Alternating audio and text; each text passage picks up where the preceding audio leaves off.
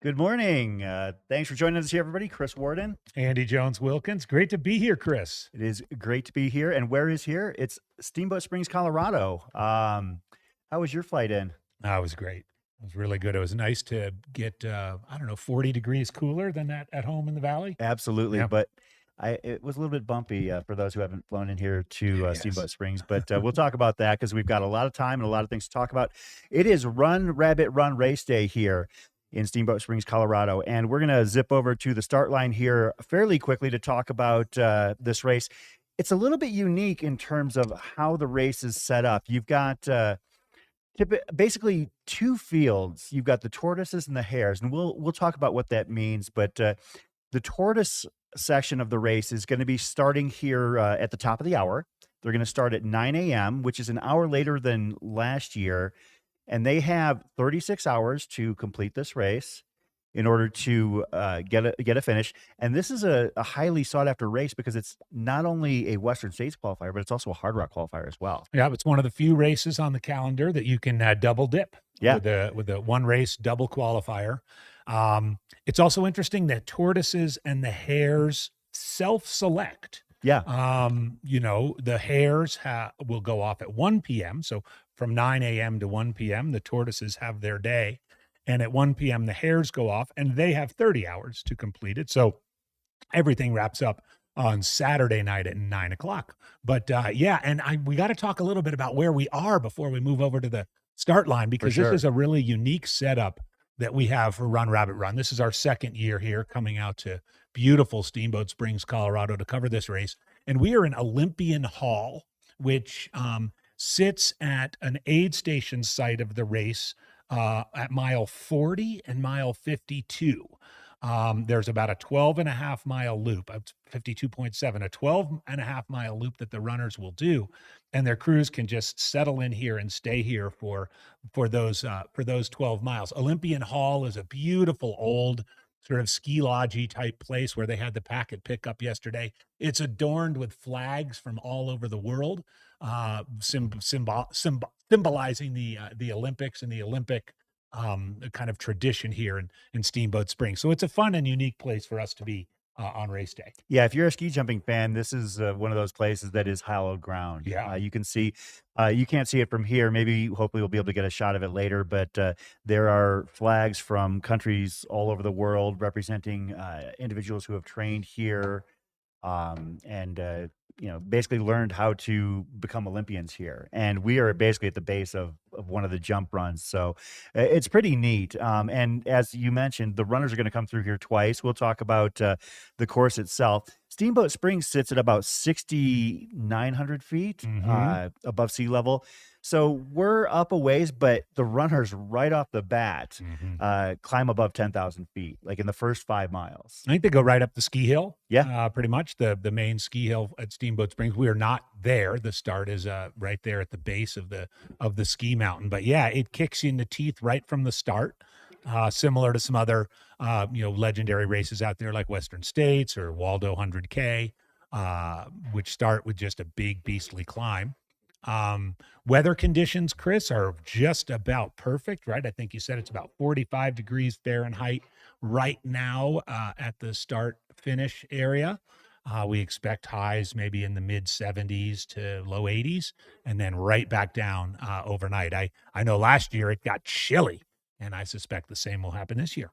Yeah, for those that are wondering, we are here primarily to cover the hares race. However, we will be giving shine to the tortoises as well. One of the cool things about a race such as this, that is a destination race that people come from all over, is as we're walking through, as I was walking through yesterday, I think you came in a little bit later, but seeing runners that I recognized from all over the Southwest. And when you're flying in even, Steamboat Springs is served by the Yampa Hayden Airport, which is about 25 miles from here and doesn't have a ton of air traffic.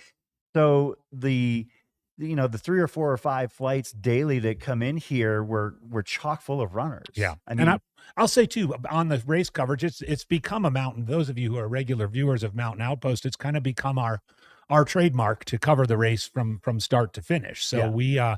we will be on the air late into the day tomorrow, Saturday, Once the hares finish, there will be ample time to celebrate the tortoises and those that are remaining out there on the course, well into the afternoon and early evening tomorrow. So we'll do our best, but for the first few, for the first dozen or so hours after the hares start, that will be our focus. It's a competitive field this year, and we are going to go to the start line of the tortoise race.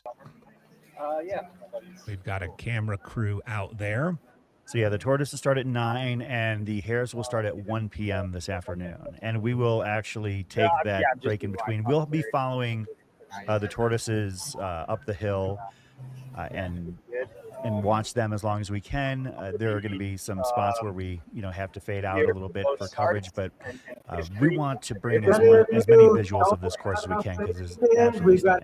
Yeah, we should be able to get up to that first aid station. The drone will get coverage up there. I'm not sure we'll have a person on the ground up there with the tortoise race, but it's a beautiful sight, that first aid station up at the top of this massive mountain up and over 10,000 feet.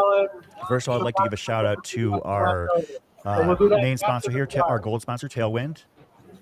About 15 minutes. We've also got other sponsors as well: Ultra Aspire, BOA, La Sportiva, Honey Stinger, Smart Wool, Ice Spike, Rabbit Ears Running, Gravity House, Paul Nelson Photo, and the City of Steamboat Springs. Thanks to all of those organizations for sponsoring us. Thanks also to those who conducted our pre-race interviews here on the Mountain Outpost channel. Corinne Chalvoy, Zoe Rome, and Janelle Curry. Zoe's going to be joining us here throughout the coverage on the course. So she'll be taking, taking cues from Leah Yingling herself, who would normally be a part of our coverage team, but she's pinning a bib on today. Yeah, and hopefully we'll get her other half, Mike McMonigal, on for a little while. He's worked with us before. He's an incredible photographer. He's fully on crew duty. He's fully on crew duty this year, but that section I was just referring to between mile 40 and 52. Perhaps we can drag Mike in here to talk a little bit. Mike and Leah did an excellent segment of coverage at our Hard Rock coverage a couple months ago. Yeah, one of the most memorable visuals of the coverage of the race last year was an overhead drone shot of Mike McMonigal carrying a laptop and using the camera of the laptop to follow some of the runners, just simply because in a pinch you do what you can. And necessity is the mother of invention, and Mike definitely took that to heart last year. As we mentioned also, Corinne Chalvoy did some of our pre-race interviews. Corinne is going to be probably popping in as well because she is crewing her other half, Graham, as well. Graham Chalvoy of the Air Viper Racing team. So a couple of Ultra Running's power couples Absolutely. are here for Run Rabbit Run. This is a good shot of the start area, the crowds, the well-wishers and crews and friends getting ready to see their runners off. We'll be having some other commentators as well. No stranger to the Mountain Outpost channel, Dan Ryan is going to be joining us. Always full of clever things to say and some very knowledgeable detail about mountain races. Dan is no stranger to running them, covering them, and supporting them. And a sneaky sense of humor. Those of you who know Dan know you can never let your guard down. So that'll be fun to have Dan on a little bit later on. I still owe him for pranking me during the Hard Rock Lottery last year. So like live on the YouTube channel. And then also a name that I'm not familiar with, but Haynes Gearing is going to be joining us as well. I'm looking forward to hearing what Haynes has to say and give us their perspective. So we'll be checking in with Daniel and Haynes here in a little while. I know we've got some people out in the field as well. Zoe is going to be out in the field, as I mentioned, and Luke J is another one who is no stranger to this coverage, and he'll be joining us on the Mountain Outpost channel here. Let's see here. Do we have our man on the ground? Is that Taylor or Luke? That's Luke. Oh, there's Luke right there, yeah. Luke, can you hear us? Not yet. Looks like they're getting set up. I have no audio in here. We can hear you. Yeah, we can hear Luke just fine. We're working on getting Luke set up here. Yeah, we're about 13 minutes out from the start of the Tortoises Where does race. the Bluetooth pick up? From the computer. Shit. Should we Let's- move closer? I think he's getting. We'll check We're in with hearing Luke him. as We're soon as hearing we've got him. audio, but Experienced viewers of Mountain Outpost know this is kind of part How's of it our going? first How couple about hours you? routine. Good luck, man. As Have a good we race. get the technology We'll see you figured out there. out, he's going to move closer to the coverage area, and I suspect he'll get our audio at that point. so as we mentioned, the tortoise and hare fields are self-selected. The tortoises are not eligible for the cash prizes Yeah, so that maybe if we're the here. hares are, obviously, and the hares cannot have pacers either. But the tortoise field is still going to be full of some very talented runners. Are there any that you saw on the entrant list that stuck out to you as far as the tortoise list? You know, I don't think there's any that really stuck out. I think there are a lot of stories in the tortoise list, Absolutely. which will give us that will be. So, by the way, just interrupting here, Fred Abramovitz, the longtime race director here, member of the Hard Rock Board of Directors, is just ducking behind there with the blue jacket and the rabbit ears on. Fred is an ultra legend, really a passionate ultra marathon runner, historian, supporter of the race. Basically invented this race from when it was just a 50 miler to growing it to a 100 miler to being very interested in the prize purse and figuring out a way to have a prize purse for runners. And Fred is relentless, and a lot of the unique aspects of the race, the different start times, the team competition that we'll talk about as we go through the day. All are the sort of brainchilds of Fred and his team here at Run Rabbit Run. So I think the tortoise stories will emerge as we come through the day. We're closing in on 10 minutes, and this is for the first time our Peter Cotton Tailwind cam. Tailwind is one of our gold level sponsor for the live stream. And apparently, according to our good friend Jamil, the Tailwind crowdsourced this name to come up with a good name for this start finish line cam, and I think they've nailed it with the Peter Cotton Tailwind cam. Well, I know for a fact I can name off a couple of names that are part of the tortoise race. A very good friend of ours, Nathaniel Chan, Yes, indeed. is running the tortoise race. Nathaniel, for those familiar, is a very active member of the running community all over the West Coast, both professionally and personally. And I met Nathaniel first working through a shoe store in the Phoenix Valley, and he's just like seeing him grow through the community has been fantastic. So he's one of the people I'm definitely going to be cheering for. And this is he attempted Javelina 100, didn't finish it. So this is his first 100, and it's kind of a beast for a first 100. Absolutely. But it'll be fun to see Nathaniel out there. Hopefully we'll get some shots of him. Another name that's just popped up from Roanoke, Virginia, where I used to live, in a little bit north of Roanoke, Josh Gilbert. Okay. Josh is a race director, along with his partner of a series of races in southern Virginia. Good to see Josh out here. Probably out here to get that double dip qualifier. Good. Okay. Another runner that I'm familiar with is Ellen Silva. Ellen from the New Mexico But area. it's good now. Do we have Luke audio? I can hear, but Ellen Silva is running this race for the second time. She Yes, I'm here. has a top 10 Hard Rock finish to her credit from a few years ago. So looking forward to seeing her run. Let's see. Sorry, Chris, to interrupt. Luke, can you hear us? I can hear you. Can you hear me? Awesome. All right, we're up and running. How's the environment out there? It looks very festive. Hold on. I lost you there for a sec. Just let us know what Can you the hear? vibe is there at the start, what you're seeing out there, what you're feeling. Tell us about it. Yeah, lots of energy here at the start. We just a few minutes to get started. We got about 400 runners in this wave, which is the tortoise wave. And then, in a few hours, we'll start the hare wave, which has about 100 runners. So, this wave definitely has the bulk of the runners in the race. And typical to these races, like an amazing energy, lots of people snapping pictures, last hugs and words of wisdom from the family. It's that energy that we all love and all love to feed off of. So it's cool to see. It's great energy. People are ready. Weather looks great.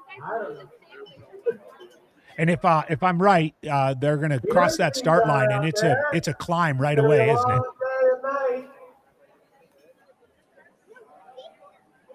I can't hear anything.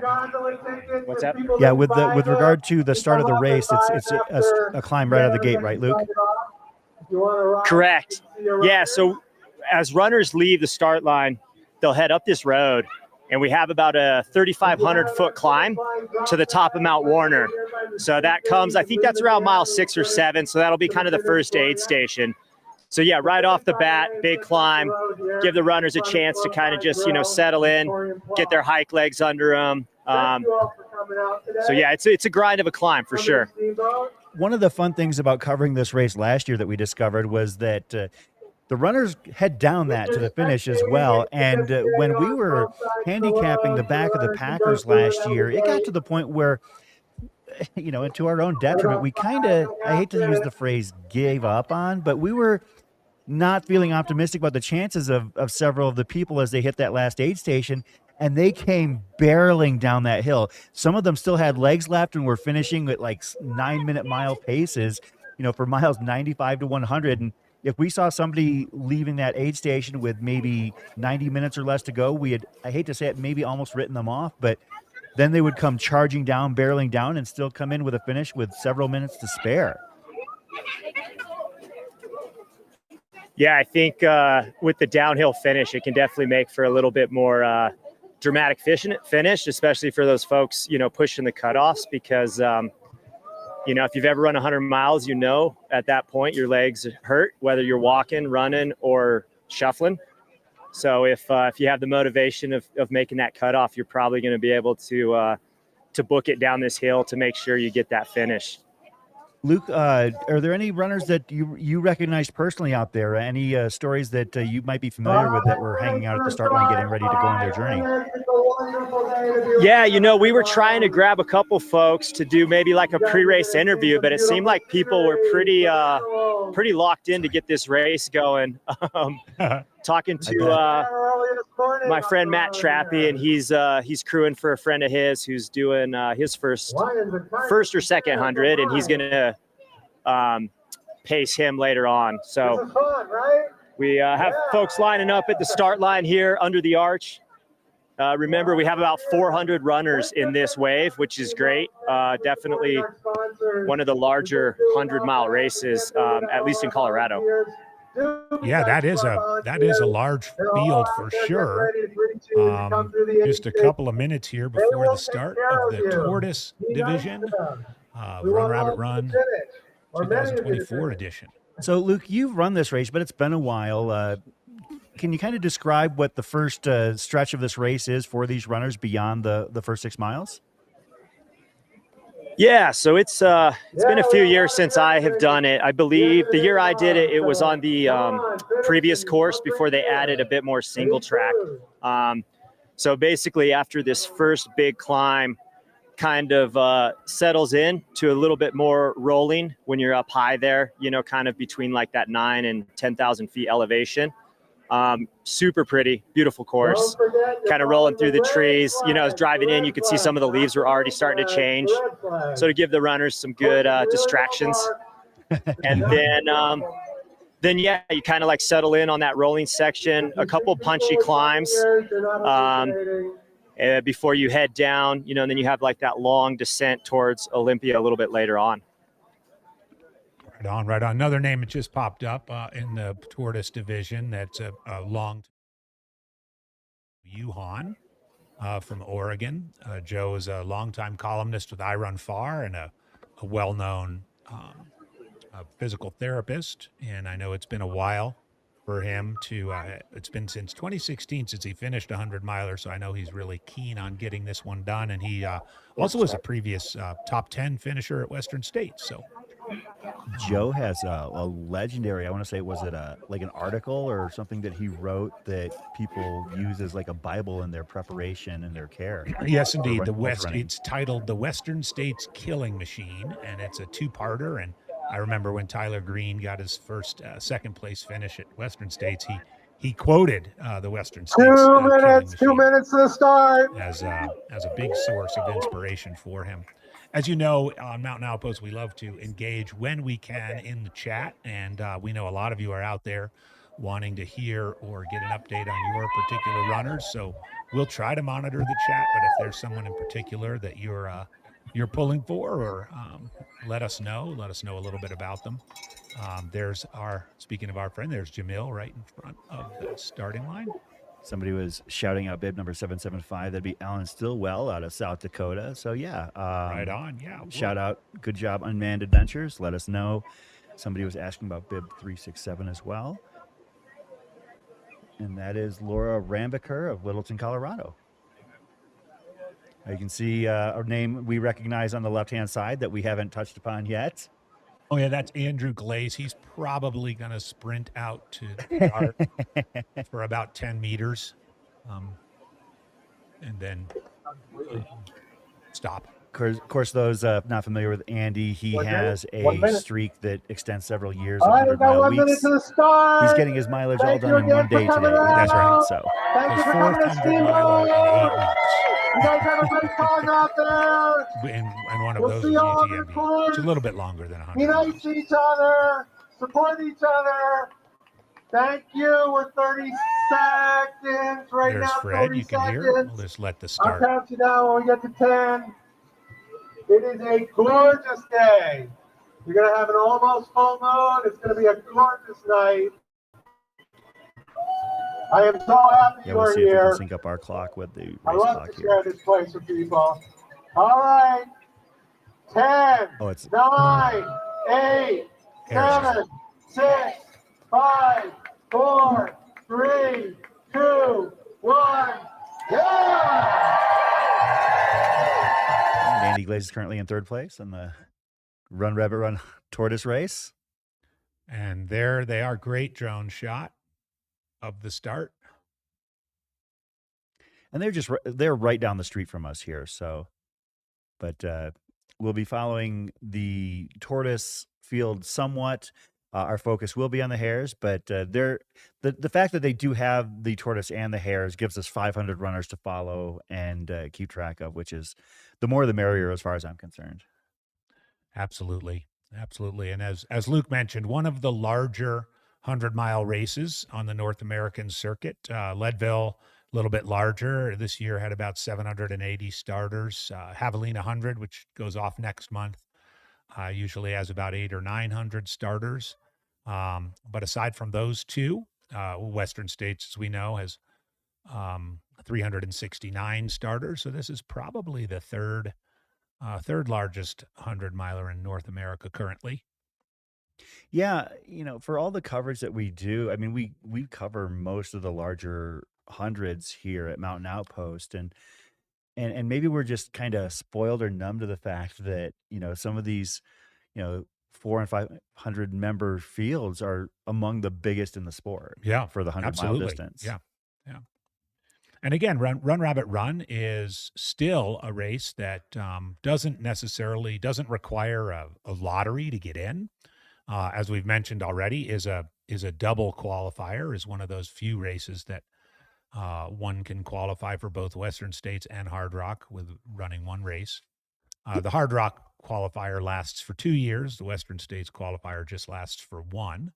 Which speaks to what this race provides. When you're talking about Western States qualifiers, it's largely due to field size. Mm-hmm. When you're talking Hard Rock qualifiers, it's due to technical difficulty and mountainous running. You get large fields that run technical mountain running here, as you can see the Denim Warrior himself, Andrew Glaze. So there's a big U-turn here, and the climb proper starts. Still following. Oh, got to give him something, right? I know, it's true.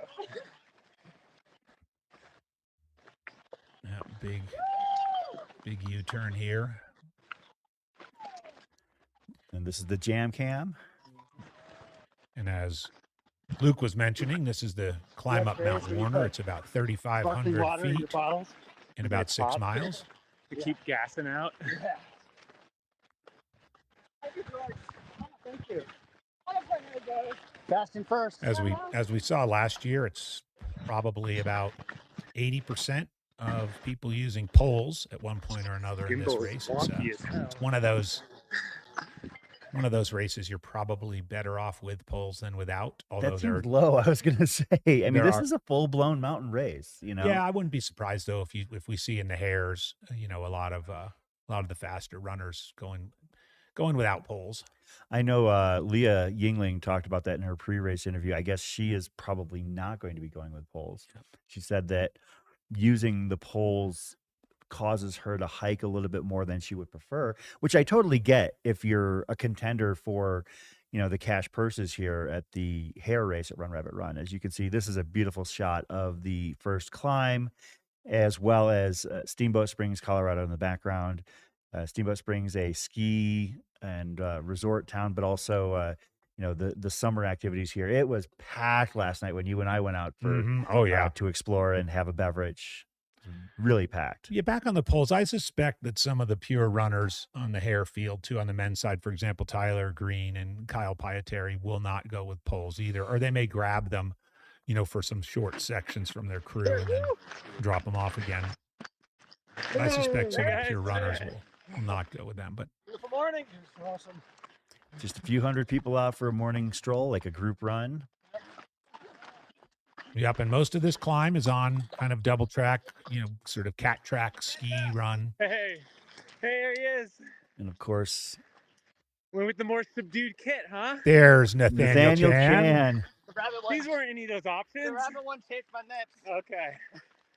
That is our personal friend Nathaniel.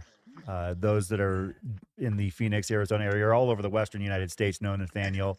He's at all the big races and a huge supporter and member of the community. And for those that aren't familiar with him, you're probably going to want to get familiar because he is going to be a big name in this sport. Not necessarily from a racing standpoint, although he's a very talented runner, but more so as somebody who helps elevate trail and ultra running here in the U.S. Oh, okay. Got it. I would add also, I chatted the other day with Nathaniel about his training, and he did multiple laps up and down Mount Ord, a local test piece in the Phoenix area in preparation for this. But we now have Luke back on the ground with an interview. Luke, can you hear us? I can hear you. Can you hear me? Yes, we can. We got you. Great. So after, you know, the roughly 400 runners took off, I was able to grab one of the crew here and get a little info about their runner. So I'm here with Lexi, Oliver, and Mary, and their runner is Eddie, right? Yes. What's Eddie his Marcus. Eddie Marcus. Eddie Marcus. What's his bib number? Do you know? 700. So bib number 700, and this is his first 100-mile race, right? Yes, his first one. Is he super nervous? He feels ready. Good. He feels ready. He felt like he prepared the way that he wanted. Cool. And he's just going to see what happens. Yeah. He's determined. Are you excited to see your dad race? Yeah? Awesome. What's the longest distance he's done before till today? 50 miles. Perfect. Yeah. And what's the, is there anything that he has in his crew bag that might be out of the norm or something super quirky? Ginger chews. Okay. Yeah. Uncrustables. Uncrustables. All right. That's a good one. Yeah. You never know what sounds good in the middle of these hundreds. So having a variety is key. Yep. Is he planning on changing shoes at all? Yes. We've got, in all of his packs, we've got like extra shoes and socks. Awesome. Awesome. All right. So everyone keep your eye out for Eddie, bib number 700. We'll be following along. Go Eddie. I just took a peek on Eddie's ultra sign up, and he's literally only got one result there, the Imogene Pass run from last year. And as you mentioned, it sounds like he's run a 50 miler, so it's not his first ultra. But what inspired him to choose Run Rabbit Run as his first 100 miler? Yeah, good question. Do you guys know what inspired him to pick this Run Rabbit Run as his first 100? Oh, I'm not sure this particular one. I think it's, it's the right distance away from home. He volunteered here and really just had such a great time with Cool. all the volunteers and assisting the runners, and he felt like this was the right one. Awesome. Yeah. You guys are in Longmont? We're in Longmont, Colorado. Cool. Yeah. So yeah, not too far from Longmont. You could get up here in what, 4 or 5 hours? Yeah, 4. 3 or 4 hours. So close to home. Beautiful course. He's volunteered here before, so felt a connection to the race. So it'll be cool. Hopefully we see him cross this finish line in about, does he have an estimated finish time? His goal is 32 hours, Awesome. but he'll be happy to finish. Yeah. Yeah. Number 1 goal, smart guy, to finish. Number 2 goal is 32 hours. 32 hours. All right, so Yeah. We'll be- 5 o'clock. 5 o'clock. perfect. Just in time for dinner. All right. Just in time for dinner. Yeah, you got it. And for those just tuning in, yeah, that is Eddie Mockus, bib number 700, his crew and family. So we'll be keeping an eye on Eddie on his journey on his initial 100. And AGW, one of the things that is kind of that was touched upon by his family was the fact that he volunteered Thank you, guys. here. He Thank you so became much. Yeah, appreciate it. a member of the community, and then he realized, hey, I want to be a part of this. That's awesome. Yeah, That is awesome. that Yeah. is huge. Another testimony to the power of this community. People are talking about things in the chat that they like to eat, and somebody mentioned Uncrustables, and somebody replied, "What are Uncrustables?" Oh, sweet, sweet summer child. Uncrustables are basically a peanut butter and jelly sandwich product that are sans crust. I'm fine with the bread crust. Yeah. But some people, just abhor it. So Hey, morning. Touch back on Nathaniel Chan just for one more second, because I've, training in Phoenix, Arizona. He lives in Gilbert outside Phoenix is not easy in July and August. Yep, We've had way to a go. particularly scorching summer.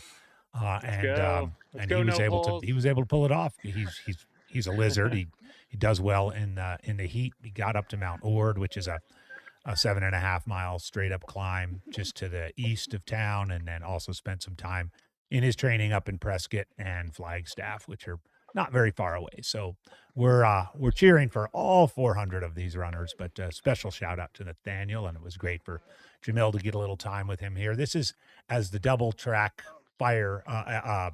cat track transitions to single track. You can see it's a bit of a conga line now, heading up the lower slopes of Mount Warner. I personally kind of like the bottlenecking into the single track because it forces me to slow down, both from a physical standpoint and a mental processing standpoint. It's like, what are you going to do? Are you going to start? I mean, some people do get a little bit aggressive, and is that Travis Longcar right there? Travis Longcar is running the 100 miler. That's Travis. There he is. Yep, Travis Longcar, another friend of Morning. Mountain Outpost. Great statistician of the sport. Yeah, definitely one of the keepers of the numbers here in ultra running. If you're not following Travis Longcar on various social media platforms, Yeah. a member of the Free Trail team, you definitely want to do that. Actually, the brainchild behind the Free Trail Fantasy that a lot of fans like to follow. Yeah. Yeah, there's the tortoise Morning. field is not lacking for stories and for familiar faces. Yeah. So I mean, there might not be that high end elite level of field, but at the same time, there's a lot of faces that Hey, good luck, everyone. this is a pretty stout field for being the quote, I guess, the alongside the sidecar race. So.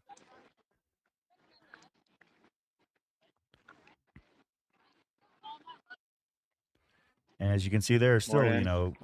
like probably only half the runners have actually gotten past the jam cam at this Morning. point. So Hey. Yep. So we've got variety of different kits. Most everybody with a pack. It's nice to see less bucket hats. I think most folks know I am not a bucket hat fan, so it's nice to see some good old ball caps. Oh, but there's one. Thanks, Jamil. And he wasn't using poles either. A couple of long sleeves. Again, interesting that you see poles, no poles, no poles. So, Morning. again, the base, the early slopes of the 3,500 foot morning. climb, Mount Warner.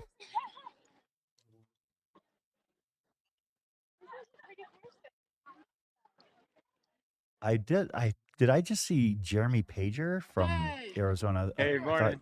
I might have seen him go by as well. That was Jeremy Pager, yeah. Okay. Jamil confirmed. Jeremy's run pretty much every big 100-miler in the Western U.S. that doesn't require a lottery. So, Morning.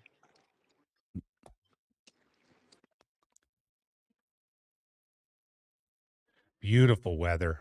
absolutely, Not yeah. a cloud in the sky. Of course, up at 7,000 feet and above, that can change at the drop of a hat. Maybe a little chilly. And I know that I want to say that last year it did pivot later on. So, of course, last year you and I were in the studio for what we would call an extended shift. We had an extended shift, and it got cold and it got lonely. Let's just put it that way. Yeah. But one of the cool things about where we were positioned is that we were able to pivot. We didn't have a lot of camera footage out there. We had some tracker issues, but we just got a camera together and headed on down, and we're able to get some footage of people in the aid stations last year. I remember Arlen Glick coming through and seeing he and his family all convening together. I know we saw several other high-level athletes as well.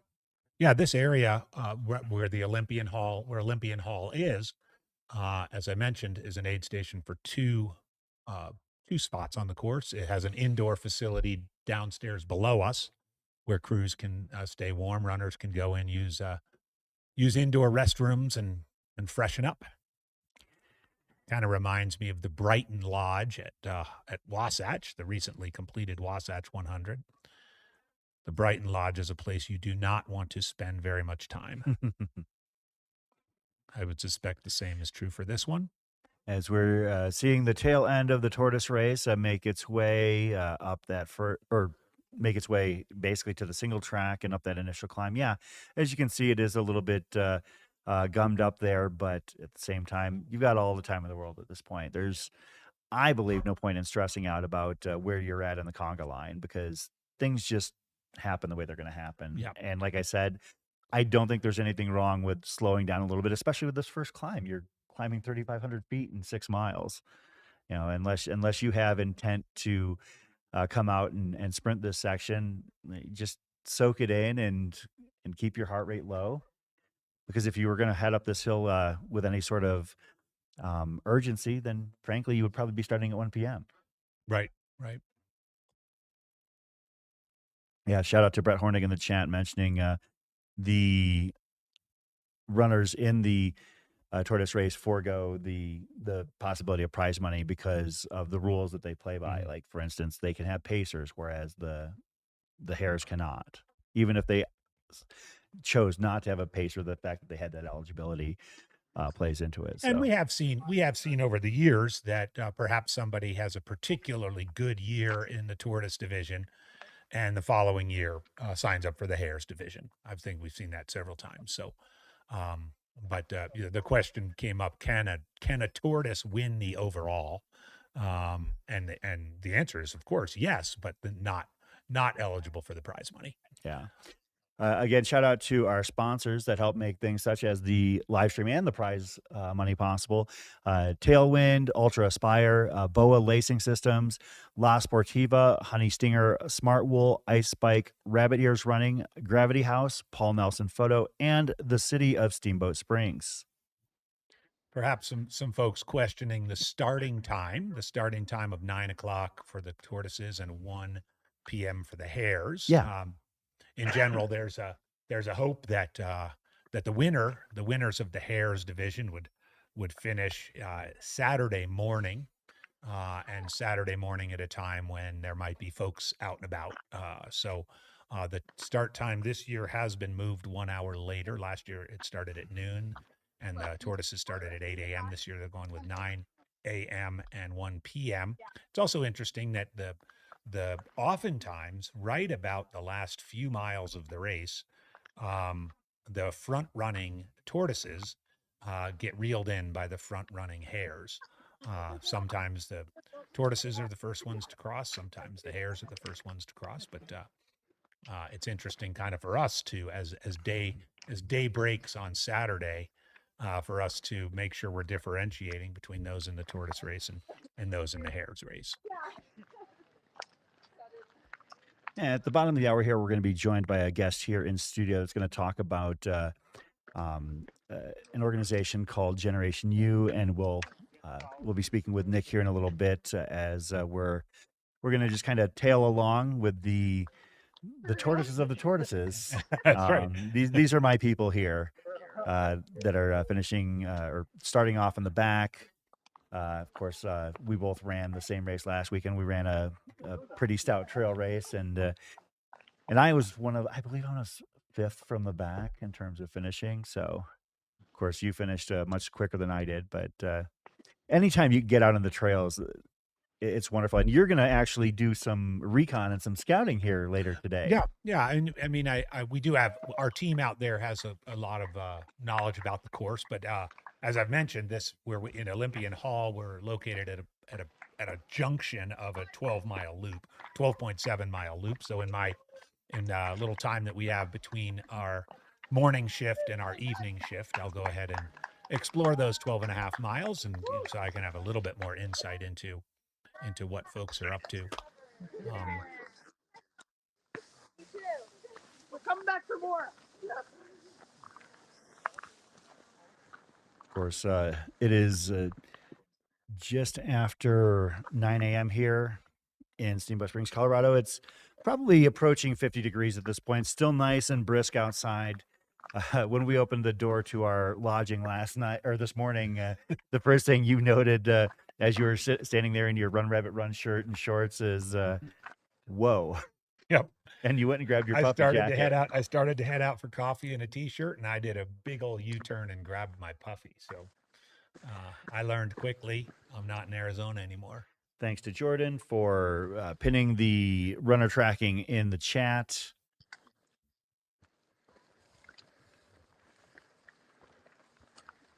Shout out to Can Do Timing, as they will be the ones handling that here. It is not a spot tracker, GPS tracker race, but more of the, I don't know if we call it old school, but the timing mat. The timing mat style. Yeah, so.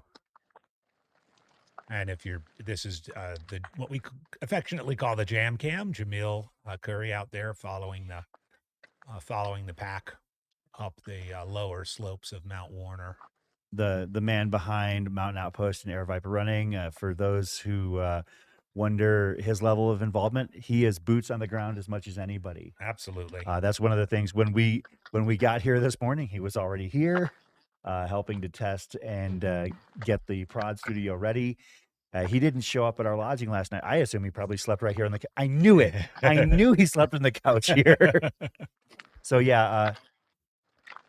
Yeah, he, if you see Jamil out at a race, he's working and doing his best to help provide these shots here. Literally, doing the legwork to get up this hill. And it's not a bad place to sleep. Come to think of it, no, it's nice, charming, cozy kind of ski lodge feel here. I mean, I've seen the guy sleep in his truck. I've seen him sleep on the floor. He'll do whatever it takes to help bring this kind of race coverage to the audience.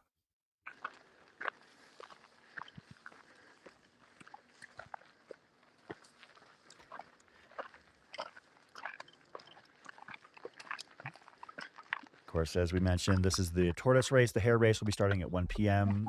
Jamil enjoying probably a nice little hike out there. Much different than following certain other fields that can get the heart rate a little bit more elevated. But yeah, these runners are probably already at about 7,500 feet. So, and they're gonna right away. They're gonna head up to above 10,000 feet, and for the most part, they're gonna stay above 9,500 for the entirety of the course until until much later on. So Yeah, the course is a couple of big loops. oh, I take that back. They do head down to Fish Creek at 7,500 at about mile 20. But then they head back. They head down to Olympian here twice, and then they get back up about 10,000 feet all over again.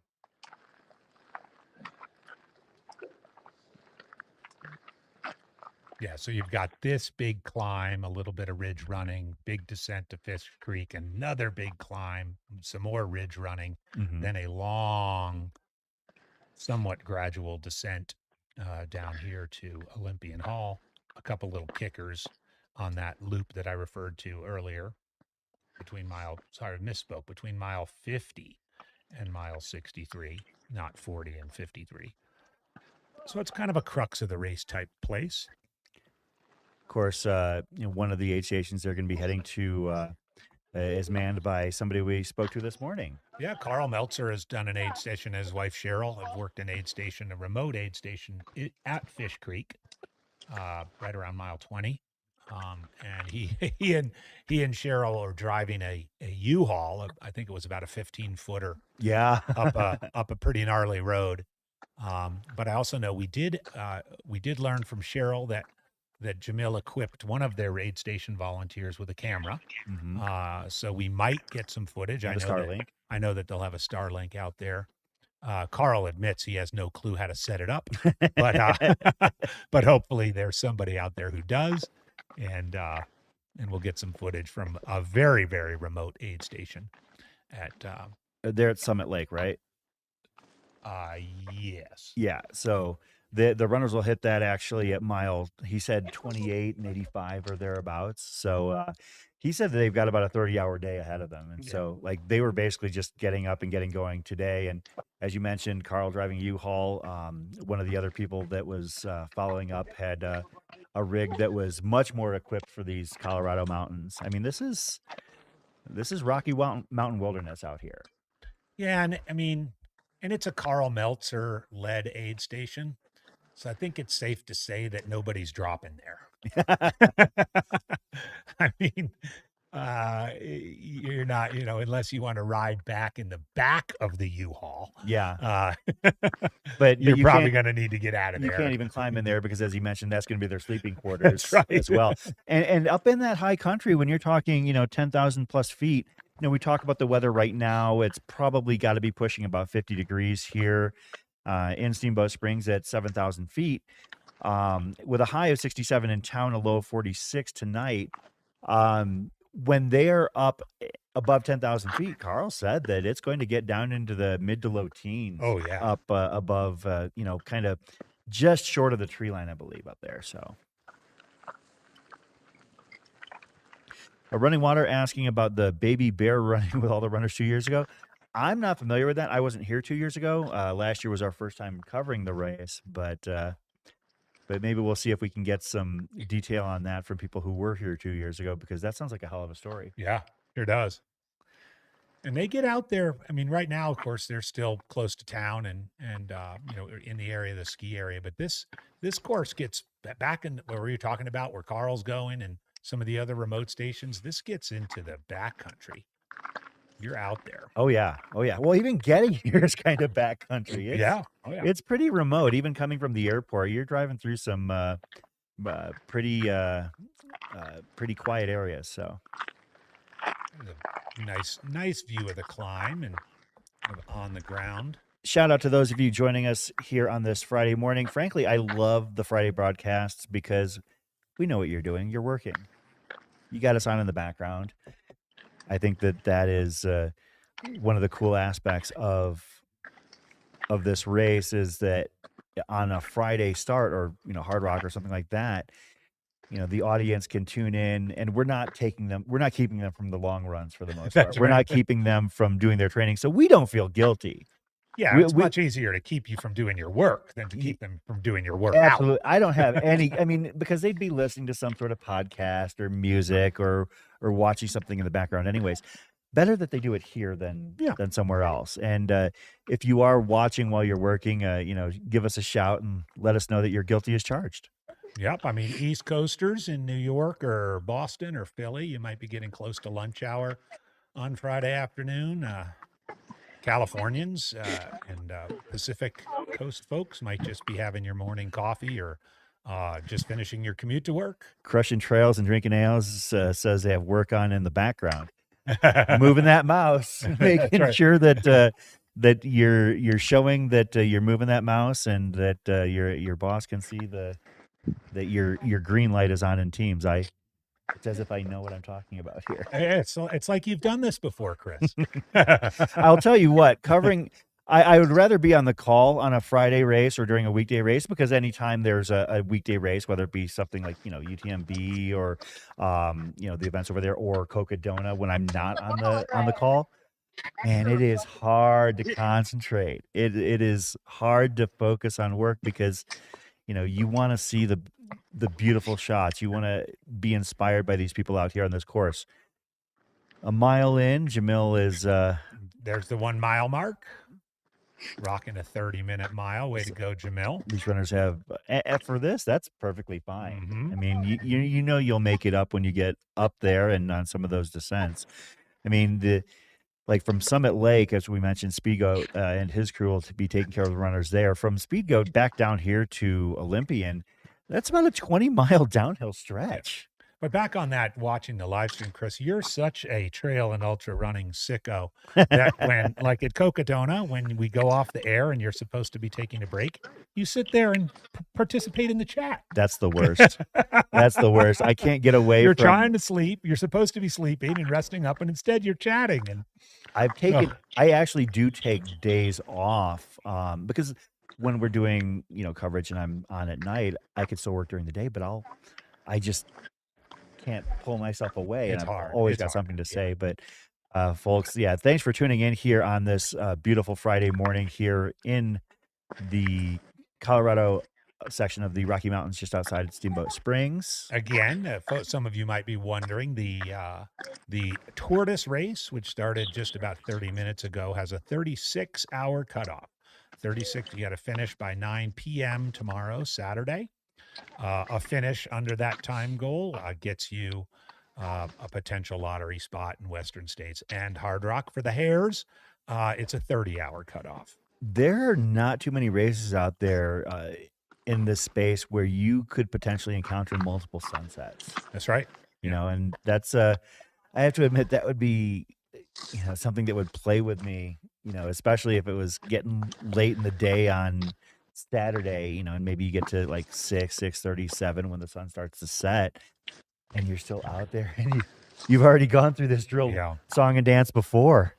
A legendary sort of old guard guy in the sport, Blake Wood, as he's a 22-time Hard Rock finisher. And in his later years of running Hard Rock, he was, in his younger days, he was a 32, 33-hour finisher. But as he got older, speaking of that second sunset, he kind of set as his goal to try to finish before dark on the second day, which in the case of Hard Rock with a 6 a.m. start would be about a 39.5-hour finish. So here with the 9 a.m. start, you'd probably want to be shooting for about a 33-hour, maybe 34-hour finish to avoid having to run into the dark that second day. Kind of one of those goals that you might set, if arbitrary goal, of course, but sometimes it's nice to know that you don't have to strap that headlamp on again. Put that jacket on again, and all of those things that happen with a second sunset. Looks like they're out of the trees for a little while, but still heading up the slopes. And somebody who, I have not been, I'm a late bloomer in terms of mountain running and being affectionate with this kind of terrain. So I would say it was about 10 years ago or so that I really started to get to know this type of terrain. And, it really amazes me that when there's not snow on these hills, there are people trying to hike and run up them as part of a 100-mile endeavor. Yeah. That's pretty amazing if you think about it. You can see our inset shot in the lower right-hand corner of your screen. That is, I believe, of the first aid station. Unbelievable. Hey, Jamil, how are you doing? Good. How's it going? Yeah, Hyping well, people up. this is amazing, right? How can it be better than this? You come out, you spend all year practicing. The bravery it takes to sign up for a race like this and go climb this unbelievable mountain, spend all day in this beautiful environment, nothing better. And you put on amazing races. I've done so many of your races. I just love being out here supporting people. So this is incredible. Well, you're out here supporting too, huh? Absolutely. Yeah, well, we'll be at Black Canyon. That's the next big race for me. So Awesome. yeah, it's Are fun. you live here? In Denver, yeah. Nice. Yeah, it's really fun. I've done your Javelina, Coldwater, what did I just say? Black Canyon. Done at least 6 of your races. Nice. So. Have you done Run Rabbit? No, I haven't done. I did what did I do this year? Burning River 100 was my 100 this year. 2 weeks I'm supporting a guy at the Henneman 100. So at least 100 a year. A bunch of other races. So Awesome. you know, yeah, it's been amazing. I appreciate what you've done for the sport. Thanks. It's been really unbelievable, honestly, I gotta say, because you got a lot of people coming out doing stuff they never would have done. So it's just really, really cool. So thanks for that. Yeah, awesome. I think there's one more guy. One more? Yeah. All right. Well, we'll be here for him. Awesome. I'll hang out too. Oh yeah. So this is great. Beautiful day, huh? Yeah. Let's get better than this. Yeah, absolutely. How have you been feeling lately? All right. Yeah. Yeah. What races have you been up to? I just did Hard Rock this year. Oh, you did? Yeah. Oh, unbelievable. You Yeah. know, that race is always sort of the one you wish you could get in. I got quite a few points. Hopefully I'm getting into Western States one of these years. Yeah. Could see if I could get there. My one I didn't like was the Cruel Jewel 100. I wouldn't recommend that one. That's rough. The 50's enough, I think. Yeah, there. that 100 is just ruinous. Yeah. I think Hard Rock is at least beautiful. That was just sort of like, I don't know, but Yeah. yeah, this is amazing. Is this your race? No. No, this No, is we're just we're live streaming it. Actually, you're live right now. Oh, are we? So yeah, Oh, wow. you can actually chat with our commentators if you want. Can you guys that'd be hear him? Great. Yeah, we can hear him just I'm fine. Joe. You This is introduce amazing. yourself. Hey, I'm Joe Gagnon from Denver. Done 100 races over 50 miles, so it's been my life, and I love our Viper guys and what they've done for the race, and then supporting the team up here. I mean, these people are so brave to come out and do this. There he is. There's There our we last go, guy. right? It's such a crazy race distance, but if Yeah. you hang in there, you can really do it. So. It looks like we lost the video on that spot. As you can see, we've got the drone shot in the lower corner. That is basically showing you Steamboat Springs to the first part. Oh, got our. So this is our final runner of the Tortoise race heading up right now. Looks like the single track just crosses the road real quick. Mm-hmm. As we mentioned, these runners have 36 hours to traverse the 100-mile distance. So as long as they're steady, I mean, that pace right there will get it done as long as you keep going. That's what's important. And this first 6 miles is hard. It is really hard.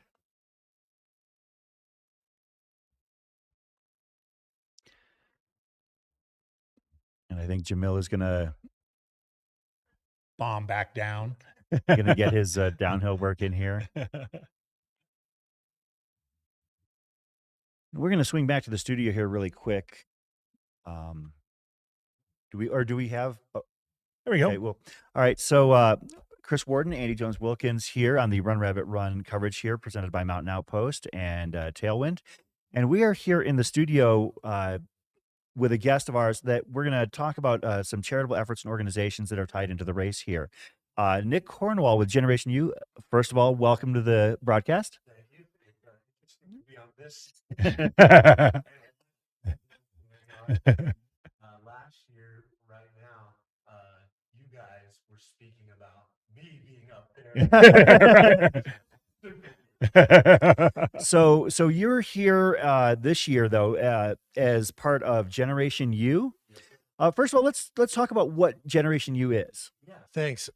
So Generation U is a nonprofit that we drill water wells and bring access to clean water for folks in Uganda, Africa. Okay. And so we're based out of Steamboat Springs here, and all of our efforts that we do within Generation U ultimately bring access to clean water for the folks in Africa. you know, we have not met each other before, but I've got to tell you that my mom and dad spent 3 years in Uganda Wow. in the early 60s. Okay. And in fact, they only returned in 1967 because my mom was 8 months pregnant with me. But my father worked for Makerere University in Kampala, and my Okay. mom worked at the ambassador's residence. So man, that is cool.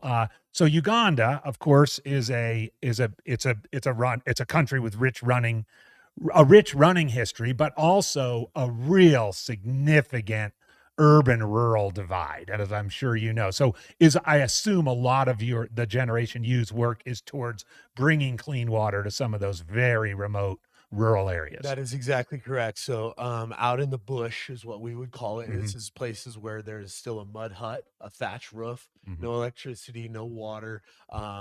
Access to those types of things just don't exist. Still very thirsty and Mhm. needing it, but yes, and it's really about bringing access to the clean water, right? If you know, Uganda there's water. There's there. plenty of actual water, Yes, right? it's the pearl of Africa. Yeah. So you got the Nile River, Mhm. you've got Lake Victoria, and a part of it also is educating folks on how that water can change their life within hygiene and sanitation and ways of life that you can use that water to better your life, right? So how does the partnership between Generation U and Run Rabbit Run work? Yes, great question. So it was kind of in the midst of training for Run Rabbit Run, a lot of this came to fruition. And I'll just give some backstory here. I ventured into the ultra running space a number of years ago and found myself just loving it, right? And what it really did was it opened up the idea that really as a human, we can do so many things. It's incredible what we can do. We're watching this video live stream of people running 100 miles in these Rocky Mountains, which is so incredible. And so it gave you sort of a sense of anything is possible. And so I met a gentleman, he's also a founder with me, Joel Cobb, and we met here on a baseball field coaching Really? sports here. And we had two sons that were the same age. And we had this idea that we would possibly drill a well out in Africa after a long-standing relationship and an idea out there that we would do that. And so we kind of came up with the idea, and then we started training for Run Rabbit because we were locals here, and I wanted to run Rabbit, so I got him to run with me. And it's one of those where, hey, you want to run this race? And he's like, that's 100 miles, And the funny joke that we go back and forth with is he said, well, tortoises or the hares? And I simply responded, ask your son which one. And he came back, okay, I guess we're the hares. So we started running and training right here at Emerald. And that's where a lot of kind of the ideas around incorporating sports and things that we do that kind of blur the lines of humanity, right? Sports brings people together. There's 46 states in Run Rabbit this year. I think there's 11 countries, right? It brings people together. It blurs lines, and so why wouldn't we incorporate some of those types of things into our efforts? And so the concept is really take the lessons and the things that you learn out here on the trail, on the playing field, and apply them to actually solve real world problems, because it's a mindset, it's a way of thinking that is really going to change the world, right? And so when we talk about the human capacity and what we're really capable of doing, this is where you hone that. This is where you really discover some of that capability that we all have. And at the end of the day, what do I want to be remembered for? Right? What do I really want to have on my, gravestone? Is it, well, he was, he made a lot of money. He drove a really nice car, No, probably not. And maybe I don't necessarily, it's not going to be, I was the ultra runner of the year. Maybe I just used ultra running as to find some capability within my own humanity and go do some things that are really amazing that maybe I do want to be remembered for. And why wouldn't I share that with everybody? Yeah. Right. Yeah. Share that with invite as many people to come along and be a part of that journey as possible. We're here with Nick Cornwell from Generation U, talking about some of the charitable efforts, including helping to bring fresh water to those who don't have it. The name of the organization, Generation U, gen-u.org. Jordan, I sent over a message in our back channels, if you can pin that to the chat. So if people are interested in donating, they can do so as well. We'll keep that up there. So Nick, you are a veteran of this race, having run it twice, both under 30 hours. What were some of the secrets to your success out there? Oh gosh.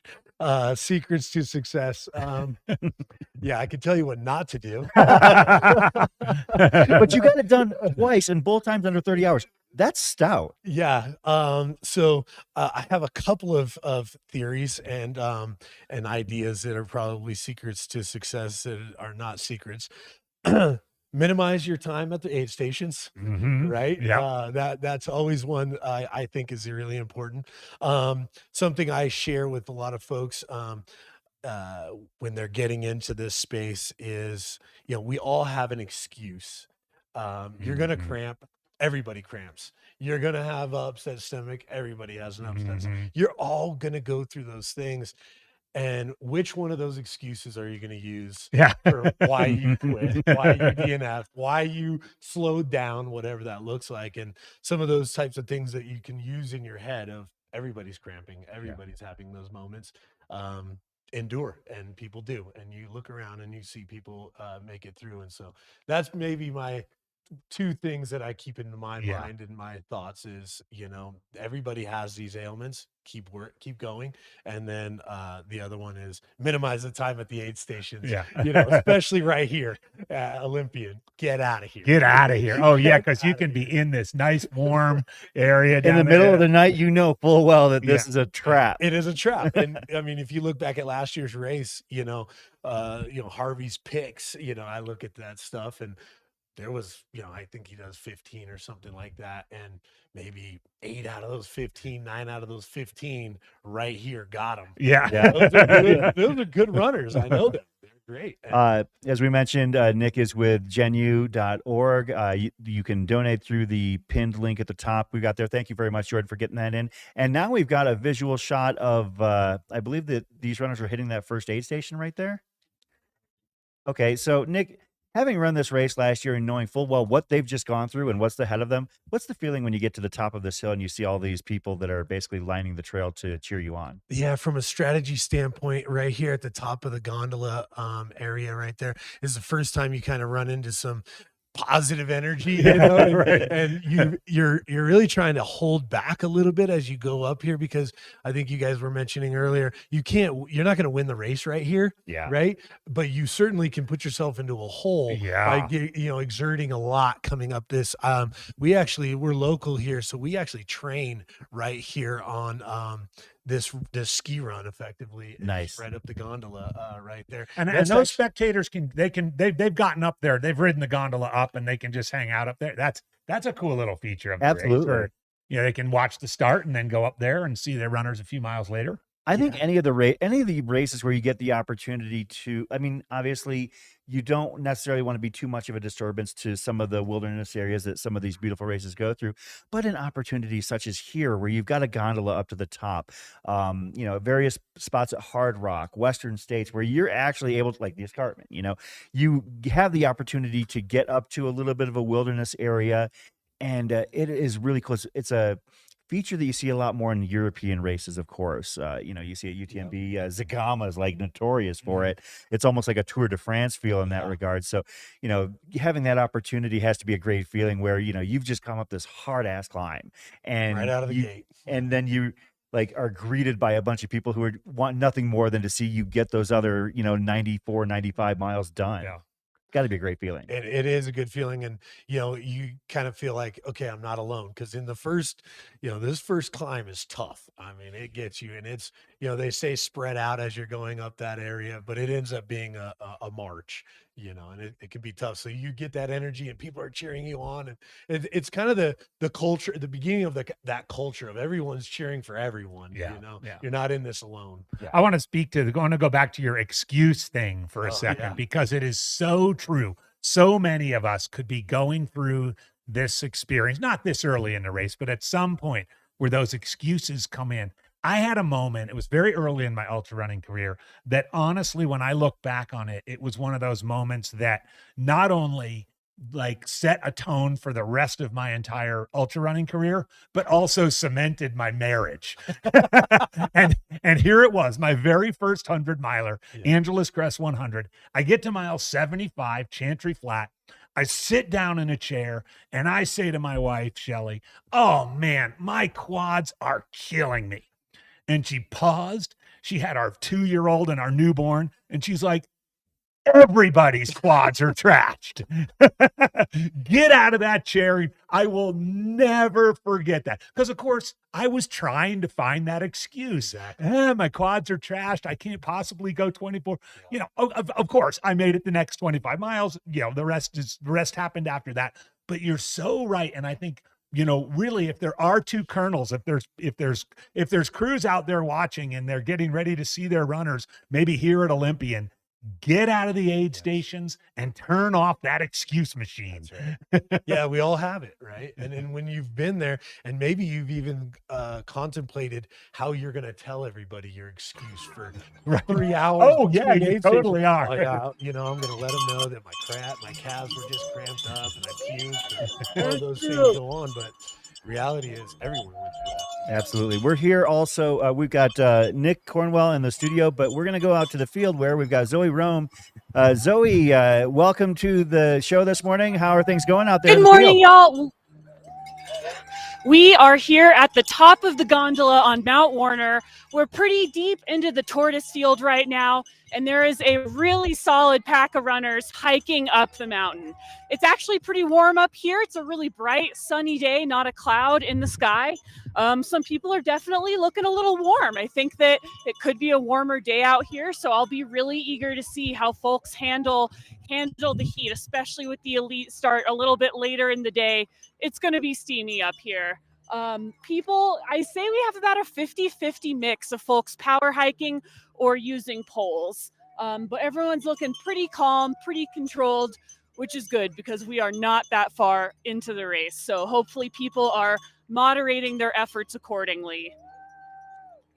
What we really are seeing is that there is a ton of stoke up here on top of the mountain. There are several people deep here lining this power hike up the trail. We've got a ton of cowbells. People are just pouring off the gondola to watch their loved and liked ones head up Mount Warner. Yeah, Zoe, this is AJW here. It looks very much like kind of Euro style with the spectators kind of lining the trail and cowbells and everything else. I take it the vibe is pretty cool. The vibe is very cool. Like y'all were saying, it definitely has the feel of almost a European trail race up here. There are not that many American ultras where you are going to see this many fans this far into the race. It almost kind of feels like the top of the escarpment at Western States, the amount of people that are up here. Of course, the gondola assist doesn't hurt. The fact that you can get a Starbucks before the more casual 9 a.m. start probably doesn't hurt. I know that we're enjoying it. So everyone's up here. People are caffeinated. People have their cowbells. I think it's got to be such a huge boost for folks topping out one of the tougher climbs so early in the race and being able to see their crew, see their family, see their kids at the top of the hill. Zoe, you had success at this race last year. People are looking a little sweaty and warm out here. So Zoe, you had see how people handle the heat today. So you had some great success at this race last year. What kind of advice would you have, or what was your thought process as you were getting up to the top of this? Had you saved yourself? Had you pushed? How did you approach this first 6 miles of the race?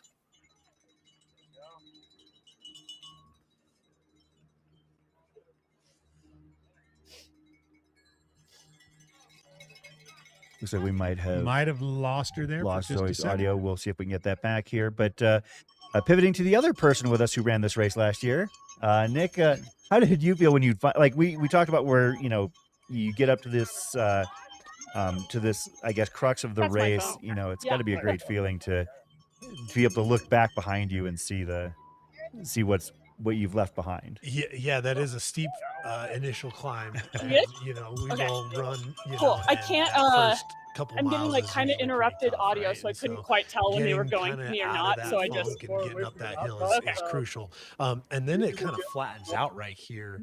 And so you can kind of get your pace back and let your legs loosen up a little bit as you kind of go past this lodge, which is kind of nice. You can see, is that a Dan Ryan I sighting think that we just so. had? No, but if I'm not mistaken, though, that's where the gondola drops off. But there's not an aid station up there yet. No, There's not, still a little not ways yet. to go for an Yeah. aid station. You're only right? actually like halfway at You're this only point. yeah. That's to what I that figured aid because station. the aid station is even further up and kind of in this sort of clearing area where you Yeah, it's at the very top of Mount Warner. Yeah. And so that's only about halfway, and it's sort of deceiving. It's if you run a lot of these mountain type of ultras, yeah. there's always a head game being played, right? With this false summit, or you Mhm. think you're at the top and you're really not, and you're back up. And this is one of those cases because as people show up and they look up at the top of the mountain, they see this gondola lodge and they think that's actually the peak, but you're actually not even it's close. I mean it's only halfway. It's not even close. Do we have Zoe's audio back? Okay, we'll get Zoe's audio back when we can. But in the meantime, Nick, not only have you run this race, we talked about Generation U. What is Generation U doing out here this weekend for those that are curious about your efforts here at the Run Rabbit Run race? Yeah, I'm so glad you asked. So last year, Generation U manned the aid station at the top of Mount Warner, which is actually the real the one top. we were just talking about. That's right. And while I ran it, we had a number of other folks that were helping out with that. And it was such an amazing experience. And it was brought to me like, hey, we need to just keep doing this. This is amazing. And living here, we've kind of come to the idea that we should always be somehow involved in this event. It's a great North Star for making sure that whether you're serving, you're volunteering, or you're living that type of a lifestyle, it's pretty cool. And why wouldn't you do that? And so we signed up to help out and volunteer. And probably the coolest portion of this in my mind and my heart is we created a Generation U athlete program. And this athlete program really started out as a opportunity to incorporate some of our young athletes here in our own local high school, where we've had 2 seasons now. We're going on our 3rd season of Generation U Athlete, where student athletes from our local high school fundraise and their goal is to bring water to the folks in Africa. While at the same time, they're learning and going through an incredible process. We've created a pipeline of service types of things where they're volunteering or learning about these types of events where you can really give back, to also learning about water right here in the United States, much less Northwest Colorado, and how their efforts can really impact the world. And so we take the lessons they learn on the playing field, such as football players, of accountability, leadership, discipline, and go apply that to solve real world problems. And hopefully at some point, they've got a grounding and some foundation that they find a lot of reward in that. And so we've taken a number of those athletes to Africa. Oh, really? To Fantastic. Africa. And, we played soccer out there and really gotten a chance to connect with those people. But those young men here in our town are responsible for 160,000 people having access to water. It's amazing. There's Can we pause- 14 guys. Nick, can we pause just a Yes. minute? Because this shot is great. So this is this final steep pitch, right? I know you train on this regularly. That's the final steep pitch up to where the gondola drops off. That looks like it's It's steep. It's steep. It's steep.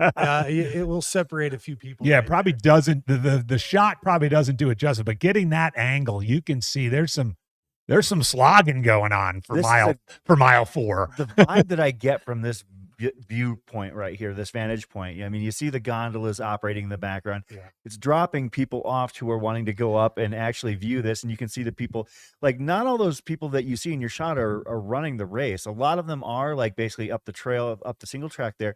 But you can see there's a bunch of people at the top that are up there basically to celebrate and cheer the runners on. It's truly an amazing opportunity to have this kind of perspective available to us here at an that's American race. that's a really great shot. Yeah. Yeah, it's hard to explain to people who don't run that experience, right. right? And so if you can get there and see it, you might not feel it, but you'll see it, which is really cool. So you mentioned that that the local high school students are going to be manning the aid station at Werner, but it's a busy weekend for them. Oh my gosh, the story around that is incredible. So these guys are at school right now, right? They're high schoolers, Yeah. right? I would have loved to have actually had them out here. So they're at school now. They have a football game tonight. They have a football game tonight. Right? It's So Friday some night. of them play football. Some of them are baseball players and lacrosse. But they have a football homecoming game against Aspen. So Is that like a bit of rivalry? is that a or- That is a rivalry? real rivalry. Ski towns. The mountain, I was You gonna say know? the The mountain Steamboat town. Aspen rivalry. I That is love it. right. It's real. There's a couple of ski towns coming together for a clash on the gridiron tonight here in Steamboat as homecoming weekend goes on. And so here's how cool these guys are, though. They're going to go do that game, right? They're going to go play. They're going to go home tonight. They're going to get up at 5 a.m. and we're going to trek them up to the top of Werner, where they'll man the aid station, cheer these people on as the first groups of finishers start to come through tomorrow morning, and the beginning of the 50-mile race to Mhm. cheer them on. So no late night at the homecoming dance for those guys, huh? Or Homecoming maybe it's dance, on so Saturday. it's on Okay, Saturday. well, good for them. They can. So, it was They don't funny. miss out on the dance. So the scheduling was around the football game and the dance. So they've got to come back down off of Werner. But think about high school kids in our culture. These guys are going Yeah. out there making Good that for them. sacrifice, gonna play, and then come out here, serve these guys, their quesadilla. And Yeah, no, I love it. Coca-Cola I and- love it. To be young and to have that kind of energy, to have a weekend that is that chock full is, oh man, I miss those days. Yeah, I yeah. absolutely miss those days. No, I think that's wonderful. And yeah, I think it's kind of cool, to hear that like it's a homecoming rivalry weekend. And even then these athletes and these students are still taking time out of what's going on, because homecoming is a big deal when you're in high school. That's right. It's one of the big flashpoints of every year. You have 4 of them, and if you do things right, and then and then for them to interrupt that by helping out runners in the 100 and the 50-mile races, nothing short of awesome. I applaud their efforts and their willingness to share of themselves, for sure. Yeah, no, it's very powerful. You can see again, I really like what this viewpoint represents. It shows the Tortoise race getting up to, up the climb. You've got the gondolas that are dropping off people that are just up there to hang out and have a good time, cheer on runners. We've hit the, Chris, I want to jump in Yeah. here. We were 1 hour into the Tortoise race, and this is something that fascinates me. And we're going to talk through the coverage about some of the unique characteristics of this race, whether it's the double start, the team competition, the prize money, and so forth, but also a 1 a.m. start.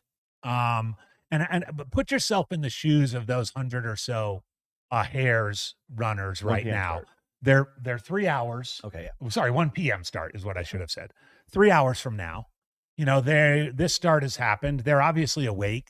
They've got to think about their food. They're probably nervously looking at the weather. Zoe's commented on how it seems a little bit warmer than she might have expected. We know there's some races that have evening starts, UTMB, Grindstone, 6 p.m. Most races have that early morning, 4, 5, 6 a.m. The 1 p.m. start is kind of an interesting thing to wrap your head around. What are you doing right now? What are you doing over these next 3 hours other than just sort of staring at the ceiling, waiting for the race to start? It's kind of cool to think about. You're overthinking it. You're That's what you're probably doing. overthinking. You're overthinking it. That's what you're doing. What time did you wake up when you ran this race as part of the Hare Field? I mean, are you like waking up at 6 a.m. like, oh crap? Or are you like basically like forcing yourself to stay up later and maybe waking up at like 10 or 11. How does that work? No, that's in your mind. You think, oh, I can sleep in and I can relax and I need the rest. But you're excited. You're up. It's 6 a.m. and you're not sleeping. You're not Well, 'cause sleeping. you get those guts and nerves before every race, and it's natural to have problems sleeping anyways. But at least you get those flushed out by 6 a.m., 7 a.m. in most cases. Here, like you've got another 6 hours. You've got another 6 hours. It's in your mind. You're rethinking, what have I packed? What do I have? What I need to have? Have I ate enough? Should I eat more? Should I not eat? When you start out at like, a normal start, early AM or an evening, whatever, you kind of have that ritual. Well, in the middle of the day, really can be a curveball. It can be a curveball. And, a lot of these runners are used to running in a 100-mile race where 12, 13 hours go into the race before they have to turn their lights on. Yeah. Here they get about 5 or 6. Yeah. Or maybe 6 or 7. But once again, let's look at this section. So I know if I recall from last year, that you get onto this a sort of a cat track service road. Yep. And then it continues to grind up, and eventually at aid station, it looks like way down there we see I think our drone pilots have picked up a couple of the lead runners in the Tortoise division. Is that what we got, Jordan? First people of the Tortoise division. Lost it, but yeah. Yeah, this is an area you can really pick up some pace. You've come up that long grind, and now you really can start to open it up a little bit on a road for a little bit, and assuming the almost 10,000 feet doesn't get you. We've got a lot. I'm just looking at when I look at the Tortoise list here, I mean, we've got a lot of sea levelers here. Obviously going for that double qualifier, but I just a quick scan through, I'm looking at Minnesota, California, Iowa, Illinois, New Hampshire, South Dakota, Minnesota again, Florida. Now that's tricky. You don't have a lot of this in Florida. Elizabeth Gallardo Hevia from Pembroke Pines, Florida. Good luck up there. Can you hear me in bridge studio? work and Field test for parking audio. garages. Texas. And we've got Zoe Roan Hop back in the over field. here. Zoe, what are we seeing out there? Hi guys, we're still here at the top of the gondola. We've got tortoises still streaming up the hill. This field is 350 people deep, and they are still coming. We've still got a bunch of families, kids, people enjoying their morning coffee, welcoming moms, dads, brothers, sisters, friends up the hill. It's definitely a little warm. I know the high is only supposed to be about 70 today, but it definitely feels pretty toasty with the sun up here. So we're seeing a lot of people looking a little sweaty. So hopefully these runners are able to stay cool, because this next section has a lot of exposure, has a lot of sunlight, and it's pretty early to be sweating too hard. But we do have a lot of folks looking really calm, controlled, and collected, clearly settling in to that 100-mile effort for the day. Definitely the fans, I will say, are still riding high up here. We got a lot of cowbells. We got a lot of folks cheering people in. People are coming in off gondola just to spectate and see what the heck is going on here at the top of the hill. So remains to be seen if we'll be able to welcome in a few more ultra runners to the family next year. I don't know. Maybe we got a few new recruits on our hands. Well, we're definitely seeing a lot of people with poles at this point in the pack.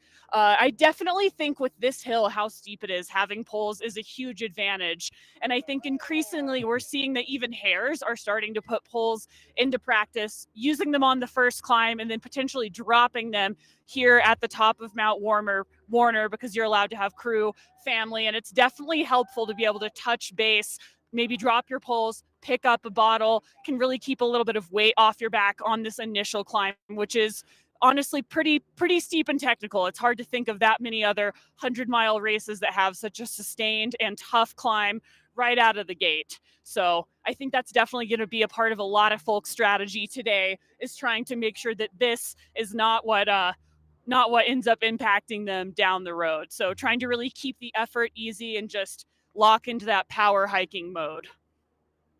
Looks like we have a little bit of a gap in the peloton here, but we still have some tortoises making their way up the hill. kind of seeing people start to work together, start to travel in packs. Definitely useful at this race because you have a lot of alone time out there, particularly for folks running through the night. Definitely helps to have a buddy when you're going from aid station to aid station. So I think we're seeing some folks make some friends, sharing some miles and smiles as they head up this initial climb. We've got the race directors doing bib checks, keeping people in line early in the day here. Fred and Paul are on site, keeping folks in line and on the trail. Zoe, I know that you were part of the hare field, so you started later last year than these runners are today. How is it temperature-wise compared with last year? Yeah, well, I mean, it seems like these folks definitely had a cooler start to begin. I remember it being pretty toasty to start last year. I definitely wish I had brought an ice bandana. I think it was a little bit cooler though, and we did have a little bit of cloud cover. It's definitely a bit drier today. Last year it was a little bit humid. I remember sort of looking into that for my hydration strategy. We had a little bit more cloud cover last year, but right now I'm looking at one of the bluest skies I have ever seen, which I think that means really nice temps during the day. But when you don't have that cloud cover at night, you're going to have a little bit less of like that blanket to keep the warm temps in. So I would definitely expect to see some pretty big temp swings today, which is going to be tough for folks across the board. Hares, tortoises, being able to manage that temperature swing could get as low as 20 degrees up on the divide tonight, could get as high as 70 degrees. I don't know that many other races where you're going to have a 50-degree temperature swing. So it's really going to be interesting to see how people, again, at all levels out here, manage those temperature swings. What makes this race so unique and interesting, especially because everyone is running through the night. You have to manage the heat during the day on the start day, and then you might have to manage it again the next day on the back end. So being able to manage the heat, run through the night, keep yourself warm, have that layering strategy, and then being able to pivot back again towards a heat management strategy, I think is something that makes the dynamics of this race really, really unique. It's not just a hot race. It's also pretty chilly in the night. So I'll be really curious to see if people are using cooling techniques that we're starting to see at a lot of other races too. And I think, Zoe, one of the things that might be underestimated by a lot of people that aren't familiar with running at 10,000 feet, 70 degrees feels insanely warm when you're up that high. Yeah. It feels like you are a mile away from the sun up here. I think it's only 50 degrees up here right now, but I know I'm sweating through my hoodie, and I'm not running 100 miles. So I think that is something that a lot of folks who don't spend a lot of time at altitude might underestimate, is that exposure. And there are some sections here that are up super high, and you're sort of on like a BLM fire road situation. There's not a lot of shade. There's not a lot of tree cover. So things can get pretty hot pretty quick. So hopefully people are really prepared for that with their hydration strategies as well. Zoe, I don't know how familiar you are with the community that's part of the tortoises. Obviously, you ran with the hares last year. Have you seen anybody that you know personally on as part of the tortoise field that you wanted to shout out that you've seen? So far? Yeah, I've got like 5 friends. I've got 5 folks that Microcosm Coaching works with. Got some coaching clients. Thankfully, they've made it through, which is always nice to see. As a coach, got my friend Charis. She just ran through. I think that's, again, something that makes this race so unique is that it is a pretty big field for an American 100-mile race. We've got 350 people in the tortoise division and over 100 in the hare division. That's 450 people. That is a lot of runners. So I think that really shows sort of the size and scale of community this in particular draws, and being able to see how many folks compete in different divisions is always so cool. And I know a lot of people, particularly tortoises, like running this race because they get to experience the hares running up through their pack throughout the course. It really helps everyone feel like they're a part of the same event. And I think that staggered start is something that makes this really unique. I know when I was running in the hares division, you don't get a pacer. There's a little bit of lonely time out there. It was such a boost to be able to, every so often, you see another headlamp, you see a couple folks working together, you high five, you hug, you check in with each other. It really helps improve the level of camaraderie at this event. As we're approaching the back of the pack up there, is everybody still looking like they're in good spirits, or are there people that are starting to Maybe look like they might have a little bit of buyer's remorse or kind of questioning their life choices. You know, I think that one of the beautiful things about the 100-mile distance is you have a lot of time to contemplate your life choices out here. That's true. I'll definitely say there were a couple people that looked like they might have been going there. Again, it's pretty warm up here. This climb is not easy. It's almost kind of a schwacky, like it's not, I wouldn't necessarily call it a trail, what people are ascending here. It's sort of a patch of dry grass under the gondola. This is not a easy race. There's a lot of tough sections of trail, and I think that the first 3 to 5 miles of this race gives you a really solid opportunity to question your life decisions because the climb is super technical. It's in your face. You're not going that fast. It's full sun, so you have a lot of time to sort of either settle in and start to like really connect with your goals and process for the day, or like you said, maybe get into that zone of buyer's remorse. But and I think seeing so many folks at the top of the hill, it's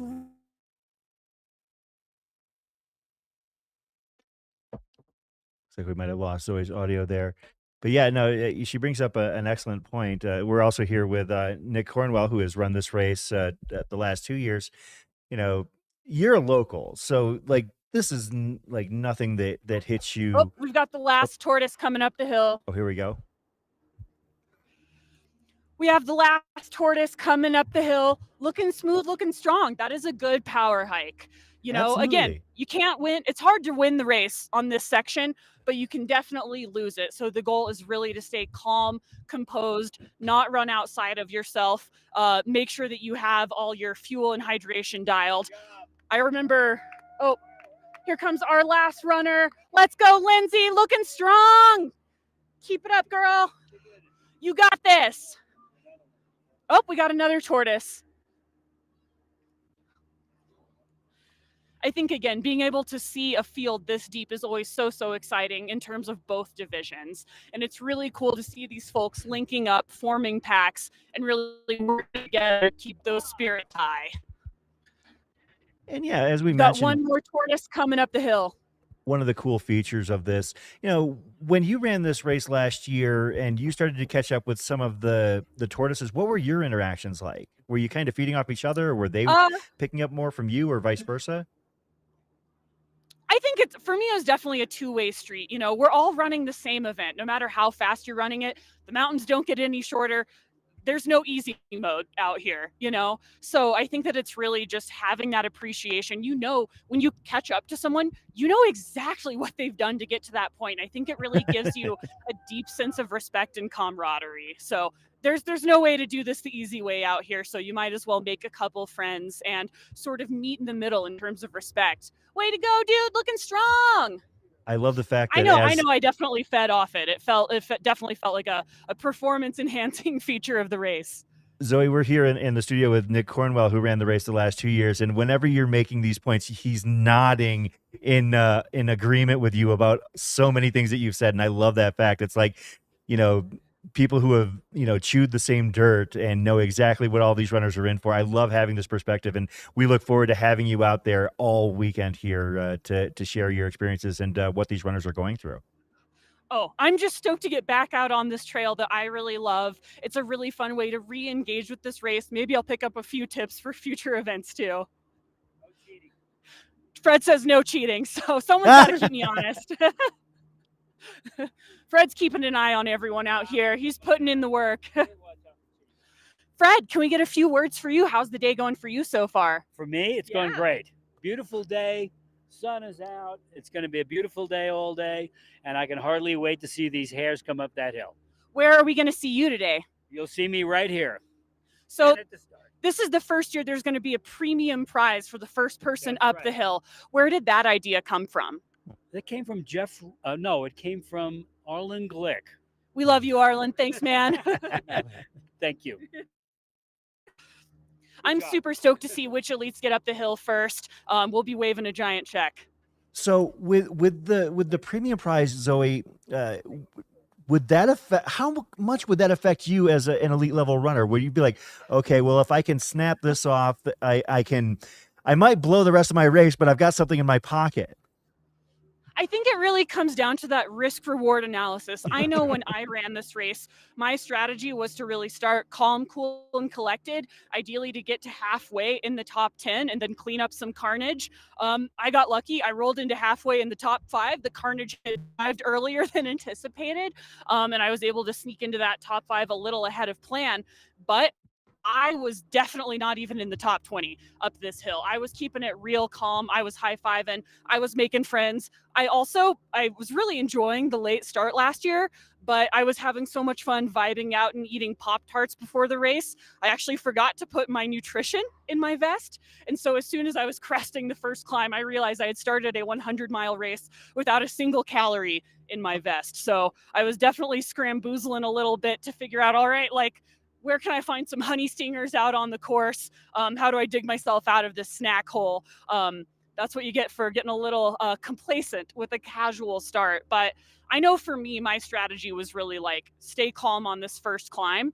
But again, I think it is really cool to have that incentive to see like, all right, can we get a couple folks to get a little feisty on this first climb? And with an elite field this deep, there are definitely people who are capable of getting a check on top of this hill and then getting a check again on Sunday. So I'll be really curious to see what folks' strategy is. If there's someone who's like, well, I don't know if I can go top 10, but I've definitely got a strong single climb in me, or if there are folks who run more conservatively. So I think that it'll be really, really exciting to see if we can maybe push a few folks out of their comfort zone and gamify this first climb a little bit more.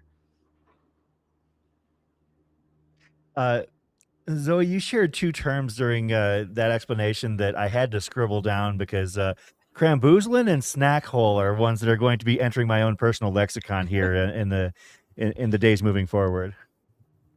Maybe this is just what happens to your like ultra addled brain when you spend too much time running around at altitude. But yeah, you got a lot of time to contemplate your life decisions out here. And hey, it pushed me to try a few new things that I might not have otherwise. But pro tip, definitely make sure you've got snacks in your vest before you line up in the elite field of your race.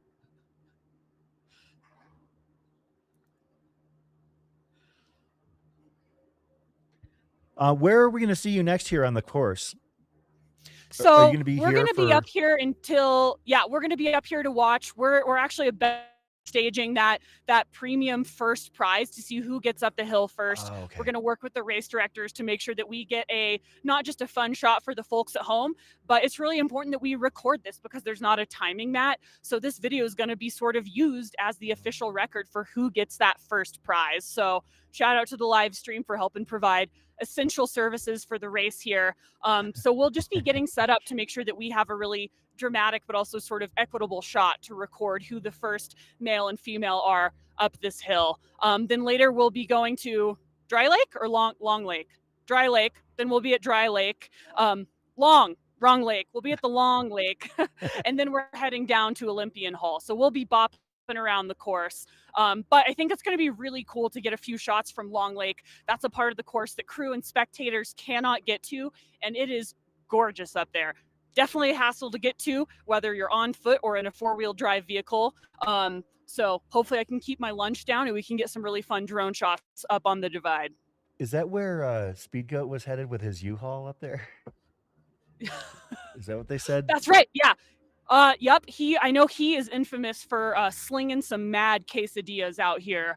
Maybe if I play my cards right, I can get a quesadilla from the Speed Goat himself while we're out here working today.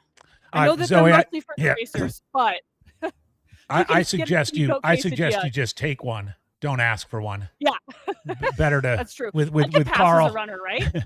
With Carl, you're better to ask for forgiveness. Ask forgiveness, not permission. Yeah, exactly. So funny but thing, I think again that shows like how cool this event is that you have one of the best runners of all time manning a grill, getting folks all set up with quesadillas.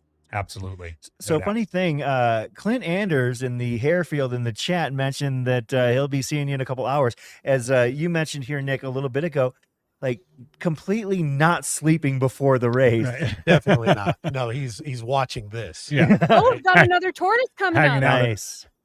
Killing time watching the people who've started already. Looks like we do have. I definitely. Let's go, Scott. Looking calm, dude. Keep it cool. Way to go. Zoe, what time did you wake up last year before the race? Like, how far in advance? Oh, I remember just being like, if every race could be like this, I'd be so happy. I remember waking up at about 8:30. I took a shower. I ate some Pop-Tarts. I drank about 20 ounces of coffee. I ate a few more Pop-Tarts, not sponsored. I just like Pop-Tarts. And just being like, man, like this really beats a lot of other 100-mile races where you're waking up at 2 a.m., you're making coffee in a weird Airbnb, you slept in a weird bed, you got to get to the start line in the middle of the night, it's 40 degrees, you're freezing your ass off, you can't eat anything. So I would definitely recommend the casual noon start. If people could just offer me more of that in this sport, I would be really appreciative. Jumping in It here does real make quick. things harder down the road, but Hey, Jordan, can we get, sorry, Zoe, we're getting a drone shot of the first aid station. Could we get that one? It looks like, and maybe. And pivot to Here we go, Zoe yeah. in the Maybe. picture-in-picture. Right. So here we've got some of the I'm guessing some of the early tortoises making it into the first aid station. Nick, what's the mileage here? Is it 6 or 7? Yeah, it's right around 6 miles. Right I around believe, 6 miles. to the top there. I will say there were a lot of tortoises moving really, really well. I think it's really cool to see, even in the tortoise field, there's a lot of really strong runners and good competitors. And I think it's always exciting to see who in the tortoises finishes maybe even better than they expect. And maybe they move up a division and they start competing in the hare category down the road. Absolutely, yeah. When we talk about tortoise and hares, I guess maybe there might be a misconception that tortoise means fast runners. Tortoise means slow runners and hare means fast runners. Yeah, the hares are going to be faster, but like as we mentioned, number one, it's self-selected. Number two, there are some fast tortoises in this field and some names that are recognizable. Like we mentioned, Joe Yuhan. Yeah, like you're talking about, a guy who has a great history in the sport. I mentioned there are people who have finished top 10 at Hard Rock, top 10 at High Lonesome, top 5 at High Lonesome that are part of the tortoise field. Like it's still a stout group of runners. Oh, yeah. I mean, again, there's no easy mode out here. The mountains are not easier for the tortoises than they are for the hares. And again, there are a lot of folks looking really good and really strong coming up this hill. And I'm that's still a race too, right? So I'm really pumped to catch up with these folks down the road. I know that it's not, I mean, it has happened in the past that especially in the female category, a tortoise has even snuck into the top 10. And I think it's really great to sort of offer that category where folks can maybe dip a toe into the 1 mile distance and then see hey, there might be something to this. I might have some ability here. Going to come back next year and try to finish a little closer to the money and work their way up the field. And I think that it's so cool to offer that different race experience and those unique dynamics for athletes of all abilities, right? Like across the board, it provides a really premium experience for folks. Zoe, quick question about with the hare field and the team concept. Number one, were you on a team last year? And number two, if you were, did you run alongside your teammate at all or kind of strategize how you were going to approach the early part of the race? My team was #StayWet with Sean Van Horn. He's competing again this year. I'm biased. Good friend of mine from Carbondale, Colorado. He finished 5th and I finished 7th. So we came in 3rd in the team division. And my strategy was to hopefully never see Sean. We high-fived as he was coming up out of Fish Creek and I was going down into Fish Creek. And then we met up, or I just happened to roll into Olympian Hall at the same time he was coming in. I was riding a high at a moment where he was experiencing a low, so I tried to pump him up. And I think that that made the race really meaningful for me. He's one of my really good friends. And though we weren't physically running alongside each other, knowing that you're a part of a team and knowing that I was accountable to one of my best friends and knowing that he was having a great race, I could see that he was running right in that top 5, that he was really in it and competing, really stoked my fire to push myself. And it feels more it does feel like you're part of a team. And I think it does really change the dynamics of this race. And honestly, it wasn't necessarily the 3rd place money that was a huge incentive for me, but it was feeling accountable to my friend Sean and knowing that, we were running for something bigger than ourselves. And that felt really, really exciting. And I think that's one of the things that makes this race super freaking cool. And now I just get to sit back, be on the live stream and cheer my boy Sean on.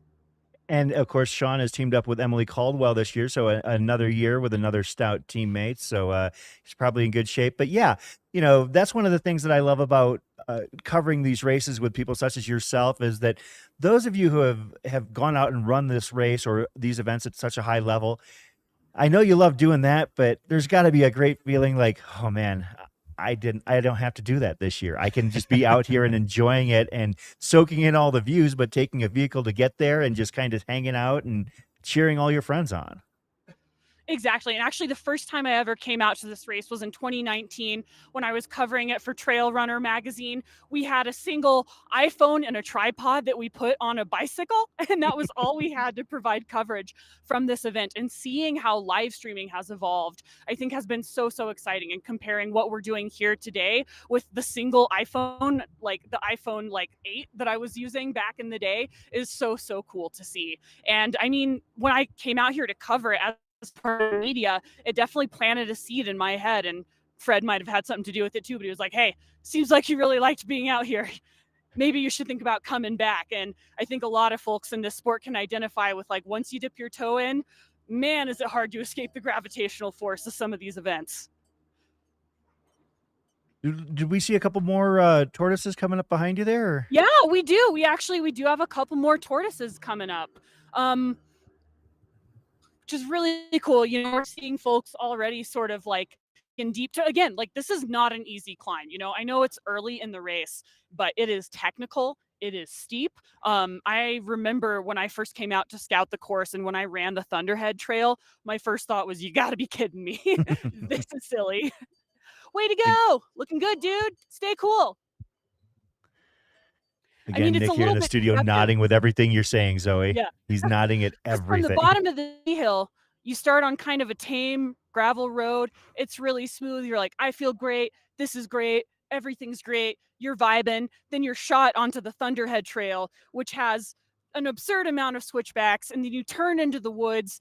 It's just unbelievably technical compared to what you start on, but it's just sort of like a little amuse-bouche for the rest of the day. So I think it helped me calibrate my expectations for what I was going to be experiencing.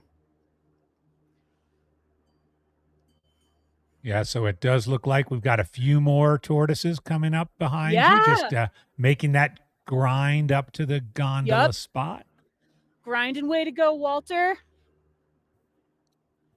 Yeah, and again, like, I think a lot of 100-mile runners have maybe had that experience of the first couple miles in, maybe you don't feel too good. It's early in the morning. You feel like, oh my gosh, is it okay that I feel like this so early in the race? There's a lot of race left. Things can always, always, always turn around.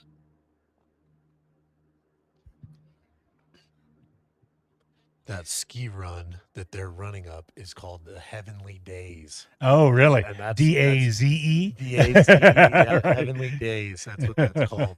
Zoe, what mistakes, other than forgetting to pack snacks, did you make last year that you would advise runners to think about as they're approaching this race in the early going? At a certain point, I remember part of my nutrition goal was based on the Seinfeld episode of shifting into soup mode. And I think I shifted into soup mode maybe a hair too soon. I got to Olympian Hall and I started taking in some broth. And I wish I had pivoted to more solid foods to get a little more warm calories in the night. And I do remember, though, being able to rectify that to a point at Billy's Rabbit Hole. So shout out to the pizza slinging folks at the top of the divide there. I think last year I actually ran a little more conservatively. I was just chatting, making friends, run with my friend Corinne.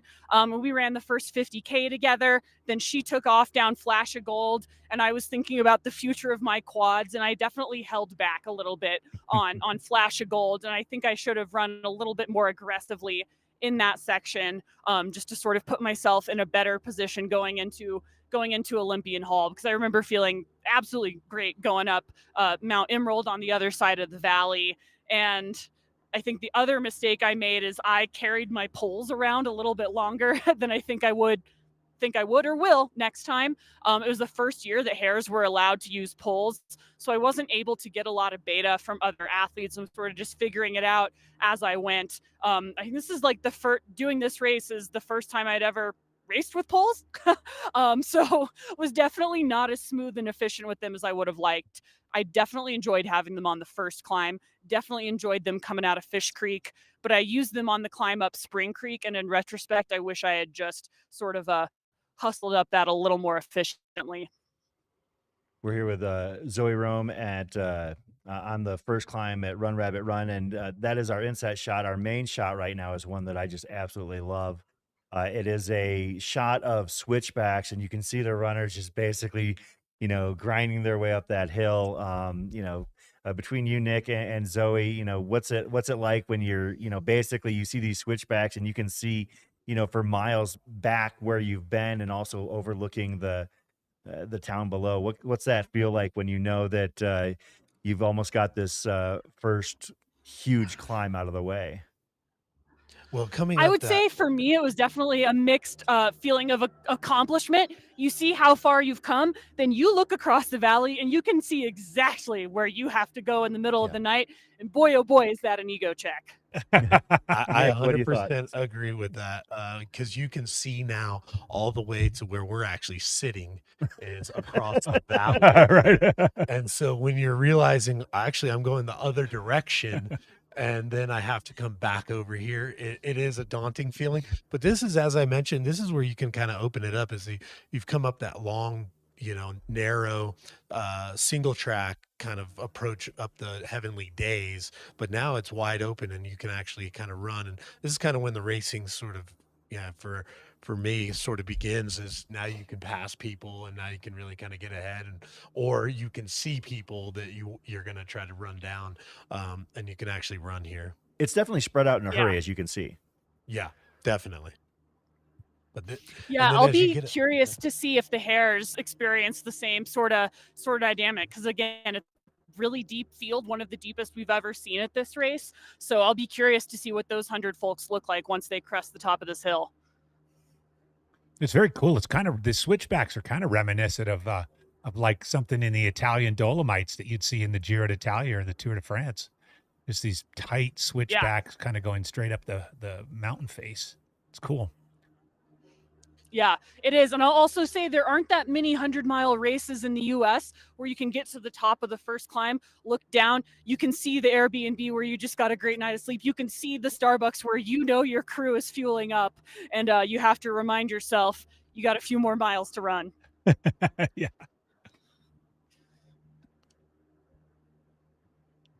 Yeah, right at the top of these switchbacks is actually where the Mount Warner aid station, Where the aid station is. Yeah. Okay. So the first runners are getting there at this point. Yeah, they look like they're on the backside already. Yeah, I definitely wouldn't be surprised. We saw some really strong runners at the front of the Tortoises. I think it's really going to be an interesting race for them.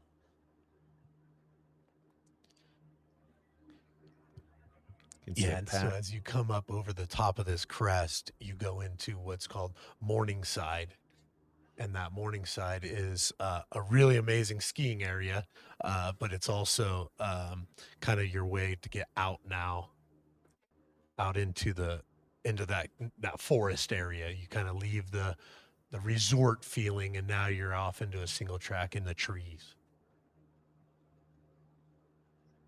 I think something that's so cool about this area is like this race course is really cool. It's got a lot of non-redundant single track, but there's even a lot of single track out here that's not on the race course. Steamboat, I think when I came out here last year to train for the race, I was blown away by how much amazing trail there is on the resort and all around. Up on the divide, there is a lot of very cool trail out here, and really you're only scratching the surface with Run Rabbit.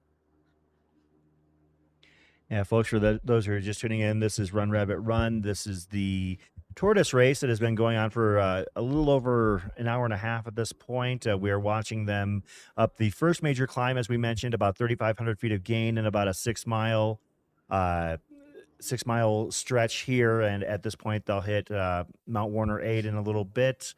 Chris Warden, Andy Jones-Wilkins. We've got Zoe Rome out in the field in the inset shot right there. There's a good shot of the aid station. Wonderful shot. And they're going to be slinging stuff for hours and hours and hours. Yeah, question for y'all in the studio. How many folks does it look like are really making use of that first aid station? A lot. Are a A lot lot. of folks blowing through? Oh, yeah, awesome. More That's than what I we like to expected. hear, you know? There are about, without exaggeration, about 30 people like right at the aid station right now. Wow. And like Yeah, another I mean, handful of people coming up right away. yeah, the race. So yeah, we're about 90 minutes in. So definitely time for folks to be really fueling, really taking in that water. So good on them for running smart and taking care of themselves. That's so key in a race like this. Of course, right now we can see a shot of where they're hitting after they hit that first aid station, and it heads back into a single track situation. Nick, since we got you right here, what are they, as you can see on the drone shot, what are they dealing with as they leave that first aid station? Yeah, so now this is sort of a downhill traverse across the mountain as opposed to going uphill here. And it goes off outside of the resort and you go into the trees. This is really kind of like national forest area back here.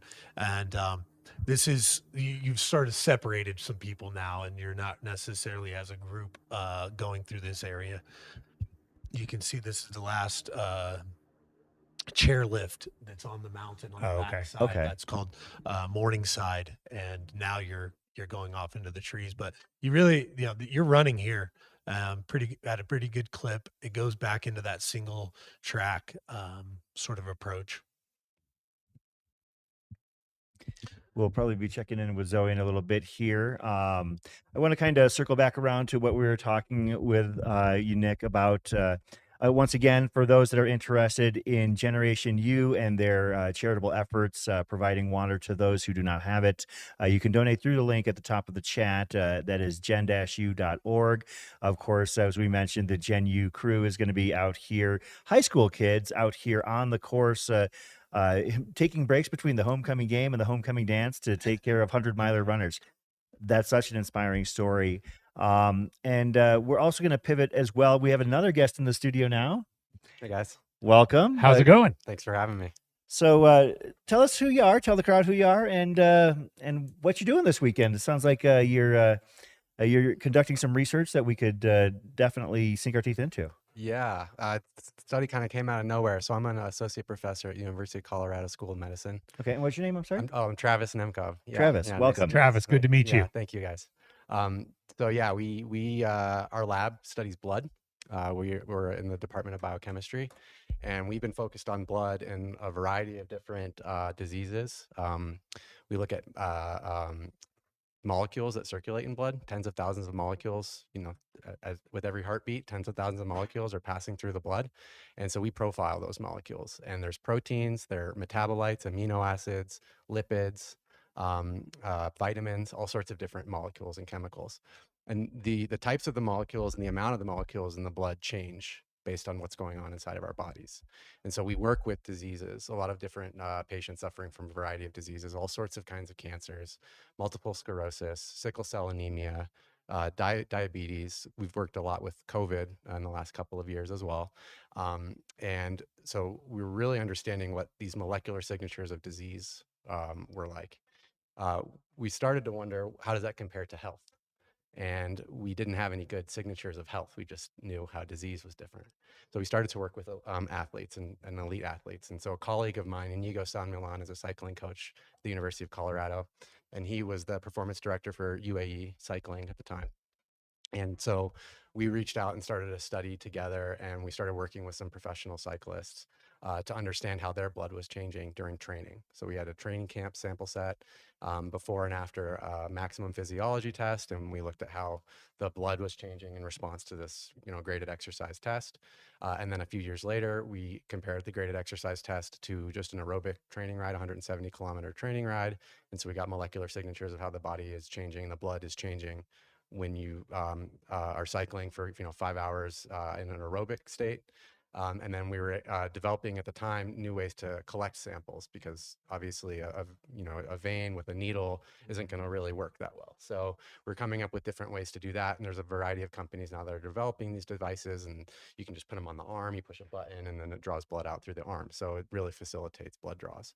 So through that time, we came up with a way to also use a device to dry the blood, so we don't have to have any ice around with us, because traditionally we'd have to have dry ice in a cooler, and you take the blood and you put it in, and that's not going to work when we're trying to do the studies that we were trying to do. So there's a few new devices that you can collect blood and it dries right away, so it's stable, so we can just bring it back to the lab. We don't have to have it on ice. And with those devices, we started following some of these cyclists through a 7-stage race. And so we got samples before and after a couple of stages, and then we were able to look at how their blood was changing and how that compared to a maximum physiology test where they were completely fatigued at the end of the hour. And they were riding, 6-7 watts per kilogram. So it's pretty intense. And then we had those signatures, and we had those same cyclists after their aerobic rides. And then we were able to look at their blood and see, were they more in an anaerobic or an aerobic state while they're out in the field. It makes it a lot easier and a lot more adaptable and approachable. So we had those signatures, and then we started to shift towards running. And we're finishing up a study now on a sample set that was collected at the UTMB a couple of years ago. And it was only 12 runners. And we've learned through other studies in our lab that the more, the better.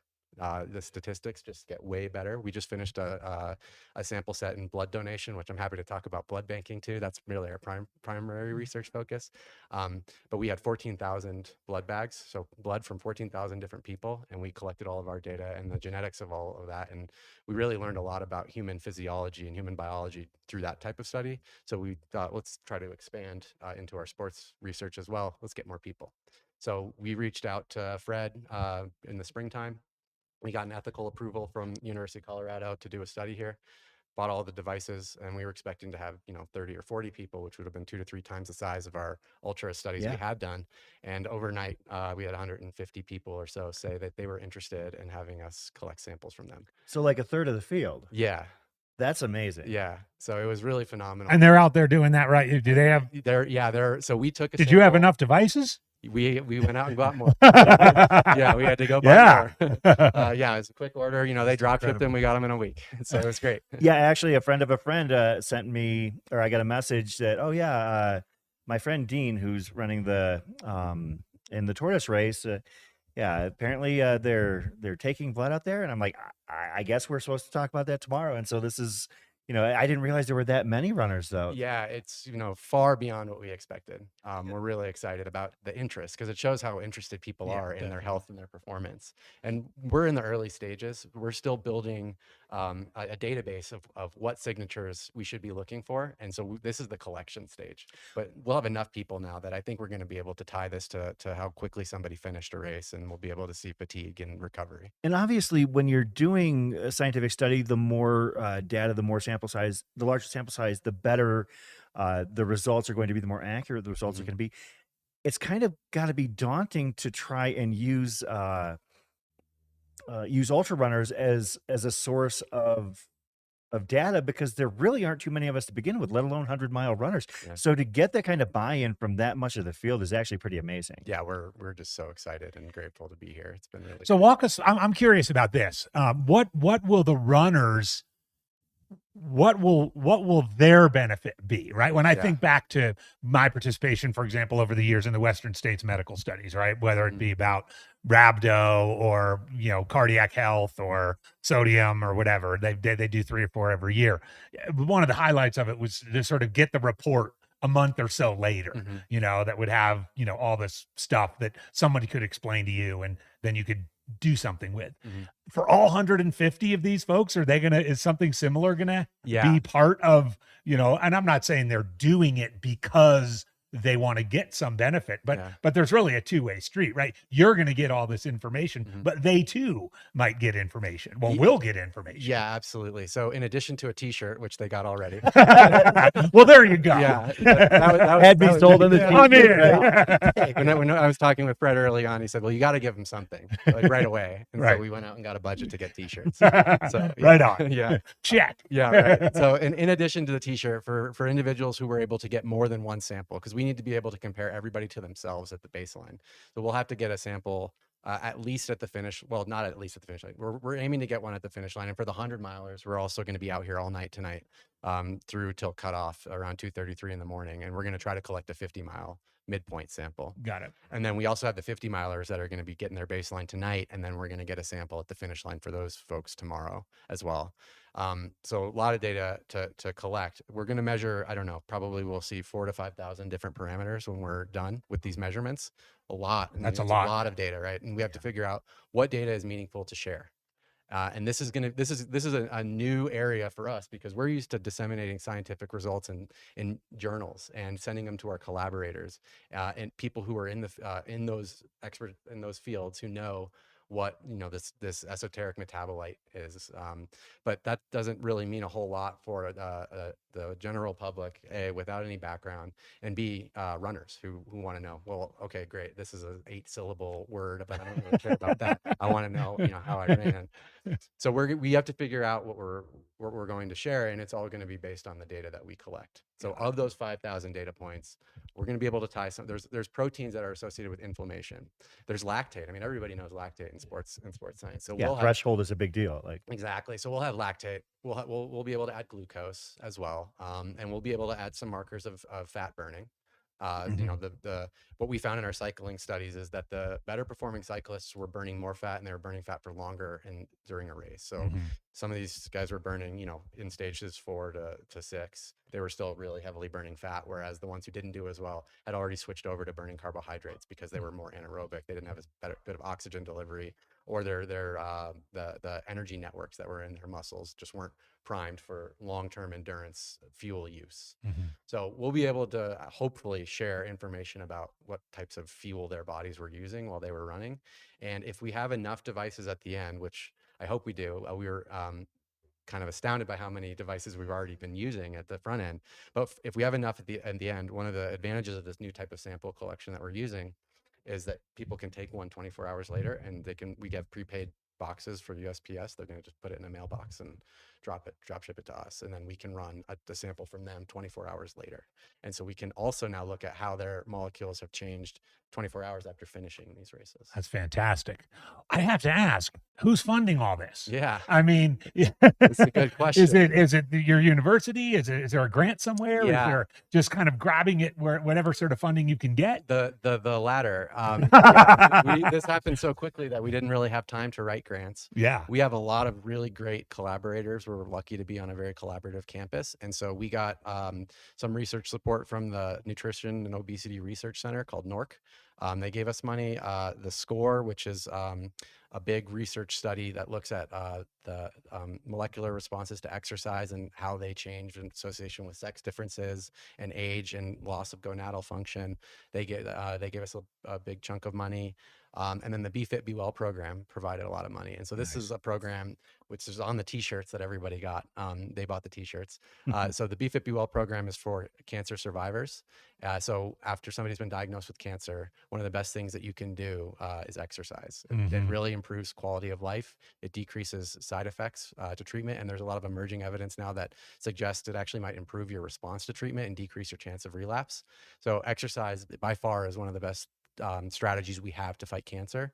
So this program was set up about, I don't know how many years ago, about 6 or 7 years ago, maybe, on our campus, that when folks finish through the cancer center, their primary treatment, they can go work with a personal trainer for 3 months, and they'd see them like 2 to 3 times a week at our health and wellness center. And they have this personalized prescribed exercise regimen. And so what we've been trying to do, and this is kind of the translational impact that the study we're doing today has on healthcare, is we're trying to identify signatures of good performance and fatigue through these types of studies, so that we can then translate those signatures to the patients who are coming through the exercise program. And they might be starting with a severe degree of fatigue. We can now actually measure that versus just a 1 to 10 survey. How fatigued are you on a scale from 1 to 10? Now we'll be able to take a blood drop and look and see if they have markers of fatigue that somebody may have, tomorrow when they finish this race. So we actually did get some grants recently funded to start rolling out this platform that we've been developing in the context of, I think this particular grant is with prostate cancer survivors. Nice. I think that it's it's pretty fascinating, and it's going to be really interesting to follow the results of the study as well as other studies in the future. But the fact that we have this many runners interested in it, because there's such a how do we put this vocal bit of like contention between how it's best to fuel for ultra running. I mean, people are so devoted to what they feel works best for them, and a lot of times people get evangelical to the point where it's like they think that everybody should be doing it this way. The more studies that we have, the more research that we can obtain, the better we're going to understand, because this is still the Wild West. I mean, we've only been doing this as a community for a few decades, at least, on a large scale, and it's getting bigger. And the more people come in, like, people are hearing all sorts of different things, like, oh, well, you got a carbo load, or you go fat adapted. I mean, everybody's got an approach, and it works for them. Maybe the more science we get, the more we can, I guess, understand on what works for more people versus others. Yeah, and there's a big area of research in the field that's trying to use people's genetics, to define their diets, for example. A lot of these studies, when people are trying to say, well, keto is the best way to do it and low carb is the best way to do it, and it works for some people really well, but then it doesn't work for many or most, maybe. And a lot of that has to do with genetics and how genetics are going to receive these types of different interventions, and also metabolism, exposures. If someone's a smoker, maybe they're going to digest something a little bit different than not. So we kind of view this as, you can only manage what you can measure. And if you aren't taking the right measurements, or you don't know which are the right measurements to make, then it's hard to get the right people in the study to actually see if there's going to be an impact. So what we're trying to do at this stage is figure out what it is we should be measuring, and then once we have blood tests, then we can manage those. Do you anticipate, because I know, I know exactly what you're talking about. There's a large subset in the trail and ultra running community that is obsessed with whatever they can do to get better, and whatever they can get out of their life to get better. Do you anticipate, maybe as a result of this, or maybe over a couple of years, some sort of you mentioned earlier, journal article, some sort of a paper that might, be disseminated in academic circles, but could also kind of gain currency in a lot of the world in which we live in, which is somewhat quackery, but somewhat like, oh no, this definitely works. And this is a way you can, improve in these particular ways. And there's enough data now to prove it. Yeah, absolutely. Yeah, we're going to publish everything that we're doing this weekend. So it's going to all be up there. And we're going to shoot for an open access journal, so that it's not behind, a $50 paywall or something like that. Yeah. There are various strategies to do that. Yeah, because ultra runners hate those too. Yeah. we're really cheap. So do scientists. Yeah. Paywall delete. Yeah, exactly. Yeah. So anything that we do will be out there for people to read. Yeah. Nice. You gonna ask something? I have a million questions. Quacker. Now's your for chance. sure. Yeah. So I love what you're doing, and it's really, really cool. And I love the correlation between, studying people maybe that are sick or having, diseases or things like that, and then healthy people, and how those correlate. But there are so many variables in this event that go on. And I would love, how are you accounting for those? Right. We mentioned people come from all different places of elevation. You came from Florida. Now you're running at 10,000 feet. Somebody may finish this race in 18 hours. Somebody may finish this race in 30 some hours, right? Somebody comes into this race at a certain BMI, or, they a certain body weight. That's a variable, I'm sure. What they eat during this race, right, is such a key factor in all of these things. So are you measuring those things, and are they accounted for as you're building out this blood test? Is there, blood test from 39-year-old male from sea level who ate such and such, or is that kind of the next kind of evolution? Yeah, that would be the next evolution. So we'll look for sex, and we'll look for, we know the sex, we know the age, we'll know the BMI of everyone starting. I think we might be asking the location that they came from. Okay. But yeah, obviously all of these are big variables. The way that we're choosing to deal with that is more people. So the more Sure. people that we get, eventually we'll see some sort of coalescence of a signal that emerges, because there's so much variation Yeah. in biology. You think about all these interactions between cells and tissues and genes, and so you could, an infinity number of interactions. Yeah. The more people we measure in this one race, the more likely we're going to see a few signals that start to emerge. And I think a good analogy in this case is blood transfusion. So now I can plug what we're actually Sure. doing. You imagine the amount of randomness or entropy, as we say in science, that happens during a blood transfusion for a patient. They're really sick already, Right. and they're in the hospital, and there's all sorts of things going on, and it's very hard to measure and understand if a blood transfusion is working or not, because there's all the variables of the donor and what that blood looks like in the bag, and then there are all the variables of the recipient and what's going on in their body and how well that transfusion is going to work. And what we found when we actually had 14,000 people and the genetics is that we can actually see certain genes and variations in those genes that could have predicted that that person's blood unit was going to do better in a recipient.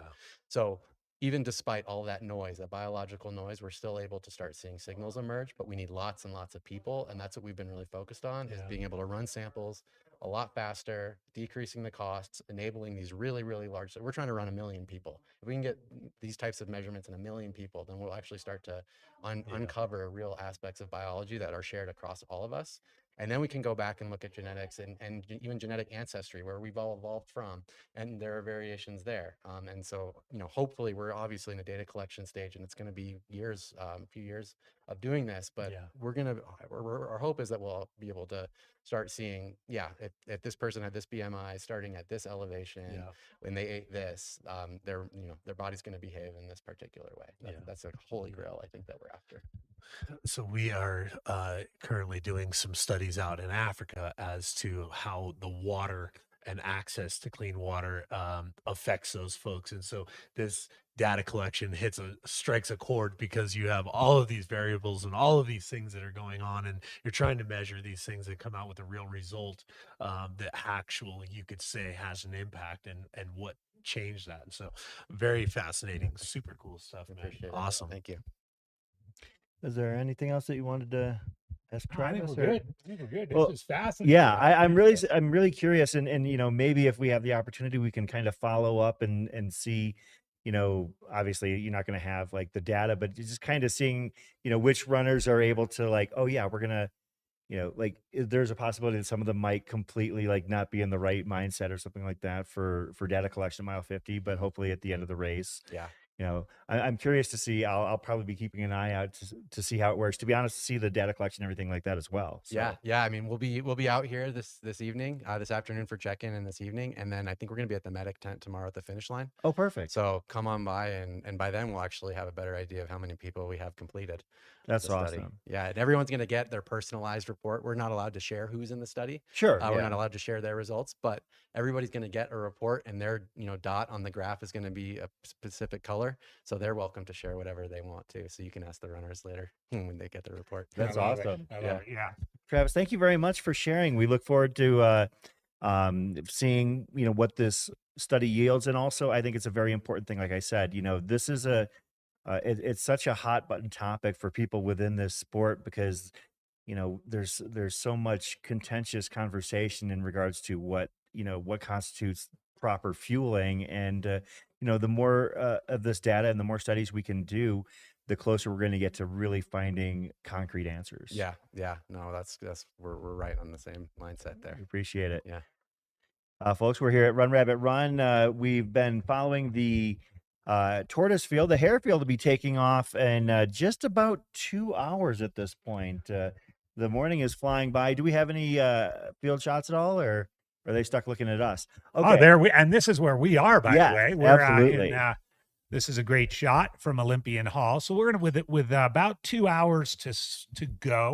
What we did last year, and I think this is a good time to do it, is in contrast to some of our other broadcasts where we do a preview show ahead of time, we're going to transition into our preview show now while we have a little bit of a break in the action of the Tortoise race, to talk a little bit about the elite field in the Hares race that starts in a couple of hours, and a little bit of our thoughts about who we might see towards the front of the pack, and maybe a little bit about each of some of those runners and what we'll be looking for, and perhaps what some of you watching out there would be looking for in the Hares race. So I can actually see this camera outside the door, and yeah, that's yeah. No, we don't need to point it. We at don't need to us. do that.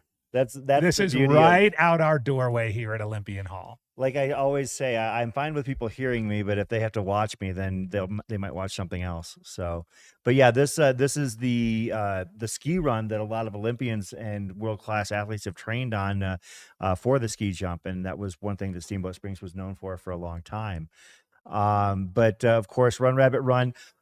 We've talked about it. We've danced around it. We really haven't hit it, but Run Rabbit Run hosts the largest cash prize in 100-mile American ultra running. About $75,000 in cash prizes for the runners. Both men and women cash distributions equally. They have to be entered into the hare race, which means no pacers. They have to be done in under 30 hours. But some pretty robust prize pools here. First prize, $15,000. Second, $8,500. Third, $5,000. And they pay all the way down to seventh. Fourth place, you get $3,500. Fifth, you get $1,500. Sixth place nets $1,000, and seventh nets $500. And in the team competition, when we'll talk about the team competition, it's a little bit trickier to talk about because you have to look to find out who the teams are. And I did look and find them, but we'll talk about some of them as well. On the team side, first prize is split, or the prizes are split. So $5,000 to the winning team, $2,500 to second, and $3,000 to third, or $1,000 to third rather. So those are the prize pools for the runners, as well as the special prize for being the first one to head up the mountain here, which we'll talk about. I think that it's going to be very fascinating to see, how that's how that plays out, and I have an idea about it. But let's just jump right. Into the I want to jump in too one more yeah. time, and then we will jump in with respect to the prize money. I remember, Carl Meltzer. We've talked about Carl, the speed goat. He's out there on the course at his aid station. It was almost 20 years ago. I would say more than 20 years ago, early 2000s, where he really started advocating for prize money. And there were a few others. Matt Carpenter was pretty vocal about prize money. Uli Steidl, some of these early runners. There was talk in the early 2000s about potentially having prize money at the North Face San Francisco race, but one thing led to another, and there was it never really came to fruition. But when Fred Abramovich, the race director here, began to envision the transition from the 50-miler, there's been a 50-miler here for years, to adding the 100-miler, he was committed to having prize money. And he worked with Carl, who was very well known in the community, to figure out how they could cobble together a prize purse from sponsors, from potential potential donors, from maybe even the city of Steamboat Springs, to find a way to create a lucrative enough prize purse that it would attract the elite field that we now see it attracting. There's no doubt that Run Rabbit Run comes at a challenging point on the calendar. I don't think there's really any other way around it. So it's going to potentially lose some athletes to Leadville, which took place a month ago, or UTMB and the UTMB races, which took place a couple of weeks ago. If they moved it much later into the calendar year, ultra runners might be, sort of ready for their off season. If they moved it much earlier in the year, it would, probably have some challenges. There may even be some permitting challenges here with Steamboat. So right now, this place in the calendar in mid-September seems to be where it is, and where it's going to be for the foreseeable future. And I would say this year, and this is, we have perhaps, and Zoe mentioned it in her commentary up there on top of the mountain, one of the deepest fields in this race, especially, I would say, on the women's side. I not to discount the field on the men's side, but I think this women's field is particularly stout this year. I think so too. And I think that based on what we talked about earlier this week, I think that there's anywhere from 5 to 8 women that it would not be a huge shock to see them win this race. Like Yeah. that's how deep this field is. Usually you can kind of pinpoint, 1, 2, maybe 3 contenders where you're like, okay, it's probably going to come from this pool. But this women's field is wide open because it is absolutely stacked. Yeah, yeah, and the athletes. I'll just start if you don't mind. Sure. I think you've got probably the most grizzled veteran of the women's field. She, in her interview yesterday, pretty much told us that she's thinking this will be her last 100-miler. She's won this race multiple times, and that's Michelle Yates, a real tough runner, real tough customer who's, battled injury the last several years. But man, she's coming out for maybe, who knows, maybe a victory lap, maybe just a lap. But you've got to admire Michelle. I think she first ran this race back in 2013. She's got, finishes up and down ultra marathon running. You've got Claire Gallagher. Claire Gallagher has wins at Western States and at Leadville. She is active in the sport as an ambassador for Patagonia as well as for the environment. Princeton University graduate. Somebody who really kind of chooses her own path in the sport, doesn't necessarily just go where everybody else is going and picks her spots. And I suspect she's picked this race for a reason. One of the people who we've worked extensively with with our live streams and in the podcast world is Leah Yingling.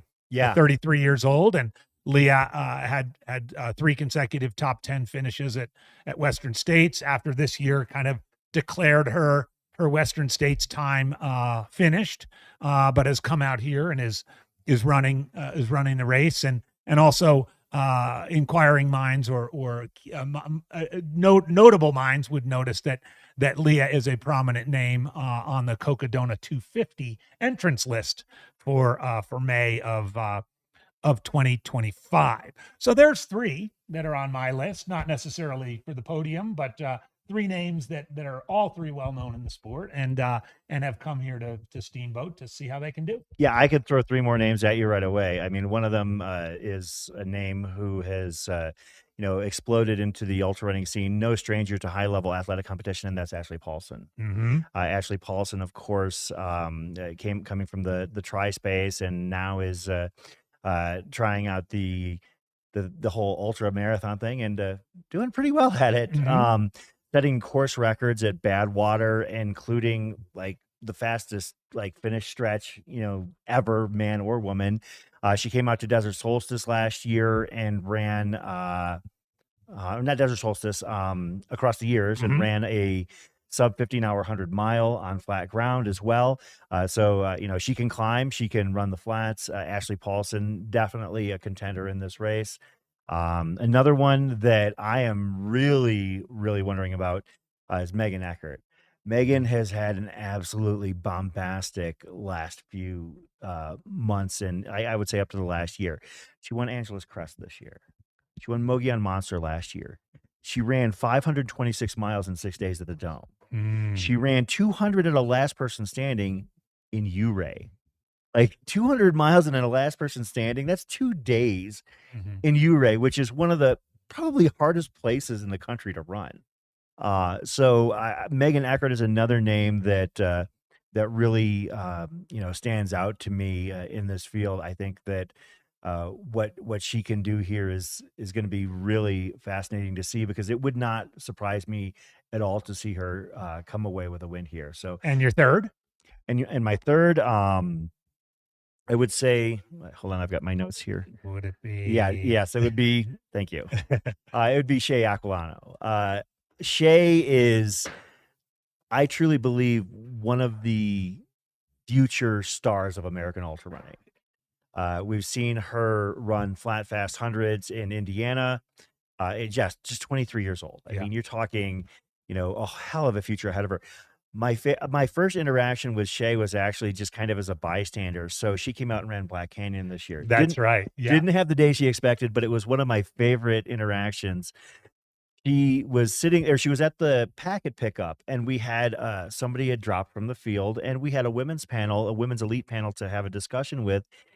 And Corinne Malcolm mentioned, well, Shay's here. Why don't we talk to her? And I was standing maybe just 10, 15 feet away, and I just watched this whole conversation unfold from a distance. And seeing Corinne walk up to Shay and ask her if she would like to be a part of the elite. And I think her mom was there too, yeah, right? Yeah. Her mom was like the beaming. proud mom. Yeah. So Shay was so honored and humbled to be asked to hang out with all of these greats of the game. And she acquitted herself well. And she is, she's picking, high level, high competition races such as Canyons, Black Canyon. I believe that Shea Aquilano at the ripe old age of 23 is going to be a name that we're going to watch for up to, 20, 25 years or more, being at or near the top of the American ultra running conversation. I think she is that good. Well, I'm going to jump in with someone a little bit older, a little bit more mature. There's one other name to pop in there, and this is Nicole Lawton. I think I'm pronouncing that right.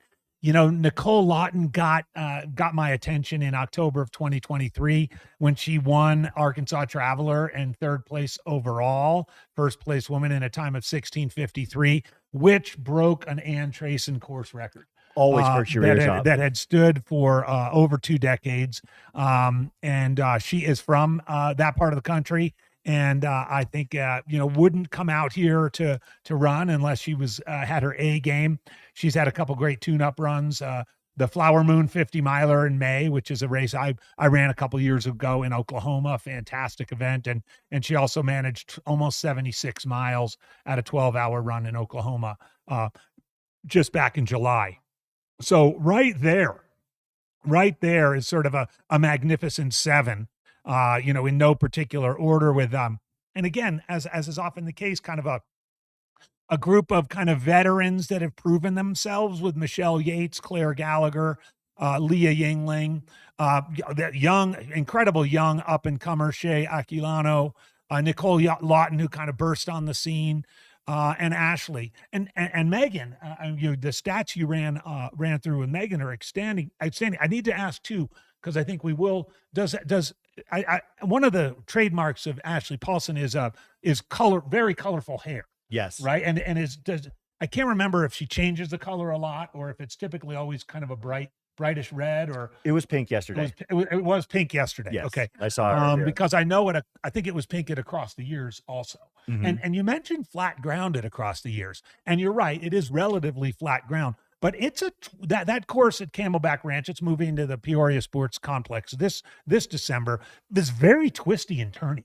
Yeah. Very twisty, turny, 1-point-something mile loop. I mean, it's not necessarily a timed race where you're gonna set records, like Desert Solstice is designed to do, or even Nardini Manor used to be. I mean, it's a race that, and I tell you what, having just been there on New Year's Eve this past year, Ashley Paulson was just metronomic in that section. And what I like about Ashley, and I think I'm seeing it with Megan too, is I like these athletes that are coming to the sport and really, taking all surfaces, all distances, flat timed races, mountainous 100-milers, 200-milers, whatever, just taking whatever comes and going for it. Another name that we haven't mentioned yet is somebody who actually finished in the money last year, and that's Celinda Heinel. Mm-hmm. Celinda on the Air Viper Racing team not only won this race last year, has a win at High Lonesome, so no stranger to really gnarly, really rugged stuff. Finished fourth at Crown King earlier this year. That course has a lot of climb. With a very respectful fourth place finish, has, made her home here in the mountains, has a win at Ram Party 50K last year. But Celinda's got a very stout running resume, including right here at this very race. So as a member of the Air Viper Racing team, I wouldn't be surprised to see her finish in the top 5 as well. And a Pacific Northwesterner who is kind of a dark horse, in my opinion. I think running her first 100-miler from the Seattle area, but a lot of success up in the Northwest at Tillamook Burn and Run the Rock and Chuckanut, and most recently Broken Arrow Sky Race 46K is Barrett Gray. Be interested to see how Barrett does in what I think is her 100-mile debut. And one thing that we've learned over covering some of these races is that if somebody's coming out of the Pacific Northwest and you're not quite sure about them, or if you're not familiar with them, you better take notice anyway. Yeah. Because obviously, like for instance, last year was the Blake Slattergren coming out party at Javelina. You know, it's like, okay, yeah, he's got these nice chuckanut performances and stuff like that. But let's see what he does in a real field. Well, he showed what he can do in a real field. So yeah, it is interesting. A lot of those Northwesterners sort of Sneak stick up to on their ya. local things and don't necessarily get noticed. But yeah, and I think not to get ahead of ourselves, but I think Blake's going to be back at Javelina this year. yes, Yeah. and we'll definitely cross that bridge when we get to it. But yeah, we're here. Actually, we're in Olympic Hall. Chris Ward and Andy Jones Wilkins, and this is another shot again of the Mount Werner Aid. It's about mile 6.5 or so, mile 7. Yep. So they come through it now, and then they come through it again at about mile 93. Is that right, Nick? Yep. Yep. And Mount Warner Aid, which is where our friends will be, our high school buddies will be going after their football game and before their dance for homecoming weekend. And that right there is the shot of basically where we're sitting if we were to happen to look up the mountain just outside of our window here. So, yeah, that we've obviously got a very stout women's field. We talked about, like I said, 7, 8 names. None of them would surprise me. We mentioned Ashley Paulson, Claire Gallagher, Megan Eckertley Yingling. There's a Sorry, I got you. Don't forget Nicole Lawton, Michelle Yates. So there was another name that as I was going through results that was interesting to me, and that's Heidi Warfel. And that's somebody who I really wasn't too familiar with, but Heidi finished second in the Tortoise division a couple years ago. Leveling up here, has finished in the top 10 in the hare division in the past as well. I think it's really just dependent on how she's feeling, but that jumps out too. Second place at Bighorn. yeah. So acquitted herself at Never Summer very well. Another tough high elevation Colorado race. A 4th place Bighorn.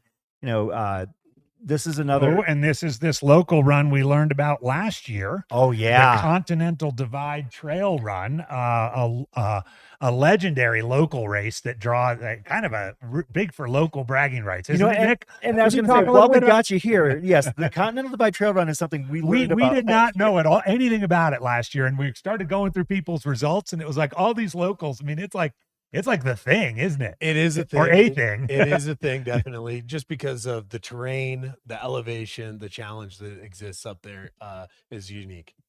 It looks like it's a late August or late August race every year, and just seems to kind of attract the who's who of the Steamboat area. That's correct. So we have a running series here as well, and so I think we're associated with like 16 different races, and that's sort of at the end of that season, or all right, got it. The crescendo of that. So super cool, and it's part of sort of the area that you go into from Summit to Long Lake within the Run Rabbit. It's okay, that elevation. Another young name that I saw as I was going through my reviews as well, Jenna Bensko. Jenna Bensko has some top 10 finishes at some pretty tough races. Never Summer, Black Canyon 100K finished 4th. So, that's definitely something that causes me to pay attention. But yeah, also finishing in the top 5 at Gorge last year, finished 2nd at the 50 miler here last year. So, there's no shortage of interesting, unique names. And while it does have a pretty stout high-end field as far as names you recognize, there's always going to be a few that sneak in and introduce themselves in a very large way at a race such as this. Yeah, seems like it happens every year. Shall we switch over to the men? Yeah, let's do that. I have to admit, how about you start? Well, I was wrong. I was really wrong, because my initial glance at the field, I was like, well, maybe this field is a little bit light on Star Power Punch. What I felt like was there were names that you recognize because you've heard them in race results, but really aren't what I would call like high profile runners. There's a couple of those, but I feel like this is going to be a breakout race for, some potential runners here. And one of those names was Don Reichel. Don Reichel, Speedland runner, I believe, and I believe at 38 years of age, definitely has. I actually chatted with Don briefly at Western States. He was hanging out there, but a high mileage guy, as you can see, a guy he won Fat Ox 24-hour last year, USATF national championship, does a lot of his damage at least his faster damage in those flatter, faster races, but has experience running some rugged stuff. Cocodona. Yep. He's been out our way a couple of times. Coldwater Rumble, the 52 miler. Cruel Jewel, that's no picnic. Back east, kind of goes to a little bit of everything. Yeah, and Beaverhead, that'll crush your soul. Yeah, and while his more impressive results have been in the flatter, faster stuff, I feel like he's a pretty strong runner, and he seems to be still working his way into learning his way around the mountainous races. So it wouldn't surprise me to see Don have a breakout performance and finish on the podium here. Brian Kulmo is another one. I think that Brian is definitely a name that for those who are familiar with the sport, they'll recognize his name, but they might not understand why. And it's because Brian Kulmo is very involved in Hard Rock 100. Yep. And he actually ran it for the first time last year, did very well, finishing in 7th place. But Brian is here this year at Run Rabbit, and I feel like he doesn't quite have the high profile finishes that that maybe he deserves. I mean, he's finished in the podium at the Bear, and he's done Wasatch. He's done all the big mountainous Western courses, I Am Tough and Bighorn and everything like that, but doesn't have that I guess that signature win. And I think that Brian is the kind of person that you could see break through at a race such as this. So I think that's what I look at when I'm looking at this field, is that while there are a couple of big names, and we'll definitely get to those, I feel like this is an opportunity for a breakout performance for some people. I want to just go back to the women for 1 second, because Barrett Gray is obviously nervously monitoring the chat. She jumped in to let us know that, yes, this is her first 100-miler, and that Blake Slavengren is here crewing, and I would That's assume awesome. pacing. So that's awesome. Those you Northwesterners, you guys stick together. And jumping right into some of my picks, Barrett is partnered in the team competition. I know we'll talk about the team competition in a bit, with Noah Dussault, who, and I hope I'm pronouncing that right. And Noah, I believe, is the youngest male in the race. He's 24, out of Seattle, just a year older than Shea Aquilano on the women's side. And Noah's coming in here with some great results. White River 50, most notably, a Pacific Northwest classic up there at Crystal Mountain that's been around for over 30 years. It was directed for years by legendary ultra running personality Scott McCubry. I think in recent years James Varner has taken it over, but Noah has also been out to Black Canyon and just missed the golden ticket last year there. Yep, and the Mount Hood 50 miler, which is a great out and back on the flanks of Mount Hood. So it'll be fun to see how Noah does, and how Noah and Barrett, who jumped in on, not Barrett. Yes, Barrett. Did I get that right? Barrett Gray, doing the team competition. I'm going to get to some of the big names because that's what I feel like doing. And just a good friend of mine. And you were mentioning the Joe Yuhan's Western States Killing Machine article, which was almost took on mythical status with Tyler Green. Yes. Tyler Green's a Portland, Oregon runner. His partner is Rachel Drake, last year's winner, or this year's winner at the Black Canyon 100K, 3-time podium finisher at Western States.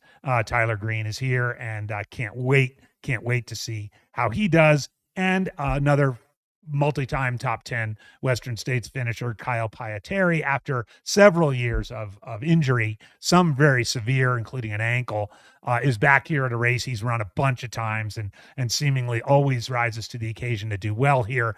And also, I have to say, is arguably the most, he is arguably the annual winner of the Poi Award. Not performance of the year, but puker of the year. Oh no. Nobody quite pukes. Nobody quite pukes like Kyle Pietari. And we'll take a little poll if there's anybody out there in the chat who knows anybody who pukes more frequently, more loudly than Kyle. I'd love to know about it. So, But it'll be nice to see Noah as a young gun from the Northwest, as well as Tyler and Kyle a little bit on the older side. and also with Run Rabbit Run being, I guess there's kind of a community here, as you can attest to, about, I'm just going to say it. Hurricane Cornelius is going to be on everybody's lips here this weekend. I was trying to come up with some clever way to introduce and describe, but last year we were introduced in the chat and on our broadcast. What do you know about the Hurricane Stephen Cornelius here? So he has an interesting story. Great guy, and I was introduced to him by another running partner of mine that Strava. It was he was everywhere we would run. He would show up and find a way there. I actually ran into him yesterday, and he didn't make it out of Olympian last year. And so That's told right. him, Yeah, I remember that. But he was running like his hair was on fire before that. Oh my God. 100%. It was incredible. So I told him, just get out of here. Don't spend any time. Just go. And so you can get out of this place and make it back onto the trail. But super amazing guy. He was working last year as a housekeeping employee for one of the local resorts locations, and he was training while he was running around, cleaning these rooms and doing all these things. He's just a super interesting character that truly loves this sport. Yeah, he literally moved here to Yes. become more intimately familiar with the course. Yes. Which is that's not just coming up here for a training block. Right. Like, you're uprooting yourself specifically for one race. And while there is a prize pool here, I mean, this is not a cheap place to live. No. So that, that $15,000 prize, for first, it'll help you out a little bit, but it's not going to, set you up for a year or anything like that by any stretch. Not even close, maybe a month. Yeah. But the thing that I loved about that was, this being your home course, Mhm. you can go run this, we run it. That's all we run is just different sections, constantly. Yeah. And so then it becomes so familiar that there isn't that, how far is this or that next thing. So I thought it was a brilliant move on his behalf. If he really, truly loved this game, smart move. So what's funny is that actually Cody Robinson in the live chat saying he'll take that Pietari Puke challenge. Really? Cody's in this race. Remember we So were mentioning. So what he, were so people Cody doing? is Cody's a puker.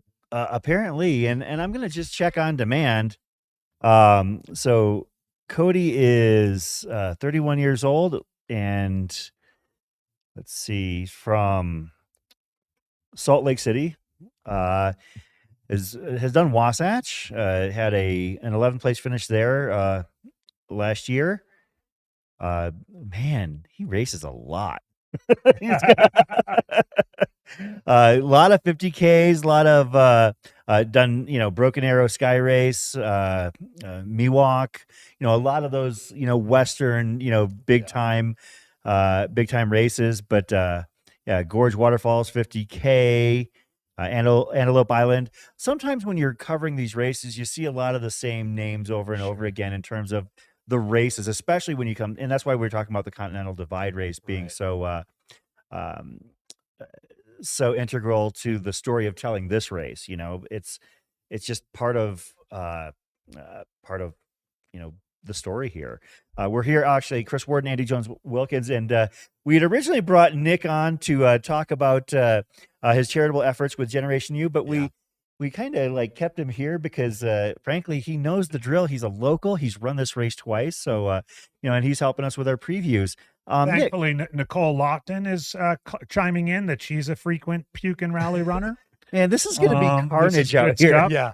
I just added to the chat a YouTube video that was shot back in Leadville of 2009. If you're looking for some entertainment, AJW loses lunch at Leadville. Oh no. I dare anybody to top that one. In the meantime, give us your puke stories while we're continuing with the preview here. And Who there's- else you got? Well, there's one more name that we've been irresponsible in this regard, and we haven't even mentioned 2022 winner Richard Lockwood. Yeah. I know. How Yeah.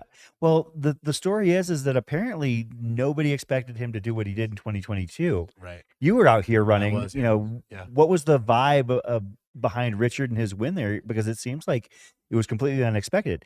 Can't sneak on people twice. That may be true. I actually thought maybe he was a guy that endured the weather that year. Okay. It was, that year it rained really cold up at the top. So there was some weather elements that I felt like he overcame maybe better than others and did well. So those are all variables that are in races like this that can pose advantages for different people where other people might not do as well in the cold or rain or things that get in your head that might slow you down. Other people look at it as an advantage. Yeah, Richard's a very stout runner. I mean, and when Richard won Run Rabbit Run, he was coming just about 6 weeks off of winning the 100K at Tushers, which is an that's a unbelievably beast tough of a race. course, isn't it? So, finishing, he's got a top 40 finish at CCC, top 10 finish at Lake Sonoma 50, all sorts of great results elsewhere. But his most notable result is a win here. So we definitely have to consider, him at the high end of the conversation. Yeah. Nick, do you know some of the locals in the hare field that that deserve a shine that we've been remiss on not mentioning? That's a great question. We in the hares division, there's not a lot of presence from Steamboat. I wish there was more. The last few years, it's been myself and a sprinkling of a couple of other guys. So going into last night at the meeting, it was raise your hand if you're a local, and there was not a lot of local. Oh, really? And I was standing with the gentleman that noticed it more than I did. He said, "Wow, where's everybody from Steamboat in this race?" And so we're going to change that next year. I will hopefully rally up some more guys. I did the last couple of years. I'm not running it this year, but I will rally up some more for next year. Right on. I've got another name from Durango, Colorado, 32-year-old Chris Hams. I hope I'm pronouncing that correctly.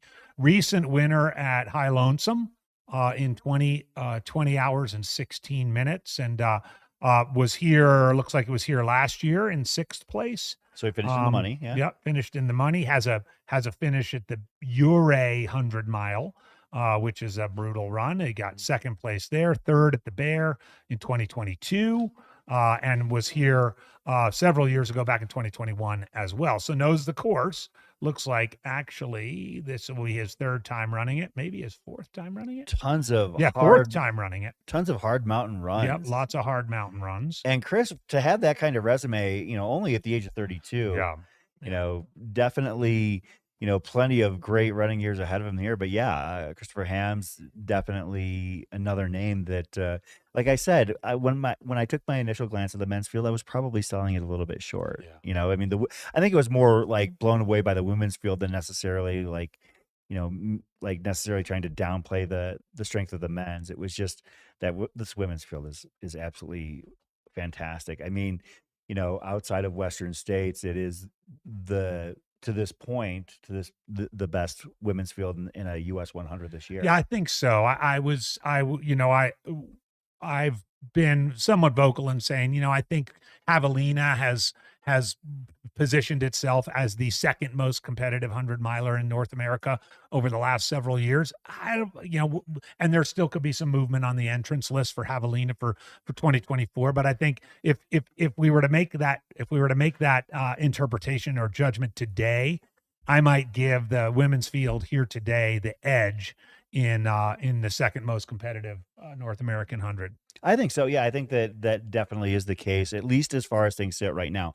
Obviously, in the Javelina list of entrants, things can change significantly between now and then. There might be some surprise entrants. There might be some surprise dropouts. But yeah, I think that the Run Rabbit Run, the top of the field here is definitely no worse off than the Javelina field at this point. So, but that's where we're at right now in terms of our field.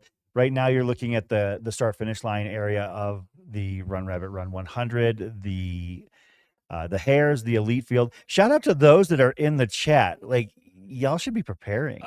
We had mentioned. I know. earlier, You guys- what are you doing between your wake up time and your start time if you're an elite? I guess you here's can what kill you're some doing. time being in the chat. So Yeah. good for you, because we're going to be talking about you all night long. So Arguing your puke story. exactly. Well, they're definitely doing that right now in the chat. And sorry, Oranges for Lovers is regretting joining while having lunch. Somebody was asking who the youngest and oldest are, and of course the youngest, as we mentioned, Shea Aquilano at 23, Noah Dussault at 24, the youngest man and woman in the field, and the oldest in the Hares division. On the men's side, Timothy Fahey, a 4-time finisher from Longmont, at the age of 53. And on the women's side, it is Gina Milner out of California at the age of 52. The hare field is actually skews extremely young. I mean, out of like 100 or so participants, it looks like only like a dozen are above the age of 40. I mean, you're talking like the old hats in this race, and I say that tongue planted firmly in cheek. We can hear you. Yeah. But like, I mean, when amongst the 10 or 15 oldest runners in the field includes the names like Michelle Yates, Ashley Paulson, Stephen Cornelius, and Graham Shalvoy, Tyler Green is one of the 15 oldest runners in this field. I mean, that tells you how young this field skews, which for a 100-miler is pretty rare. Yeah, I have started noticing a touch of little salt and pepper gray in Tyler's beard over the last year, though. So good on you, Tyler. Can't wait to see you crush it today. All right, let's jump to my favorite part of this race that makes it really different than others, and one that's kind of fun to follow along and does carry some money, and that's the team competition. Yeah. As we've mentioned before, they're in the Hares race. There looks like as of now, there are about 23 declared teams, one man and one woman on each team. If I can get this to, oops, sorry, I was dragging the. You were. There are currently 23 teams set to go, and these are all in the Hares division. And what do you think? I mean, it's kind of fun to play around with this. It's not little money. I think it's the winning 5,000. team splits $5,000.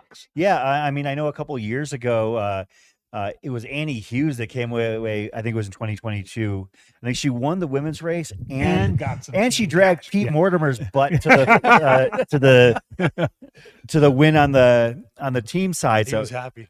I'm just Pete kidding. Mortimer, man, talk about roses and thorns. I know, right? Poor Pete is still out there finishing Tour de France. He just finished this morning. Good for him. Yeah, so he's on TDD. Of course, shout out to Pete, he's my coach, so I can get away with needling him about that. But yeah, looking at some of these fields, there are some pretty stout pairings here. Yes, Barrett Gray in the chat mentioned Barrett and Noah Dussault, the Seattle Sea Level Senders. Yeah, I think they'll be fun to watch. Some of the names are pretty fantastic too. Claire Gallagher and Kyle Pietari. That's a great pairing right there. Brat is what they're called. Yeah. I love this one though, and I think that if I had to pick a team that I was thinking was probably going to win, would be Leah Yingling and Tyler Green, the Greenlings. The Greenlings. Like, that's a really good pairing right there. That is a very good pairing. They are going to finish. I think we can pretty much guarantee that.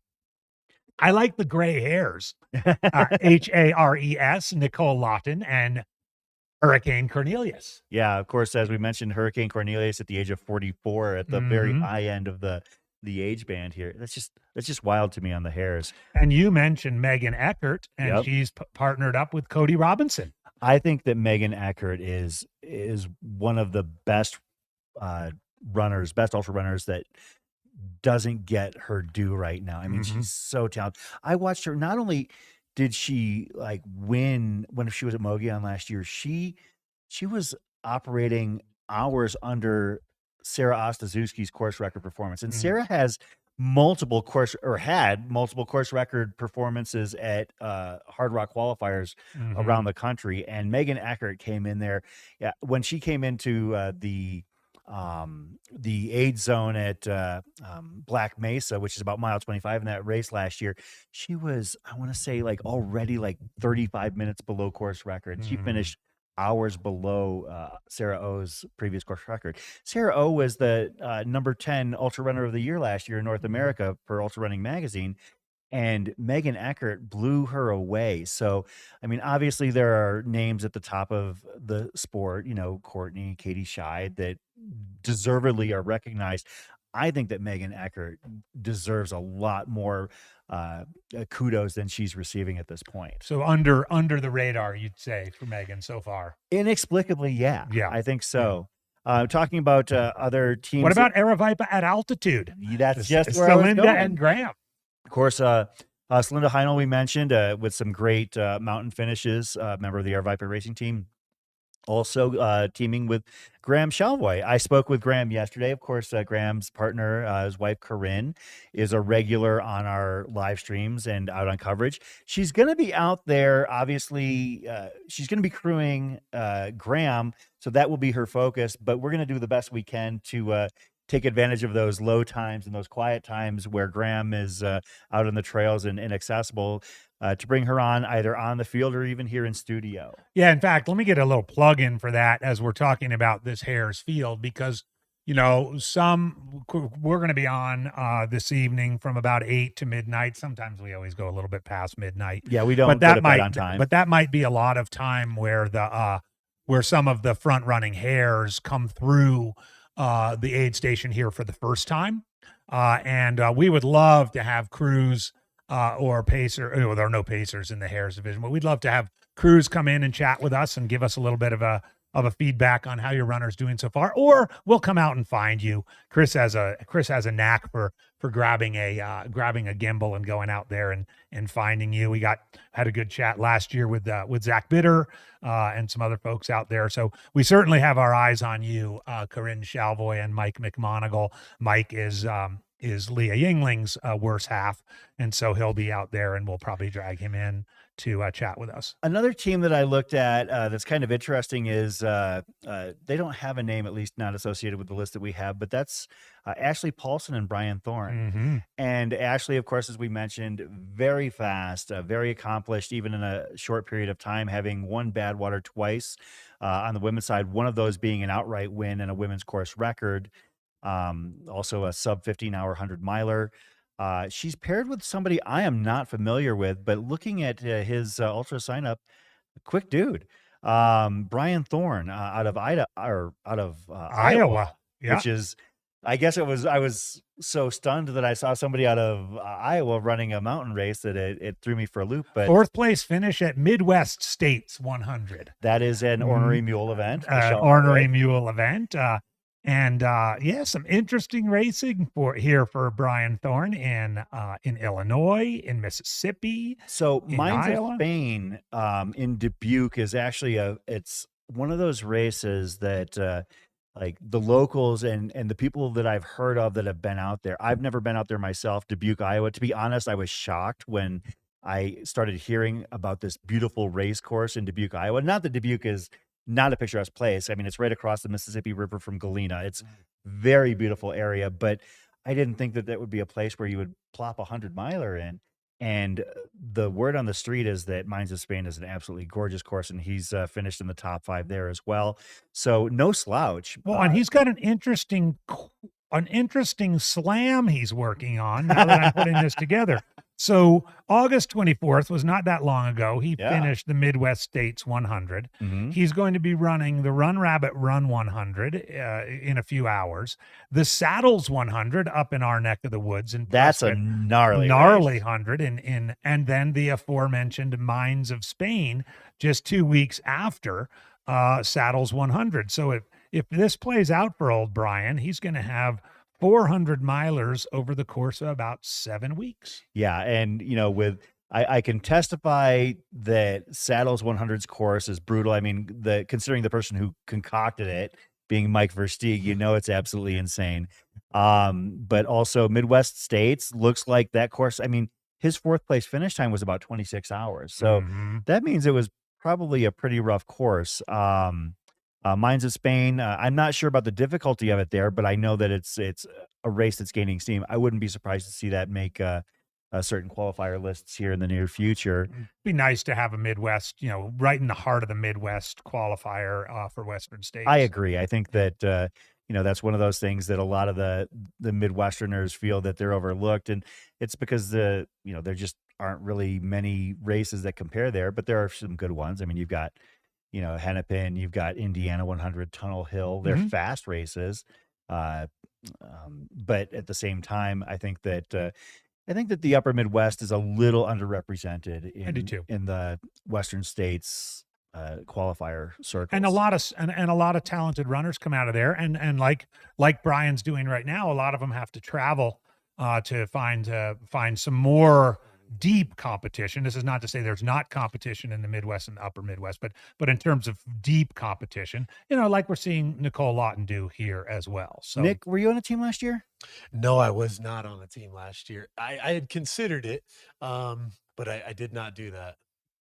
right on. I think I resonated with the gal earlier talking about, as a team, sometimes you're in the pit and sometimes you're on the rise. And so I avoided it for that reason, but I would do that. one of the things that we did last year that was really challenging, right? Because we were sleep deprived, was trying to do the math of the team competition, because Man, that's it's tough. done just so it's done by aggregate time, Right. not by place, Yeah. which is kind of fun and does require a fair bit of late night math on the part of your commentators. Tailwind Nutrition is our gold level sponsor here of the podcast, of the live stream. And Wrong also- job, AJW. wrong job. Yeah. I'm taking a break from podcasting this month. Tailwind Nutrition, Ultra Spire, BOA, La Sportiva, Honey Stinger, Yum, Smart Wool, Ice Spike, Rabbit Ears Running, Gravity House, Paul Nelson photo. Paul loves coming here every year. Great guy. Maybe we can get him I to saw come him in and chat with us yesterday. a little bit too. He looks great. And the city of Steamboat Springs. Thank you to all of our sponsors for your support of our live stream. And it is time for us to break to a commercial. My name is Jeff Bierling, co-founder of Tailwind Nutrition. We make drink mixes for athletes to help you fuel, hydrate, and recover for all sorts of outdoor activities. Running, cycling, hiking, climbing, any sport where you're working up a sweat. We manufacture our own products in Durango, Colorado, and we test and use them on the trails of the beautiful San Juan Mountains. Our mission and our passion is to help athletes achieve their goals and to feel great while doing it. We couple proven nutrition that's simple to use, easy on your gut, and tastes great with encouragement and education. You can think of us as your support crew. We're right there with you doing whatever it takes to help you get across the finish line with a smile on your face.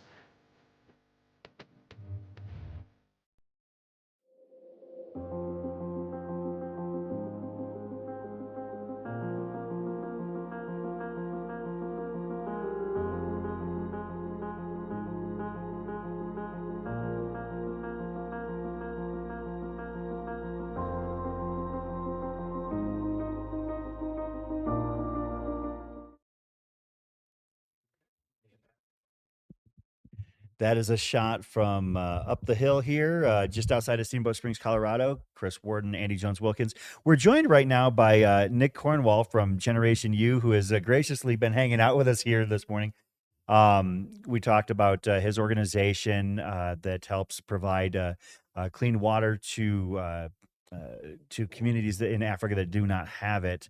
And he also is a two-time finisher of this race, and decided to take a break from running it this year to help other runners complete their goals. Once again, Nick, for those just tuning in, what are you doing out here this year? So I will be helping at the Mount Warner aid station and rallying the crew of some Generation U athletes who are local Steamboat Springs student athletes that are a part of our program. And they will be in between their homecoming football game and their homecoming dance that's on Saturday be helping motivate and provide support to the runners up there at the top of Mount Warner. Right on. Yeah, I still, again, that, I've said it a couple times, but it really does kind of blow my mind that you were able to corral a bunch of teenagers to take a break from their homecoming weekend against, first of all, you got the game against the big rival Aspen, Yeah. which is that kind of like the whole ski town football rivalry is kind of, kind of funny, but also cool. Very. But then, they're taking, like, between there and the homecoming dance, they're going to be up on the hill helping these runners get it done in both the 100-mile and the 50-mile distances. Yeah, that's correct. They'll finish their game tonight, and we've got to get them in the truck and headed up the mountain tomorrow at like 5 a.m. So yeah, for a 15, 16, 17, 18-year-old, that's pretty cool. Yeah, and I think that it's really cool that they're also doing so, I guess, as part of the Generation U efforts. And for those for those that want more information about your organization, where can they find that online? Yeah, go to our website, gen-u.org, and click in the link. There's lots of information in there regarding what we do, some of the different programs that we're running, how to get involved, most importantly. Part of what this idea around Generation U coming out and supporting and the race, while at the same time being supported by this race, which is so impactful. But it's, as we mentioned before, allowing the runners and people out there to find purpose, run for something bigger than themselves, and correlating those different things and aspects to this amazing sport, and allowing them to connect that, which we think is really cool. So one of the things I've noticed, I have a son, he's 17, who has been kind of raised in this sport. I mean, he first saw me running an ultra, I think he was 7 or 8 years old when I ran Javelina the last time. But he's grown up and been witness to, like, he's been to Hard Rock like the last 4 years, and he's been out at some really big events, and he loves when he lives in Illinois with his mom, and when he went out for cross country, he quit like after 2 weeks. He's like, we're not running in mountains. So, but what do you see when you talk to these kids, these students at the ages of 15, 16, 17, and 18? You're probably opening them up to a world that they didn't know existed. And, like, my kid actually ended up running 3 fixed time ultras before the age of 11, but he kind of lost interest in doing the really long stuff, but he still loves to hike and he still loves to be active in the space. But, what is the consensus or the attitude that you get from the teens that are learning about this sport or this subset of sport for the first time? Yeah, great question. I too have a 17-year-old. Okay. And oftentimes I often share in this space, when you're looking at a young kid who's looking to connect the dots, why is this important or how is this relevant? And I always often refer back to, do you see that guy early in the morning that goes running every day, right? You see him run by your house and then you see him run back. And there's a correlation between that discipline and maybe a pretty good life that gentleman's or woman is leading. And so oftentimes we'll share that kind of stuff. But you're right, this is a world that not only to a teenager is outside of their scope, but to many people is outside of their scope. And so this may be their first experience with that, but allowing them to come out and see it is pretty remarkable. But as far as it goes with Generation U, it is really about achieving the impossible. Thinking about drilling a water well and putting, resources 8,000 miles away. When you start to look at what humanity is capable of and seeing it, you think, okay, wow, we can really do some incredible things out there. And so it's important that we get to continue to hone those skills of thinking about challenging the impossible. This represents that 100%, right? These guys know this mountain. Yeah. We ski it. And so when they think, man, run all the way up here, run out to Buff Pass, run down, into town and so on and so forth, it's pretty incredible to them. And so they're starting to see in so many ways the physical capabilities and then eventually they'll associate that mental toughness with, wow, you really can achieve some amazing things. And so then you go out to take them to Africa, and then you really see some people who are struggling with the material things in life, but have the fortitude and the spirit to endure. Mhm. And so you kind of start to associate some of those types of things and think, man, I could do something about this, and or I could do something bigger than myself. And so that's one of the most beautiful things about the sports aspect of all of these, parts of life. With these kids that are coming out here, these teenagers that are coming out to work the aid station, is this going to be their first exposure to this, or are there a few of them that are familiar with the sport in general? Like, are there is this the first time that the Gen U crew has been doing this, or? No, so I ran the race 2 years ago, and we didn't own an aid station or anything like that. But there was a number of them that would come and find me Oh, at some portion of the race, and yeah, I remember coming up out of Fish Creek, and there they are, like, Coach, hey, and so running to them. So they got a little bit of exposure that year.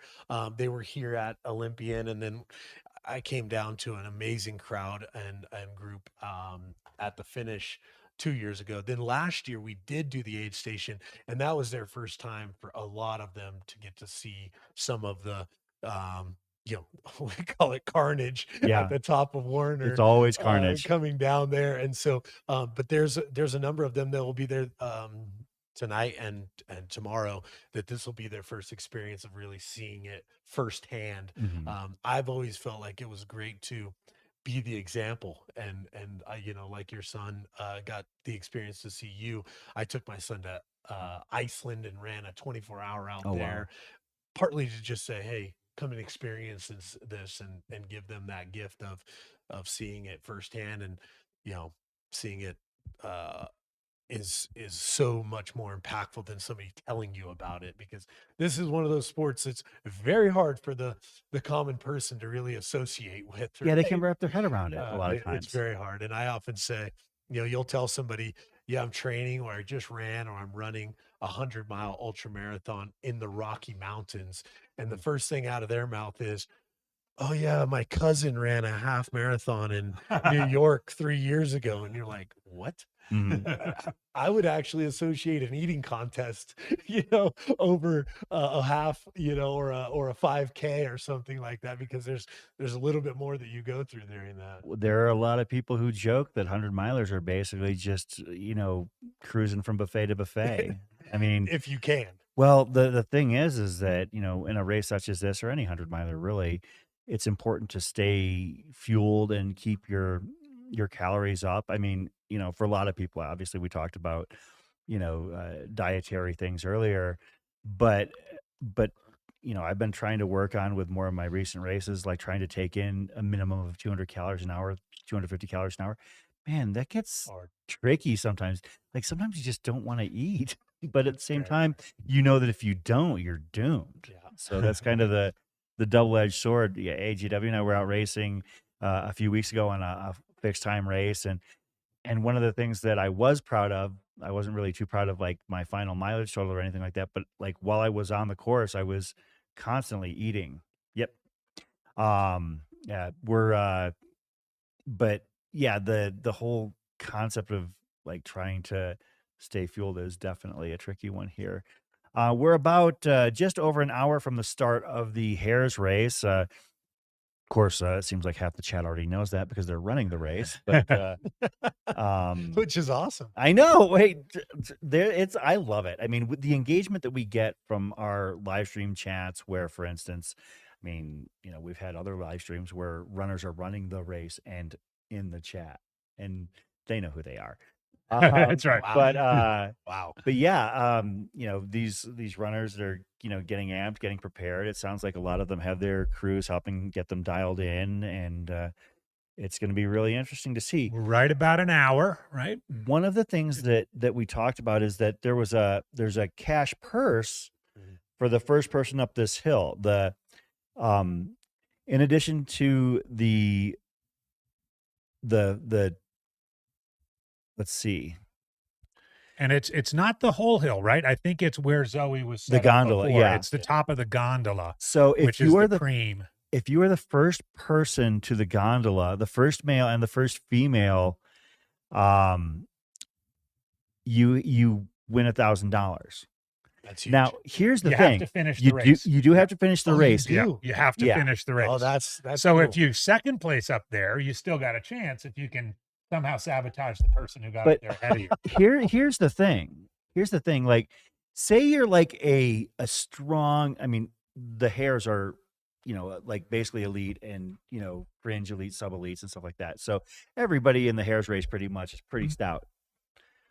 Would you, if you knew you didn't have a chance in the world of finishing on the podium, but you knew that you could do a nice mad dash to the top, like full send for that first 3 or 4 miles, might then cost, just run a 29.50. exactly. That's what I'm thinking. Like, for those who maybe you would expect to run normally like a 24-hour run here, which is very good, but that's not going to get you the podium here. That's not going to get you, in that situation.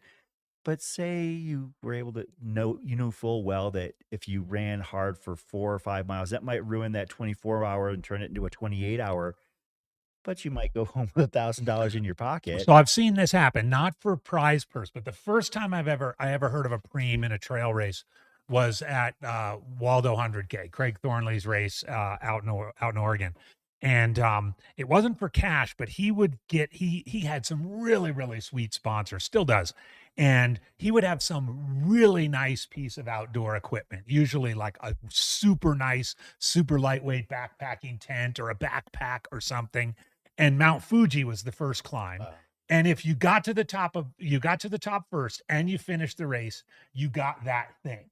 And he would go up there early in the morning, if it was a tent, and set it up. Right. So this tent is set up at the top of the mountain and it looks awesome.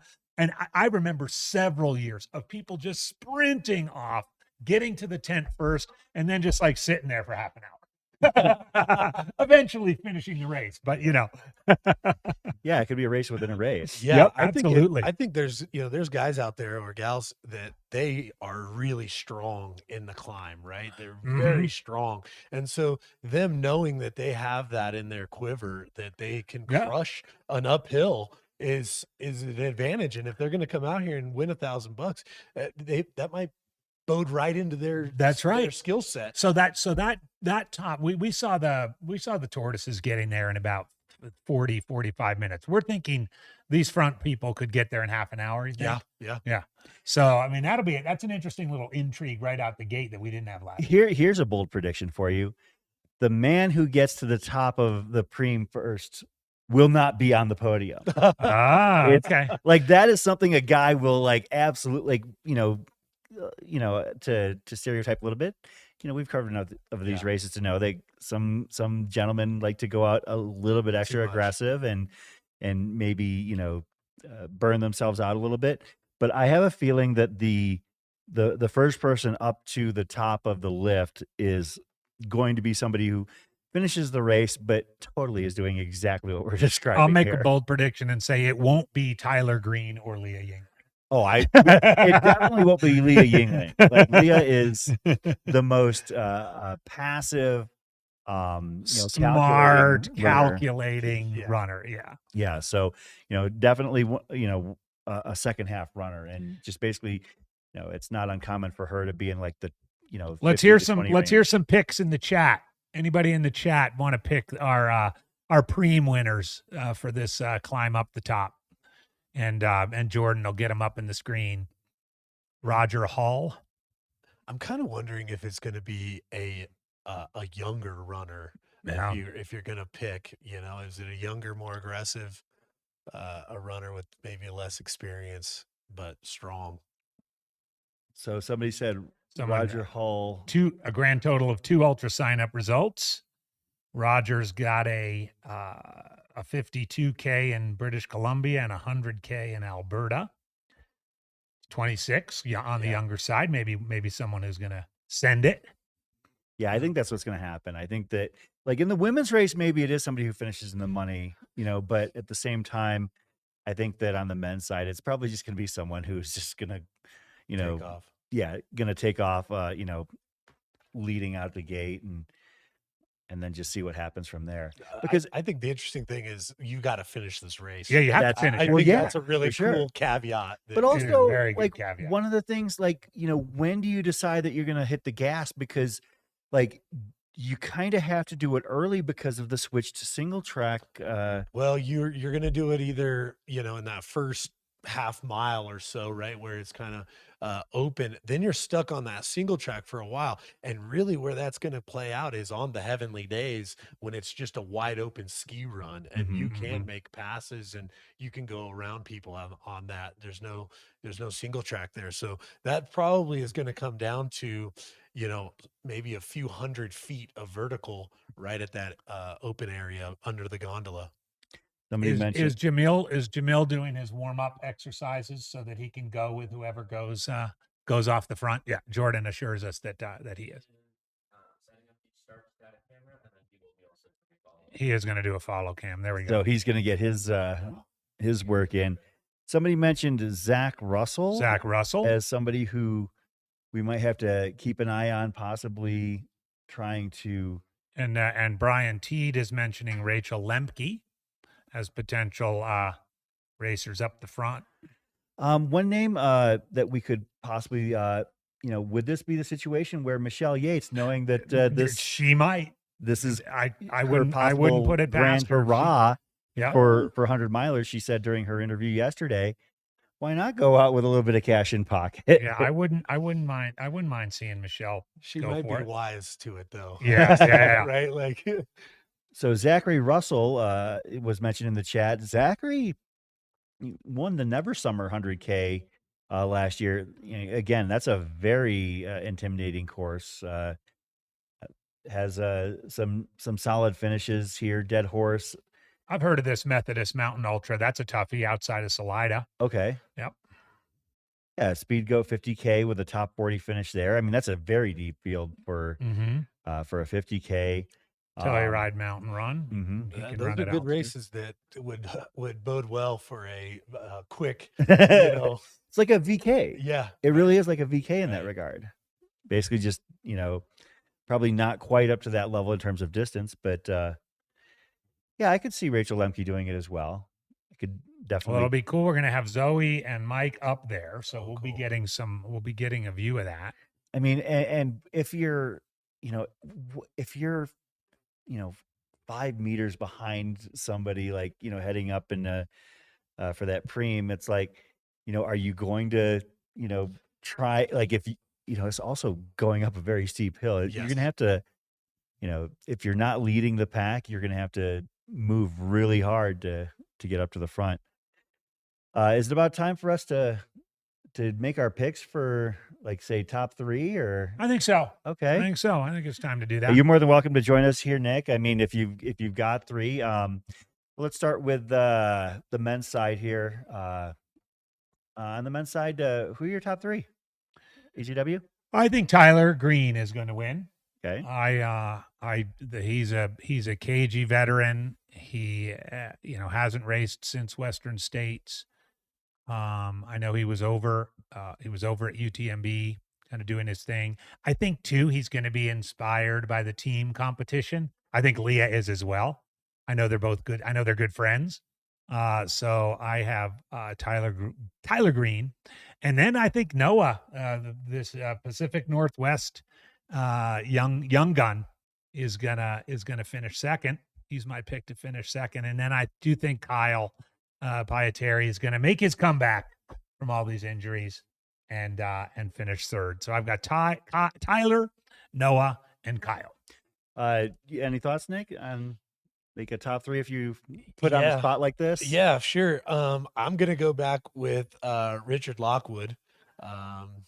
He's got a win here recently. It was 2 years ago. So I'm gonna go there, and I'm gonna go with Sean Van Horn, and That's a good one. I kind of like your Tyler Green as well. I think those are three very strong, good runners with great resumes. Yeah, I think we're all kind of the agreement that Tyler Green is, one of the, if not the top, but like one of the top two names in this race, depending on, who we think that might be alongside him. But I've got Tyler Green winning. I've got Kyle Pietari in second, and I've got Brian Cuomo in third. Okay. Watching him at Hard Rock, and like I said, I think that this is the kind of race that lends itself pretty well to a potential breakout performance. And I think that finishing on the podium at Run Rabbit Run is definitely a way to raise your profile here significantly, as well as put some cash in your pocket. So on the women's side, Nick, do you have You go any first. any thoughts? I don't know this. This is so tight. There's It's a so lot of competitive, talent right? here. It's so competitive. Michelle Yates, I feel like is very strong. Lee maybe, and this is so tight. And maybe I'll go with Claire Gallagher, maybe in the third spot. You go ahead, Chris. All right, so in third place, I've got Ashley Paulson. And to be honest, nothing would surprise me, in terms of the top three here. And it was even hard to pare down to a top three. I mean, you're like, leaving out Western States winners, leaving out, people who are doing huge things. But I got Ashley Paulson in third, which might be underselling her. If she has the race that she can do. And second, I've got Leah Yingling. I think that this definitely plays to her strengths. And again, it wouldn't surprise me if she won, but I've got Megan Eckert winning. I've seen too much of her at such a high level that, I mean, maybe it is recency bias and bias in what I've seen personally. Watching her at Mogollon, I wasn't at Angela's Crest, but I was following her pretty closely last year. And then also, what she did at the Dome. I mean, you do 525 miles in 6 days at the Dome. I mean, after she can do it all, and I think that that she is going to win this race, and hopefully with that will come an elevated profile, because I think that she should be on the short conversation for top 5 ultra runner of the year in North America. Wow. That's awesome. Wow. Well, we're going in very different directions. But that's not surprising with such a stacked field. Yeah. Mm-hmm. I think Shea Aquilano is going to finish third. Mm-hmm. I think she's kind of wise and mature beyond her years and has had some great performances, and this seems to play into her strengths with some mountains, some burly mountains, but also some good running. And then I have Leah, steady as she goes, Leah Yingling, second place. I think it's going to be tight between Leah and the eventual winner, but I think Claire Gallagher is going to win. Claire definitely picks her spots. And I think especially recently, as she's gotten a little bit older, she picks her spots. And I don't know all that much about what she's been up to, but I think she picked this spot. And I think she picked it because it's altitude, it's got some technical, it's got some running, and it's got some prize money. And I think she and Leah could have a very interesting sort of battle.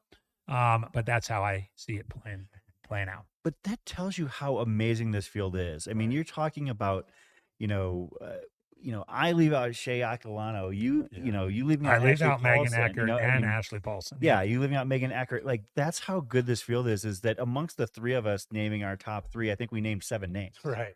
Like, that's pretty unique, to have a field where it is that wide. Like, there are like 9 people that would not surprise me finishing on the podium here. So then we've got to pick our team, and we haven't even planned this. So this is a little bit fly by the seat of our pants to pick our winning team. So I'll go first in that. So in this scenario, I have picked Tyler Green to win on the men's side, and I have picked Leah Yingling to go second on the women's side. And on the I've done a flip with Claire Gallagher winning and Kyle Pietari, but I have him finishing third. So I have, unfortunately for Claire and Kyle in my rankings, Leah and Tyler are going to edge out Kyle and Claire, even though Claire's going to win. And then let's see, who is Shay's partner? Shay's is it's another Midwestern guy, Shay's- Zach Eagle. So that, yeah, I don't even know Zach Eagle. So I think I'm going to have to go, since my third place guy, I'm going to have to just take a flyer that the Pacific Northwest crew of Noah Dussault and Barrett Gray finishes third in the teams. So Tyler Leah, and then Kyle Claire, and then Noah Barrett.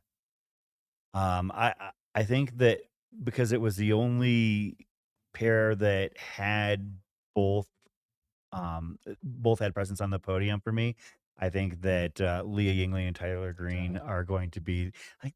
I mean, you hear those two names. I know. How can you bet against them? How can you bet against them? However, when you hear Claire Gallagher and Kyle Pietari, right? How do you bet against them? Like that's how good these two teams are. And I think that in third, I'm gonna go with a team that we haven't mentioned yet, Horton's Heroes, Rachel Lemke and Brian Kulmo. Okay. Because I mentioned you had Kulmo in the podium. And I wouldn't be shocked. Rachel Lemke is one of those 7 or so, 8, 9 people that I wouldn't be surprised to win this race. So I think that those will be your podium on the team. Nick, you got thoughts on that, or? No, I'll pass. Well, you also don't have the cheat sheet in front of you. We've got it right You in also front of us, don't so. have the cheat sheet in front of you. I do think that it's interesting. We were talking with the gentleman doing the blood study. I really like the idea of getting further and further down that rabbit hole. Okay, we've got Pacific Northwest. We've got some folks from Utah, some folks from Colorado. But is there a correlation between some of that kind of stuff? And, when you pick your team, do you go after the person is, he's Pacific Northwest genetics or blood? Yeah. Or whatever, right. Tying that all together. Yeah, I mean, it's going to be really fast, and I can't wait to see what that study yields. I think it's going to be some very valuable, powerful data for runners, because one of the things I've learned over the course of time, I remember we have a local group run that we do every week, and we always go out to a local watering hole and grab something to eat. And I was sitting at a table with 5 other people. I was the only one at the table without a PhD. Like this sport get going, man. I know, right? This sport is so chock full of people who crave analytics.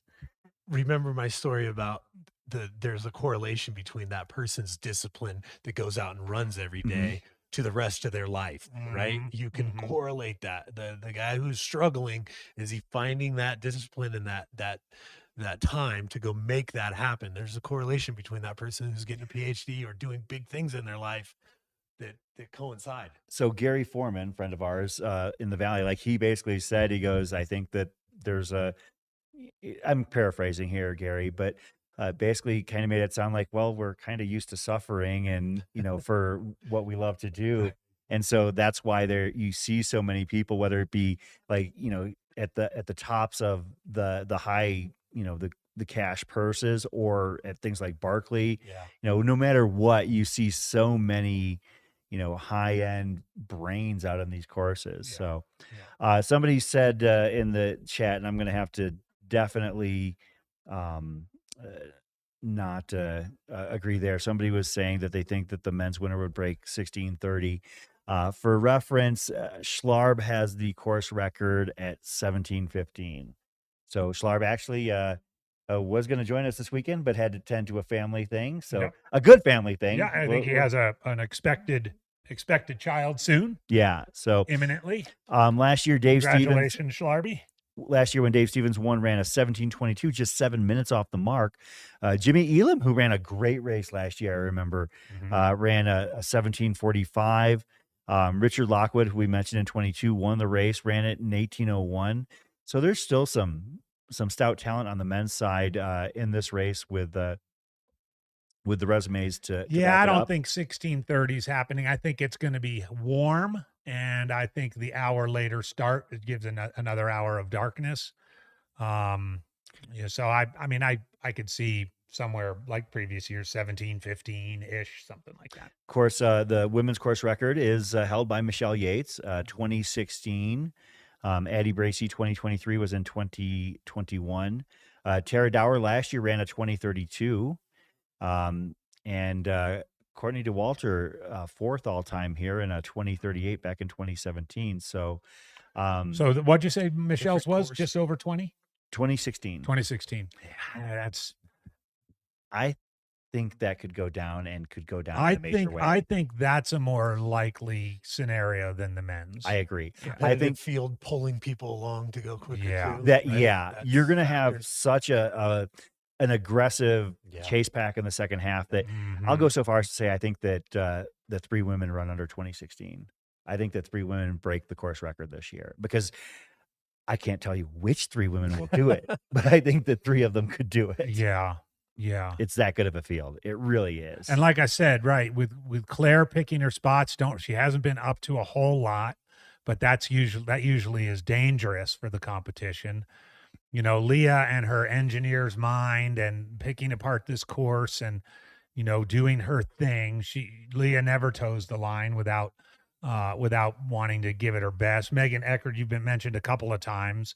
Who knows really what she could Ashley Paulson, who runs hard all the time. Shea Aquilano, you know, I think you're right. I think he could really. Now it could also be one of those things where the pace gets pushed hard and Yeah. and it blows apart. But you know, a couple of those, and I didn't even mention Michelle Yates right there, the one who has run 2016. But I think some of those women know how to run a race and are not going to be sucked into a pace that would cause them to be blown apart. Yeah, it's not only a deep field in terms of talent, but in terms of experience. You know, we talked Yeah. about Michelle Yates, we talked Leah Yingling. These are pros among pros. Yeah. Like they know how to run these races and they do so. And you know, Ashley Paulson has been an athlete well beyond her time in the ultra running scene. These runners know how to do things, and they actually, in some cases, Claire Gallagher, they're going to do things their own way. Like, you know, like we know Leah is not going to be one of the first 10 women. Like she's not going to be anywhere near the preem, you No. know, but she will be there in the very end. You know, I mean, you know, finishing top 10 at Western States, UTMB, you know, you put a course on her and she will look at any way she can on how to pick it apart. So If there are any athletes or crews still on the chat, I know probably athletes are getting off the chat, hopefully, and doing their final preparations. But one of the things that's been fascinating, you know, I was lucky enough this year to attend all three of the big North American hundreds so far, and now the fourth one at Western States, Hard Rock and Leadville, is the boom in plated shoes. yeah, I think the count in the men's top 10 at Western States was 9 out of 10 of those top 10 were in a plated shoe. Whether it's you know, the Hoka, the Tecton, it was a 2.5 that Walmsley was wearing, or some of the other ones, or David Roche recently at Leadville with that Adidas Terox. I wonder what folks are doing in this race. You know, a little bit more technical, a little bit more climbing. Would love to hear if there's some inquiring minds out there. Maybe Brett Hornig's out there, who's a total shoe geek. oh, he was in the chat earlier. And is probably in the chat earlier, that might have some idea of what, for example, Tyler and Leah and Michelle and Shay and Kyle and Noah and Barrett might be wearing in terms of shoes. I'd be curious to know that and share some of that in the chat, because similar to polls, you know, I think that it's still, you know, you use the phrase Wild West, you know, with Travis here, there's still a little bit of the what's gonna be better. You know, you're gonna get that spring and bounce from a plated shoe, but you might not get the performance on technical. that you'd get on, you know, I ran our little race last weekend, a plated shoe. And since I hiked most of it, it was like, I didn't need to bother with these. Whereas if I'm doing a relatively fast, like Pemberton loop on the Javelina course, yeah, I'm definitely going to feel the difference there. Yeah. So I'd be curious if people could weigh in on that as we're going through, or even as we're watching the athletes. I know a lot of you out there are really good and looking at people's feet, and you can tell from far away, you know, what shoes they're wearing. I'm clueless at that kind of stuff, but be pretty cool to see. Nick, what did you wear when you ran this? Last year I started out in Speedland with the plate. Mm-hmm. I finished in ultras that I so they have that BOA deal. Yep. And my right ankle, I couldn't get my foot back into that shoe In the at- Speedland. yeah, Yeah. at Okay. Summit. I took it off to try to adjust and figure out, and I couldn't get it back on. Thank God. Oh, I damn. got So those- you weren't actually planning on changing, but you just, the BOA thing failed on you. and the year before I had it rained like crazy, and so Uh-huh. I was like, maybe I'll want another shoe by Yeah. the time I And you get up just here. happened to And have I that pair? happened to just do that, and I thought, okay, well, and they were laces, so I could get it back on, Yeah. and I was okay. But it was plated. My thoughts on the plates were it was funny that you mentioned the technical piece, because the climbing, actually, I liked the plated. Oh, yeah? Even though it's technical, but you were going uphill, the climb, it was nice. Yeah. And it just like hiking. Yeah. I do a lot of hunting and hiking and stuff like that. And then that So you feels kind of stiff felt the bounce a Yeah. little bit in the plate. in the climb. Yeah. Yeah. And it's stiffer, I think. Especially if it's a smooth-ish climb, like like some of these shots we've had of, you know, the single track, like right out of here or right out of the start, looks pretty like smooth, Smooth. where you're not doing big step ups or correct. off camber Yeah. stuff. And, I think in some ways, you know, calf fatigue and stuff like that, Mhm. in that stiffer might be a little bit better. You Yeah. know, you're not as fatigued, you're not flexing as much out of those. But that's all stuff that I also took from, you know, you're buying hiking boots or climbing, mountaineering kind of boots, you know, more stiff, helps you climb, less fatigue on that calf because there's less flexion yeah. going on. Yeah, I can see there. that. I can see Um, that. Where, you know, coming downhill too, I also notice it. I'm good on the downhill. I like the downhill fast running, and some of that extra feeling of you're not feeling every single rock pebble. Yeah. You know, it does feel hot.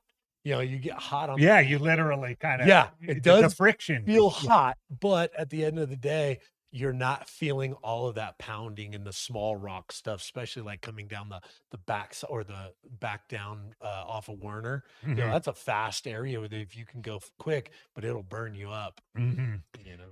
We're just about 30 minutes away from the start of the Hares race here at Run Rabbit Run. Chris Warden, Andy Jones-Wilkins. We're being joined by Nick Cornwell, a local here, also part of Generation U, an organization that strives to provide clean water to those who do not have it. Thanks to our sponsors, Tailwind, Ultra Aspire, BOA, La Sportiva, Honey Stinger, Smart Wool, Ice Spike, Rabbit Ears Running, Gravity House, Paul Nelson Photo, and the city of Steamboat Springs. One of the things that we also do, Nick, that we basically just drafted him as part of our in-house team here. And you can participate in this part, and AGW, you'll have to think of something really quick. But Yep, sure. whenever we do a preview show for a race, we have our personal interest story. Mhm.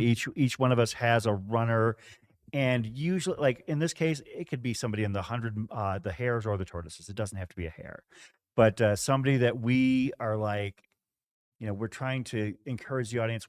Give us somebody and why we should cheer for them, or somebody that we are really looking forward to doing well in this race. So I think that I am going to start here, and I'm going to my personal pick here is Ellen Silva. Ellen is running the Tortoise race. This is not her first time running the Tortoise race. She does have a finish here previously.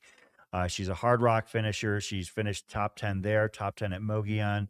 A very stout runner, but not one that might be familiar to a lot of people. She runs out of New Mexico, but a friend of mine, I actually met her at U-Ray aid station at Hard Rock a few years ago, the very first time I attended that race, and she was working there, and she kind of just like showed me around, because I didn't this is before we were doing live stream coverage there, so it's nobody knew who I was or anything like that. Sure. Not that they know now, but they They do, Chris. but They really do. nobody knew who I was there. So I was just there as a fanboy. And Ellen was just so nice and like showing me around and kind of making me like aware of like, okay, will they come down this side and then they head out through here and they come back up. And so she ran Mogollon Monster later that year and she needed pacers and she asked if I could pace, and I said absolutely not because I want you to finish well. But I was able to pair her up with a couple of pacers. I believe one of them took her like 40 miles. But a shout out to Ellen, and I'm hoping that she does well here because I know that she wants that double qualifier for both Western States and Hard Rock. So AJW. Chris, I remember sitting here last year in the waning hours of the race, and we were calling and pulling for then 63-year-old Valerie Abrady to finish and make the cutoff, and unfortunately she didn't.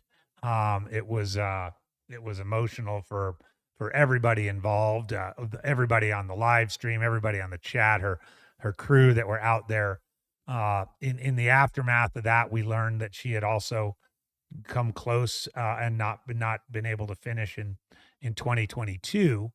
And in the subsequent months, one of my other jobs is I write a weekly column for irunfar.com, a website that most of you listeners and viewers probably know about. And I'd like to do a series every year, and this year I did a series. I'm doing a series on races I'm calling under the radar races because I have this theory that the place in which the sport is right now is ripe for these under the radar, low key races that are just kind of mom and pops. I think we're going to see a groundswell of excitement about these under the radar races. And one of the races I chose to profile is called the Riverlands 100 miler in Maine. It's the only 100 miler in Maine, and it's 4 25-mile loops. And I reached out to the race directors. I didn't know them, but I'd had a couple athletes who'd run the Riverlands before. It takes place in May. It's kind of classic Maine. It's wet and there's trees and logs. And it turns out that Valerie Abrady is one of the race directors. And so I had a back and forth.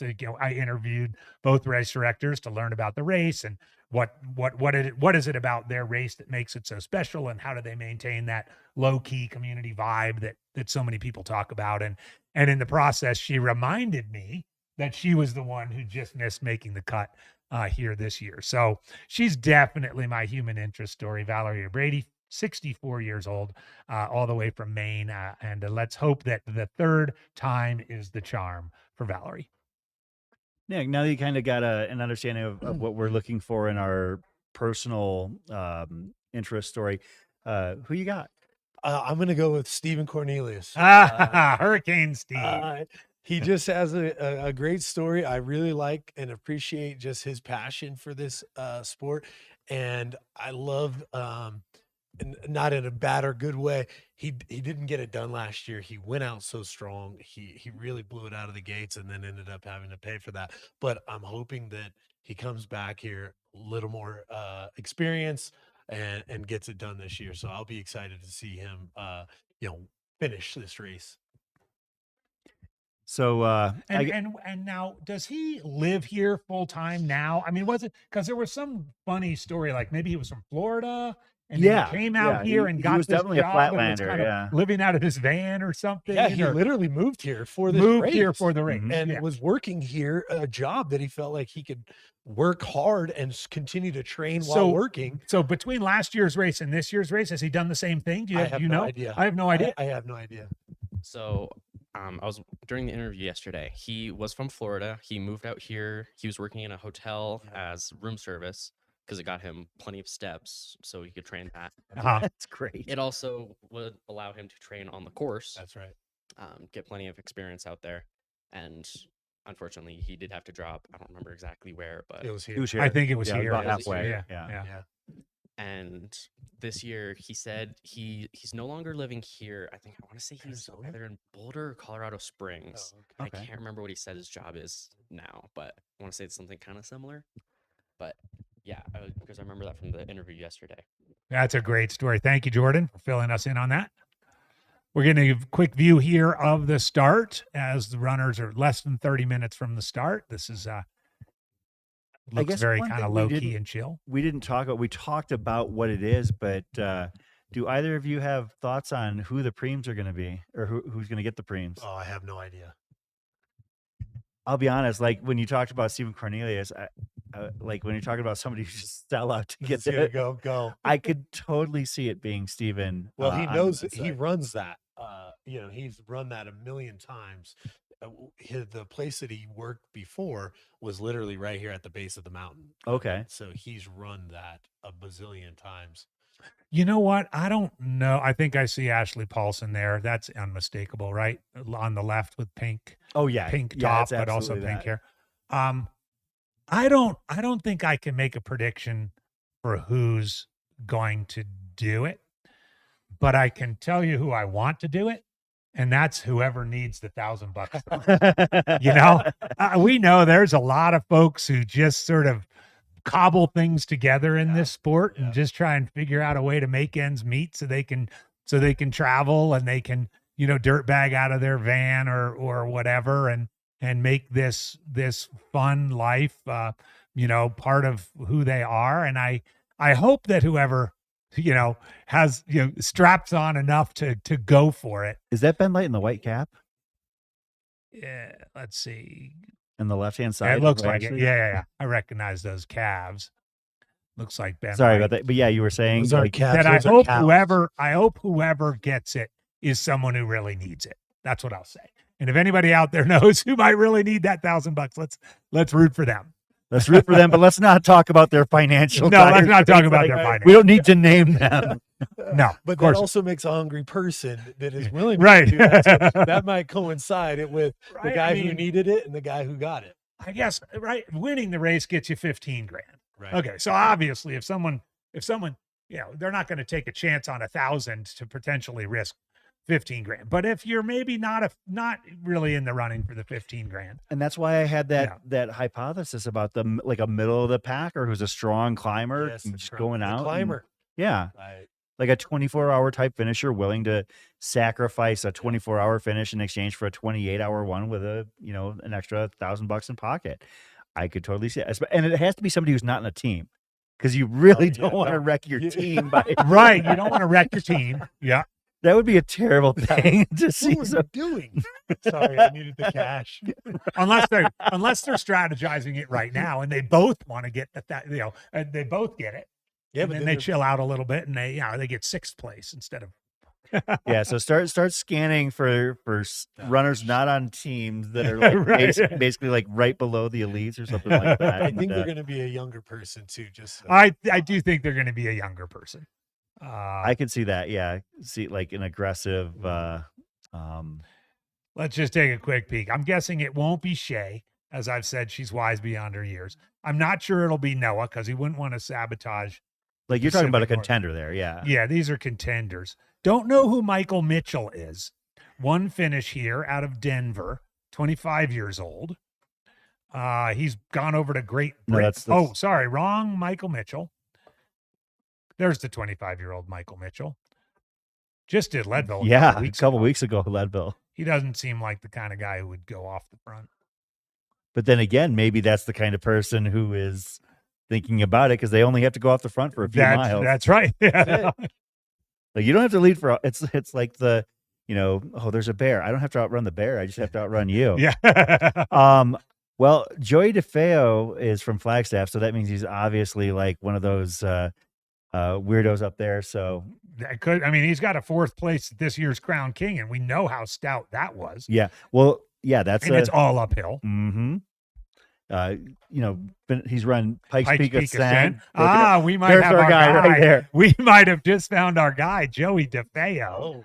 Pikes Peak Ascent in 224, Broken Arrow Sky Race 23K, which I think is mostly uphill. Flagstaff Sky Peaks. Sky Peak. All right, this is our guy. Yeah, this is our guy. How old is he? He's 26. Oh, yes. and I What? His bib number is Joey DeFeo is bib number 113. And let's just check to make sure he's not on a team. And that would Out of Flagstaff. close the deal. Let's see, I don't see a Joey DeFeo. Yeah, there's not a huge Flagstaff contingent here this year. Sometimes there is.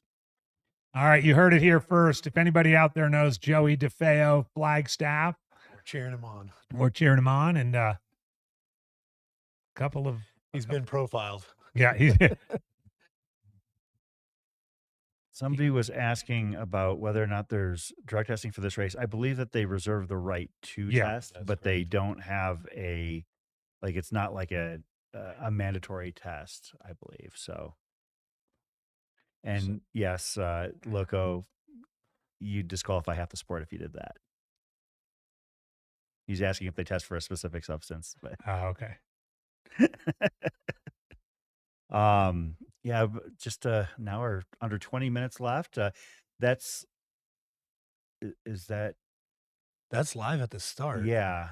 Well, we see Jam right there. Is he talking to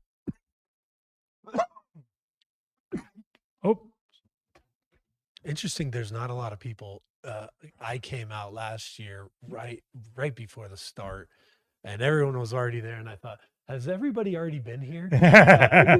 Were people hanging out? they're taking here? their time. And yeah. No one actually sort of congregating yet. Yeah, that actually is Yeah, kind of so- surprising. Yeah. Yeah, and I mean this is along kind of this across the small creek there. Mm-hmm. So the hangout is really more towards the pavers and the buildings over there. But still, it's very interesting that there's only a couple runners really congregating over here with 20 minutes to go. Yeah, there's oh, okay. So apparently you can see Ashley Paulson and her husband right there. That is Ben Light to the right because you see who's to the left of Ashley's husband with the legs kind of spread out a little bit. You know who that is, right? no. It's McKnight. Oh, okay. Yeah, they brought the whole Utah contingent here. Uh-huh. They all just kind of hang out and do their thing. Yeah. Actually, Dollar Store Anton. Oh, hey, good to see you back, Dollar Store. Does anyone have an opinion on whether or not starting at 1 p.m. for Leach is hard on the system?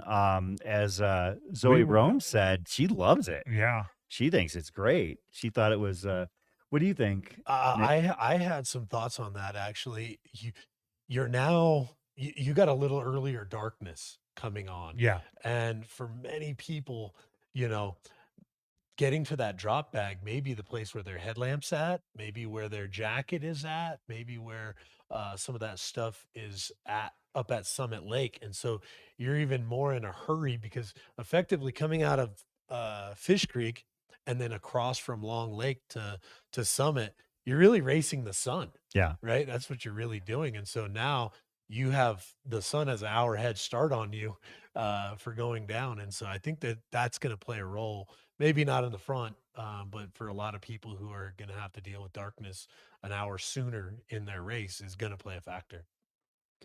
Brett Hornig in the chat telling Go us who team he's cheering Greenling. on. We knew that. No surprise Is there. Luke on the ground still? Is he? Do we know? He was.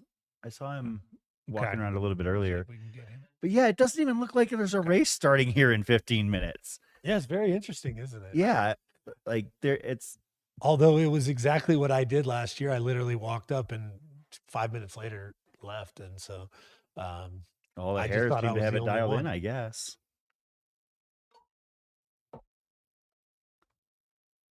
there's just this really compelling broadcast going on that they Yeah, right. They're all sitting there watching their phones, hearing us talk about them.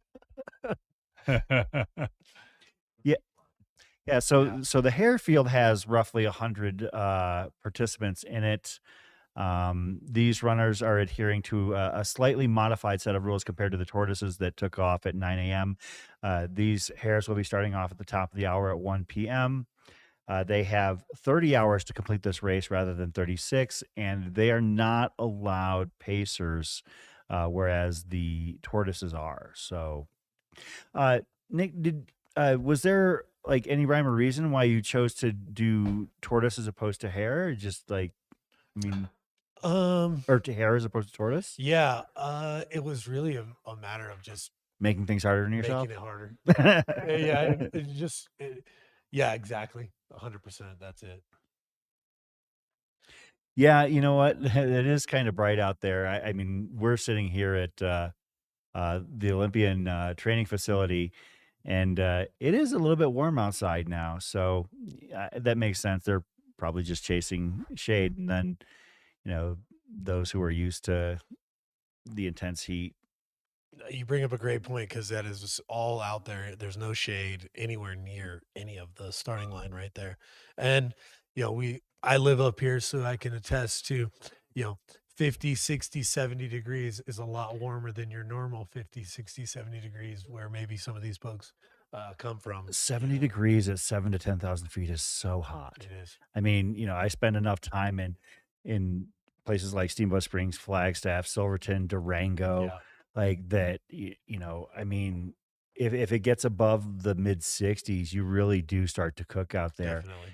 And it's funny saying that coming from Phoenix, where we just had a year where it was like, I don't know, 7,000 days of consecutive 105-degree temps or something like Wow. that.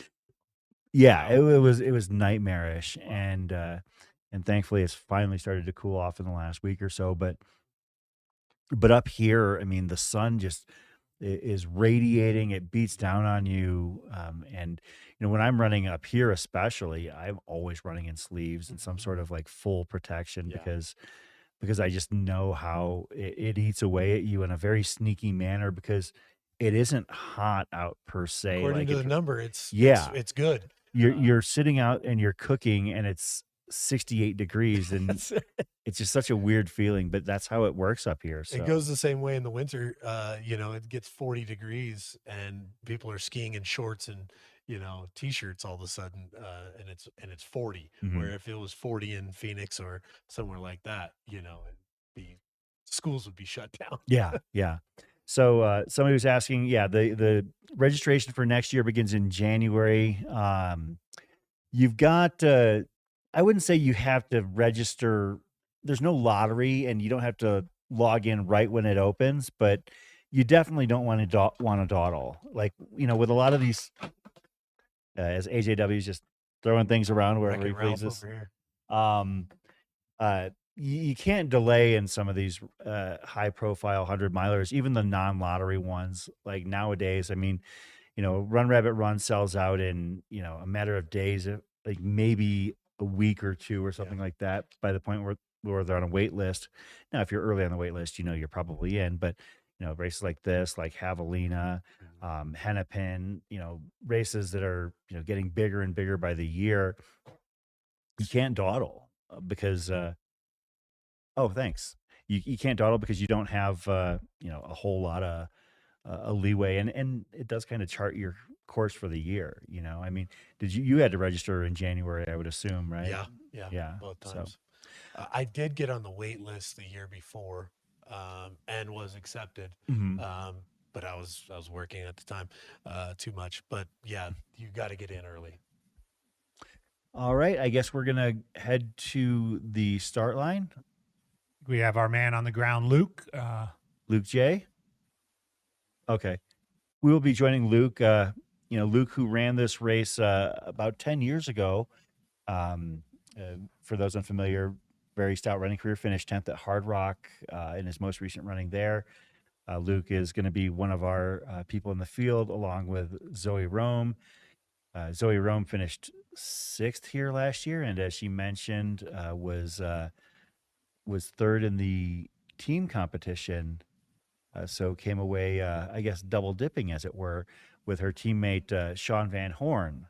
Sean is paired with Emily Caldwell this year. Emily's a stout runner in her own right as well. 100 miles. Yeah. A pretty strong field from top to bottom. We've got audio on it. Check. Can you guys hear me? Yeah, absolutely. We've got you. Yep, there we go. All right. Yeah, so we're here at the start line getting ready for the Hares start.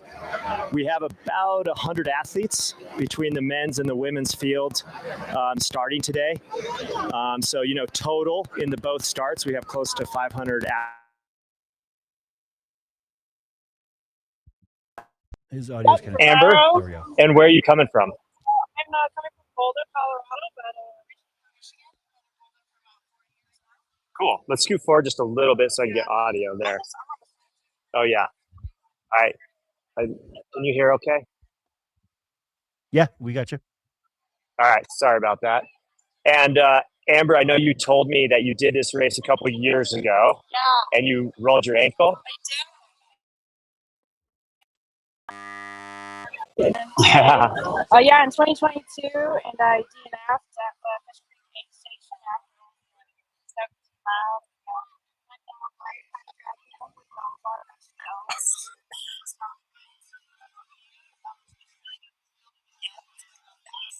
Yeah.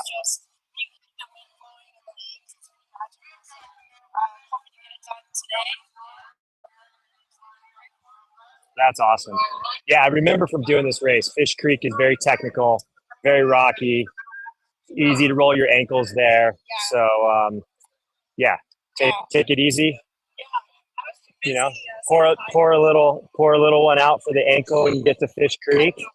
Good luck out there. Thanks. Do you have like a target time or goal time you're kind of shooting for? Solid. I didn't catch that. What was her goal time?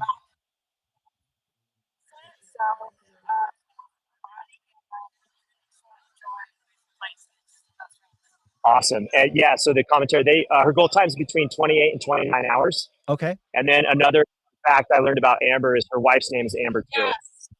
So.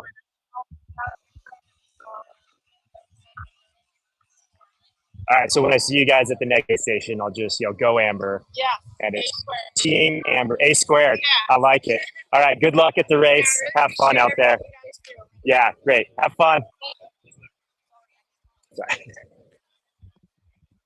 So, Luke, where is everybody? Are they in the shade out there? Yeah, so if you, let's see. Taylor's going to pan over. You can see we have everybody just kind of mingling around here, saying their little good luck to their crew and their family, kind of making sure their gear's, in check and in line, getting ready to start.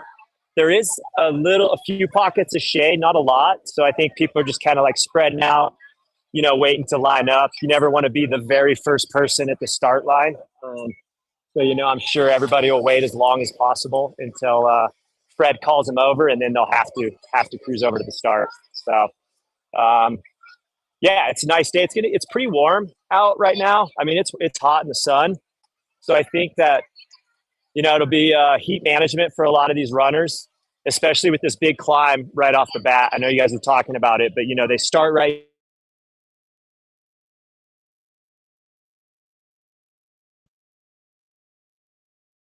Like we might have. It's sunny and it's warm. It's exposed. So I think kind of really taking it easy on that first climb, making sure you're staying cool will be key for a lot of runners, because even though it's early, it's going to be super important for them to set themselves up for success later on with all the exposure to the sun. So Luke, do you have your picks for the men's and women's field here, or you have ideas, thoughts, or that you'd like to share with us? You guys got me? Yep. Okay. Yeah, pretty stacked field on the men's and the women's side. I was talking to a friend. There's a woman, Becca Bramley, and this is actually her first 100, but she won the 50-mile race here last year. She just won Telluride Mountain Run. So a lot of people were calling her a dark horse, but her friend told me she's a bright horse. So I thought that was a good one. So Becca Bramley, maybe the bright horse in the race. Leah Yingling has got to be in the conversation for those top, 1 to 3 spots, I think. The other person I'm super curious to see how she does is Claire Gallagher, which everybody knows about Claire, Western States champ. She's won Leadville.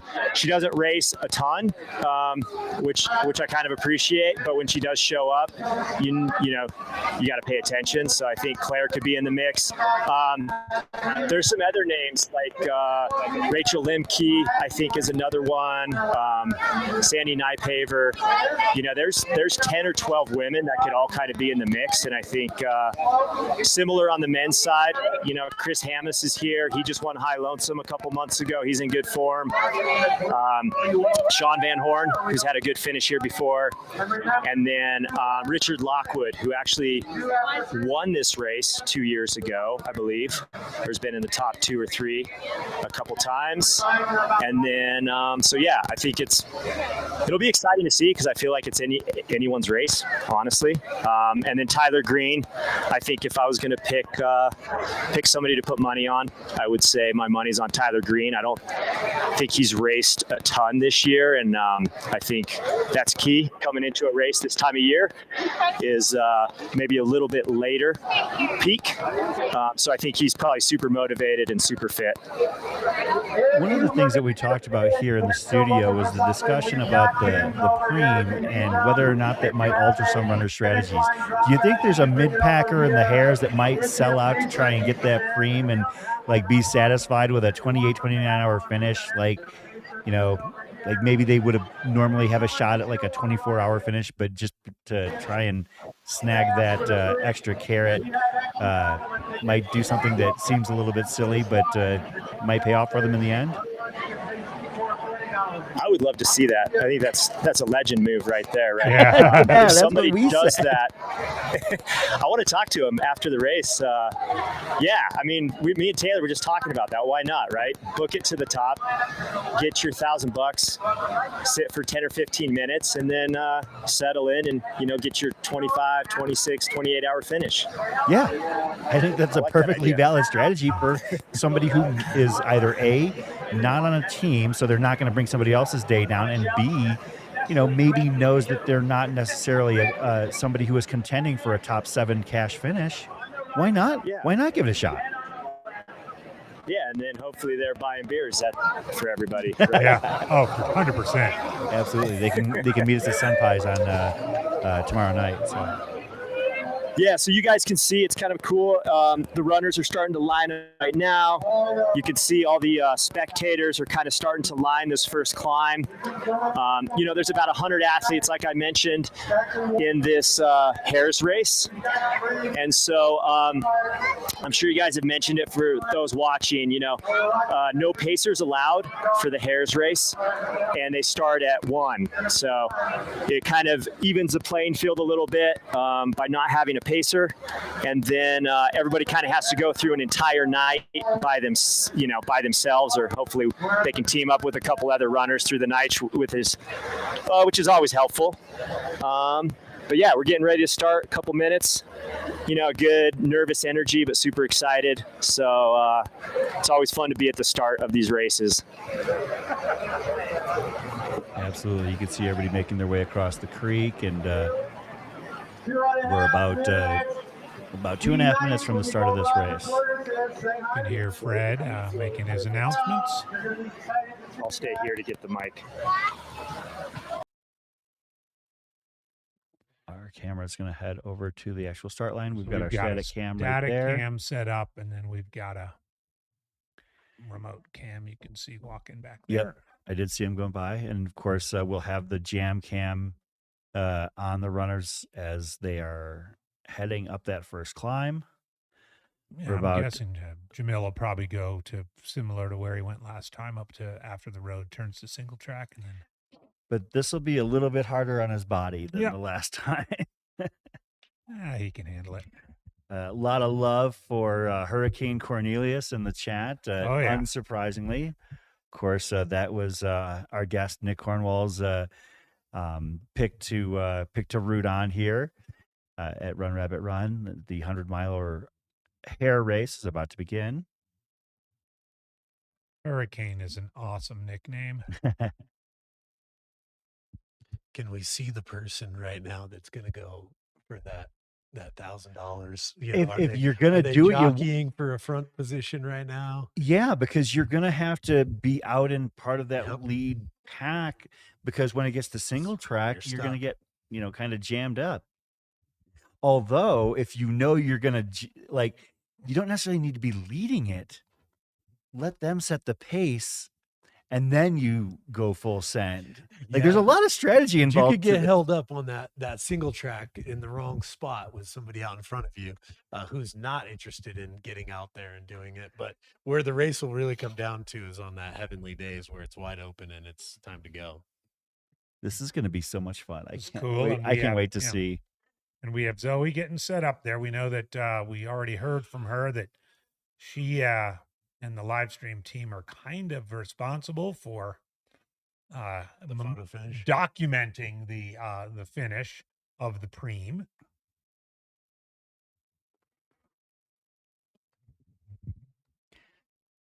So again, with about a minute to go, this is the not a minute to go. They're off. Misread the clock. The Hares start of the 2024 Run Rabbit Run, an hour later than last year, 1 p.m.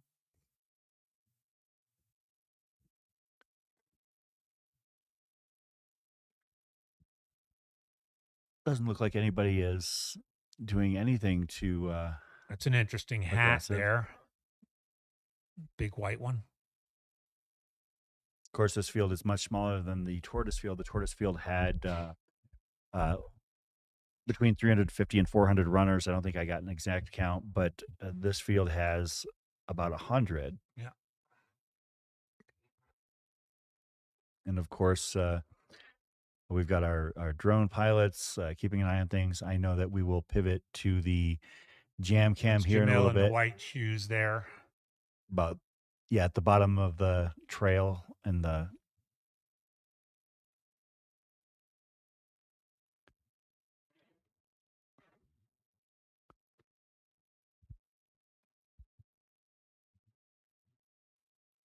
Yeah, we'll have to see if somebody makes a move here. It makes this part of the race that much more interesting. It really totally does. It really does. Previous to this, you're just waiting for, in 15, 16 hours really before you, but now it's right now.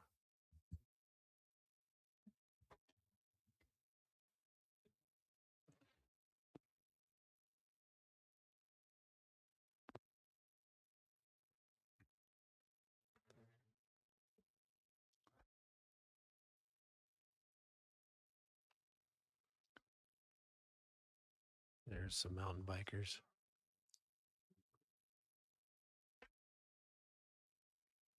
So yeah, the same couple of guys have been. We're thinking those two black shirts are filmers, right? Yeah. Yeah.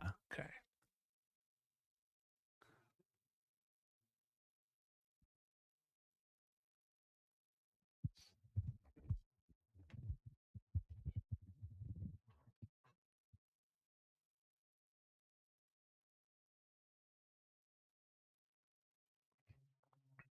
These runners have 30 hours, contrast to the Tortoise runners who have 36.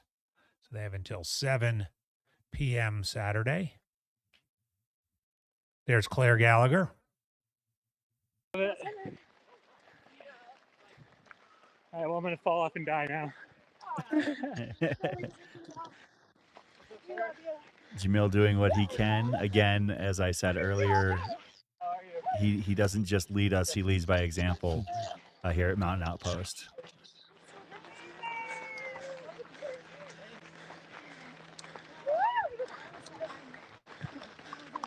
They're making it look easy, and it's not.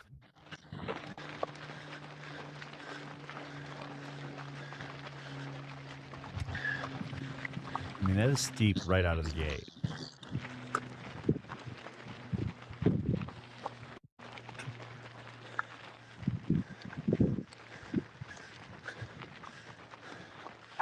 See, 50-50 polls. I'm going to guess 50-50 polls.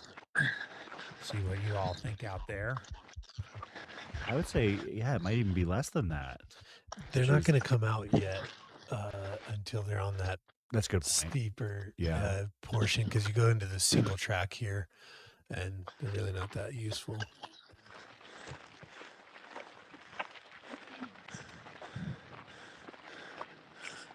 And it probably depends on where we're at within the front and back. That's true, yeah. Towards The the back, there may be more quite a few poles.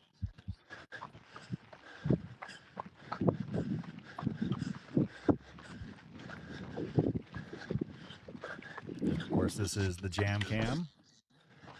Jamil Curry out there hopefully has his watch on, getting credit for his miles that he's putting in, that vert.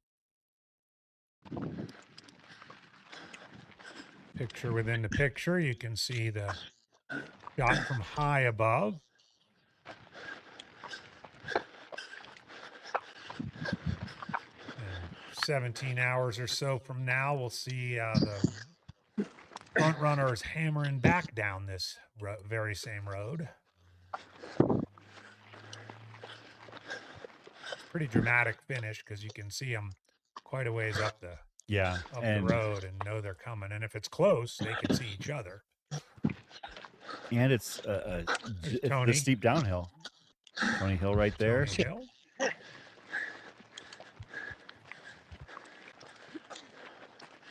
If you haven't checked out some of Tony's chronicles that he's done, both the Cocodona Chronicles and the Hard Rock Chronicles, go to YouTube and check them out.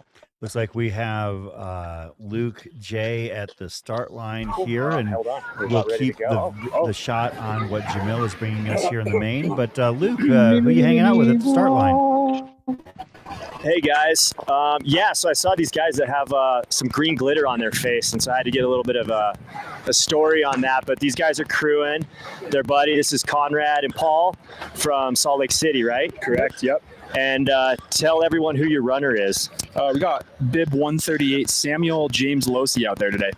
Okay, and you guys told me when we were just chatting that this is his second 100, right? Mm-hmm. What was his first 100? Wasatch 100. And he finished in 20th. He was 24 hours, something like that. Something around there. Around 24. 26, I think. But he was 20th overall, which a little slower than we would have liked, but yeah. We're hoping for I don't know, 21, 22. Yeah. Yeah. All right. We've got places to be. Yeah. We have reservations. Yeah. And is he wearing the green glitter as well? Yep. Yeah, he's glittered up. Thank you to Christina Regalado, who's also out there running today.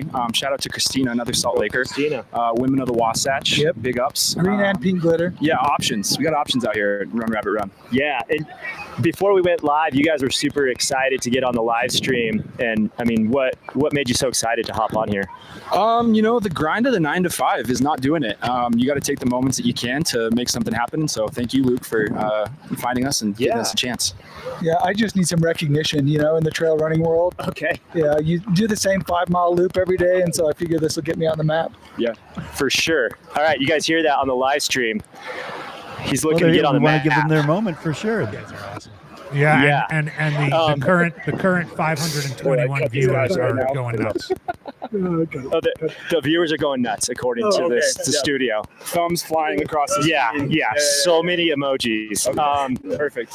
Does your runner, does he have any, quirkiness? Does he have anything in his bag that's kind of weird? Does he ask for something, or does he need, anything that's kind of out of the norm that we might be able to embarrass him? Maybe there's a lot of lubricants in there, probably above average amount of lubricants. Okay. Yeah, but besides that, his pre-race is pretty interesting. He warms up with a 1/4-mile crab walk, and so I don't know what that does for him, but he says that it works. So we almost got booted from the Airbnb because it's a little noisy. Yeah. Oh, yeah. Got it. Yeah. All right. So the Green Glitter Gang from SLC. If you see them out there on the live stream, or look them up, they're looking for recognition. They're looking for followers. Yeah, big shout out to these guys. Thank you. Appreciate you guys' time. Yeah, appreciate Thanks for joining us. We'll see you out there. Okay, gotcha. Take care. Bye. That is the Green Glitter Gang from Salt Lake City. They are crewing Sam Lose. That'll be a runner we'll be following here. Sam going for a second 100-mile finish. First time here at Run Rabbit Run. Those guys might be busy. Yeah, it sounds like his crew was as a crew. I mean, top notch. Yeah. I've had a lot of people propose that concept as a business model. Somebody's going to do it. Brilliant. Somebody's going to figure it out. 100%. Yeah. Hopefully we see more of them here. And hopefully they pop in the chat, because I'd love to see and hear more of them for sure. Here, they'll go look for this. Oh, totally. Wonder, Jordan, are we gonna not that we need to go to it, but are we gonna have an overhead shot of to see who is potentially gonna hit that that preem? Oh yeah, that's pretty. Yeah, so it goes through these switchbacks in the trees right through here for a while until you come up to that open area into the heavenly days. At which point I suspect we are going to see the moves made. Yeah, this is going to be incredible. As Luke J said, it would be a legend move. It would be a legend move. To sacrifice the greater part of your event simply to go for that $1,000 preem. If it does turn into like a 28-hour, you want to almost talk to them and say, before they're done, is it worth it? Was it worth it? Because you could have been done 4 hours ago, but you blew it up on the. Well, they'll be coming by here. They might want to take a break. They can sit on our couch. It really might be an interesting conversation. Like, was it worth it? You could have been done already. All right, that does look like the front. Are they seeing anybody up there? There was somebody on the bottom, but yeah, it's kind of almost like a Thanos moment. So what did it cost? Everything. Yeah.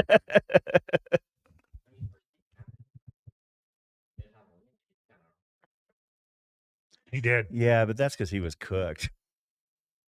All right, that is the front of the group right there.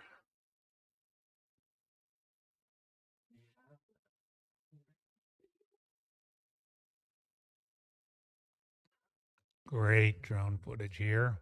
10 minutes into Run Rabbit Run 2024 Hares Division. An hour later than last year, just to make a little bit more nighttime fun for these runners. Zoe Rome and her team are getting set up, probably are set up at the top of the gondola.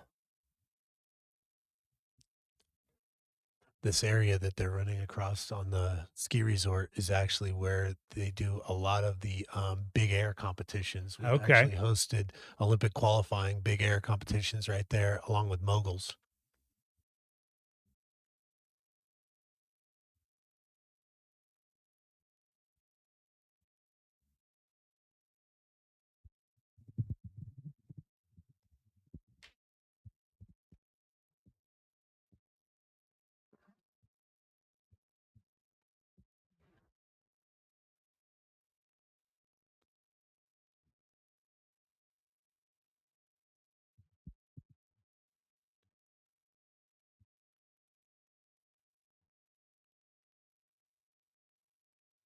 In and out of the trees here.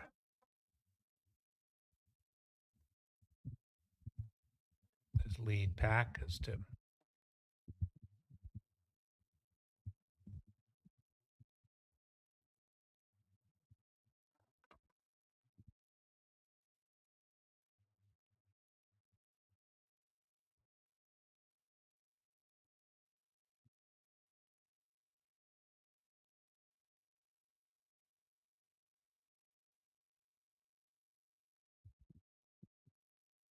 pulls out.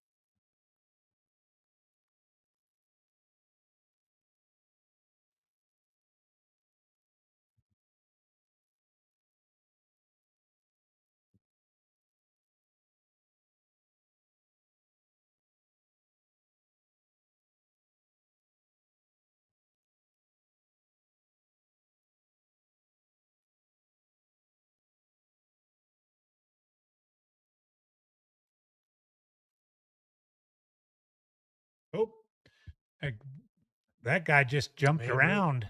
I think he's thinking, cream. We got to move. I hope so.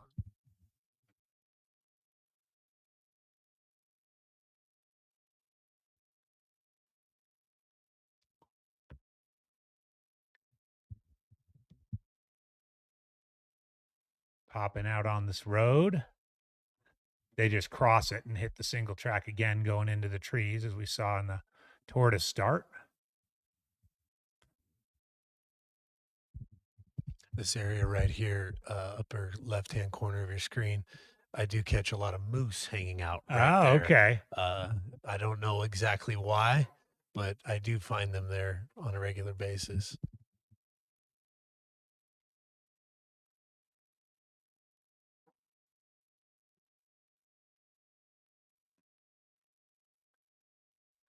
Lead runner with a little bit of a gap, and then 6 runners chasing, a little bit more of a gap, 3 more. Or just minutes in, just 15 minutes into the race here. There you can see the lead runner.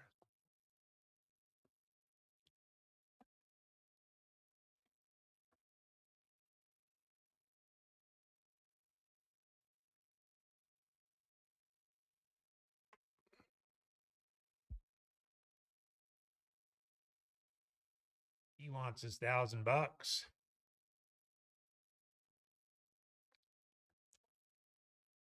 Yeah, I think I am totally sold with the idea of sending it. Of seeing this happen in more 100 Yeah, milers. I'd like to see it happen in more hundreds. I mean, you're going to have a situation where, like, if there's a first person to How about a hammer to the top of the escarpment in Western States? Well, I was going to say that, or like or double, you win both. Yeah.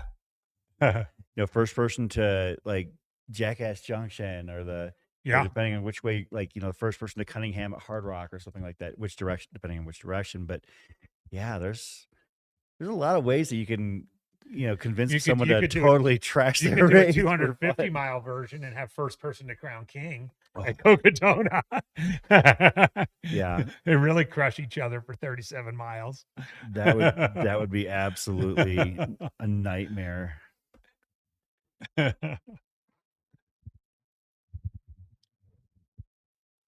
right, looking down. This is actually where I met Callie, was on this exact area right here. Oh, really? Training. Yeah.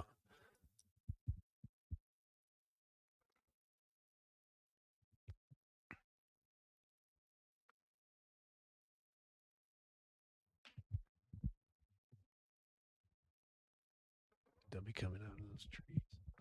There's somebody already making their way out of the trees. They're moving right to left at the bottom.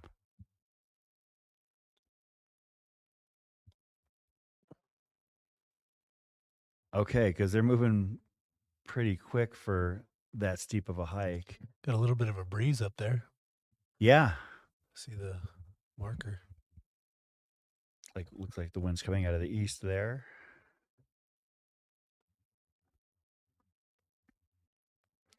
Special thank you to the sponsors that make this coverage possible: Tailwind, Ultra Aspire, BOA, La Sportiva, Honey Stinger, Smart Wool, Ice Spike, Rabbit Ears Running, Gravity House, Paul Nelson Photo, and the city of Steamboat Springs.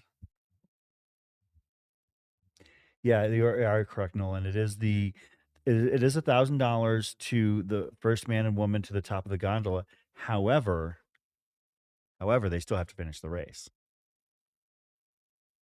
Which, that's great. I mean, yeah, you could come out here and just crush that and go home. Oh, you would have that would be pathetic, right? Yeah. But the idea that you're here to run this race, I think, makes it really cool. And the gondolas right there are being taken by a lot of people heading up. Those who were just lining the first few steps of the course are now heading up to the top of that climb via the gondolas to cheer on and engage the runners as they hit the top. Again, it's a feature unique to this race in terms of American ultra running. There aren't a lot of places where you get that opportunity on a course where there is that kind of gathering. That's something that happens more in, big European races, such as UTMB, Zagama, but Oh, we but got to runners. to see it happen here is unique, and it's really cool. It's similar to the escarpment or Grand Swamp Pass, where you'll have, although getting up to Grand Swamp Pass is like there's no gondola taking you Yeah, up yeah. there. You got to. Although they start that escarpment hike at like 3 a.m. too. Mhm. So I recently ran Speed Goat, oh, and so you do go through a kind of a gondola area there as well, and a lot of people who were who had DNF'd were having to wait to come down oh that no, because they didn't want to run down anymore or they had run out of time. that's awful. Like a 2 hour It's just like wait. compounding a bad day. Yeah, it was like a 2 hour wait too but they got to take the gondola down. It looks like a pack. Oh, there we go. That's a Drone's back beautiful on. He shot. had to switch out his battery. So they're about 20 minutes in, and we were like kind of estimating. I think that the first runners in the Tortoise race got there about 45. Could they hit it like maybe a little bit after the 30-minute mark, maybe?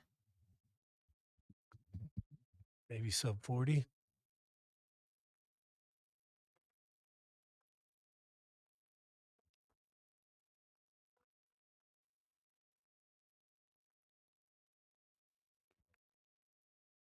This is actually must-watch TV.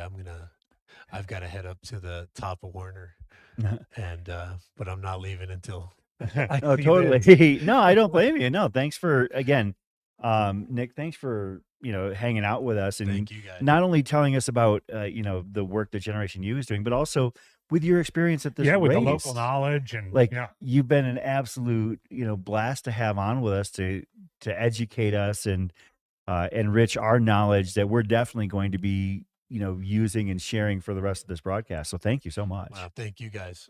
We appreciate the time and the platform. Thank you to the Run Rabbit Run for the continued support. There's a lot of people that their lives will change beyond just right here in this valley or in this race for better. And so we can't thank Run Rabbit Run enough. Okay, so they're Yeah, they're okay. going So up. there's okay. Wow, this is beautiful.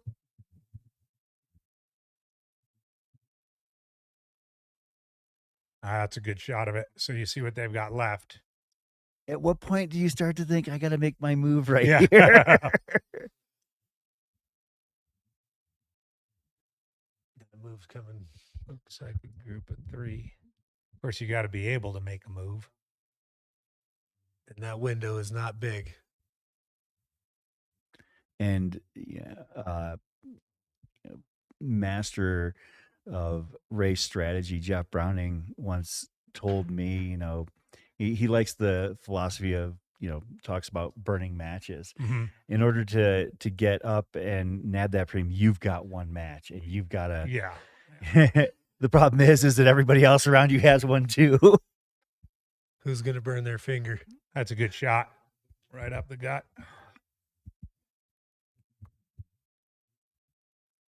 Yeah, that's Yeah, heavy. because this race starts out at, here in Steamboat Springs at 6,900 feet and promptly, as you can see, goes right up past the 10,000 foot mark. But again, that's not here.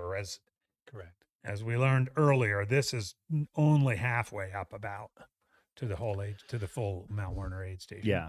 There's some little bit more chill sections, but Yeah, the entire climb is about over 6 miles. Yeah. Yeah, and Summit Lake is actually higher than this peak. Mhm. Even Oh, at the okay. top of Yeah. Werner, Summit is actually higher. So it kind of feels like once you're at the top, now you're okay. Well, you're really not. There's still more vertical to come. Yeah. Especially coming out of Fish Creek to go to Long and then from Long out to Summit. This is actually very fast, 22 minutes. Yeah, it's super fast. This is very fast. I think my best time up here is maybe like 42 or something like that.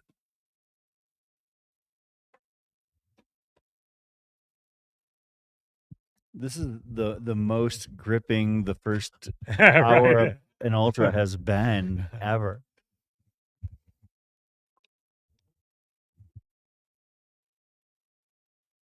I mean, just due to a lack of um, cash prizes in the sport, this is a big deal. This is huge. Is there some a 3-pack up in front?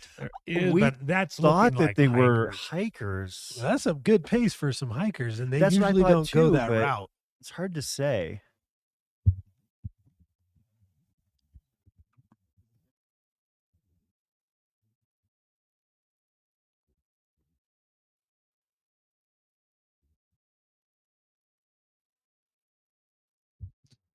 I'll leave space for the commentary afterwards. So thank you guys Oh, again no. so much. Again, Nick, we appreciate Thanks a everything lot, that you've Nick. helped This us was a with. blast. Yeah. For sure. Wonderful. And one more time for those people who are interested in Generation U and the efforts that you have undertaken to help bring clean water to those who don't have it. Once again, how can they reach out? Go to our website, generationu.org. We'd love to connect with you. We have a number of different programs going on out there, and look forward in the future. We will connect running for a cause here in the very short term, so that people will benefit from your efforts and you having the ability to run and use your platform and your gifts and talents to impact people in a very big way. So thank you guys again, and we'll be back. All right. Yeah. Glad to hear it. Thanks, man. Thanks for being here. Yeah. Of course, Nick actually has to go out and help at the aid where these runners are headed right now. So he's got to get going. Yeah, with some of these hikers, they might be hiking, but they're hiking very aggressively. So it could. I can't tell if it's necessarily people in the race, but thank you again, Nick. Guys, do we have Zoe up there? Do we know?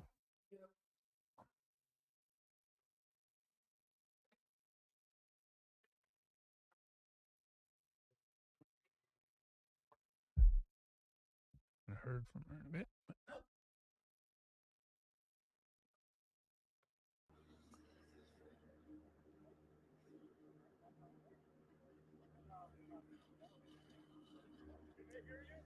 I We think are so. Did you hear me in the 25 studio? minutes in. There we go. We can hear you, Zoe. Right on. Zoe Rome. All right, we're here, live at the top of the gondola. It's Run Rabbit Run.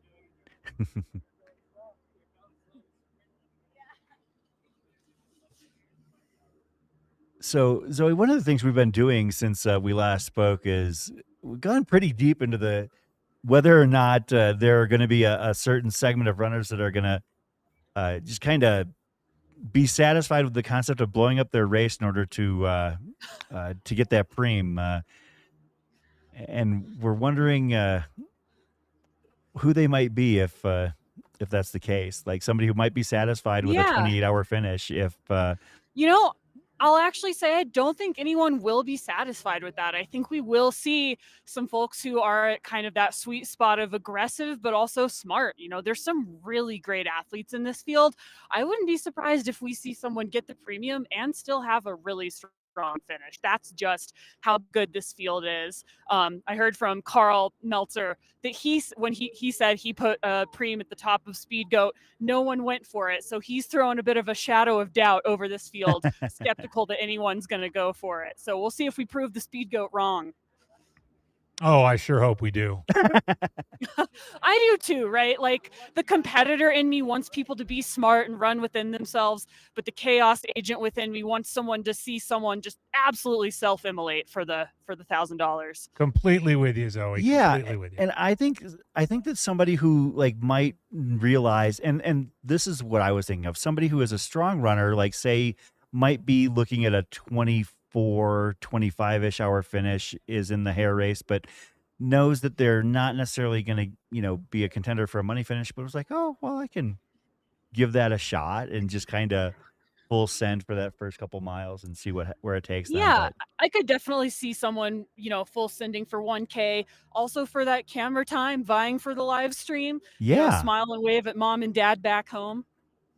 yeah, I don't think that it would be somebody like a full blown like contending elite that would do it. I think it would be something of a mid packer with a great sense of humor and some strong climbing skills. Yeah, just whoever it is, ideally cementing themselves as a legend today. I know they'll definitely earn at least a corner of my respect. Yeah, I could totally see Garmire doing it if he were in this race, but he's not running today.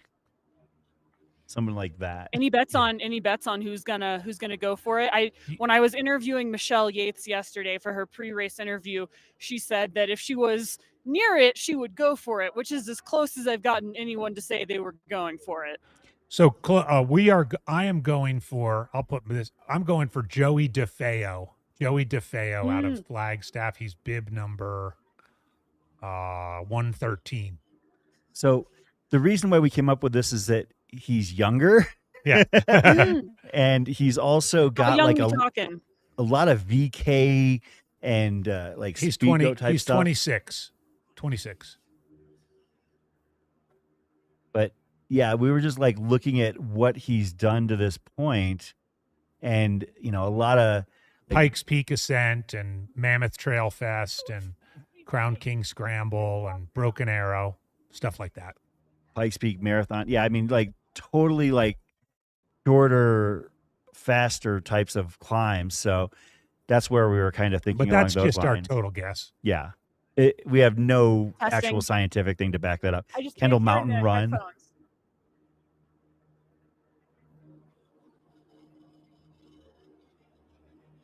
Nice finish at Whiskey Basin. Yeah, he won the 60K a few years ago. Yeah. Which means he won a bottle of whiskey. We think that's probably a hiker, white shirt. Yeah, I would say that with that kind of gap, even though they are moving like a hike, that's a very aggressive hike right there. But they're coming up. First runner's almost here. I just don't have studio sound. We can hear you. We can hear you. I can just talk. Yeah, go ahead. Just talk. Yeah. Oh, That yeah. white- I'll just that go. white shirt that's a hell of an opening. I hear word that our first runners are coming into sight up the hill here. Definitely have a critical mass of friends, family, and running fans who are here at the top of the gondola. I hear cowbell starting to engage. I don't have sound mic.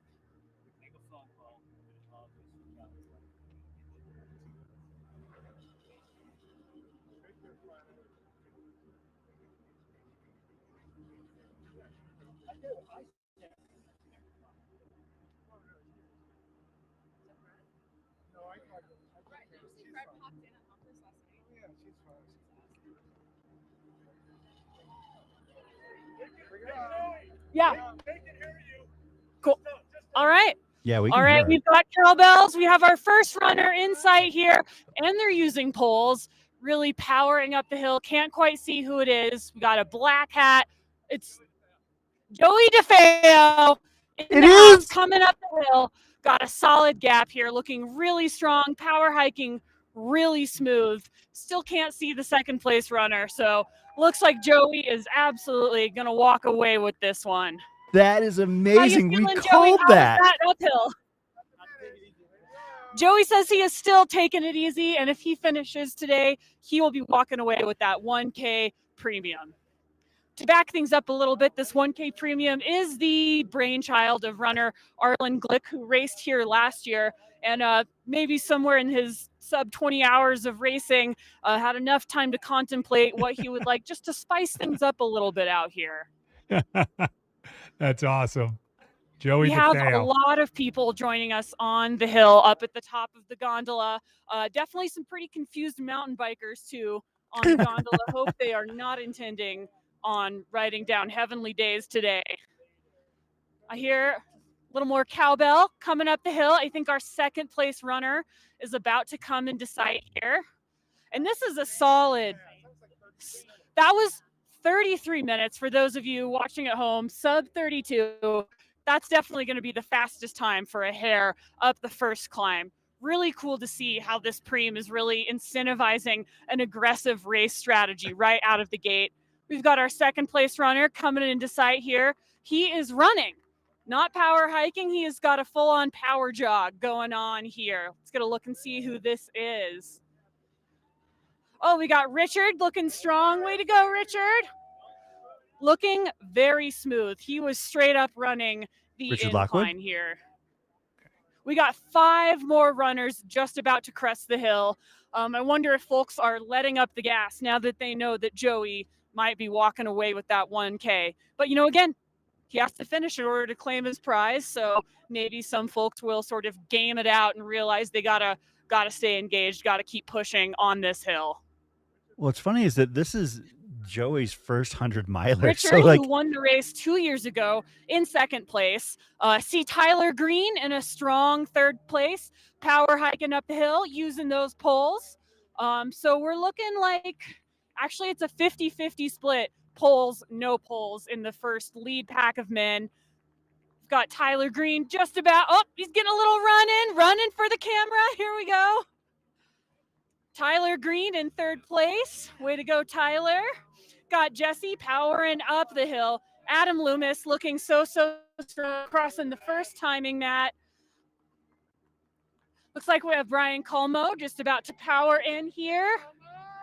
Way to go, Brian, looking so strong.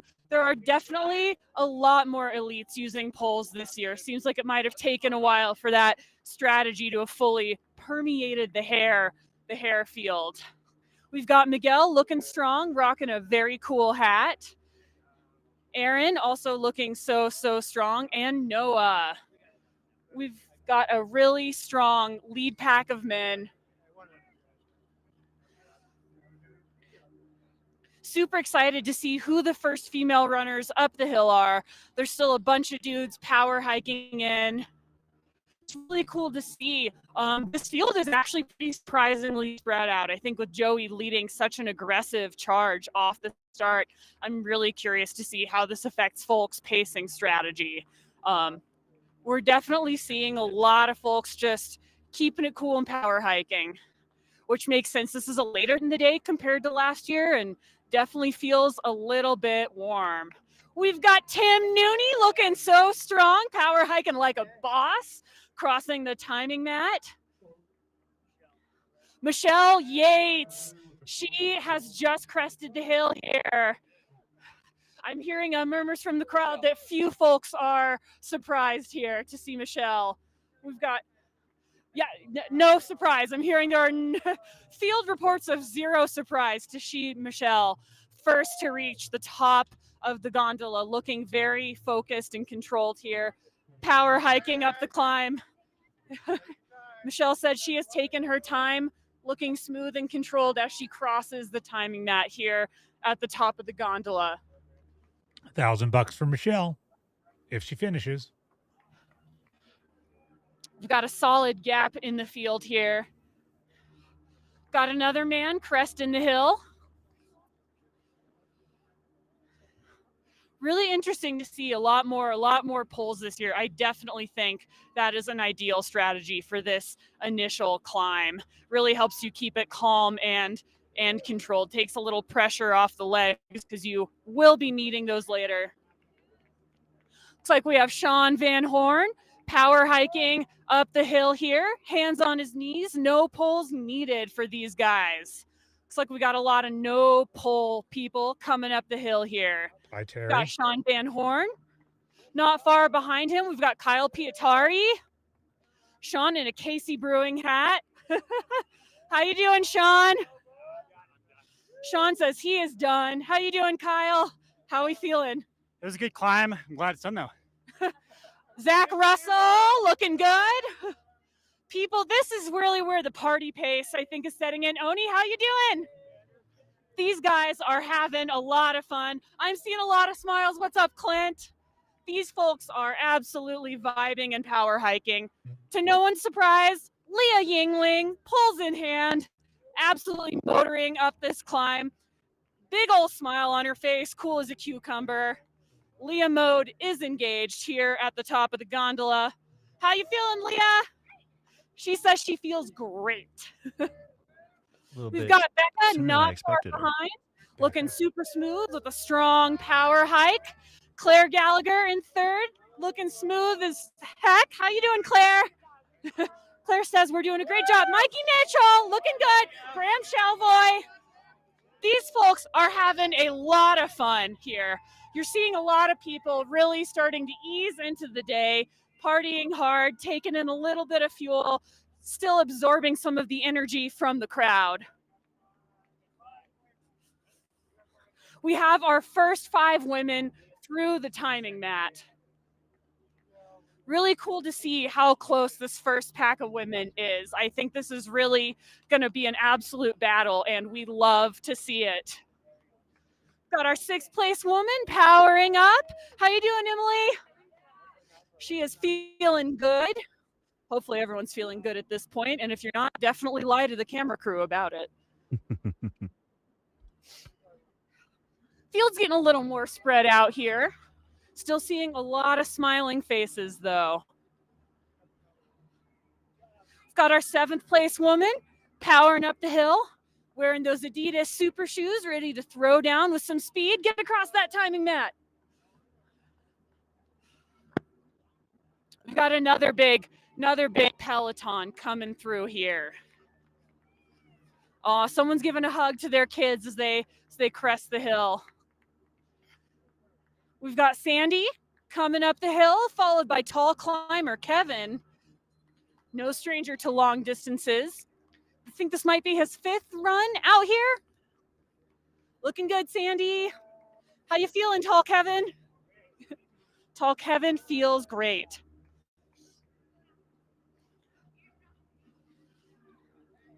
Yeah, there are a lot of smiles in this pack of hares today. People are stoked.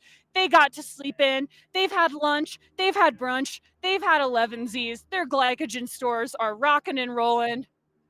Way to go, Corey. These people are ready to go. They are stoked to run through the night.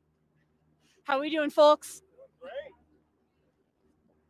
Everyone's feeling great, having fun, passing out hugs to friends and family here at the top of the gondola. You know, I'd almost say we're seeing 70-30 on polls in the elite field here this year. Really cool to see. I think it definitely helps on this pretty aggressive steep climb. We're only at mile 2.5. Oh shit. Oh shit. Got Don looking strong.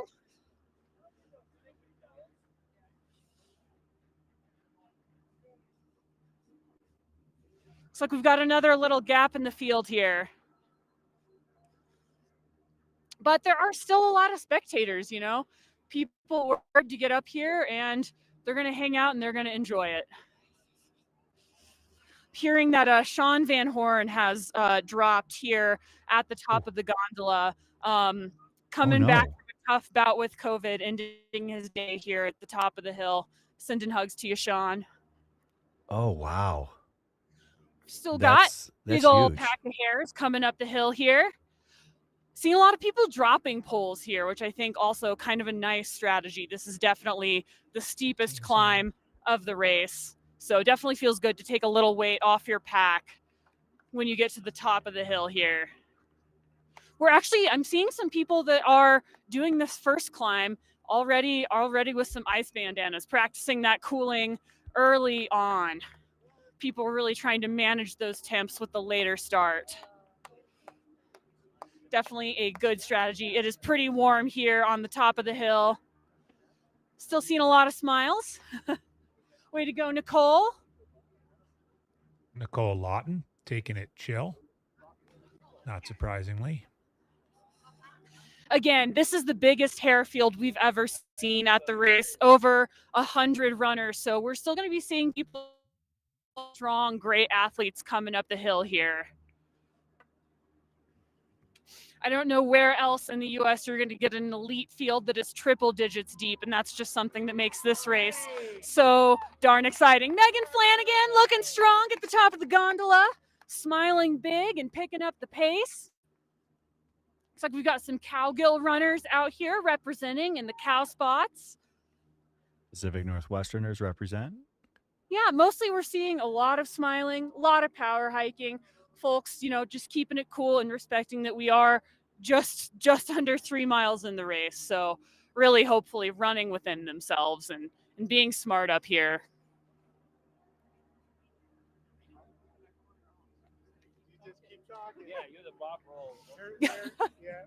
Looks like we got Ashley Paulson with her distinctive pink hair coming up. Got another little pack of hares. It is cool to see people definitely gravitate towards these packs and start to work together really early on. It really does help calibrate your effort and sort of sink into the day. It's nice. There's a little bit of a breeze up here, which helps take the pressure off the heat just a little bit. We've got 2 pink-haired ladies in a row. Hearing a lot of shouts and yells down the hill. Seems like we still have a lot of runners motoring on up. Definitely seeing a little bit of focus and determination on the faces of the hares here. Even though it is early in the race, this is, I believe, the second steepest climb. So it is definitely not without effort that these folks are getting up here.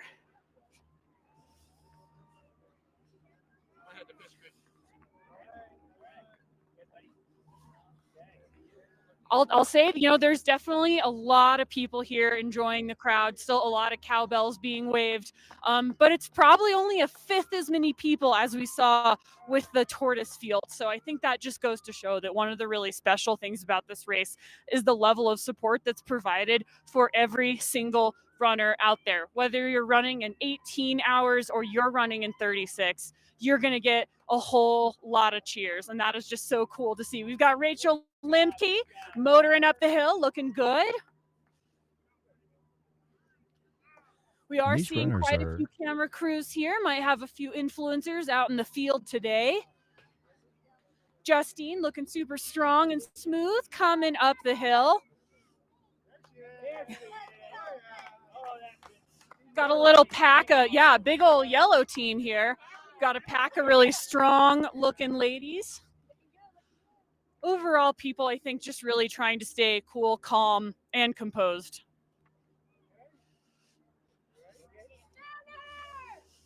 Still got some folks coming up here. Looking good, y'all. Way to go, Roger.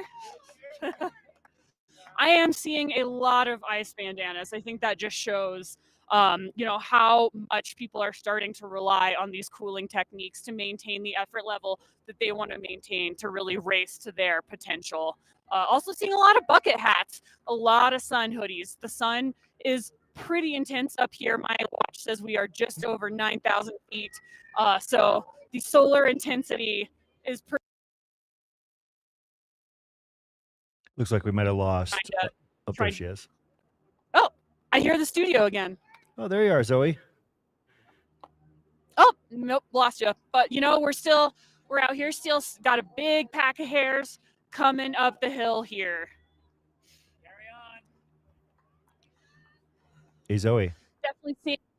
Yeah. What's up? One of the things that I think is pretty amazing is that the names that you're naming off, and you've been naming off dozens at this point, the quote back of the pack of that hare field is still really stout. When you're talking, Rachel Lemke being like the 50th, 60th, or whatever person up that hill, that tells you how strong this field is. Exactly. And again, this elite field is 100 people deep, which is just really mind-boggling. And I think rightly so, a lot of attention is being paid to the women's field, which I think is historically deep.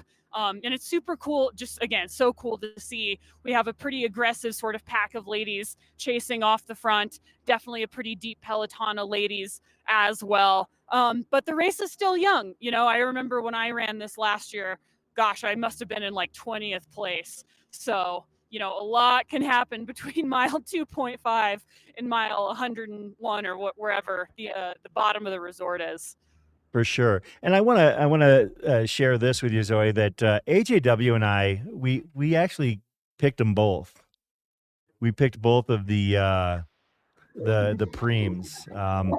we were less assertive about the women's side. We basically said, well, maybe, with it being her, potentially like final 100-miler for the foreseeable future, maybe Michelle Yates goes out and just, does something memorable.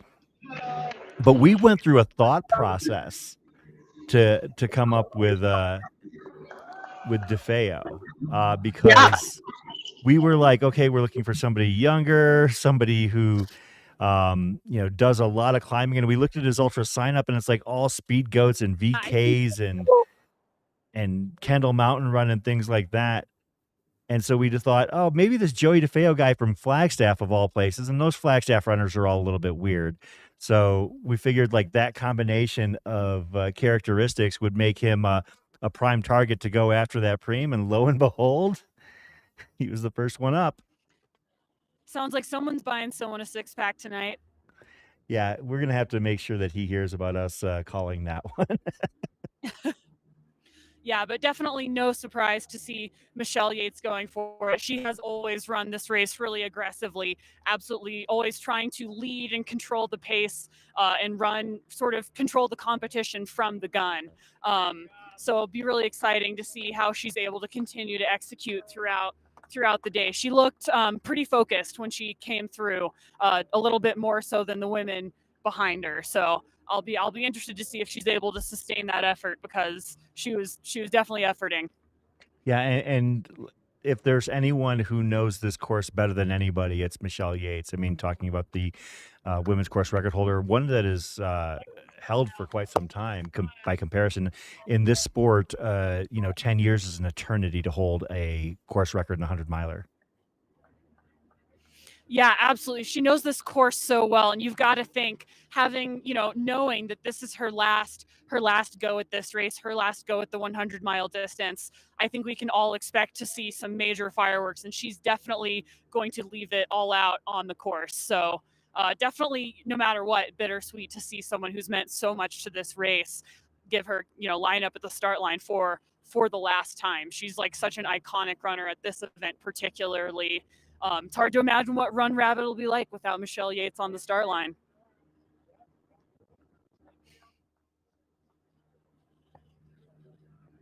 Of course, Chris Warden, Andy Jones-Wilkins here with Zoe Rahm out on the course. Loving having Zoe out there in the field, doing a great job out there, providing a lot of intel. She knows as much about the sport as anyone. And great to have her on our team here this weekend. So I'm just out here to learn from the runners. Well, and also again, Zoe has familiarity and has had capable experience here on this course, finishing 6th place last year. Is that correct? I think something that's so cool and special about the 100-mile distance particularly is because you can't do it alone. It requires crew, it requires pacers, it requires support. But showing up in that way for other people, crewing, pacing, supporting, doing this media gig here is an amazing way to learn about the sport and sort of educate yourself as well. So, so much to be said for being on every single side of this amazing race. Yeah, I agree with that 100%, Zoe. 100%. That's why I love doing what we do here. I feel like I've definitely gotten a master class in power hiking this morning. Saw some very strong quads up here today. Just saw Heidi from Aero Viper running. Just go by the screen. Well, I think Arlen Glick's idea is going to stick that he suggested. I think so. Do we think that made for a pretty exciting?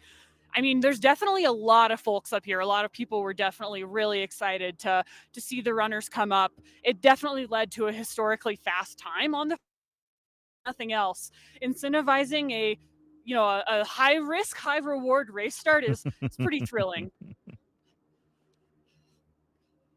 Yeah, we still got some hares trickling in here too.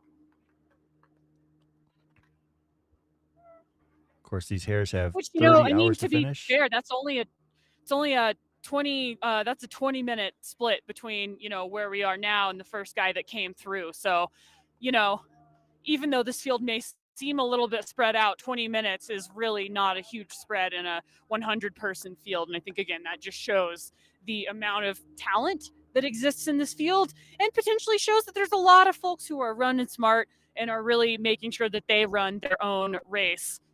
Arlen Glick be darned. Yeah, exactly. I Love heard you, Arlen is Arlen. actually out here crewing today. He popped in on the chat a little Yeah, bit I did ago. hear he was out here crewing for somebody. Not sure who, but maybe we could get him into the studio. Arlen, if you're still out there, we'd love to have you swing by Olympian Hall if you're crewing in that 50 to 62 mile time. Yeah, he'll be by here. I'll definitely go and drag him in here with us for sure. Blake's Latin Got Grin Ember too. If you're in Ferraro sound of just our about voice, to we'd love press to the have you top in. here, all smiles. I believe Arlen is crewing Aaron Slaybach. Okay. Still got some hares coming up the hill.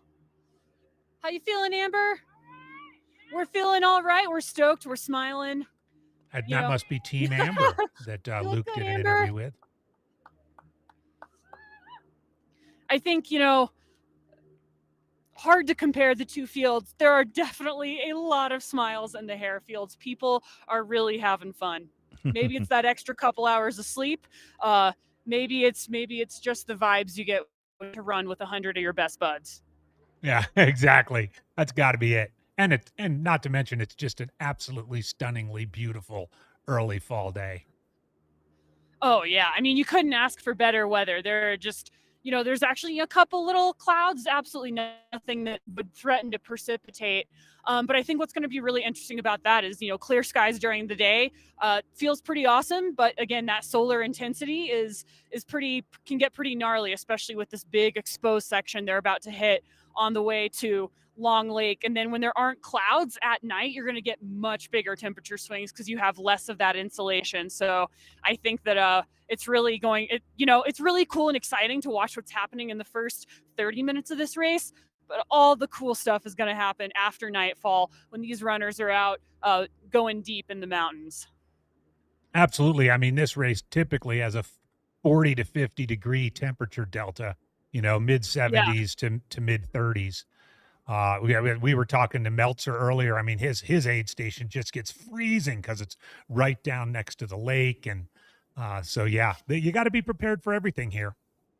You got to be prepared. I know last year I brought more wardrobe changes than Cher would bring. So I was ready. I was ready to do an outfit change at every aid station if I needed to.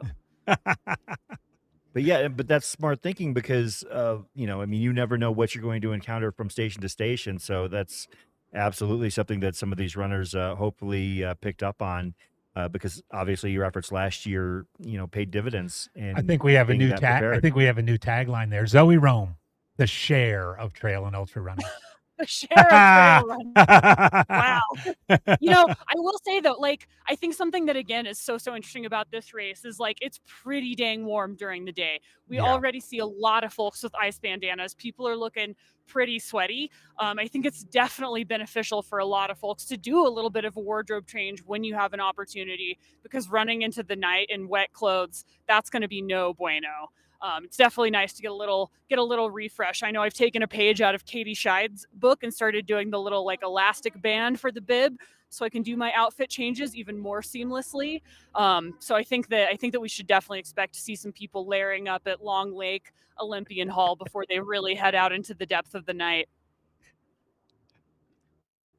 I like that, doing the Katie Scheid thing that makes the outfit changes a little bit easier. Yeah, the last thing you want to do is be fiddling with a bunch of safety pins. No, oh my gosh, especially when your hands are cold. Yeah. You end up with an abdomen that looks like Swiss cheese.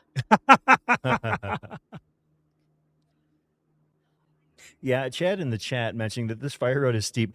It is, and that's what kind of boggles my mind is how they're not really making it look that steep. Yeah, but it's really switchbacky. This is the one when we saw the Tortoise race. It kind of has that Alpe d'Huez look where it just serpentines up the mountainside.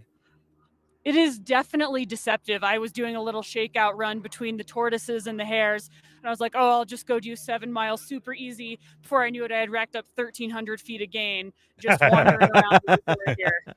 There are no free miles here at Steamboat.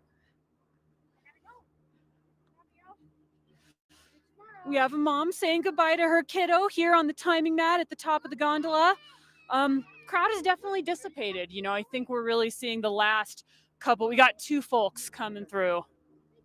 Yeah, and you can't see it, Zoe, but we've got the drone shots of what looks like the 2 lead men snaking up the fire road. And if that is Joey DeFeo, he now has company. Where do you go to next, Zoe? I can't remember. Where? What was that? Where do you go next?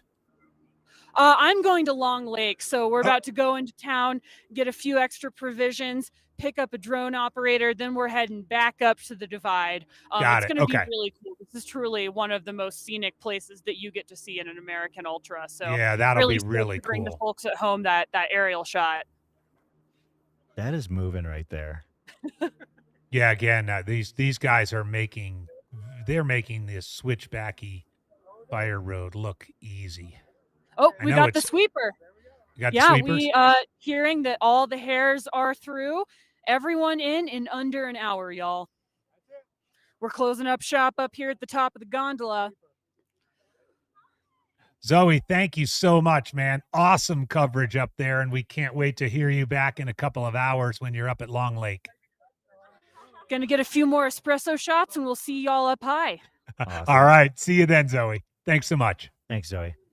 Oh, man, that was fun. Yeah. That was great. You know, way to go, Zoe. We are blessed to have Zoe Rome as part of our coverage team this year. Of course, she ran this race last year very effectively, ran 6th place, I believe, and finished in the money.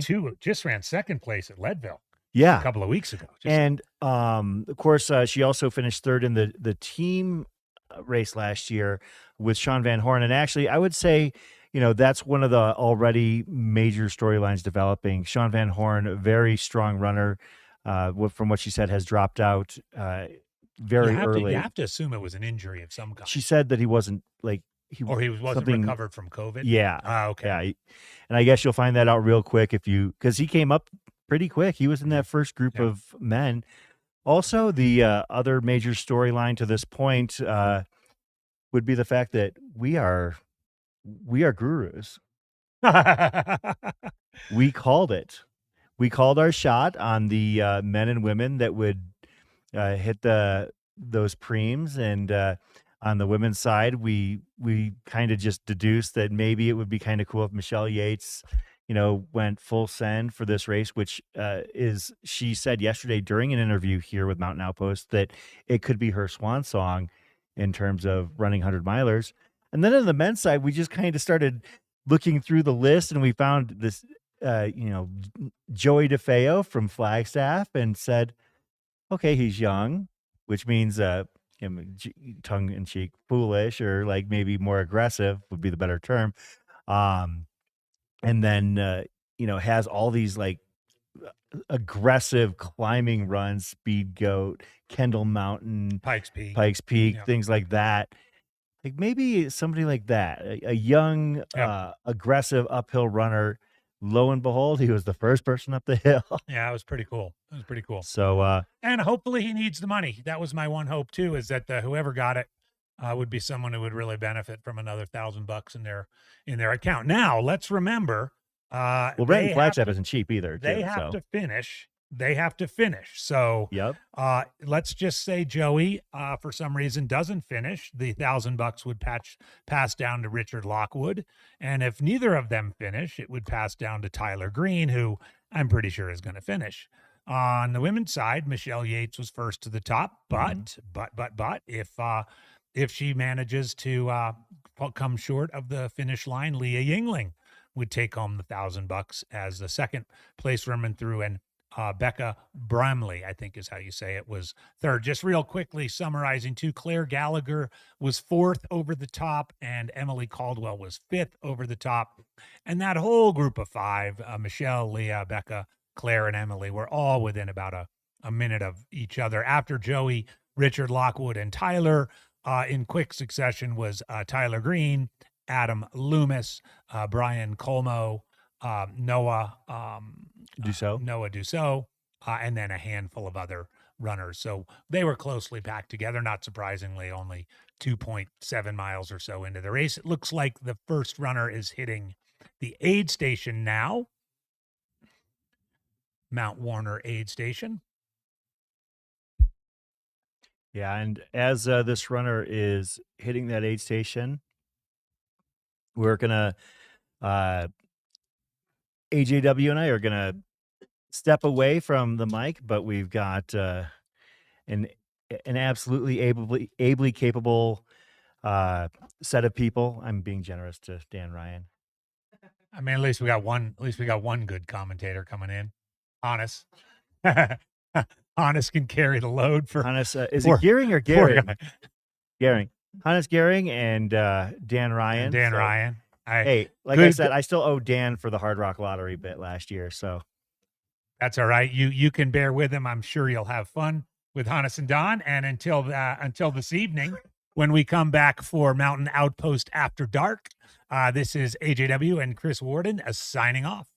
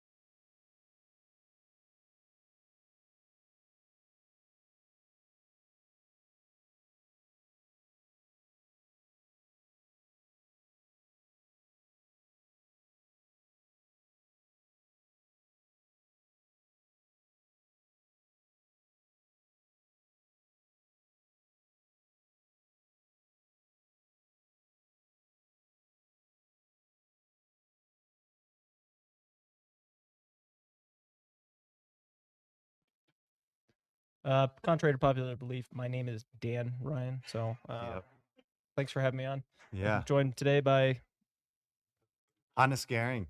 We're excited to be here after a huge shift from Chris Warden and AJW. Yeah, this is a lot like throwing in the Girl Scouts after the Green Berets. Yeah, JV2 is here, but we're here to stay for a few hours, so you're stuck with us. He's frontwards hat, I'm backwards hat. So there's not much feed right now going on from the course, but we do have people going off the backside of Mount Warner and kind of headed out onto the course. Went up and saw the Tortoises take off this morning, which was pretty fun. Lots of cheering, lots of cowbells up top there. Even ran into a moose on my way up, so that was a pretty fun morning to get up on the hill. And then at 1 o'clock, the hares took off, and you guys, saw that with AJW and Chris Warden here. And yeah, things seem to be rolling. People are going to go off that backside, and what's the first thing they're going to see? Well, they're gonna almost summit Mount Warner, just to the right of it, and then they run off a trail and really start to hit into the woods for a little bit. So a lot of tree cover. Yeah, it's a really fun thing to get up that mountain. The cool thing about the race this year is they have the gondola going, so a lot of family, friends, crew, they can take that gondola up to the top of the first climb and really see their runner kind of crest off the back of that ridge. That hasn't been the case every single year. They've been doing a lot of work on that gondola. So having that up and running is, I think, a really sweet part of there aren't a lot of races you get to see your runner at the top of the biggest climb. So really kind of a neat moment for crew, family, and friends to get to take part in that. And then they run off the back there on Mountain View Trail, headed towards Fish Creek Falls. And it looks like we've got a little drone view of Mount Warner right now. It looks like the last few hares are about to drop off the backside and onto the rest of the course. Yeah, and then once they start heading out they go down before headed up to Long Lake. They go down to Fish Creek Falls, which is a 5-mile descent down into Fish Creek Falls, where they get some technical terrain headed down there. And Yep, they'll hit Fish Creek Falls at about 17.7 on the total mileage. So a nice little descent, although it starts a lot more gradual and reasonable to run, I would say. It's really, really nice trail coming off the back of Mount Werner, and then you head into Fish Creek Falls, and it turns into a lot more technical running. I feel like every time I've had the chance to run that section, it always surprises me with its technicality and its steepness, and that combination. You got to watch your feet, got to make sure you're running smart and not trying to gas it too much early, because you're going to turn around and go right back up it. Yeah, and it looks like we've got the group of ladies coming in here. That looks like Leah. I think I saw her in a red pack this morning, and just gonna head up to Mount Warner. And when I ran this course, there was a thunderstorm that had rolled in just as we were topping out at the top there. So and then you hop on this piece of single track, and like you were saying, headed down into Fish Creek Falls is surprisingly technical. It's not very buffed out. It's pretty rocky and steep in places, and if you fall, it's a good place to mess yourself up. I had a good friend of mine, fall and hit his head in that section, and it kind of ruined his day, right? Like he didn't have, he might have concussed himself a little bit, but he did not have a good rest of the day, and he ended up dropping to like mile 70. So just kind of gives an ode to how technical that descent can be. Yeah, and it's one of the rare spots, I'd say, on the whole course where you'll start to feel a little bit of congestion, being that it's an out and back. You have some runners start to sort of run into each other. I don't think you typically have a lot of hares catching tortoises at that point, which are the folks that left there at 9 a.m. this morning. But you do have folks sort of start to go back on top of each other, and they don't close that trail. So you have, even just like general day-to-day hikers they're there, and it can create just a little bit of a traffic jam in what's already a pretty technical area to run. I think regardless, it's also one of the most beautiful parts of the whole course. Fish Creek Falls is popular for a reason. It's stunning and a really amazing trail to get to check out. But Yeah, I was talking to a longtime local steamboat legend here, Devin Olson, and he was saying that you really don't want to run that section too hard too early. That I think a lot of times racers can, push a little bit too much on that trail. You got lot to go as far as climbing goes. Yeah, for sure. And the course itself through that section yesterday, I don't know if you caught it at the pre-race briefing, but Fred was saying, um, Hey, got a quick phone call coming in yeah, here. sorry about that. We had yesterday at the pre-race briefing, the Forest Service representative was talking, and she said that the bridge has reached its engineering end Uh-huh. down there at Fish Creek Falls. So that's got to be a uncomfortable feeling for the last person over it, knowing that they may be the last person who steps on that bridge. It might break, it might, but they said just limit the amount of people who are going over it, headed down into Fish Creek Falls. The other thing that was mentioned at the pre-race briefing was just, beware of animals and stuff like that on this course. And headed down into Fish Creek Falls this time of day, I don't think you're going to run into too many. There's kind of that marshy bit up at the top that might have some moose going in it. But other than that, I don't think there's going to be too much going on as terms of animals until the dark, it gets dark and they head over to Mount Werner. It's actually funny that you say that. The year that I ran this race, we actually ended up having to go around a moose situation up towards Summit Lake, but you nailed it. It's a little bit further up. It's turning a little bit more marshy, a little bit more out there as far as away from people. So definitely a spot where you'll start to see wildlife. Doesn't mean that you will for sure. There's a lot of horseback riding back up in this area. It's a well recreated area. So, but it's also one with the really, really rich with moose population. So it's not uncommon to see one on this course, and especially from that section from Fish Creek to Summit, it's not uncommon.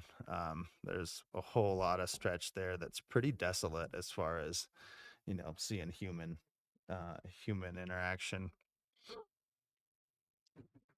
Yeah, I think the first time that was the closest I ever got to a moose last year. I was over on the Lane of Pain side of things, and the person I was pacing, we spooked up a moose, and she just kind of stomped along the trail for a while and then went down in the woods. And Steamboat Springs is where I've ran into the most of them. Lived in Idaho, lived a few different places, and I seem to always run into the most amount of moose here, or meese, right? What's the plural of They moose? are around. That is for sure. They are around.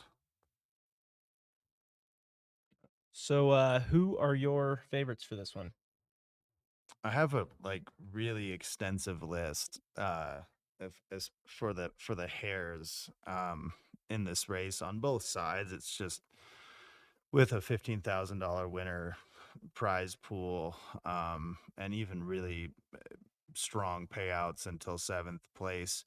You just don't see that in a whole lot in our sport. And Run Rabbit's always kind of led the way, which has led to really, really stacked fields on both the women and the men's side. I'll start with the women just because I'm super excited and just curious how that race is going to play out. I think it's arguably one of the strongest women's fields that we've ever seen at Run Rabbit. It's just a lot of really big names on that list as you go down it. But I also think there's a number of really strong sleepers that could really, really do well. I haven't necessarily ordered them, but I can give you that in a second. But I haven't, in my mind, picked a winner in that category. For me, there's a few names that really stick out. Anytime you see Claire Gallagher on a start list, she's a contender to win. She's won Western States. She knows how to race, even when it gets close, like she did at the end of that race.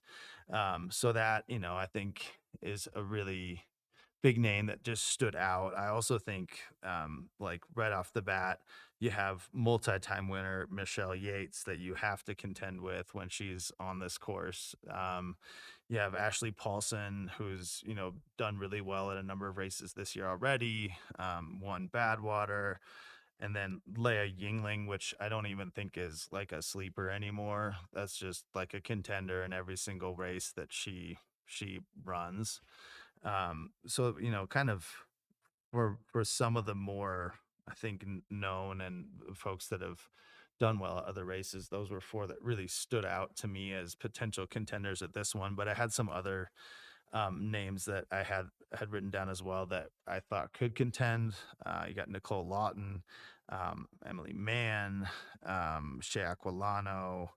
You know, I think there's and the list really does go, like, I think 15 deep probably on the women's side of ladies that could contend on any given day. And it's just, you know, you never know how this course is going to play out for you. So you say 15, it probably won't end up being that many, but through attrition. And but yeah, I think that on the women's side, maybe I'll let you do yours. For the women's side, I mean, I think we agree there. I'm rooting for Leah. She's a friend of mine, and just always like to see her out on the course. She's gonna, like you said, not a sleeper. Definitely one who's contending at everything she runs. I believe she ran Western States this year and crushed it there. Claire Gallagher, again, a good option there. I saw Shay run at Javelina when she dropped out, and she was cruising. But I do think that she would be one of my picks to be up there as well. And like you said, this field is pretty stacked. Going down the list, even looking, Rachel Lemke, she's current Hellgate course record holder on the women's side. We've got forgot her name, Ashley Paulson again on here, and just a pretty stacked women's field to root for all day. I think it's way more, even more stacked than the men's field, and this men's field can also be pretty competitive. With you, like you said, $15,000 on the line. Some people I threw out there were good friend of mine, Brian Colmo. Always rooting for him. He's out there. I was chatting with his parents before. I'll give you more on that later. That was a pretty fun conversation. I've got some dirt. We've got Tyler Green out there. I think he's a definitely contender to win this. We've got Joey DeFeo, the first person up the run. I think he might have went out a little bit hard. Looks like based on his ultra sign up results, he's been a lot of VKs, a lot of like speed goat 50K type races. So hopefully he knows what he's doing in terms of going for that first one up the hill. Other than that, we've got some people from out east that I think could have a chance. We've got Jordan Chang. He's held the course record at Hellgate, and he's also won Grindstone by when it wasn't by UTMB. And then I think those are some pretty good options for putting down some fast times here. We've also got what was the other name I was looking for on this list? It keeps moving around on me. But yeah, I think it's a pretty stacked men's field, and It is. excited I to don't see know what if they can do. I don't know if you mentioned Adam Loomis, but I think he's definitely one to watch too. Won Tushers most recently. Super fast with like schemo background, really big engine. I know that, and I know that him, Sean Van Horn, Tim Nooney, I think they all have some similar schemo backgrounds. Sean Van Horn specifically meant to mention Tim Nooney's calves and their size. Apparently there is some love relationship that Sean Van Horn has with Tim Nooney's calves. So but they are both incredibly fast runners, and they have Sean especially has some really strong results. I think third fastest Nolan's 14 time as well. So some guys that know how to run at altitude. And this race, I think it really sneaks up on you as far as the altitude. It doesn't feel like you're as high as you are. I think I was adding up the miles, and it was 61 that I had that were above 9,000 feet of elevation. And you don't really think about Run Rabbit as being that high up, but I do think over 100 miles, when you add that up and you start to multiply what altitude does to you, it's a lot of mileage to spend that high. So, sometimes guys that have kind of that skimo background and have dealt with altitude fare well, and sometimes, it's a course that asks a lot of you in a lot of different arenas. You can't just be good at one thing. Right. It's not a pure runner's course. It's not a pure, it's not like a hard rock course where it's a lot of power hiking and a lot of that skimo background is playing a huge role into it. It's more of a combination of those two, which makes it interesting for the types of athletes we can see at it. Because, like you were saying, Chris Hams, he was the winner of High Lonesome this year. Mm-hmm. And seeing those types of people at this event and knowing that they also have to have the top end speed of, say, somebody who's ran a fast Western States or a fast a fast Tushers or something like that, where it's a little more runnable. They definitely have to have a mix of the two. And I kind of think that's where Brian's got a little bit of a leg up on people. I know he's got the top end speed because I watched him at Hellgate and it was ridiculously quick. And then you look at something like how he did at Hard Rock last year, and he got 9th overall and absolutely crushed it and was able to deal with the altitude very, very well. So maybe that's somebody to watch out there in 5th place. Same with Chris. I don't know what he has done from a speed working standpoint and making sure that he can hammer down the miles quickly on this course. But I think that that's another good one to watch. Yeah, I actually do think that you hit on something important there at the end, which is just while it's not all super runnable, you have some technical sections like they're about to get done in Fish Creek. There are a lot of really fast runnable miles, whether they're like rolling terrain, like you have once they kind of are climbing back up from Long Lake to Summit, or coming down from Summit Lake all the way down into Dry Lake and then back down into Olympian. You're talking about 20 miles of downhill, and a lot of them are mountain biking trails that are very buffed out. There's some switchbacks, but they're fast. And I think with a race like this, the difficult thing to balance is trying to figure out how fast do I run these incredibly runnable trails that I do need to make relatively good time on if I'm trying to be competitive and run at the front. Or, do I hold back a little bit on a 20-mile descent and make sure that I have enough gas for coming back around through Olympian the second time and really trying to maybe run a little bit more of that climb back up? Because I think you're right. It's not like there's a whole bunch of terrain you're going to hike or, that you need your poles. I think I was listening to the pre-race interview with Tyler Green and Leia Yingling, and it sounded like both of them were going to go with like maybe on the first climb for poles and then not a whole lot after that. And I think that's just because the vertical gain and the climbing spreads itself out in this course a lot. It doesn't come in these incredibly steep punches. You will run into things like Little Moab on the backside over by Emerald Mountain coming out of Olympian. You'll have these little punchy climbs, but not a lot where you need to get your poles out, get into a crouching stance, and that again can lend itself to running maybe a little bit too fast too.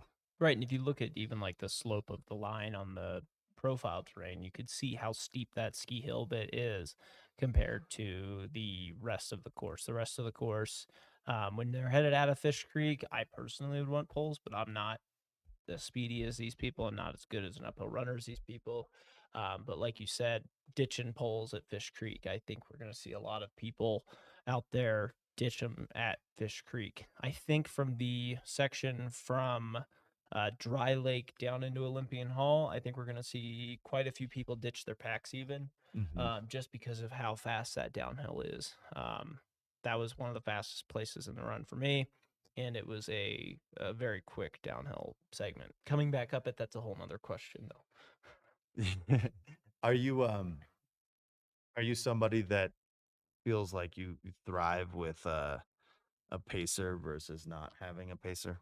Kind of depends. I think it depends on the pacer that I have. For this one, it poured the whole year that I did this run. And that was pretty nice to have a pacer all night long, especially when I needed to take a nap for 5 to 10 minutes because I was just this was a miserable time for me. And having that person there to just wake me up and keep me moving down the trail was excellent. As we Um, look at Ashley, I believe that's Ashley Paulson's pink hair.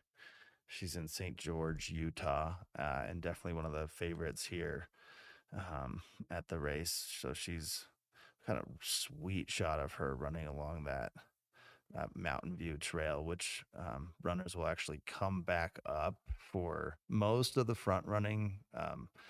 Whether male or female, that would be towards tomorrow morning.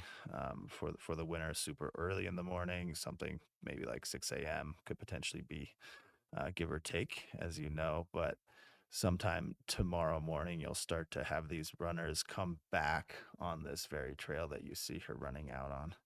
Yeah, and you can't tell from here, but it's a slight downhill the whole way to Fish Creek from the top of Mount Warner down into Fish Creek. So you don't realize it, but on the way back up this, it's just slightly uphill and on incredibly tired legs. It is hard to get momentum through that section for sure. It feels like a lot more than slightly uphill when you're at like mile 94. Right. Mile And you 93. smell the barn, you hear Yeah. Mount Warner aid station. But yeah, and I love the back section here. I mean, you've got these beautiful trees and trail and moss, and it was just when it was raining, it was really nice and cool and moving through the backside there. That's another topic that we need to cover is tonight it is going to get cold. We're probably expecting to see in the teens even up on the ridge, and at an aid station like Long Lake, we'd expect to see teens in the temperatures. Yeah, and they'll be coming from the lowest point in the course, elevation wise, coming out of Olympian. They climb back up Spring Creek, I believe, to Dry Lake and climb all the way back to Summit. And you're just going higher and higher and higher in elevation, and it continues to get colder and colder and colder I always feel like that witching hour is right at 5 a.m. I'm sure there's somebody out there that could tell us like a specific on what the actual coldest part of the morning is, but it's right there. It feels like, especially when you're up high running, it just keeps getting colder. And then in this race, you stay up coming back on that trail that we have a really sweet shot of right now as Ashley Paulson contends there in the women's race. And we're getting a really neat drone shot. As they come back, you just stay really high on this ridge. And as we mentioned, not only is it like a slight uphill as you're coming back on extremely tired legs, but for a lot of people, it's at a really cold time of the day. I know for me, I had to turn around. Actually, I left the aid station and turned around really like quickly to go grab tights because it felt so cold. And yet I've also seen people do it with a singlet and shorts. So I suppose it's a little bit of a teach their own, but for me, it got very, very cold back there. I think I saw Kyle Pietari in the year that he won it running with pants coming back on that trail just because it does get so cold. You're at 10,000 plus, and that ridgeline really hugs the cold. Yeah, and the year when I was in it, I don't know if how it was for you, but coming in to those aid stations at night when it's cold, you really, really, really don't want to leave. And I left pretty bundled up from those aid stations, which made trail naps pretty comfortable, frankly. But it was a great time, and again, this section that we're looking at right now, this place we're looking at right now, is the Mount Warner aid station, with all of the tortoises having gone through, and the hares are now making their way through it, which is pretty cool for the format of this race, right? It allows you to have the elite start and the elites finish in the daylight. So when you want to have a big crowd at the finish line, and it makes it pretty nice for the tortoise runners because you're also going to get that big crowd experience at the finish line because everybody's kind of finishing at the same time. It is pretty interesting to see the dynamic of when the last tortoise is finishing and when the last hare is finishing, because the finish time's the same, but that tortoise runner's been out there for 6 hours more, which is just a cool dynamic to see at the finish line for sure. Yeah, I've talked to tortoises that really enjoy the way that they're able to view the race. I think I heard Chris and AJW talking about this on the first cast, but it bears repeating when typically you show up to a race and if you're a front runner and a contender, then you're going to try to you'll be at the front. It's kind of off to the races. And if you're somebody in the mid pack, maybe late pack, you don't get to see those runners again. They're gone. Run Rabbit Run's unique because you have the tortoise and the hare division. The tortoises left at 9 a.m. this morning, 4 hours ahead of the hares that leave. And as they begin to pass and do out and backs and repass, a lot of those tortoises get like a front seat view to the race as it's evolving real time. And even live tracking, as we know, isn't always perfect in the ultra running world. So I think that's a really neat part for the tortoises to be able to watch the race actually play out in front of them and, see some of these people that, maybe they look up to or don't, but just seeing kind of who's doing well at the front of the race where they wouldn't normally get to see that. Looks like John Davis from the chat knows you. I know John. I think John officially became the last remaining finisher of High Lonesome every single year this year. And that's after doing Hard Rock like 2 weeks before. If that's the John Davis, I think it is. Oof, that is a tall task to do 2 weeks after that. Yeah, no foreigner to the mountains himself. Wow, that's amazing. Good to see you in the chat, John. Happy to see you here. It's just us in the studio right now. Our drone operators swapping some stuff out, and then we'll get back to seeing you guys live on course. We've got some time to kill between here and first runners getting into Fish Creek. Another interesting thing for the Run Rabbit Run, what they do is they allow the runners 60 years or older to start at 6 a.m. So it gives them, an extra 3 hours of run time, which is a pretty awesome thing to do. I know a few races do have similar policies, but seeing that out here is a pretty awesome thing for them to do. The tortoises will catch them either coming out of Fish Creek or potentially down into Fish Creek, and then the hares will catch them probably up closer to Long Lake, which is being captained by none other than Carl Meltzer and Cheryl Meltzer, which is the legend himself. Pretty fun thing to see when you're out there on the course. Carl and Cheryl out there running the aid station. The year I did it, they actually had Carl and Scott Jarrick out there. We're both running the aid station, which is pretty cool. Definitely a morale boost for some people sitting in the aid station to see those guys and get helped out by those guys and pushed out of the aid station and on their way to a finish.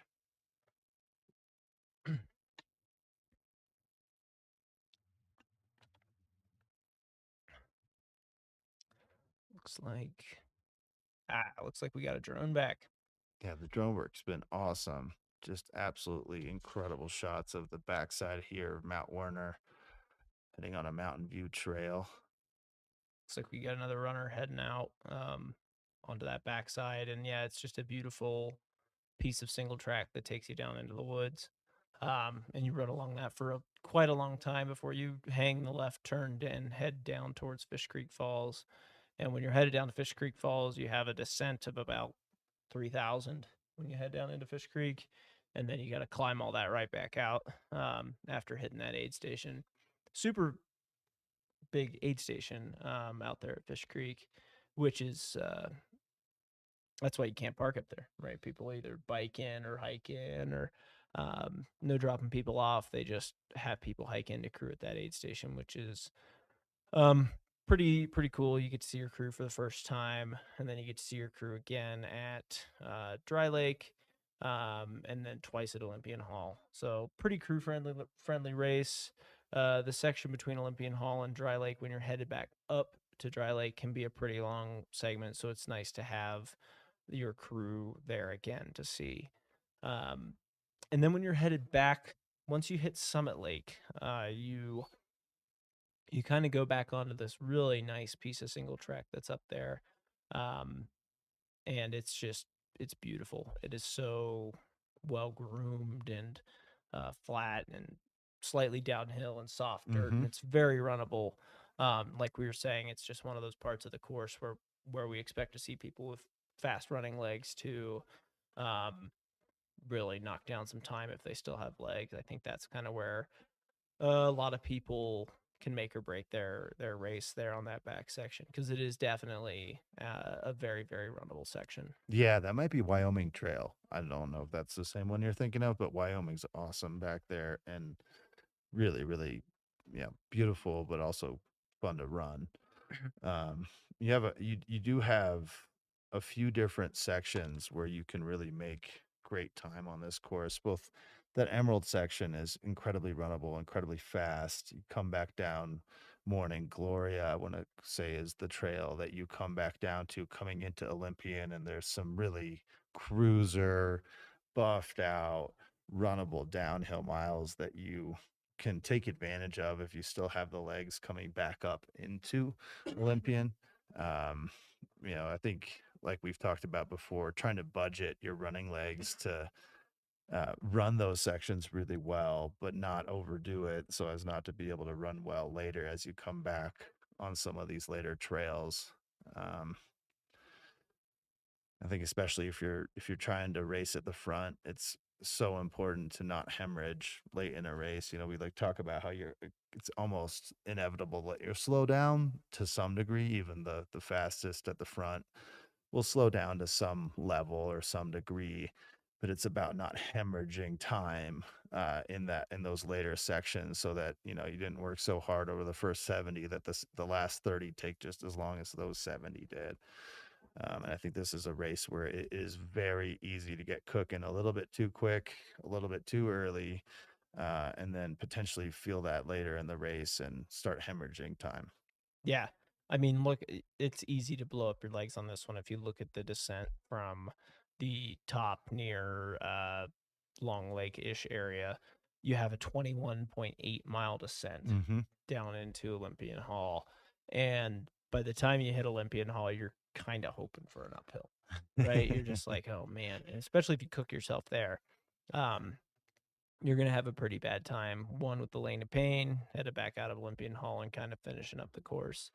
But yeah, just saving your legs, saving everything you got for those runnable sections, and making sure you don't push too hard. It's a frightful balance almost. Yeah, it's an interesting concept though, saving your legs, because you have to do well early when you do have legs. So I had this conversation with so many of my running friends of trying to get it while the getting's good, so to speak, because you have to run well early when the miles are coming easily to you and you don't have to try or work so hard to clip off good miles. So there's this eloquent balance that has to take place for a really strong performance at a 100-mile distance, where you're clipping off miles at really competitive splits while you're able to, maybe not so fast that you pay for it later. But I also, I think it can come in a shorter section. So let's say you have a 50-mile section in a race, you could run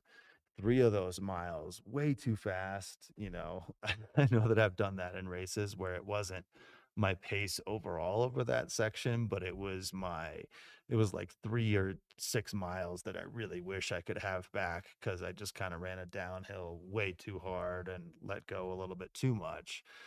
But I do think, a lot of these competitive runners in this field, both on the men's and the women's side, they know how to push at a super competitive level for them that's not going to hopefully have them blow up later. Yeah, and we're still looking at a backside of Mount Werner here, where the runners, once they leave the ski area, is the first bit of national forest that they're going to get into. Beautiful pine forest with just very, very nice trails back there. And again, it's about from Mount Werner to Fish Creek Falls, which is the next aid station that they'll hit. It's about 10 miles from the top there to the to Fish Creek Falls, where that's the first crew access that they'll have. And it seems like we're going to have camera at Fish Creek in about 20 minutes. So we'll definitely have some more field commentary for you guys coming up. Again, we want to thank our sponsors, Tailwind, Ultraspire, BOA, La Sportiva, and to name a few, for partnering with the live stream. So thanks to you guys.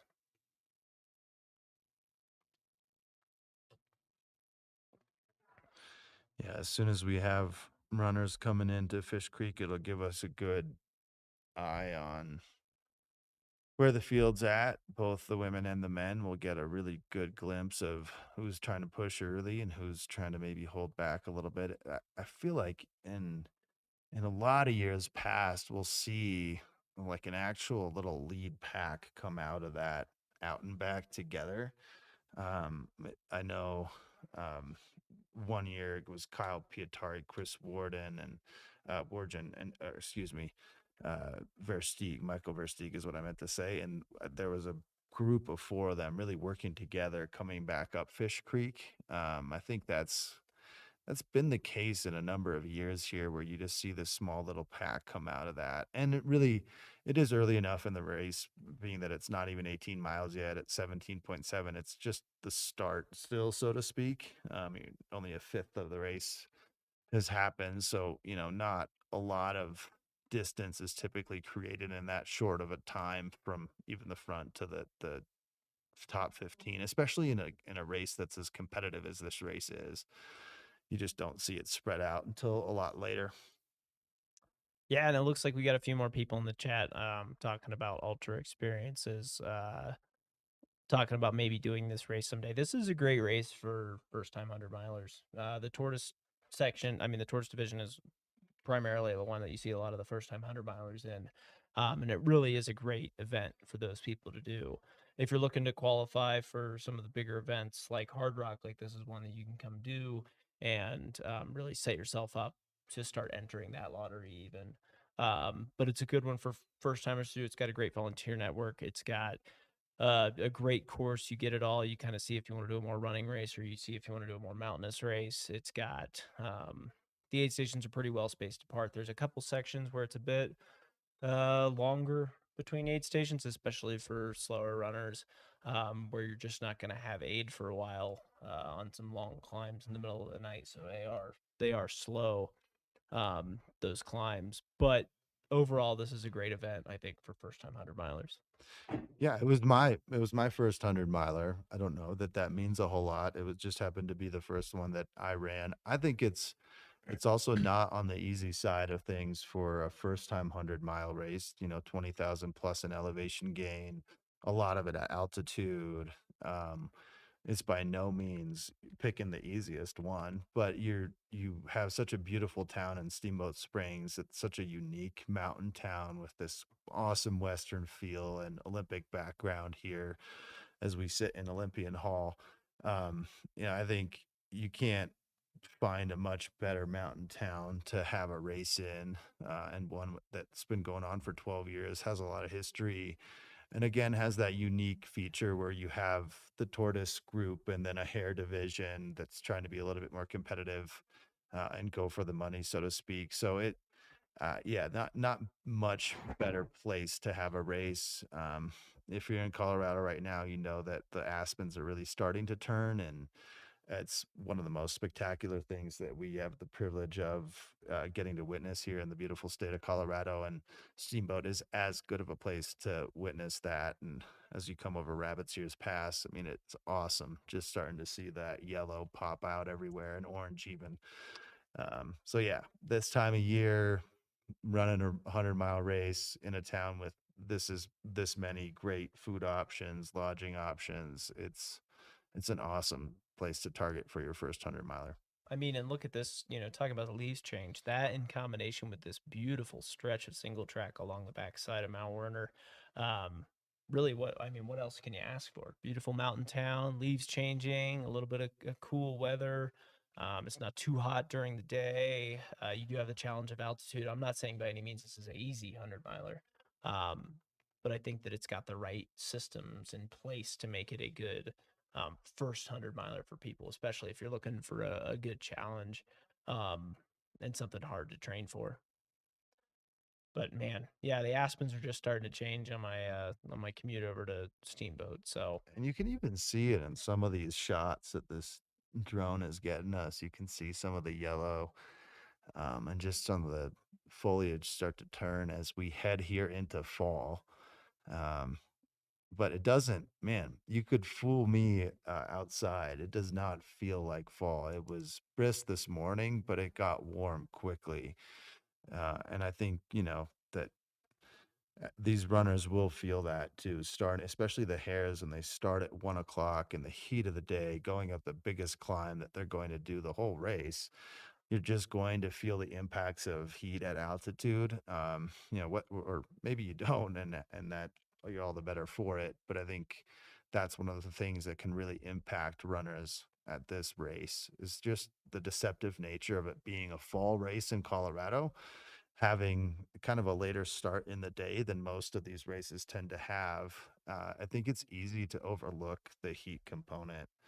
Um, and I'm always a little bit surprised to see the start of this race that there aren't more sort of Western states type ice strategies. Not that maybe you would take the same approach as a race that's that hot, but there are small things you can do, like an ice handkerchief. I've seen Kyle Pietari do that in a lot of years past. I saw him at the start today, and I don't think he had one on. But it does. It's always interesting to see at the start of this race that I don't see more runners take the approach of trying to mitigate the heat. And I think part of that's just because it's sort of like a sneaky thing you don't really expect this time of year in Colorado, but is very much the case on a hot year. It doesn't always happen, but there's plenty of them. So I was over at the start line for the start of the Hares, and one runner went over to the stream that runs through the start line. There's no stream crossings on this course except for one right at the finish. And he walked over and he dunked his hat and his arm sleeves that he was wearing, his sun sleeves, in the water and put them on. And that seemed to start a trend across the whole field. A lot of people then went over to the stream and started dunking their hats and their arm sleeves and various pieces of clothing to start keeping themselves cool, because I think the heat is going to play out to be a little bit more of a component today. We'll see when people come into Fish Creek how they're feeling. And apparently, per Amy O'Connell, the heat at Fish Creek is a big factor. And the ice at the aid station, they were using it. That's good to hear. The tortoises are probably really feeling the heat, especially since they started in that nice brisk morning temperature. It was cold up near the gondola, so with more people really trying to figure out the heat Fish equation. Creek tends to be one of the hottest spots on the course. There's a little canyon that just likes to hold the heat down there. And then I think there's also just a lot of cement from the parking area where the heat really builds up. As runners run into the Fish Creek aid station, they get I want to say it's less than a half mile, quarter mile. It's a pretty short section of paved sort of cement sidewalk, and it's a fun, almost rowdy aid station where you see a lot of crew and a lot of runners coming in at similar times. So tends to be a really, really fun one, but also one that can get incredibly hot. So it's good to hear that there are some runners that are taking advantage of the ice at the aid station. And maybe it's something that runners have planned for that section, but didn't really have planned for the start of the race. And, sometimes you just adapt to the day, because there are days where it's not as hot as it is today up here, but this can certainly be the case. Well, yeah, and another cool thing about Fish Creek is you just get to see all of the people lined up along that sidewalk. They have to run about a quarter mile on down to get to the aid station proper, and everybody's cheering. It's super lively up at that aid station. Is really, really a cool place to post up and just kind of watch, because a lot of people are there. A lot of people are coming in at the same time, and this is kind of the first part where um, the hares see the tortoises. So you get a little bit of that overlap where they're coming down, you're going up a little bit. I'm sorry, I didn't mean to No, you're cut you good. off there. It's also, I think it's one of the first places where you get to really see what we've all fallen in love with in our community of ultra running. And I hear this all the time from runners, but just coming into an aid station and feeling the love from fans, from other crew. I think that's an aid station where they do a really short out and back to complete the aid station. So you almost get to see everybody's crew twice. And I just think it's a neat, um, kind of the first part of this race where you get to feel those vibes from aid station, where you get to feel the community sort of put a arm around you and cheer you up. And it's always like so amazing to see the number 5 female crew cheering on the number 2 female runner, and seeing how it doesn't really matter where, no matter how competitive you are, where you're at in the race, crew wise, they're going to cheer for you. They're going to cheer for the people in front of you. And it really starts to, I think, show that element that a lot of us have fallen in love with, in trail running, which is the community piece.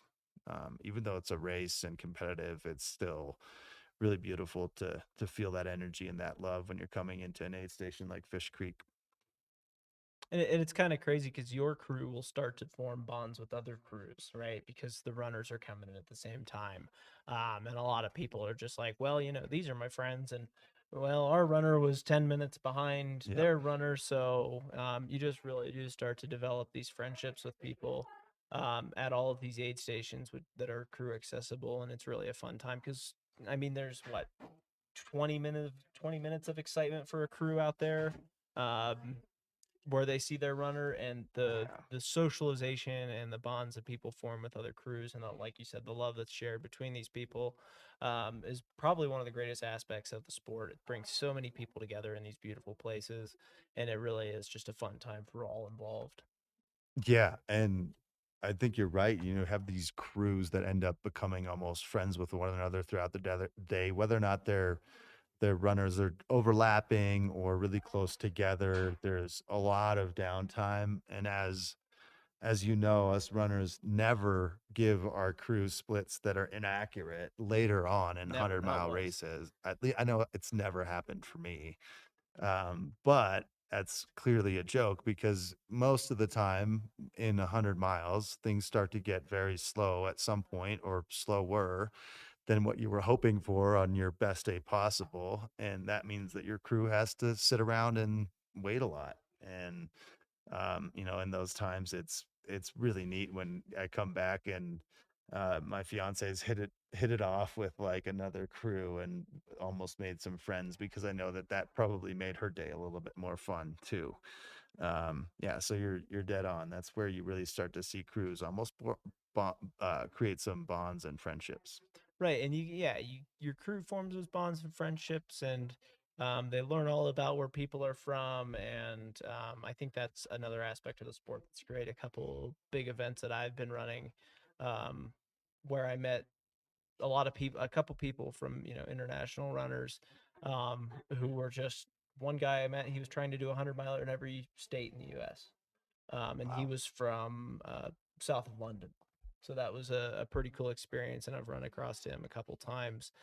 Great guy, nice guy, and I think those are again some of the bonds that we form at these events, between runners and runners, between runners and crews, runners and other crews. It's just really exciting to see, and you really get a sense of that vibe tonight, actually, at Olympian Hall, because people are going to be at Olympian Hall for so long. You're going to have runners going out into the lane of pain, which I'm just going to say is probably my least favorite part of the course, just because it punches you in the face. It's not expected. You look at the profiles on the elevation plots and all of these things, and you're like, oh, this is just a little bump. Like this can't be anything too bad. And it, in my opinion, was a part of the course that absolutely kicked my butt.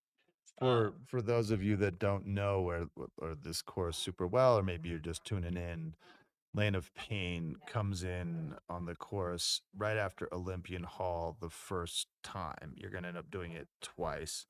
Runners at that point are about halfway through the race, or they're at 49 coming into that aid station. They'll go through, and most of the front runners will be doing this at night. So, I think the night is truly dark. and full of terrors. It is scary and it gets difficult and it gets really, really lonely out there. And there's nothing like magnificent about Lane of Pain at night. It's it's adequately described. It is just a grind of a road. I think during the day, you could argue that Little Moab, there's a section of trail that's, super appropriately named out here in Steamboat Springs, Colorado, called Little Moab that you'll hit on the backside of this. And that part's really, really neat. But it's night. So you don't really get to experience like quite how fun that part might be otherwise. Might not have been called Lane of Pain for me. I might have just called it Lane of Sadness, because I was just a sad sap dragging my body through that section. The downhill was killing me at that point. The uphills weren't fun either. And when you're just like double pulling up that road at the start of Lane of Pain, and you see Steamboat Springs behind you just shrinking and shrinking, and you're leaving the warmth that is Olympian Hall. It's a pretty daunting section. It's not overly difficult. It's fairly nice single track in a lot of places. And it was just, the night was definitely dark and full of terrors in that place for me. Yeah, that is a section where you start to see a lot of movement on our field. So, you start to see the race fatigue start to impact runners. Doesn't mean your race is over, but you start to see folks slow down at 50 miles going into kind of 60. That's when you really know, I think in a lot of senses, you'll understand how painful the first 50 miles really were if you maybe took them a little bit too hard. Again, you're coming into Olympian Hall after almost a 22-mile downhill, and then you come into this section of Lane of Pain. It's an area if you're moving well, you're going to move past people because the attrition does start to happen. The fatigue starts to set in a little bit.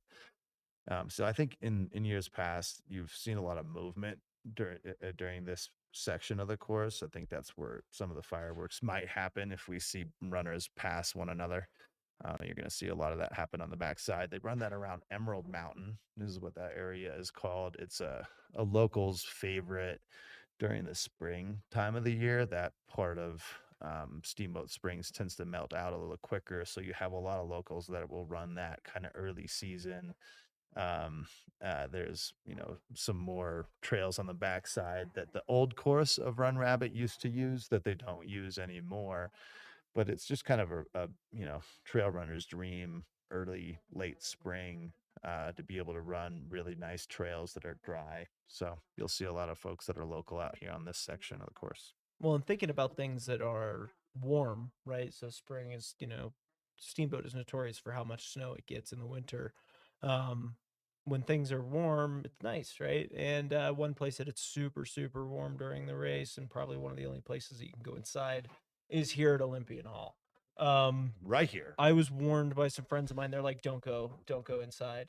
They're like, that's a horrible idea to go inside and get aid at the aid station. They're like, make sure you get all your aid outside. Hey, it looks like we are getting feed from Fish Creek Falls. So this is exciting. And that's the actual, so runners run into a canyon, run up, and then run all the way down to this spot and turn around. But it's considered kind of the central aid station as far as the race is concerned. But a lot of the actual crews will line up along where our correspondent is standing there and up the road.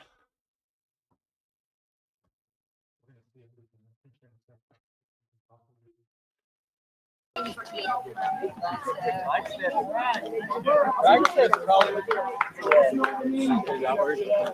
looks like we got some tortoises headed out there. Yeah, that was definitely good. It's kind of nice to watch American distance running actually not. That's the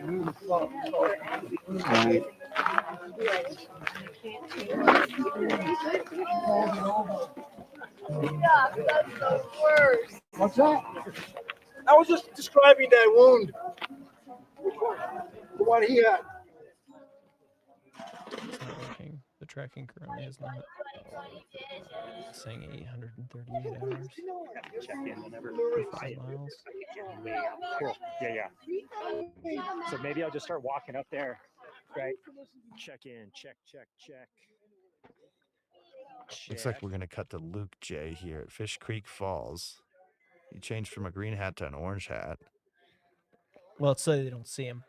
Well, it's so they can't see It him is on the hunting road there. season. You got to be careful out there. Right. I think the pre-race email said something pretty funny. It's like dress up as brightly as you can, but just don't dress up like an elk. Oh. Luke, can you hear us? I can hear you. Can you hear me? Yeah, I can hear you. Yeah, that's exactly what happened. I had elk antlers on, and I was told to take them off, and they gave me an orange hat. So that's where we're at. You're safe now. Yeah, and we have the wardrobe team, which you guys can't see. So we're going to be wardrobe changing throughout the race, right?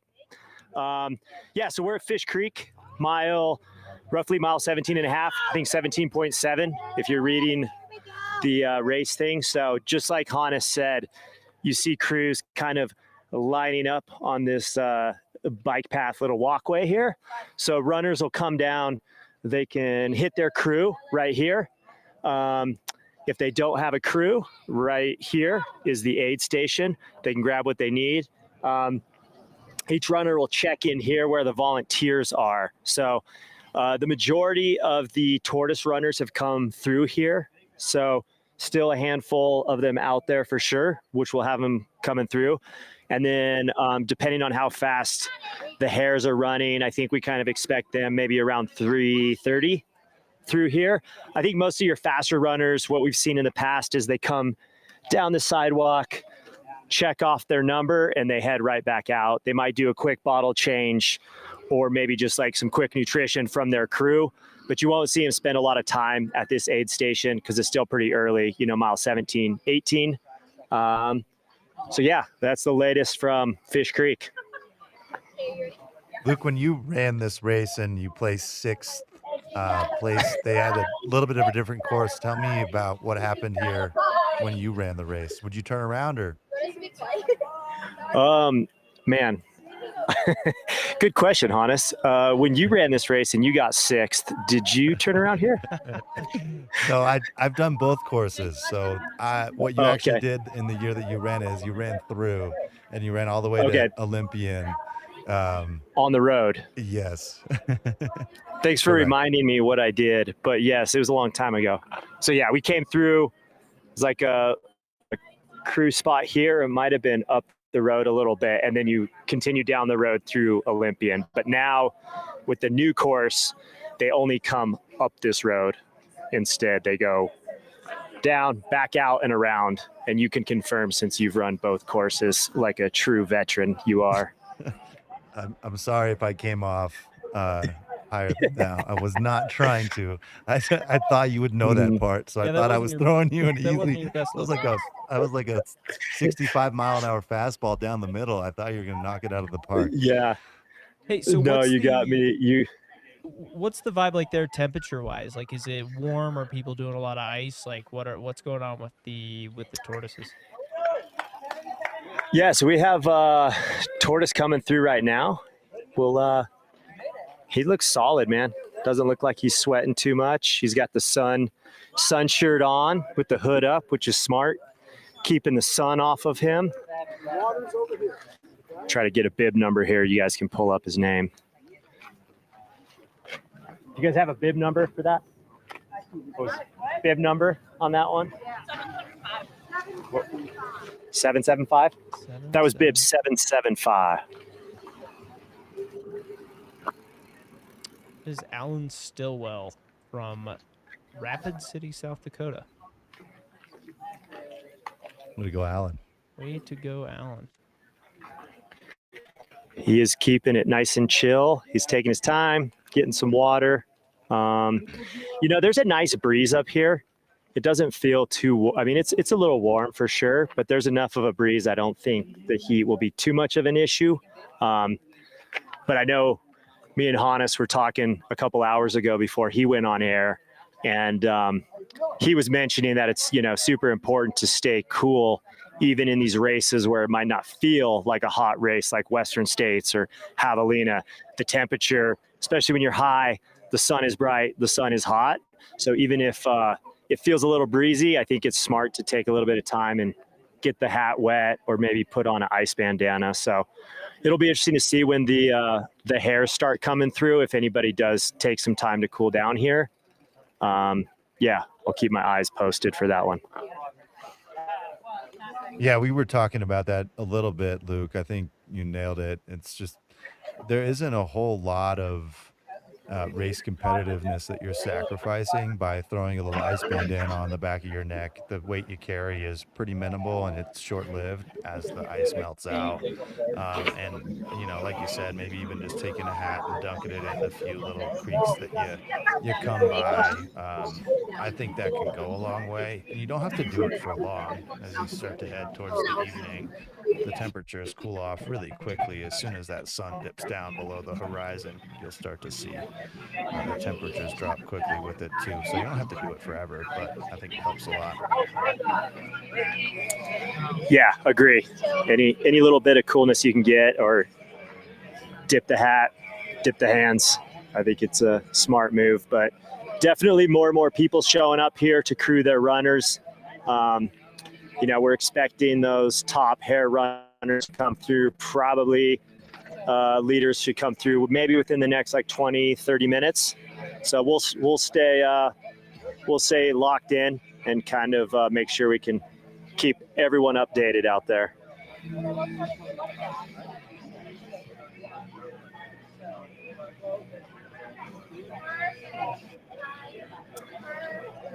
Real quick, back to the studio. Do you guys have a, you guys may have said this one before I hopped on, but do you know where the last check-in top 5 male and females? So currently looking at the live tracking, it does not look like the 100-mile hares is functioning correctly.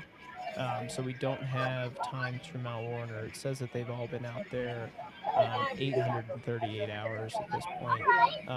So they're really doing a really bad job at being hares if they've been out there for almost 900 hours. Yeah. But yeah, so no updates there. The first 5 that we saw up,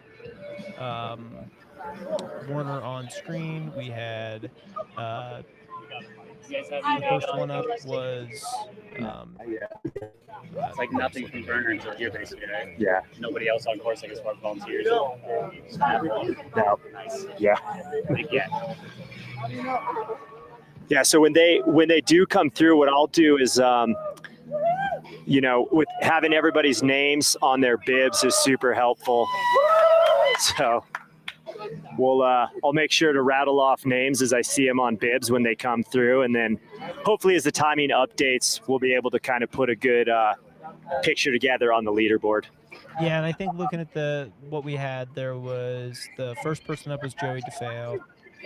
We had, I know Brian Colmo was in there, Adam Loomis was in there, Tyler Green was in there, and other than that, I don't know. The first one up the hill on the female side was Leah Yingling. Rachel Lemke was in there.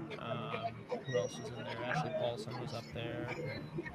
So that was kind of the first. I believe that, yeah, I think Michelle Yates was the first to the top, is what for the ladies. For the ladies. Okay. Awesome, thank you, Luke. And, you know, she's done this race a handful of times. I think she has 3 finishes at this race, and she still has the course record. The course record for the men's and the women's race was both set in 2013. So that was on the old course, which varied slightly. Still, obviously, a ripping fast time because that course also ran a little long, but had a bit more dirt roads and a little less single track. Yeah. So Jason she Schlarb knows ran this that in course. 17:15 that year, which is just incredible.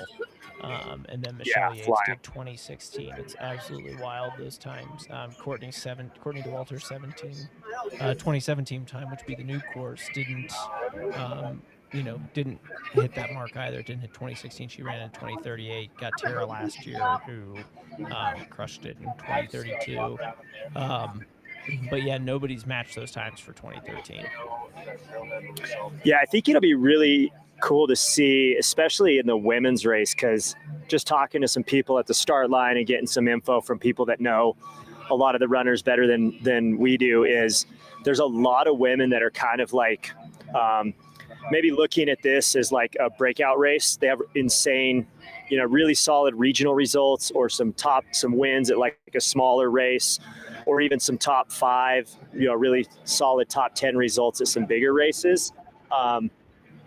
But I feel like it's kind of wide open for the women's race, and depending on how close they are, and how well they're working together, I think that course record has a chance of going down, especially depending on the weather tonight.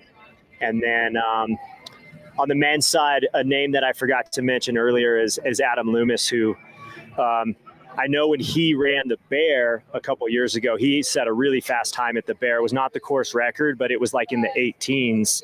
I've run that race. To dip under 20 is fast. To dip under 19 is really fast.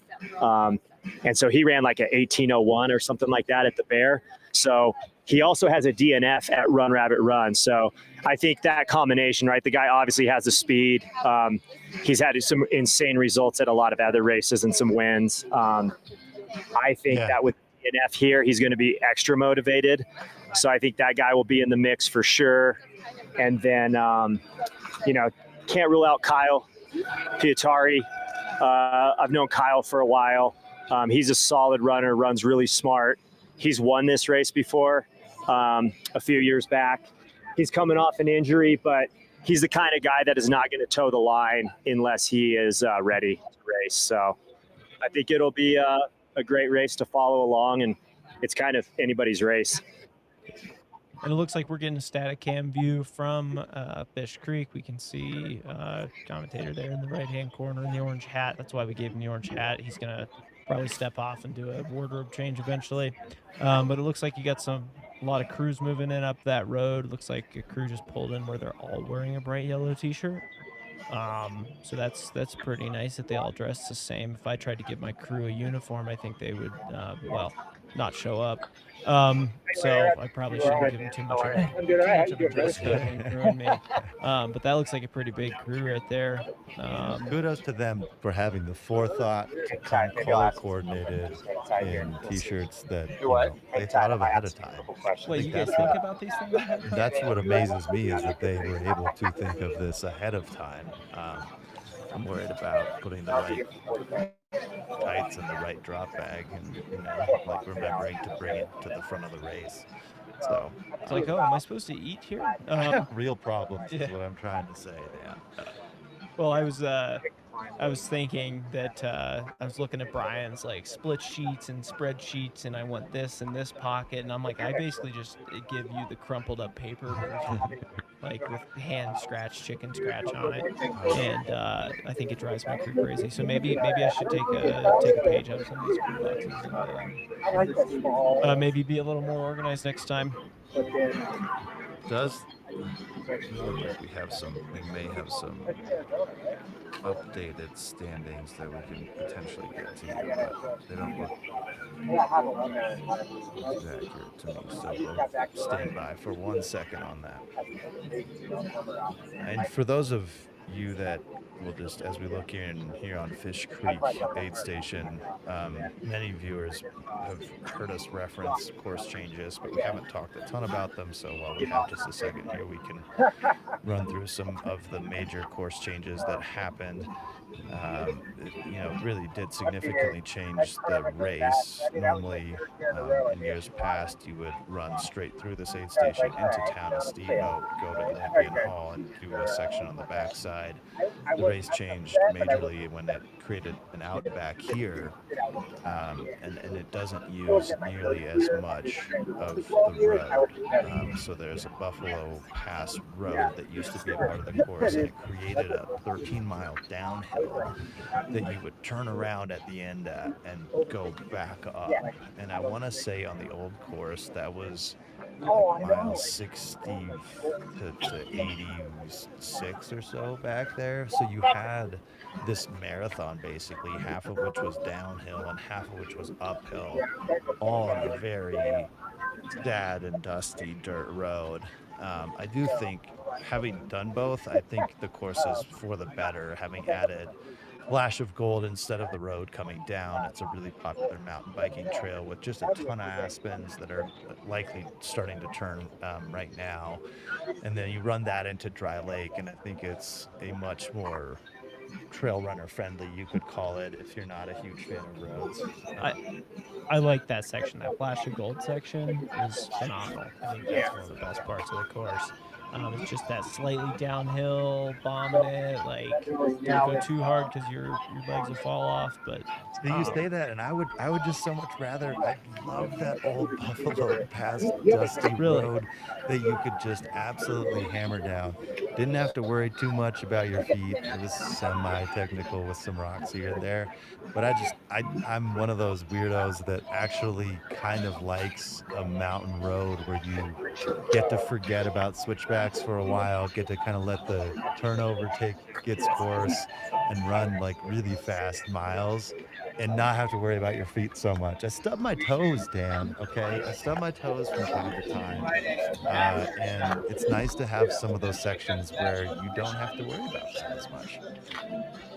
well, I mean, do you got big feet or something? I do. I'm a large human and, just clumsy and klutzy in general. So that's really an issue that I'm working on myself. But you know what? I'm not the only trail runner who's fallen, Dan. There's others who have been out there. Help me out on the chat if you've fallen once or twice on a trail run. So I don't actually feel so bid it. alone. I actually bid it on the Flash of Gold section of the course last year, so I'm not gonna comment on that too much because I don't want to eat my words later. Coming back up on the course changes, coming back out of Olympian when they come through that aid station the second time, they'll begin to climb back up Spring Creek, and then they'll start heading towards Billy's Rabbit Hole and up Grouse Mountain. And that's an addition that's really, really challenging. It's one of those few spots on the course where you really feel like you got to be hands on your knees. It's loose. Like I don't understand how mountain bikers bike it downhill, but my understanding is that they do. It is a rowdy trail, and you have to come back up that on some pretty tired legs. I think the course is for the better to have that section in it, but when you're doing it, it's incredibly hard. And I know that, even for the front folks, that section is so steep. And then you pop out and you'll head towards I want to say Summit Lake one more time before getting back to Long Lake and starting to cruise towards the finish on Mountain View Trail headed towards Mount Werner. That section headed up to Billy's Rabbit Hole, like I can attest to how scrappy that is. If you're not paying attention, like it's easy to miss a foothold or kind of fall or slip, lose your footing. I was falling asleep a lot in that section. I was kind of getting the dwindles there. So I was falling backwards and like my pacer was behind me and like every once in a while I just feel his hand on my back and he's like, you were falling backwards. I'm like, that makes sense. But it's a cool section. It goes on for a lot longer than you think it should. It just keeps climbing and climbing and climbing. Not similar to the Fish Creek climb. The Fish Creek climb is pretty runnable, pretty chill headed out there. It's a pretty great climb to be able to run back up. What you just mentioned a pacer. One of the things that I absolutely love about this race in that you have the Hares and the Tortoise division. In the Hares division, there are no pacers. So you end up having these races that are like mano a mano. We just had a crew over there on the left-hand side of the screen. It looked like Mike McGonigal and a couple other people there noticed the camera up on the hill, and they started waving at it and making faces at it. So that was pretty cool. So I think as we're waiting for the first of the Hares to come into Fish Creek Falls, we're going to step away for about a minute ad break. My name is Jeff Vierling, co-founder of Tailwind Nutrition. We make drink mixes for athletes to help you fuel, hydrate, and recover for all sorts of outdoor activities. Running, cycling, hiking, climbing. any sport where you're working up a sweat. We manufacture our own products in Durango, Colorado, and we test and use them on the trails of the beautiful San Juan Mountains. Our mission and our passion is to help athletes achieve their goals and to feel great while doing it. We couple proven nutrition that's simple to use, easy on your gut, and tastes great with encouragement and education. You can think of us as your support crew. We're right there with you doing whatever it takes to help you get across the finish line with a smile on your face.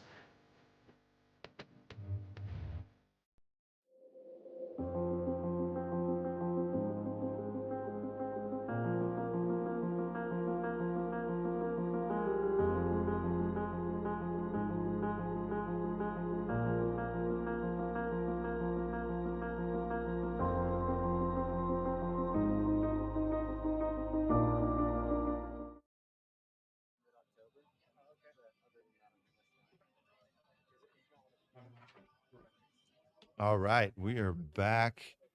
It's a live look in here at Fish Creek Falls Aid Station at the 12th annual Run Rabbit Run 150-mile races here in Steamboat Springs, Colorado. You are looking at a very popular section of town as far as trail and hiking is concerned. If you're in Steamboat Springs, it would behoove you to check out Fish Creek Falls, and you don't have to do a whole lot. If you're not looking for a real long hike, you can do a real short one and get to the falls. It's a beautiful, beautiful spot. And you can see a lot of white bark, so a lot of aspen trees that you'll see around that area this time of year. I think you can even see it at some of the lower areas where you see crew waiting for their runners. The aspens are starting to turn their beautiful color of yellow. And don't be surprised to find yourself on a nice 70-degree day in Colorado as we do here. Just an absolutely stunning bluebird day. It's going to be the Smashing Pumpkins Lithium Garage Party. And they're going to be joined by their host, Kat. I don't think he did that for all of them. She's going to be taking you to those ones because he didn't want them to go back. They're going to play and do a live acoustic performance in front of Lithium listeners in the LA studio. So if you want to catch that, that's starting in just a couple of minutes' time on Lithium Channel 34. And of course, on the Hey, Luke. Luke? Yeah. How are you? Oh, awesome. As you can see, we just had a leaderboard presented here on the far left. So in first, get a name on Noah and Kuhneman. And this is the Tortoise, not the hare division. So just the front of the pack of the Tortoises. And just to note that these aren't through Fish Creek; these are through Summit Lake. It looks like for the first person in the Tortoises, we have Nick Goodman, and then second Nick Hare. So Nick and Nick up in front, and then they're going to start a law firm. Catherine Robinson is going to be your first place female in the Tortoises. And she is also through Summit Lake. So Nick went through Summit Lake at 5:51, and then Catherine went through at 6:10. So they're kind of opening up a gap there. They'll definitely get caught by the hares eventually, unless they keep smashing it, which would be pretty fun to see, actually, to see if the Tortoise finish before the first hare. That would bring a smile to me. I don't smile much, so. And then it looks like for the women, yep, we've got Catherine Robinson, and then right behind her in second place, also at Summit Lake, but almost that was an early birder. So that was an over 60 that arrived in about 8 hours and 26 minutes. So the leaderboards are moving. A lot of people through Summit Lake on the men's side. And Kat just came off winning San Juan Solstice. She is super fast out of Grand Junction, Colorado. Now her husband Max just a little bit. Well, it looks like we have the times now fixed for the hares as well. The first person through Werner was Jesse Rich, with a Rich time of 104. Tyler Green in third, Richard Lockwood in second, Adam Loomis in fourth.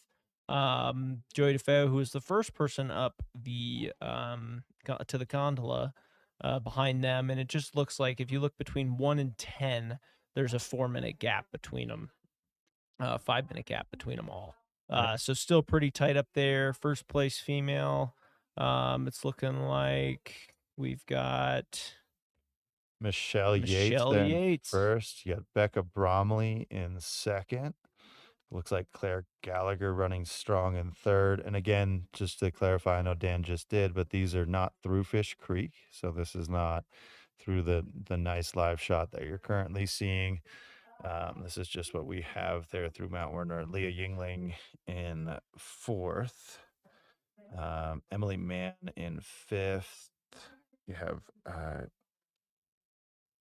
Emily Caldwell as well. And then, as we were talking about, Shay Aquilano was back there. Yeah, and Sandy Nypaver there running in eighth. Yeah, another long-standing, very, very strong runner. Haven't talked a lot about her today, but on a good day, she is an absolute contender for the podium. So not surprised to see her running in the top 10. Looks like she might be running a nice conservative race with Nicole Lofton right behind her there in ninth, which my mom tells me was my favorite number when I was 9 years old. Was number 9. Yeah. I have no idea why, but Do you finish in ninth place a lot? No, right there, 6th to 10th. That's kind of where we hover. I'm like 60th to 10th. We got to make sure to give Jenna Bensko her credit there too at 10th. Again, it's really early, and I think it's always interesting because a lot of times you will see these runners look just so strong, so good. But it is just so early in the race. We're not even 20 miles in as we hover at the 18-mile mark here at Fish Creek Falls. So still a really early part of the race, but I think a really telling time too of kind of what strategy is for any individual runner, whether they're trying to go out at the front or they're trying to be a little bit more conservative and potentially play a little bit of Pac-Man coming back through the back of the course to catch runners. I do think it's telling. However, it doesn't really, in some respects, matter what they look like here. If they look bad, that's not a great sign. I'm catching some heat in the chat for my comment about Fish Creek and the climb being chill. There's some unhappy people with that. I think my comment with that's in regards to the upper half of it before you connect in to go left and head to Long Lake. Like, it's very nice and runnable through that meadow, where it just, and I'm probably gonna make it mad again, hopefully. No, but they must have missed the part where we talked about how rowdy Fish Creek is, both up and down. It's really steep, and it does have a lot of technicality to it, especially as you're coming down that trail. At least for me, it's a difficult trail to run. It's got a lot of rocks. You actually do end up with some hikers back there, and just the congestion of nearly 500 runners that are trying to run the course. It is a really difficult section to run down, and then coming back out of this in the heat of the day, it's an extremely hot climb. It's one of the punchiest climbs that you're going to have in this race. It's a couple thousand feet of climbing, ends up being, I think, almost 3 by the time that you get to summit. So it is, chat room, you are correct. That is a very difficult section. And next time I will make sure to catch Dan. Well, I'm gonna play devil's advocate a little bit here, because yes, the last mile and a half of the Fish Creek descent is gnarly, and the first mile and a half of the descent out is gnarly, but after that, it's pretty nice. Sure, but that's that's like a part of the trail that's very hard and challenging, and it is. I think maybe this is what the chat's trying to point out, is that it is one of the more difficult sections as far as per mile. Whether or not it's super long or long enough to qualify as really rowdy, I do think that per mile that is a steep section. It levels out but it doesn't stop climbing as you get up there on those upper trails and kind of away from crowds. It's still climbing, and it's hot. Whose side are you on? I'm not on either. I'm on the course's side. I'm on accuracy's side. I'm here for the truth, Dan. Man, people are chewing into me here. Dan is always chilling when he's running. Yeah, you're right. I'm not very fast. Just chilling out there, enjoying the trail. They want to go. But yeah, it's a nice section of trail. It does get hot, like you're saying, on the way back out, and the way in, depending on where you're going. But once you leave Fish Creek, you're headed up to see the legendary Carl Meltzer at his aid station up there at Long Lake. He puts on a great aid station with his lovely wife Cheryl, and it's a really great environment there before you start on the long road over to Summit Lake, which is a gravel road that usually you'll experience. You'll run into a few people out there doing four-wheel stuff. So headed out of Long Lake. Maybe we just try to do a little, pretty long run over to 20, pun 30 intended, walk up. They won't over say to come. Summit Lake. So. Luke, we can hear you if there was something you're trying to come in on. Oh, yeah.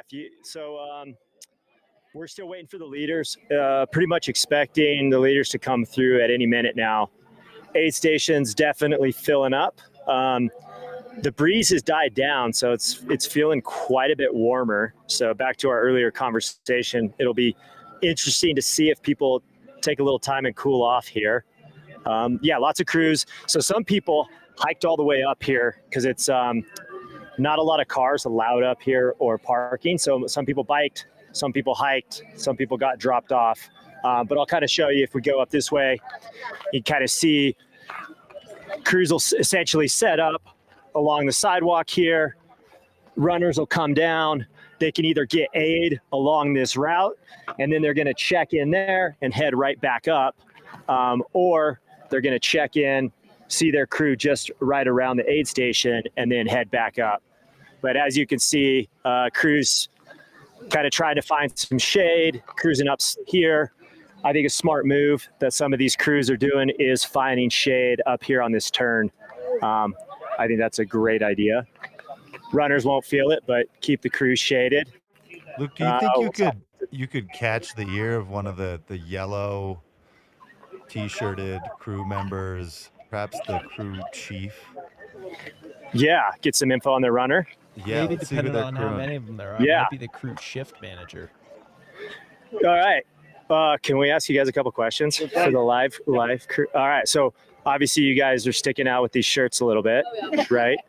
A little noticeable. Who's your runner? Reagan Sykes. Reagan Sykes. Do you know her bib number? 30. Bib 30.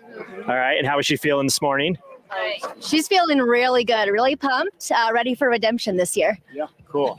She hit it last year in the Tortoise division and finished in 32 hours and change. This year she's going sub 27. All right. Big predictions from the crew over here. Sub 27 for her. And she was the Tortoise. Yeah, out of Colorado Springs. She's a hare this year. She's racing hares after running the Tortoises last year. So she's stepping up, going faster, racing a little bit more competitive. What was the reason with the shirts? Just to stick out and so she can see you guys? She's sponsored by Gorewear this year. So we're all in Gorewear attire. All right. Well, great work. Great work on the marketing front for that. So how many people are out here crewing her? We got 3 more coming. We've got 14. 14. All right. We'll be here all through the night. All right. Sounds good. And did she give you guys an expected time she would be through here roughly? She said around 4:50. Okay. Yeah. Cool. Yep. All right. Good luck. Thank you. Thank you, guys. Did they say 14? What's that? 14 Did they say 14 crew members? I don't even have 14 believe so. friends, man. Yeah, it's more followers than I have. Yeah. I got nothing clever for that, but no, I had Reagan. That was I had funny. Reagan on my list of runners to watch on the ladies' side. So yeah, definitely all right. somebody that knows the course. It sounds like and could potentially contend. Yeah, and it's, it kind of goes back to what we were talking about. I was just talking to somebody before I hopped on here, and both the men's and the women's field, it's fun because there's a bunch of these low-key shredders, kind of like really fast people that not a lot of people have heard of. So it's kind of fun. It makes it a little interesting to kind of follow along and try to pick people's brains because, everybody knows somebody. And so people are saying, oh, I think, watch this guy, watch this girl. I think they're going to have a really good race. So it makes it fun. All right, I think we have the lead runner coming soon. I don't know. I saw Jamil run up there, and so he usually knows more than anybody else. So I figured he must know something. All right, who do you guys think is going to be the lead runner?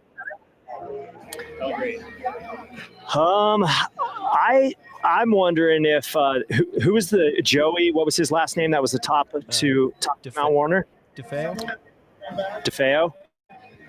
So we were trying to hypothesize: was he just going for that $1,000, or was he just going for it? Is he going to be the first one coming in? Another name somebody told me was Jesse Rich, another Utah guy. Somebody told me that they thought he was in the lead, but that was just word of mouth from somebody on the course. So that might be it too. Jesse Rich is currently first place over Mount Warner. All right, there you go. So, are you the one with Jesse? Yeah. Come on over here. I got Jesse's. Are you his brother? Yeah. All right. What's your name? Thane. Yeah. All right, guys. I got Jesse Rich's brother, Thane, right here. Hot tip. Really hot tip. We heard Jesse's in the lead right now. Have you heard that too? Yeah, he was through the first aid station. Hopefully he kept up. Cool. What was, do you know what his game plan was? Was it to go quick and kind of see what happens? His game plan was to get through it. We got in at 1 a.m. last night, so he didn't get a whole lot of sleep, so he wasn't feeling the best. So we'll see how he's feeling after 18. And where are you guys from? Salt Lake City. Okay. Yeah. Salt Lake City, got in at 1 a.m., and he is currently leading the race. Do you think he's just feeling good and going for it? Hopefully. He always downplays how he's feeling, so all right. I think he'll be doing pretty well. All right, that's cool. We'll keep an eye on Jesse Rich then. What's his bib number? Not sure. Okay. Yeah. You guys have Jesse Rich's bib number in front of you? 156. All right, 156, and we'll do an eagle eye and see if we can figure out how he's feeling. So go Jesse! Thanks, man. And All Jesse is running in the Topo Ultra Venture 2s. All right, there you go. Shoe info, shoe intel. And he was one of the ones that responded. I sent out a bunch of questions, Luke, and he was one of the ones that gave me a little bit of extra information. So it's neat that he's at the front of the race too. But go ahead, Luke. You were trying to say something. Oh, I was saying. I was talking to Leah and Tyler's crew, right? And they're called the Greenlings because they've teamed up. So if I was going to wager, that's probably a team that you would put your money on, right? Tyler Green, Leah Lingling. Right yeah, I think that's a tough one. Anyway, they're all hanging out. They got here together. I'll try to get a hot interview with them, either after Tyler comes through or after Tyler and Leah come through, and we'll get a little recap from the Greenlings, right? So, we're hanging here. There's Devin Olson. You guys know him, all right? The man. What's the most popular shoe you're seeing out there, do you think? Oh, good question. Let's see. I've seen it's all over the place. You're seeing the typical, speed goats. I've been seeing quite a few of the Nike Zagamas. And then I've seen a fair amount of some Speedlands. I've seen a couple pair of Nordas, some normals. It's all over the place. Lots of carbon plated shoes or not a lot? Do you think we're going to see those more in the Hares? Yeah, that's a good question. We'll see. This is the first spot I'll be able to see them. So I wasn't paying super close attention to the shoes at the start, but we'll see as they come down because we'll get a good view of them running down this hill. See if that if that carbon propulsion is helping them. Luca, you just saw Devin Olson. I believe he's crewing a runner named Rob who's All right. very quick, very fast. He's especially on some of the shorter stuff in the past, but he's also had some really, really fast, longer races. So another guy on like the sleeper side of, in a race where a lot of folks have, there he goes again in the blue shirt, looking good as ever, local legend, Devin Olson of Steamboat Springs. Crewing Rob who most likely will be towards the front, I would expect him here in the top 20 of the hares coming into Fish Creek. Rob actually was a runner in Pittsburgh there for a little while. I think now he lives up in Washington. And I think I have some mutual friends of his. But yeah, absolutely. Yeah, we have the term, we may have somebody coming in. So let's see, stay tuned here. All right, yeah, we have Tyler Green coming in first place. And then let me get a name on the second place runner. So we have 137. That's Richard Lockwood. So we have Richard Lockwood and Tyler Green coming into the aid station. We got Richard right here, Tyler right here. Tyler's getting some fluids in. His crew's helping him out. Richard won this race 2 years ago. 2022. So here we go, grabbing some fruit. There's Tyler. He's got Mike and Caleb and Rachel all taking care of him. And then if we pan this way, here. We got third place runner coming in right here. 156. 156. That might be. Is that Jesse? Jesse Rich. All right, Richard Lockwood right here. He's running in the new Norda shoe, which is cool. He's doing a quick change. He is taking on ice right now. So grabbing some gels, putting ice in his pack. You can see legend Billy Grimes helping him out, crewing. He's definitely taking some time to cool down. It looked like Tyler Green just took off, so he's just left a couple seconds ago. And then here we go. Richard Lockwood is on his way out right now. Probably less than 10 seconds behind Tyler. Yeah, maybe 10 or 15 seconds.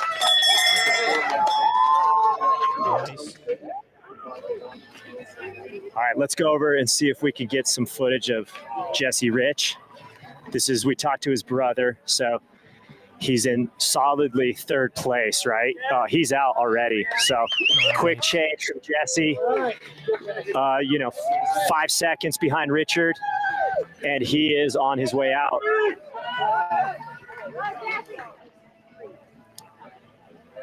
So that gives us our top 3 male hares through Fish Creek, all within 45 seconds of each other, I would say, maybe a minute.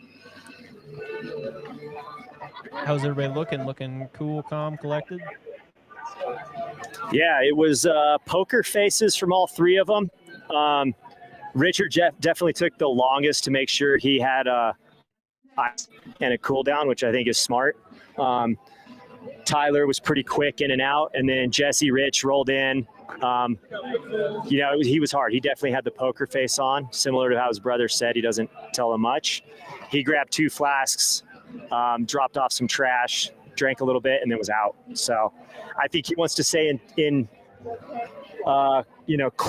close to those guys, obviously, and I think that maybe rushed him through aid, or he's just super quick through aid station. So it'll be interesting to see how close those 3 guys stay.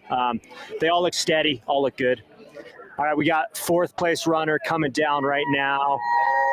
Let's see if I can get a number on this guy.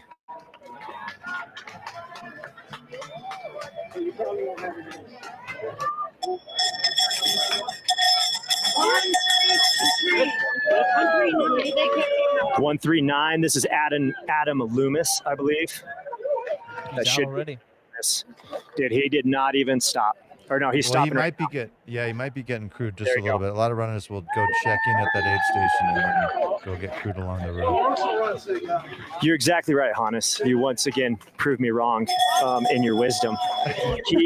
Flip, quick flip turn, and he is getting crewed up here along the sidewalk. He's throwing ice in his pack right now, getting his shirt wet, getting new bottles. That mentally hurt. Super efficient. He's also dipping his hands in a dry bag full of ice water, which I think is really smart. You know, there's that science that cooling off the palm of your hands and the cheeks are the two places that your body cools itself the most. So little knowledge for you guys. Yeah, dropping facts. Who was fifth that came in there, Luke? What's that? Did you see? Was there a fifth runner that came in there, or are we still Is there at a four? fifth guy? Was that, you know? We didn't get a name. We'll try to go catch it right now, but we have runner 6 coming down right now. It looks like we'll try to get a name here too.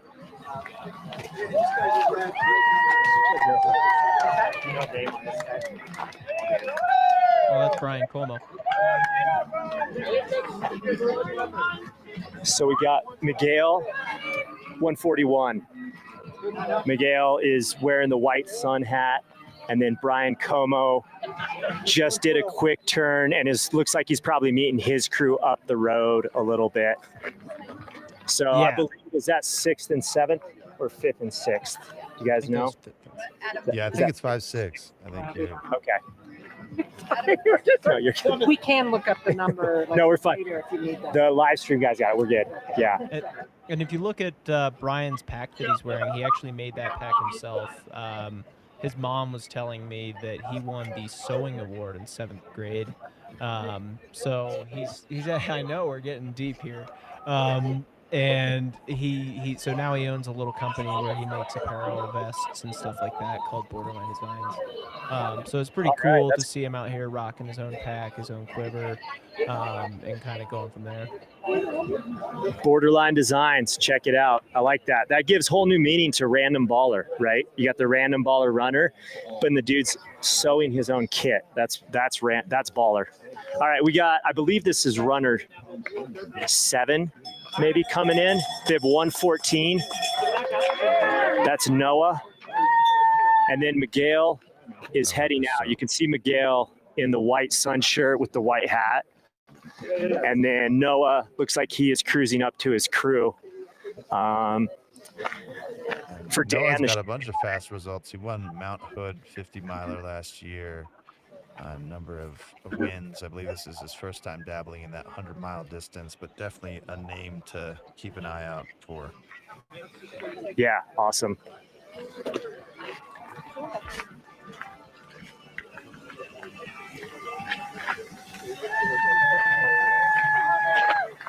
All right, we got another runner coming down. Man, these guys are tight together. Not a big gap between all of them. All of them are looking pretty strong, too. This is bib 167, Aaron. Aaron's looking strong. Aaron is cruising up. Looks like he's probably going to meet his crew right up there in the shade somewhere. Interesting, too. No vest on Aaron, just the waist pack. And it looked like he had maybe 1 or 2 flasks in the waist pack. So be interesting to see if he grabs a pack here or if he just sticks with the waist pack. Well, maybe he's just like me and he knows that chest packs are constricting, and in a race that's this crewable, it maybe lends itself to wear something just around your waist so you're not having that chest compaction over 100 miles.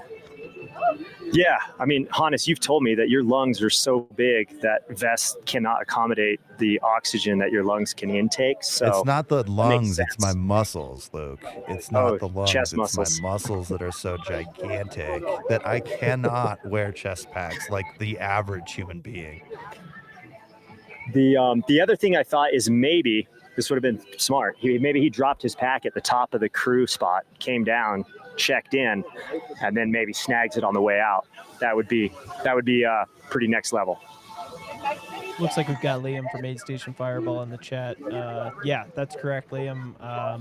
Brian also has the course record at Hellgate this year, 2023. He ran like a bat out of hell, for lack of a better sentence, and absolutely crushed it there. So thanks for the statistics as always, man.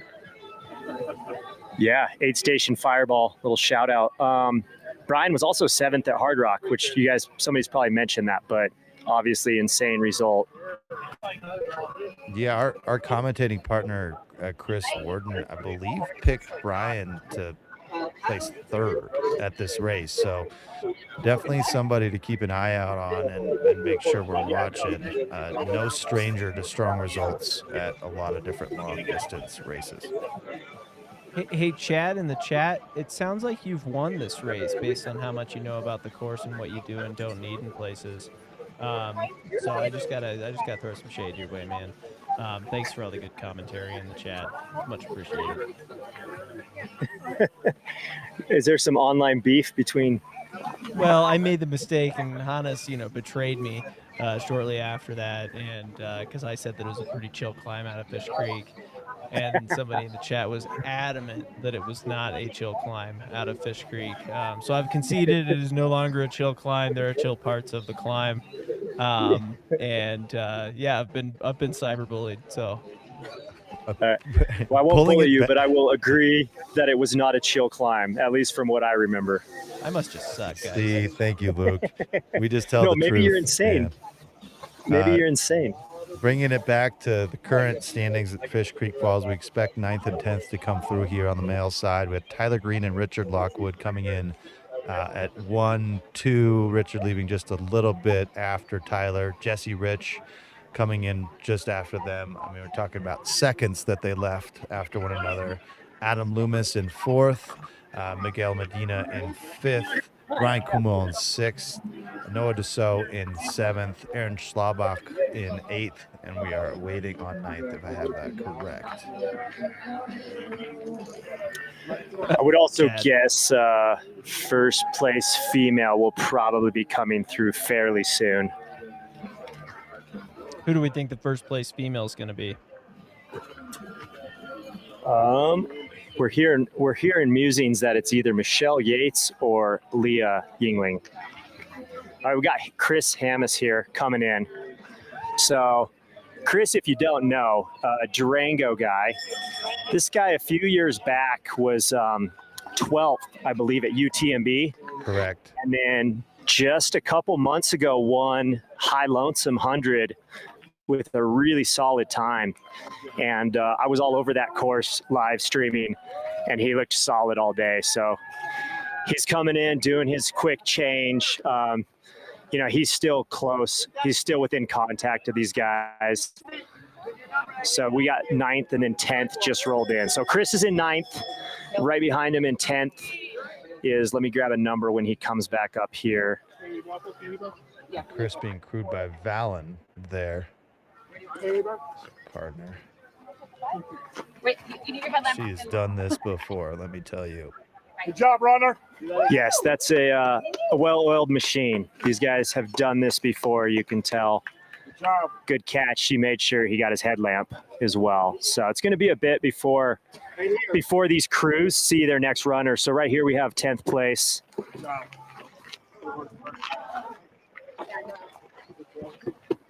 This is Joey, bib 113. I believe Joey was first place to the top of Mount Warner. So he's got $1,000 in his pocket, ready to buy beers for everybody after the race. Yep, rounds on Joey. Sorry. If it was full, I would be like all for it. Yeah, but you may do that.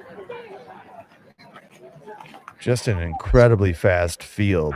You just keep they're all so seeing. close. Yep. Yeah, I will. Joey's wearing an NAU hat too. So any running nerds out there, if you know NAU, it's one of the best programs, men's cross country track programs in the U.S. So curious to see. Maybe you guys can do a little Googling to see if Joey ran for NAU, because if he did, there's some speed in those legs for sure. He looks Yes, strong, it, though. He looks it does solid. look like Joey ran for NAU. 2018 looks like his last active year. Yeah, he's a quick guy, that's for sure. He's a 401 1600 meter time. That's almost a mile. So, yeah, that is a scooting time over the mile. Can pretty confidently say that's the fastest in the field, right? I feel like that is a safe bet. Yes, pretty it safe. depends. You know, I know Kyle Pietari ran like a 3-something downhill mile on Lickety Split, but Yep. depends what you're counting. All right, so Joey is out, sitting in 10th place. And like you guys mentioned, top 10 are all pretty close. So it's really, you know, as these races go into the night, we're going to see what happens to the attrition and, you know, see who's taking chances, who's being smart.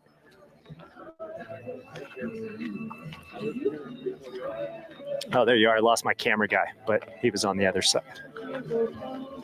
What's the aid station look like? They're stocking a lot of people going for.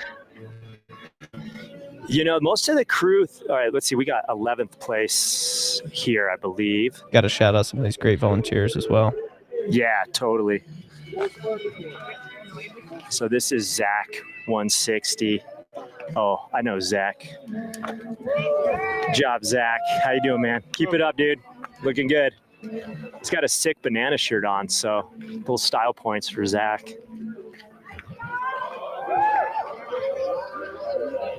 Wearing his potassium well. Yeah. I wonder if his body absorbs the potassium from the fake bananas in his shirt.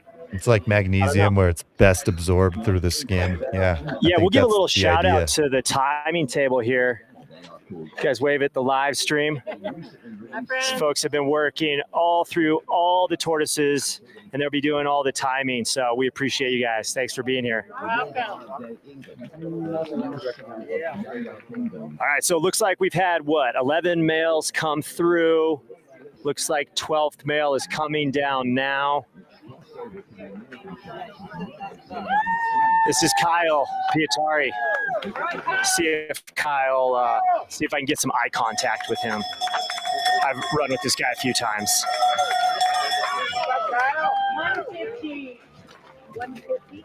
And I would call Kyle a very precise runner. You know, he always knows what he's doing. Seems like the kind of guy that really knows his splits, knows exactly So when Kyle he wants to came be in. getting He in had places. a full vest. How you doing, Kyle? Good to see you, buddy. He had a full vest already packed. He's chugging some water now, and he's already got his vest packed. So he came in, dropped his waist pack, grabbed a full pack, and then quickly behind him is 136, Nicholas. I'm not sure his last name. And then, we got even more coming here. Wow. We got bib 159, bib 103, and bib 146. 101. He's got a long time before he sees his crew the next time, so swapping out that pack's pretty key, especially for that chill Kyle's crime back up coming Fish through. Creek. 142, Michael. Michael's Michael's Mitchell got a there. killer crew here. I could tell Michael's got a good crew. They all got matching glitter on their faces, which is a nice, really nice touch. Let's see this change real quick. All right, here we go. What first place female coming through. Nice We got a work, bib camera. Emily, female 6, and Michelle Yates right behind her. So we got 1 and 2 neck and neck.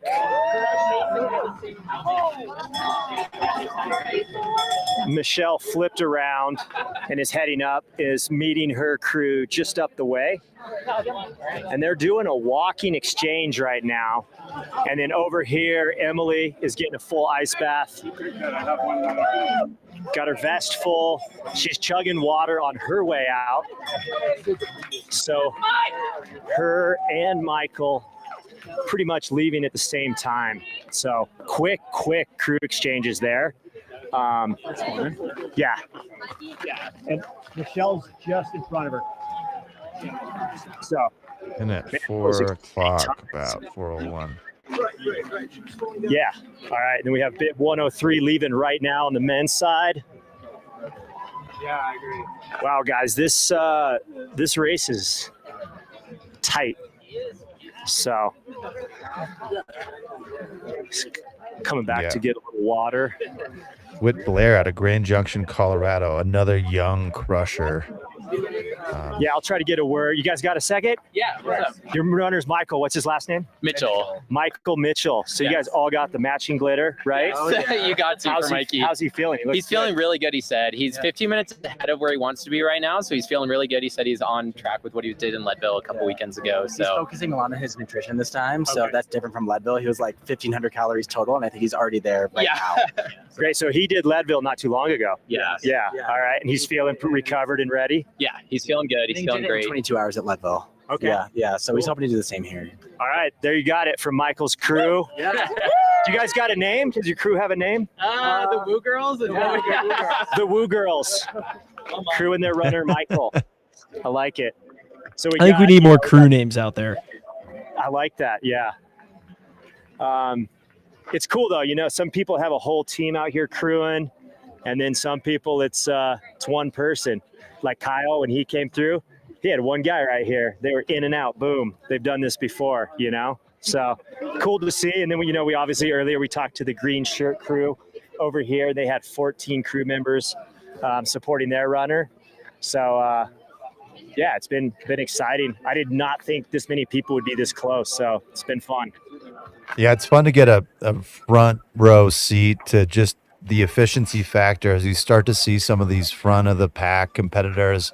You know, Kyle Piatari having his pack completely filled and ready. It's something that I actually love to do in races too, where if you can have your crew have an identical pack basically, or whatever it is that you need for that next section, just ready to go, it can save. It feels like, nominal 1 to 2 minutes, but you multiply that by 10 aid stations and it really adds up.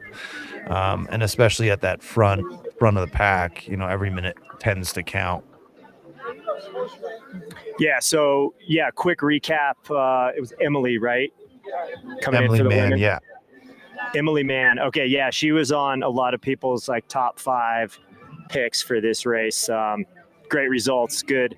Kind of one of those random baller runners as well. And then we expect Leah Yingling to come in soon. Mike, her partner's right here. So she's going to be crewing here. So we'll get a good shot of her coming through.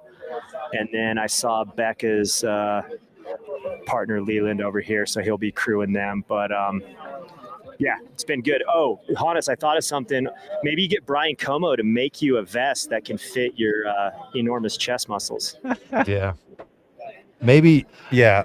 I'll reach out to him to see if he can get those measurements. It's just hard. They're so big. Well, that's a good time to mention one of our partners, Ultraspire, because they make a vest that has the bottles in the rear. So, I mean, you can potentially fit those massive chest muscles in the Ultraspire vests that they make. They've got a special Run Rabbit Run edition one here.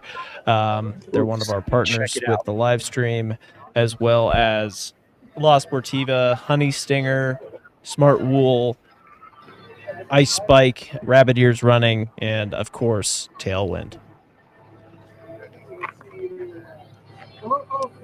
Do we look like we got another wave of runners coming in here soon? We're in a little bit of a lull right now after that parade of runners came through. So we'll just kind of hang tight and see. Luckily, we can hear people when a runner's coming through, so we have a little bit of a heads up. So that will be good.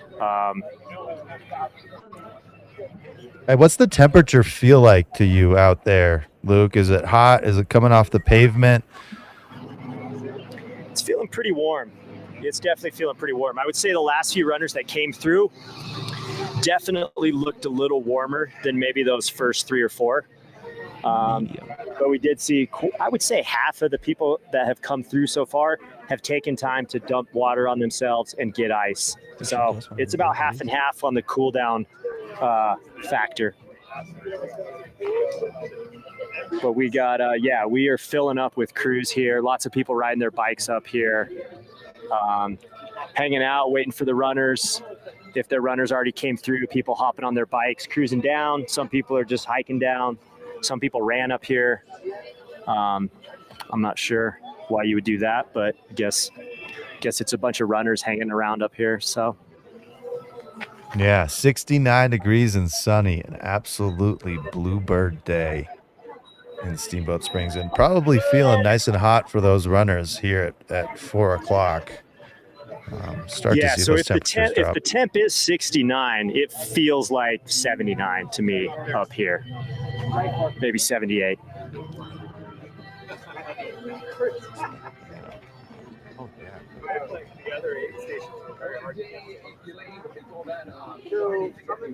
Swedish band Style. And thank you, Marcia. She left me an email right away and said, "You know the choir saga were from Iceland, not Sweden." I know as well, but I still love your Dingo references. Anytime I can drop them. So just to recap, we do have the top 2 female runners who've come through, Emily Mann and Michelle Yates. And just about as close as I spoke them off is how close they came into these aid stations. Emily coming in at 4:02 p.m. local time here in Steamboat Springs. She did get some ice, got herself cooled off just a little bit, looked fresh. I mean, again, it's often a little bit too early to try to judge how a runner looks or doesn't look. Typically at 17.7 miles, they look great, or something's really going wrong. We have about the top 20 of the male side of runners come through as we look at what I believe is Rob Yep, that is Rob And that's, I believe we're saying that name right. It's IRR. And I There's think that could be our F3, third. Leah Yingling coming into. No surprise, Leah Yingling, I believe. I think there's a little bit of her name missing there. Who is coming in third. Absolutely no surprise. I did hear talking on the interview before the race that, she was not going to be shy about wanting to win, and made a joke about kind of being the prototypical 5th to 10th sort of placer, which when you look at her results is not slouchy because she's running incredibly competitive races. Her husband Mike crewing her there. But yeah, I think she is one to watch in this race. I know that she wants to be at the front. Yep, looks like she's getting her pack swapped out and getting some fluid down, and then her husband Mike there crewing her before she heads back up Fish Creek. Getting some more ice. Leah make sure she's staying cool here, which I think is really smart, to take a little extra time to get cool. Looks like she's chugging some ice water. Crew through the headlamp in the bag. She got an ice vest, or I'm sorry, like an ice handkerchief. Threw sunglasses on and is out with a couple of the other top 15 guys. And then right behind her, right behind Leah, I believe this is Becca Bramley. So this was somebody a few people told me to keep an eye out for. I know her husband, Leland, he works for Osprey. They live in Durango. So she won the 50-mile race last year, and this is her first 100, but obviously a shredder, and she looks super chill. Yep. Luke, I think Becca was one of the ones that we had talked about before the race that we were really looking to watch and to keep an eye on. A super And then we strong also runner. have bib number. Headlamp right here, she says. So we have Emily, bib 22, in aid station now, filling up bottles. She also is just rolling the waist pack with a couple flasks. She looks super chill. She's just taking her time. She's rolling over to the aid station. Becca's got a good crew filling her up. So her and Chris Hammis have the sharing a little crew. So they got some buddies. And then it looks like another female just left. I didn't see her come in. And just for a little bit of clarification, we threw a graphic up there on the screen where it said Leah Ling. There's a Leah Yingling and a Leah Ling running. Understood. I believe that was Leah Yingling. I could be wrong. It was correct. The runner came in, but the graphic that was thrown up there was tricky And I for believe our this camera is crew. Emily taking off now on the climb. Nice. So, man, we had 3 women in aid all at the same time here. And I believe that's going to be 4th, 5th, and 6th place female, if I'm correct. You guys can double check me there. I Once do they think get you the have that timing right, updated. although I missed who 6th was. Yeah, let me go. I can see her up here getting crewed. I'm going to try to see if my mic will reach this far.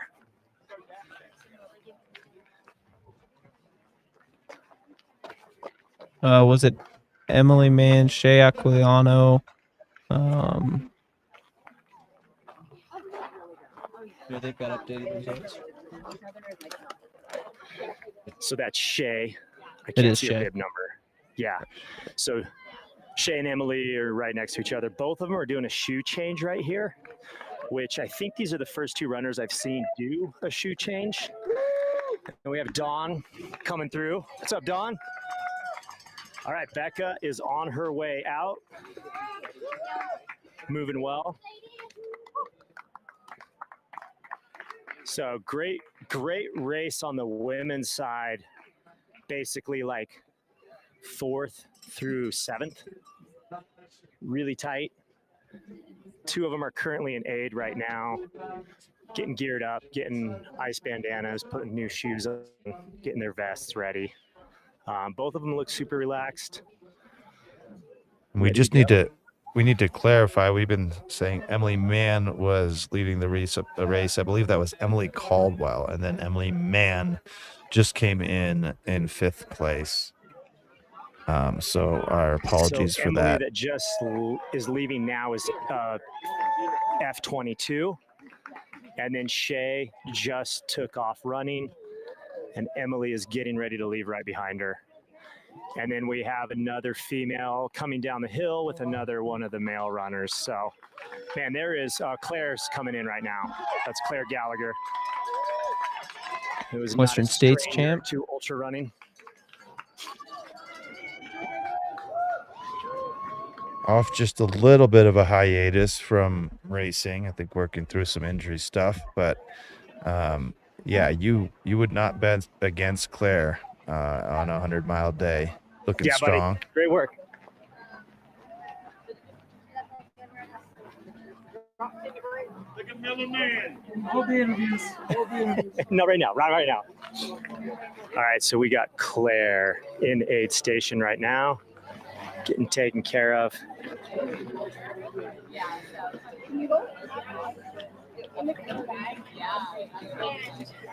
Get the little green bag out and look for. It's in my bag. Yeah, A live look in here at Fish Creek Falls, mile 17.7 of the Run Rabbit Run 100. We are following the hare race here currently with 7th place female Claire Gallagher out of Boulder, Colorado.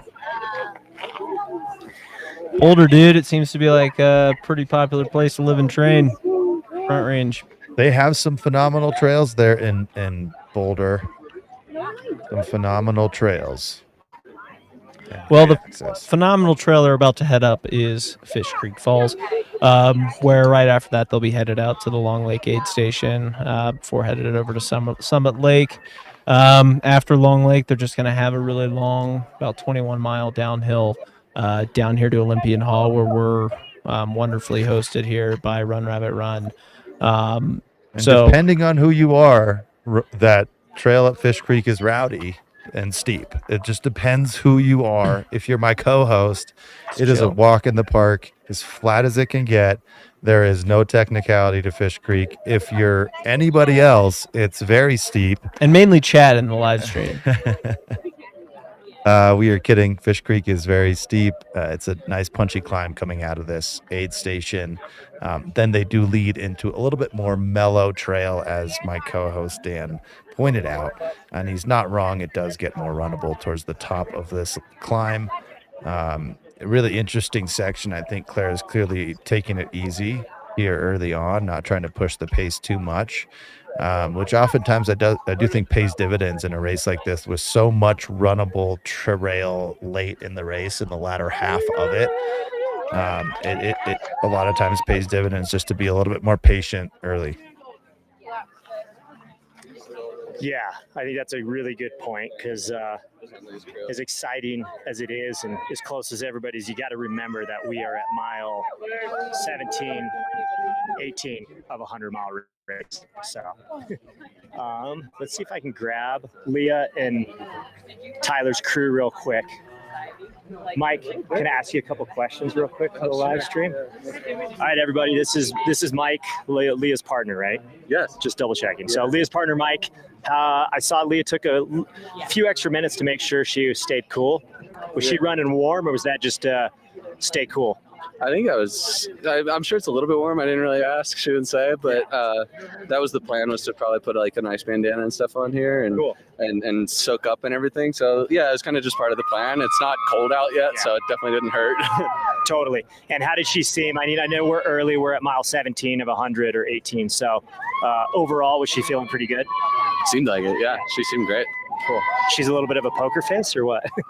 I don't know. Is that what it's? Yeah, I don't know. I think she knows what she's doing, right? And like, she was here probably a little bit earlier than she expected time-wise, but also that's based on not really knowing the course. So yeah, I'm assuming she's knows exactly what she's doing and is where she wants to be.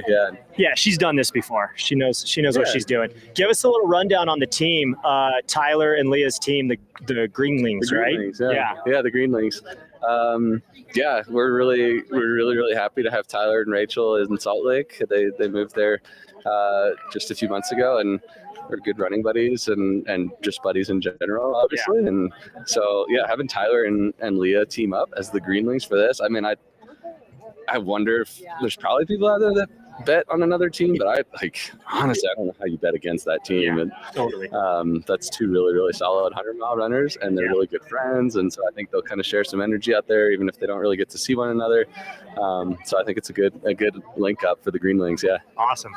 Yeah, that's cool. One thing, maybe you guys can talk about this a little bit, is they have the team competition. So not only do you have the prize money, that pays 10 deep on the men's side, 10 deep on the women's side, you also have some prize money for the top team. So top male and female team, which is cool, right? Because it's a little bit of a throwback to maybe the cross country days, or maybe when you're hurting, that you're trying to help out your teammate push through some of those dark spots. So I think the team aspect is a really cool aspect of this race that I think more races should do. I think it's really cool. Yeah, and I mean, you're looking at a really healthy payday there. If you take home the win outright, male or female, it's $15,000, and if you're in the team victory, it's another $5,000. So you have a chance to walk away with $20,000 potentially if you're somebody like Tyler or Leah. Yeah, and don't forget, Run Rabbit runs more than just the 100-miler. We also have a 50-miler that's not being live streamed, but the 50-miler will start tomorrow, and they've got check-in going on here in Olympian Hall. So it's pretty hype here in Steamboat Springs this weekend. As the kids say, Dan, hype, as the kids say. Oh, it's like no. Yeah, green tea. Yeah, looks like a beer, right? Perfect. All right, bib 107, Jack. It's not uncommon to see one of these guys who's in 20-plus place coming into an aid station this early and find their way onto the 7-man podium or female podium. It is not uncommon.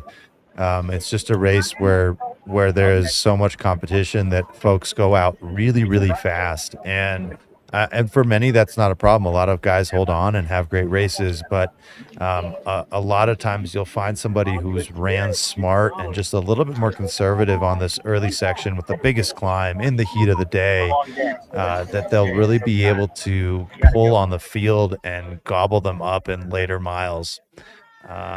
So as you start to see these names, I wouldn't be surprised if tomorrow morning we start to see some of those, closer to the top 10 even. Yeah, and if we're looking at our times, it looks like Richard Lockwood in first and Joey DeFeo in 10th. Between those people, it's about a minute of time between the top 10. So really anybody's race still. Even between the top 20, you look, you've got 2:57, 55 for Richard Lockwood and number 20, which is Michael Mitchell at 3:01:45. So still, it's a 100-mile race. Like there's still room for anybody to take the lead there. So nothing's set in stone yet. I think we'll start to see more of the race develop probably around Olympian Hall, around Dry Lake second time, maybe Dry Lake the first time, depends on who comes through there first. But it is absolutely that ripping downhill. Is that more your speed, ripping? Downhill. Yeah, Okay. absolutely. I love the downhills. I like to get going. I'm a big hoss though. And in the female race too, it's not really a different story. You have folks extremely close together. I think we have talked about it, just how competitive this female field is. You have probably the most competitive field we've seen at Run Rabbit. You have Emily Caldwell coming in first into Fish Creek, Michelle Yates closely behind. We're talking seconds, almost at the same time. Leah Yingling that came in at 4:10, and it did feel like there was just ever so small a gap in that front three. Becca Bramley coming in at 4th, Emily Mann coming in at 5th, Shea Aquilano coming in at 6th, and then we just saw Claire Gallagher as kind of the last person that we featured, who came in at 7th place. It's just so early when you're talking about 17, 18 miles into a 100-mile race. Really too early to tell, and far too early for folks to really start to feel the effects of the day.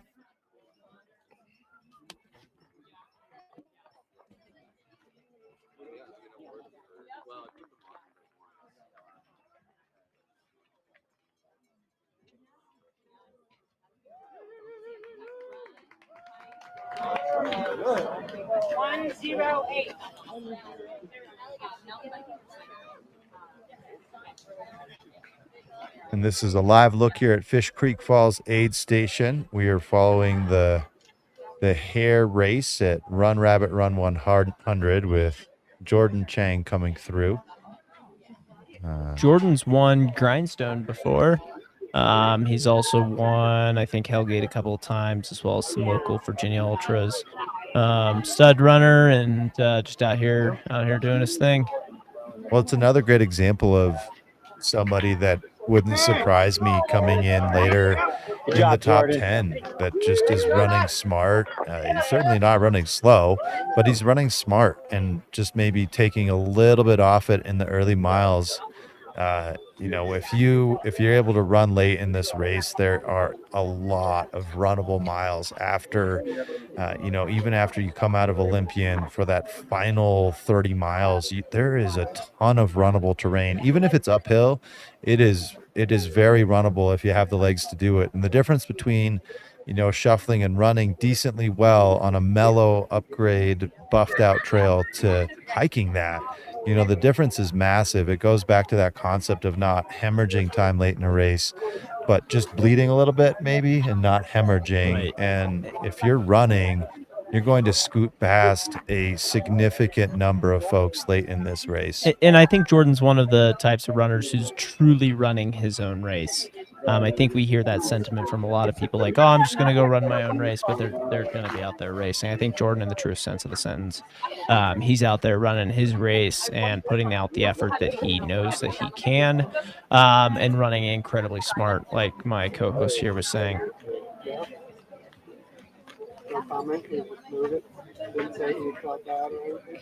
While we have just a second here, we'll take a minute to thank our sponsors, Hailwind, Ultraspire, BOA, La Sportiva, Honey Stinger, a local sponsor here in Steamboat Springs, Smart Wool as well, Ice Spike, Rabbit Ears Running Company, and a number of others that we will also continue to mention.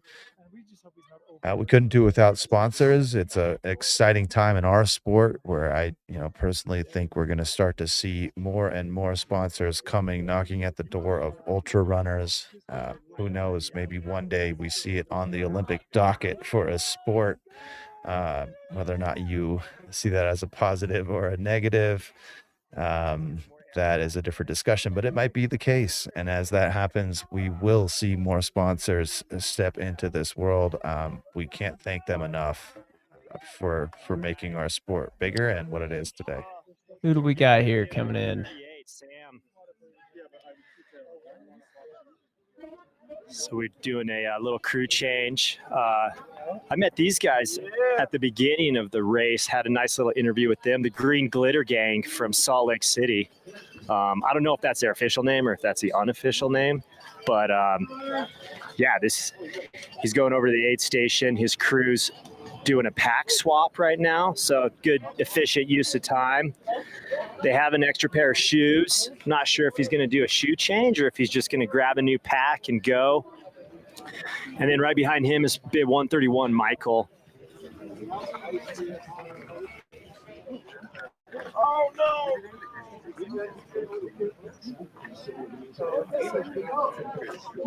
Another coach?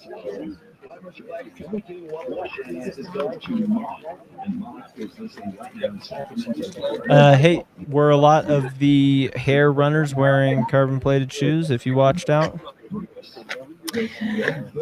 I have been looking. I think I've seen maybe 3 or 4 pair. The majority I've seen, I would say if I was to take a poll right now, it's probably a toss-up between the Mafate and Zagama. Nike Zagama, Hoka Mafate.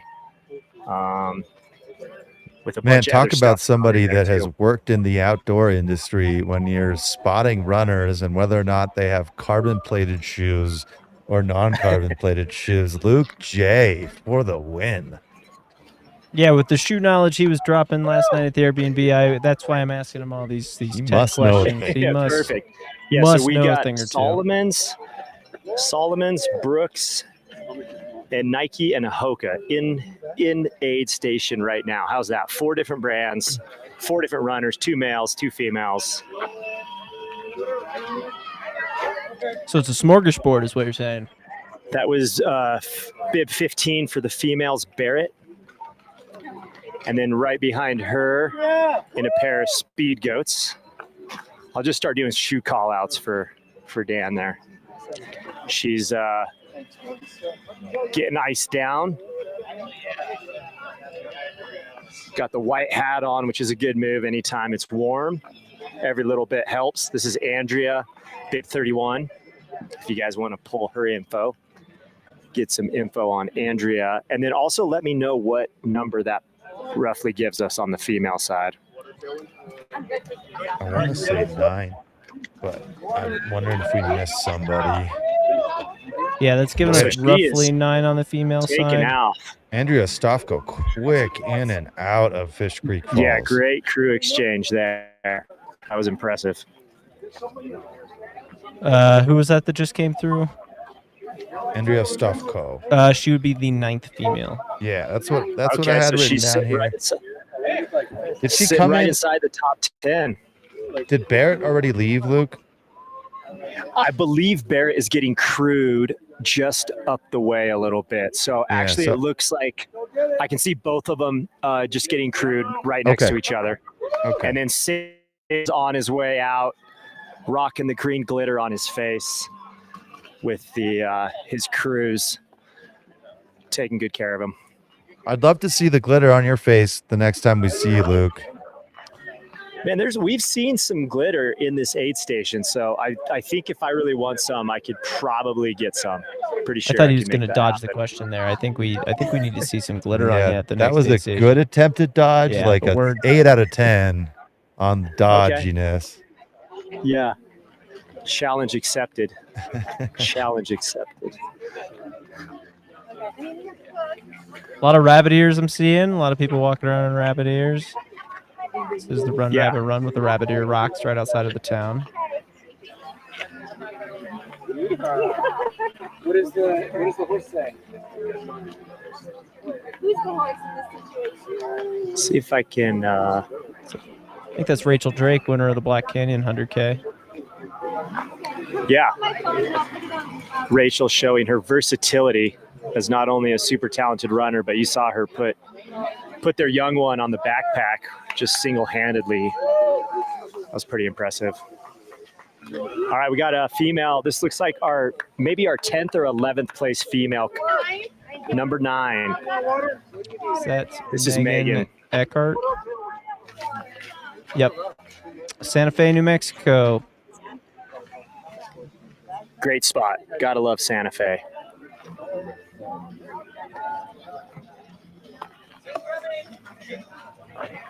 Good seeing you guys.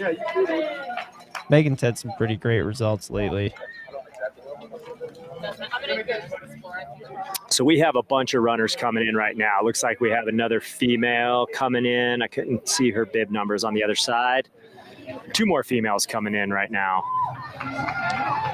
Megan just won Angela's Crest, overall first female, and she ran 526 miles at 6 days in the Dome. Ooh. All right. Repeat that number? 526.301. My goodness, Megan. Good on you. That's 6 damn days. Rachel, in the Dome. female 20 coming through, and female 30 coming through as well. So we Nice. have Rachel Oh, this is Lemke, the definitely one yep, to watch. Rachel Lemke. She's had some great results when we were looking at her ultra sign up. Oh, and then here's the green shirt crew or yellow shirt crew. This is Megan, I believe. Rachel. Reagan, sorry. Rachel. Reagan. Reagan. Rachel You was guys just will in get front it of her. eventually. We got there. Sorry to Reagan.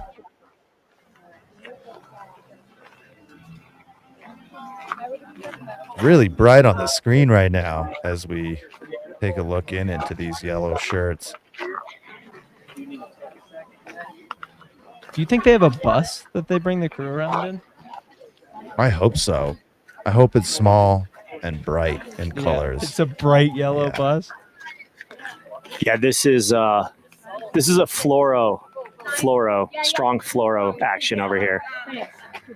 She's doing a shoe change, which we've only seen a couple shoe changes. All right, the 2 females we saw come in ahead are out. See Megan's out. Megan is running really strong up that hill. Looks just effortless too. So she looks like she was running really smart. When we were just looking at her ultra sign up, she ran almost 530 miles at 6 days in the Dome back in June, which is just insane. So she knows what she's doing. Oh, yeah. And she was first place at Angela's Crest earlier this year as well. Wow. All right, 164. This is Peter coming in. We've seen most people have a crew here. I would say we've seen maybe only 4 or 5 runners that have come in without a crew. Jordan, who you guys mentioned, previous Grindstone winner, I believe, he was one that did not have a crew and looked like he didn't need one, didn't care. He was chill as could be.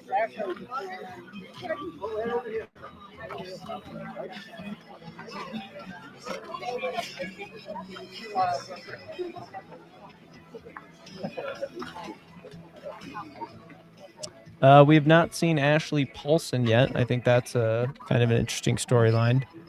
Yeah, she was shot off the gun right out of the front with Michelle and is by, all accounts a contender to do very, very well here.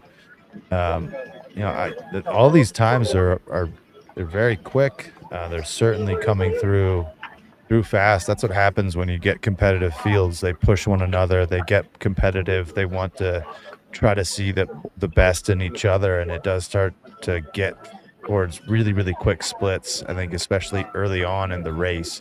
But I'm curious to see where Ashley Paulson comes through, always in the bright pink hair and the bright pink outfit. We had a really sweet drone shot of her earlier. I'm curious to see where she comes through. Sounds good. Okay.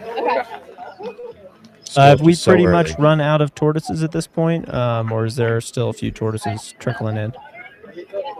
I have not seen a tortoise runner in a while. I believe we had a few that trickled through right when those first runners were coming through. Maybe one or two has also.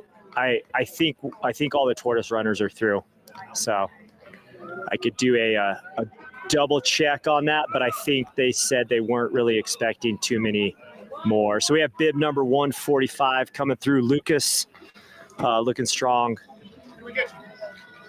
Lucas Onan. I bet one of those twos was close. So one of the runners I've noticed does not have a crew. He's just super chill as well, having the aid station volunteers, which we have a bunch of them here. They've been doing an awesome job taking care of the runners, keeping everything stocked, keeping people in the right place. So big shout out to the volunteers. As any of these races, right, it's one of the most important things.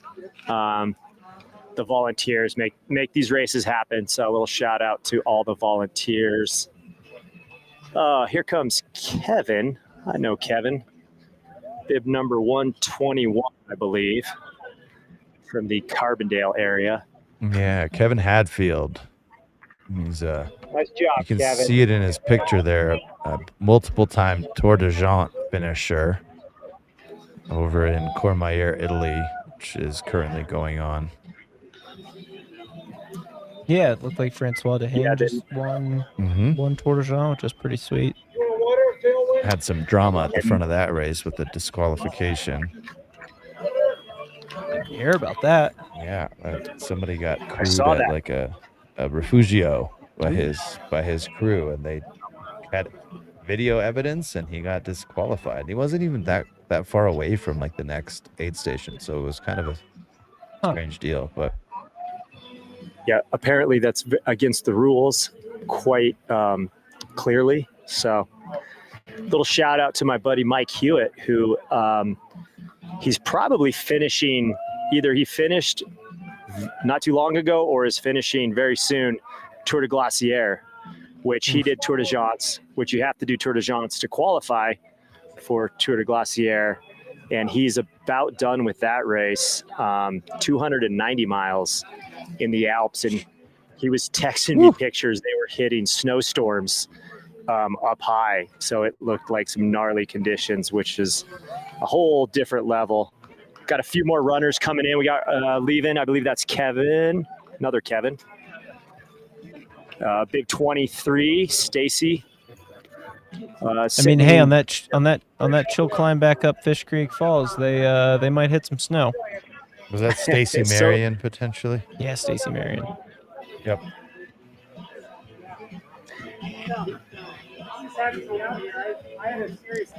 And here shortly, maybe we'll put up the leaderboard again to kind of see where the standings are through Fish Creek.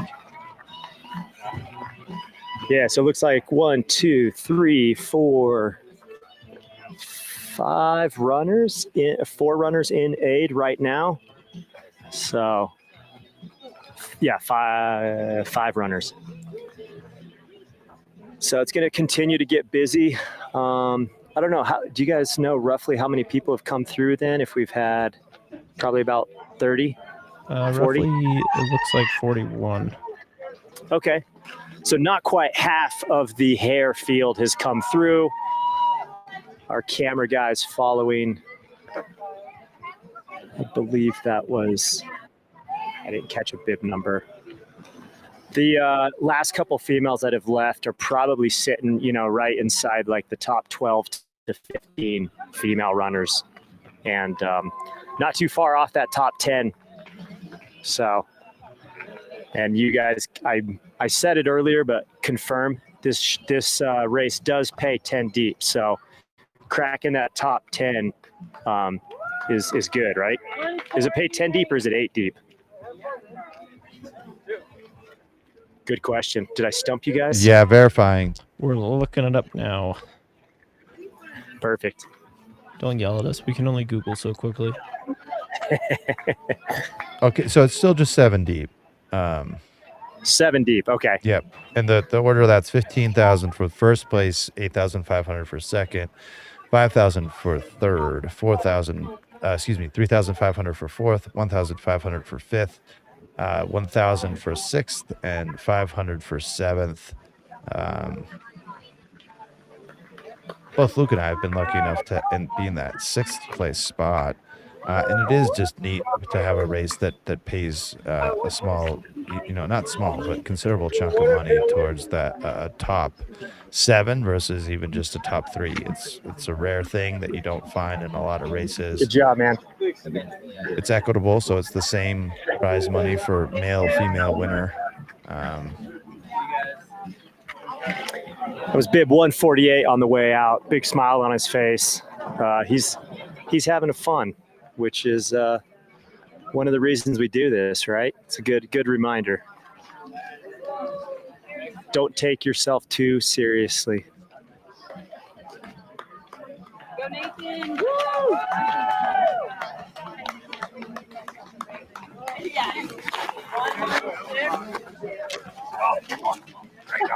Oh my God.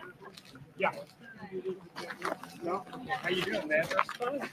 Good deal. Good job. Bib 116. I believe it's Timothy on his way out.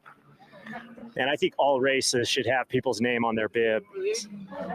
Bib 126 on his way out. That's Owen. Leaving with some hands full of food, getting his calories in, being smart.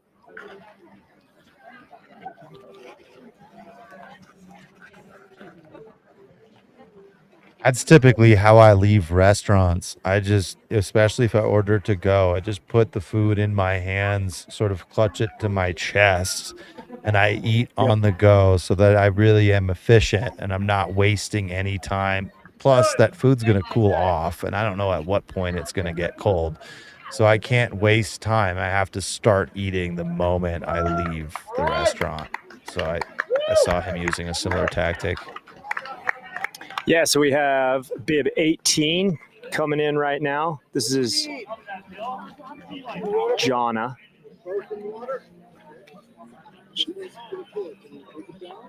Dan, she's wearing the Ultra Boa shoe. Nice. In case you were wondering.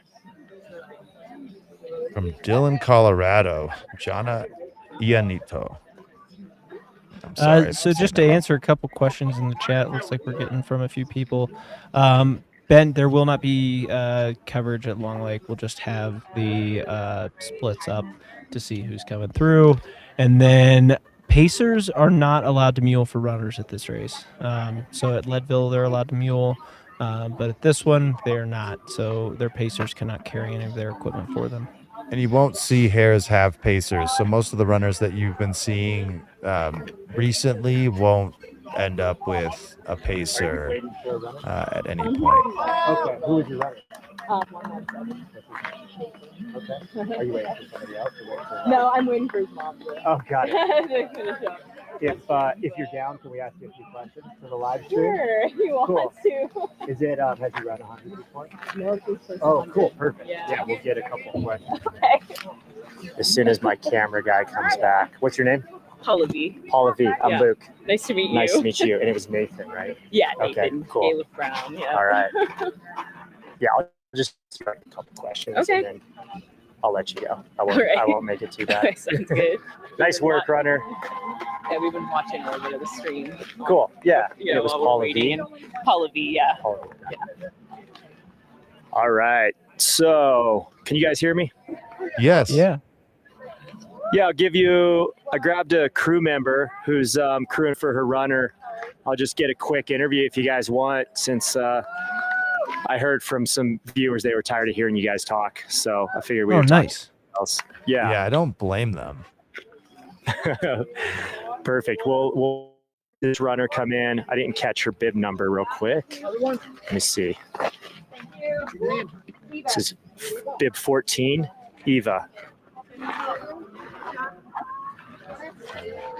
She's dumping some trash. Smart. I've finished races and had probably a pound of trash in my pockets before, so it's good to drop weight wherever you can. 25, Andrew. Are you guys are together? Yeah. Cool. I'll talk to both of you if you don't mind. I'm Luke. Yeah. Hi, Debbie. Nice to meet you. Columbia. I'm the mother. Yes. Okay, yours mom. All right. I think we're gonna get Luke back up here on the screen here in a sec. He's got some crew members to interview. Yeah. And you're running Nathan. Yeah. All right, cool. So, can you guys hear me? Oh, yeah, we got a hot tip that the viewers were tired of hearing our voices, so I grabbed a crew to get a little interview. This is Paula V and Nathan's mom. What was your name again? Debbie. Debbie. And this is Nathan's first 100, right? Yes, it's first. Okay, Yep. so what has he run 50 miles? Yes, he has run 50 miles Okay, before. Yeah. which race was that? Well, he got to 50 miles at Never Summer, Okay. so that was I think good. And then I think he's done another one, but I don't remember Okay. what it was called. It was in a different state, but yeah. And how was he feeling when he came through here?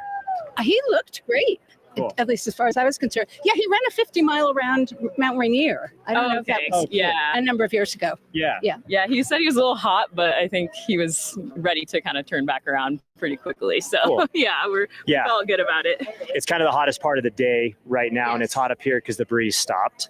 So did he take some time to cool down and get some ice? He had a ton of water. I don't know if he had ice, but Great. a lot of water. Great. Did he eat anything like quirky or out of the norm? I don't think so. He went over there. Yeah, when he ate, grabbed some sandwich bits and Okay. yeah. He's very tall. He Okay. eats a lot. Okay. Yeah. It's good. Yeah, you got to get the calories down. Yeah. So was he nervous going into his first 100, or was he pretty pumped? Was he pretty psyched? I think he was He's a calm and collected dude, so All it's right. hard to tell. But I think he was a little bit anxious, but overall like positive energy going into it. Perfect. Yeah. I was much more anxious. Yeah. Yeah. Yeah. That's how it goes. Being calm and collected, that will pay off very well for him in 100. And, it's early, right? It's only 17 miles in, so they're not even 20% of the way done. So good luck to Nathan. I hope so. Hope to see him at the finish line. Remind me his bib number. 117. Great. Cool. You guys have a great day. Thanks for talking. Thank you. Bye. All right. So Nathan tackling his first 100. We'll look for him to see how well he can do. We have, looks like 1, 2, 3 runners in aid station right now. We got Andrew, bib 125, kind of right behind us here. It's starting to mellow out a little bit. About half of the hares have come through, maybe a little more than half now. So it'll probably be a little bit more of a trickle now coming through. So, I don't know. We could get groups coming through. I have no idea. All right, we have the yellow Floro Brigade leaving. So you guys can wave. We will see them again. I don't think we could miss him. It's hard Yeah. to. You guys all got e-bikes too. Oh, yeah. All right. That made the ride up here a little easier. Yeah. Last year, it made it nice. All right. It looks like we should only have one more hare coming through. No. Nope. Never mind. Ignore that statement. I am really bad at looking at websites. So we've had about 44 people come through of 91. I think there was So we're right about halfway around through the hare field. 100. Yeah, 90 to 100 hares, right? Yeah, and we already have, it looks like, if it's correct, Sean Van Horn dropping from the race. At the gondola. So, yeah, I know Sean. He's a phenomenal runner, so hope everything's okay there. Obviously, something was up to come out of the race that early. Oh, look at that view. Oh, we had drone footage. Yeah, I will say I talked to Sean before the race, and Sean's a solid runner. He's had a great result at Javelina. He's placed top 3, I believe, at this race. He's had one of the faster times at the Nolan's 14, so he's no slouch. But he told me, hopefully he's all right with me telling everybody this. He had COVID a few weeks ago, and so he said he wasn't sure how he was going to feel coming off some COVID stuff a couple weeks ago. So that might have been it. Maybe not. We'll try to find him and get the rundown later.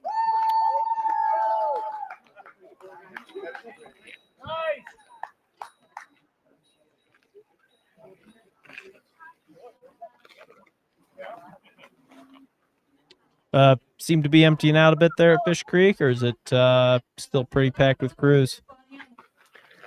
Yeah, definitely as empty as we've seen it. It's probably when we first got here before there were too many people. It's about this many. So And looks like maybe a dozen crews. it looks like we're getting some drone footage from up near Long Lake. Got the double track up there. It looks familiar. So I believe that's near Long Lake, if not right outside the aid station. So those some good shots of that double track there. A couple cars parked along the road, so we must be close to the aid station there.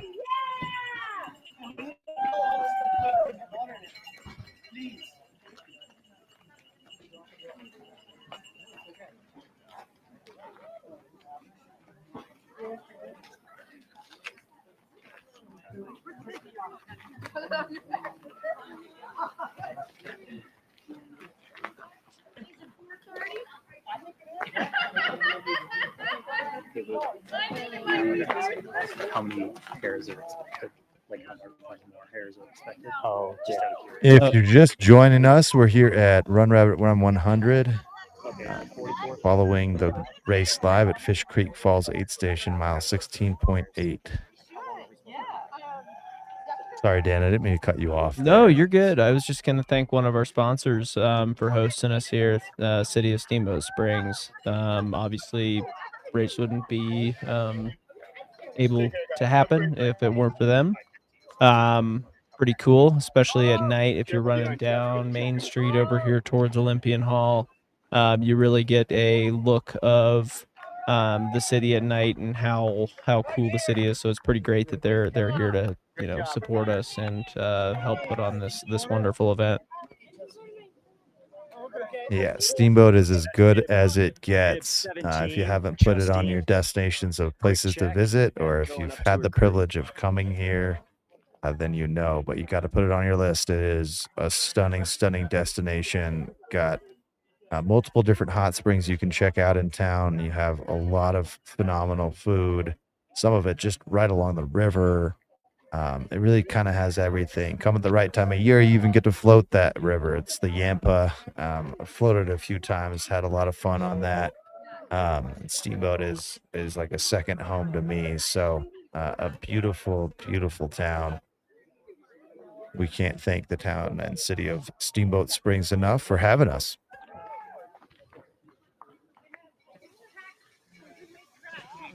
And it looks like we're getting a bit of a tailwind out there for some of the runners. So I guess it's a good time to thank one of our other partners, Tailwind Nutrition, for sponsoring the live stream. What a great segue. Man, that was so good. I may not be a good runner, but I can make you a pun. Well, apparently you're the best climber around with Fish Oh, yeah. Creek. I mean, well, that's a real chill climb going up Fish Creek at Chad in the chat. If he comes at me again, I'm just going to roast him. So, welcome to the roast of Chad. I have the mic. Yeah. I have the mic. But it looks like people are having a good time out there. Crews, volunteers. So really, we're kind of doing what this sport is all about. Just a bunch of people coming together to do something crazy. No matter, the first place finisher is going to run the exact same course as the last finisher during the golden hour. So kudos to everybody out there who's put in the work and who is running the race and really kicking some butt out there. So great work. Oh, we got a shout out here. Hey, boys. So we got Brian 170. Who'd you want to shout out to? My boys, Vincent and Dylan, my sons. Oh, that's awesome. All right, Brian's having a good time. Bib 170, giving his kids a shout out. He's getting a little restock. Has a pretty sweet pink. Vincent and Dylan, we see you. Getting a shout out buddy. from Dad Brian.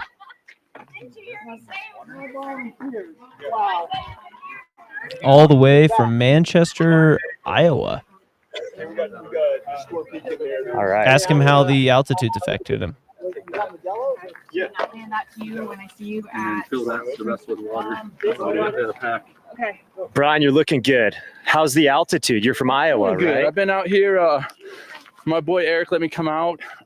Shout out to Eric. So I've been out here for a few days, kind of acclimating. So Nice. I'm feeling pretty good, honestly. Yeah, you look great. Is this one great? to go? Like 6 scoops. Yep. Do you want me to hand this to you later then, or do you want Sure. this? No, I'm good. Okay. We get you anything else? Just kinda Nutrition. rock and roll. Nutrition. I'm gonna grab a couple things when you're good. What's that? Yeah. That's awesome. Glad he's having a good time out here.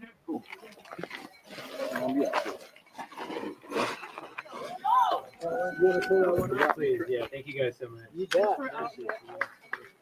We'll be sure to keep an eye on Brian throughout the day. Maybe in a minute. It's good to follow some of the other stories out there, not just the front runners. Really get a feeling for what these events are about and the love that people put into them. So this is bib 171. This is Trevor. All right, man. Howdy. Nice work, man. You look good. Amber, do you have water? And 132, Benjamin, maybe? Yeah, 132. Bib 149 coming in. Yeah, so these runners are kind of sitting right in the middle of the Hares division. So out of those 90 or so runners in the faster hare division that started, all right, here he goes on his way out. And then Can I get you?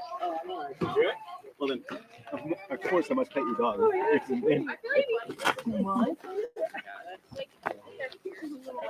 A lot going on. This flying dog is in flying dog. Wonder if we've gotten the first runners through Long Lake. yeah, good attitude. Looks solid. Yeah. Yeah, he called me and left. I didn't get the call, and he called me, and I was already here, and he's like, "I need this, and this, and this." What if I took my bag, and I was like, "Oh, I already panic packed it. We're good. Yeah, We're good. yeah, I got it all. Panic pack it, these things. And I know you're like you never. it's super lame. Really? Yeah. Hi, Nate. Great job crewing. All right, this is Trevor on his way out, looking strong. This guy's got a fistful of nutrition. Nice work, man. Good job. Yeah, looking strong. He's packing for the long night ahead. He's got all the calories he needs for sure. So he's looking strong, had a big smile on his face. Stopping there at his crew just to make sure his pack's in order. And then coming down, we have another female runner, it looks like.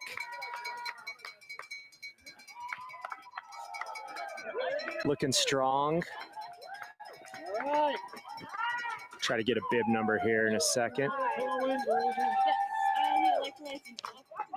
Yeah, and it's looking like we'll have a sunset in about 2 hours and 20 minutes, about 7 o'clock sunset today, for everybody out there. So I think a lot of people will be taking headlamps from this aid station, or they'll be picking them up where they can access a drop bag at Summit Lake. Bib 5, bib 5 and bib 12 and bib 128 all came in. So bib 5, 12, and 128. So we got 2 females and then a male runner. So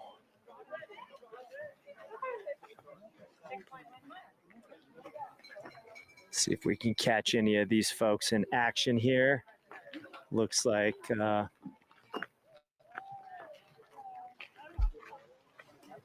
this looks like I believe her name is Becca. This is bib 12 right here in the purple hat. And then one of our other male runners coming in the pink shirt.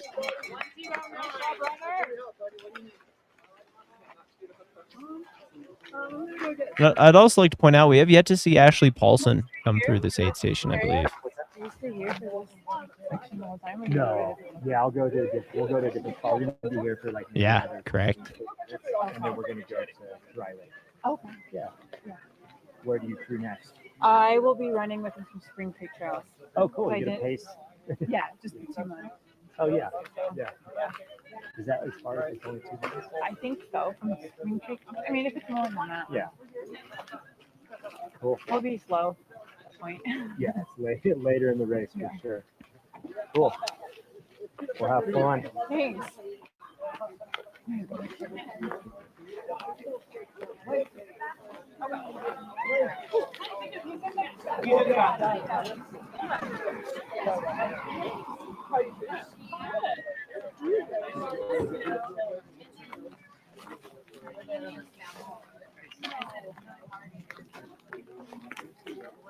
Yeah, I was like running by myself for a while. I was like coming down this way and I was like, oh, I'm not alone in the forest after all.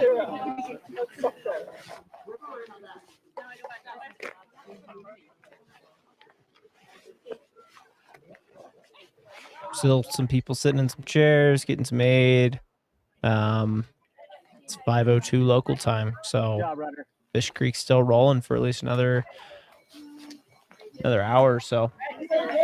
Yeah, I'm probably looking at the back half of the hare field still to come through here at Fish Creek Falls, mile 16.8. I believe our third total aid station. And I think it's an interesting point that we should bring up that we have yet to see, Badwater winner Ashley Paulson come through, because we know the heat's not bothering her. Yeah, training out of St. Yeah, George, I Utah. think a lot of stuff can happen, especially on these trails in the technical sections. I was talking to I met two different people at the start that both rolled their ankles at this race and were unable to finish in previous years. So, any of us are a twist away from not finishing one of these things. I think it's also interesting to note that I believe most of Ashley's results have been on maybe flat or more runnable terrain. Oh, here we go. I believe this is Ashley coming in right now. So see if. Yeah, I also think you could take the counter of that. There might not be anything wrong yet, and it's just it's one of those races where a lot of folks go out really quickly, and because it's so competitive. And here, as we take a live look at Ashley Paulson, the one we were asking about, runner. just because we expect her to contend, and she tends to be at the front of the races that she runs. Looks positive. Luke, anything else that you can get on the ground for us?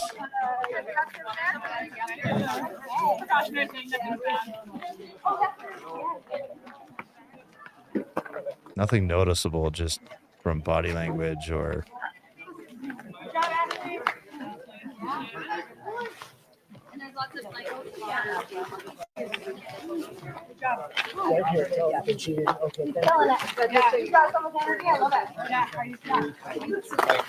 Was that taped before the race, or did you get it taped during the race? Taped before the race. Okay. It just wasn't working for me. Yeah. Doing a little adjustment. Yeah. All right. It's pretty technical coming down too. Yeah, it is. We were just talking about that. I do think we saw Ashley really take her time on that first climb. I am one of the proponents of, because I just think there's no point in rushing that climb. But this feels like a really significant gap. You're talking about a full hour on first place and second place. But it doesn't necessarily mean anything this early in a 100-miler. I mean, miles can get real slow if you didn't space your effort out correctly over the distance of a 100-miler. So it might just be the case of a runner taking it out at her pace and controlling her effort.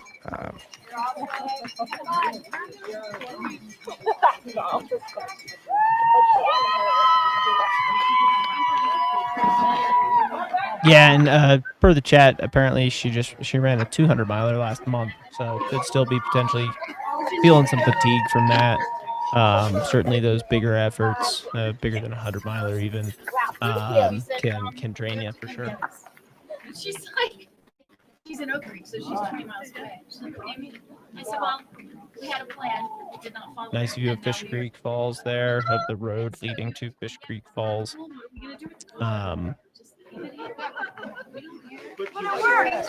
Aid station set up, and still a lot of activity going on there. So Also, have to think about how long some of these aid stations have to be like ready for. I think Long Lake, they see the 100 milers at mile 24. They see the 100 milers at mile 89, and they also see the 50 milers. So that's just a lot of time to have an aid station open. Summit Lake as well, mile 30 and 80. So some of these aid stations are open a really long time, and so thanks to the volunteers out there, thanks to the people who are helping put this great event on. I loosely have Ashley sitting at 15th, somewhere in that neck of the woods. Which really, if you are running smart and within yourself, is not. It is within I'm good right now, striking thank you. distance of the front of the field. An hour is not much to make up. Might feel like a lot this early, but Yeah, I you should just just give never you guys the know mic over in a 100 minute. miles. Yeah. So fun. Yeah, your job would not. Oh, Stoke We is might- I might hot. Oh, yeah. With this crew. I met them earlier today. That's Bree Sullivan, and hanging out with some of the crew there. Good people to meet. Yeah, we were just on the commentary. We were just saying there's about half have come through. A little over half. About 50 have come through, and I think there was 90. Oh, okay. So that's good. Yeah. All right, what person's Luke talking to? Ask him some questions. All right. Well, I'm going to talk to the aid station folks right here. Yes, I am. I'm calling their bluff because they were saying they wanted to talk on the microphone, and so Hey, come on over. You're a person we're talking to. So, you know, the magic of all these races is the volunteers, right? So I'm eating a cookie. All right, taking you over to Long Lake with Zoe.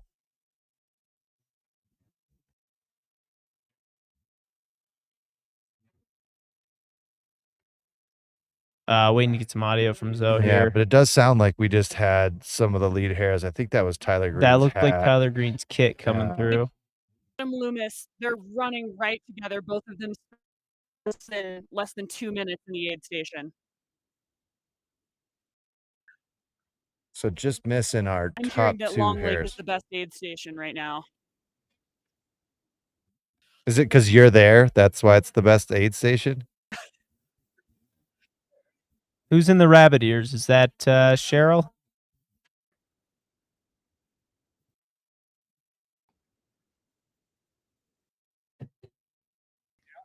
Zoe, we missed you there a little bit. Can you hear us?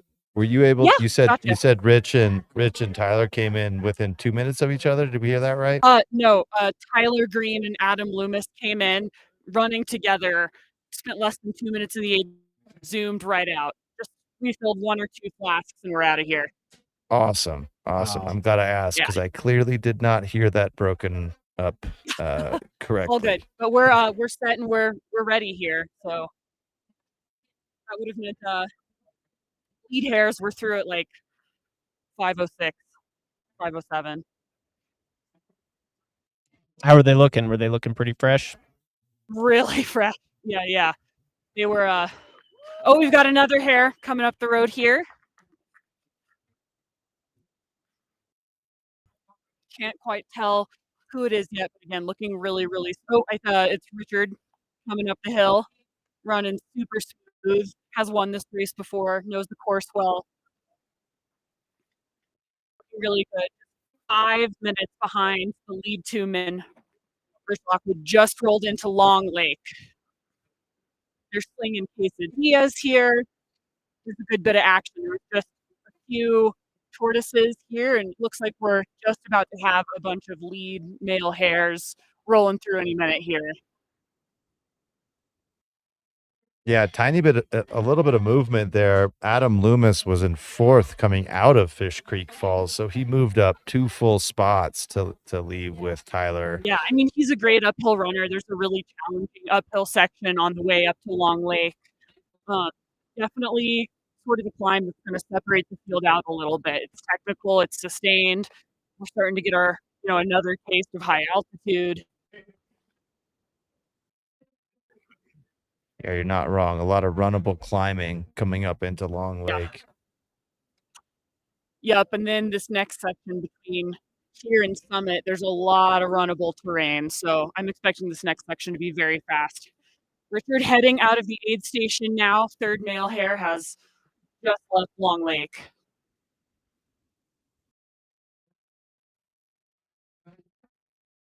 Yeah, and they've got that 21-mile descent basically from Long Lake down into Olympian Hall with very little climbing in between then. So it'll be interesting to see how the race breaks up between now and then.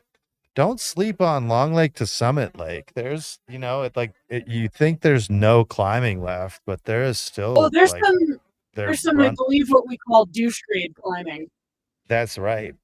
A near and dear term to all ultra runners' hearts.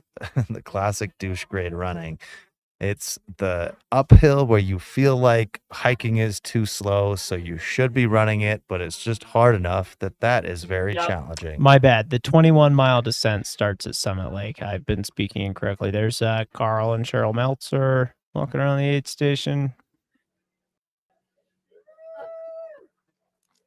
Still got some tortoises coming up the road here on the sustained climb.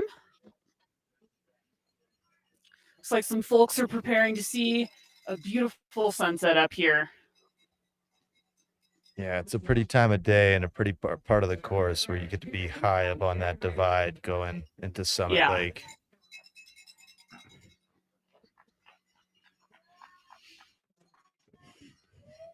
With that later start too, it means, a lot of these hares are going to be hitting sunset maybe at that awkward time before they fully get to Summit Lake. So I'll be curious to see how many folks picked up headlamps at Fish Creek versus how many are, betting big on themselves and just charging it to Summit. Yeah, that's a good point, because you can get caught in no man's land if you're picking up your headlamp too late. Most of the time, I think what a lot of those front guys do and front gals do is they'll grab a light one. This guy's having fun. If we could see a bib number, having a great time. It's a tortoise coming through Long Lake. But as you can see, still a lot of stoke here. Vibes are high, which is good. It's a little early in the day to not be vibing.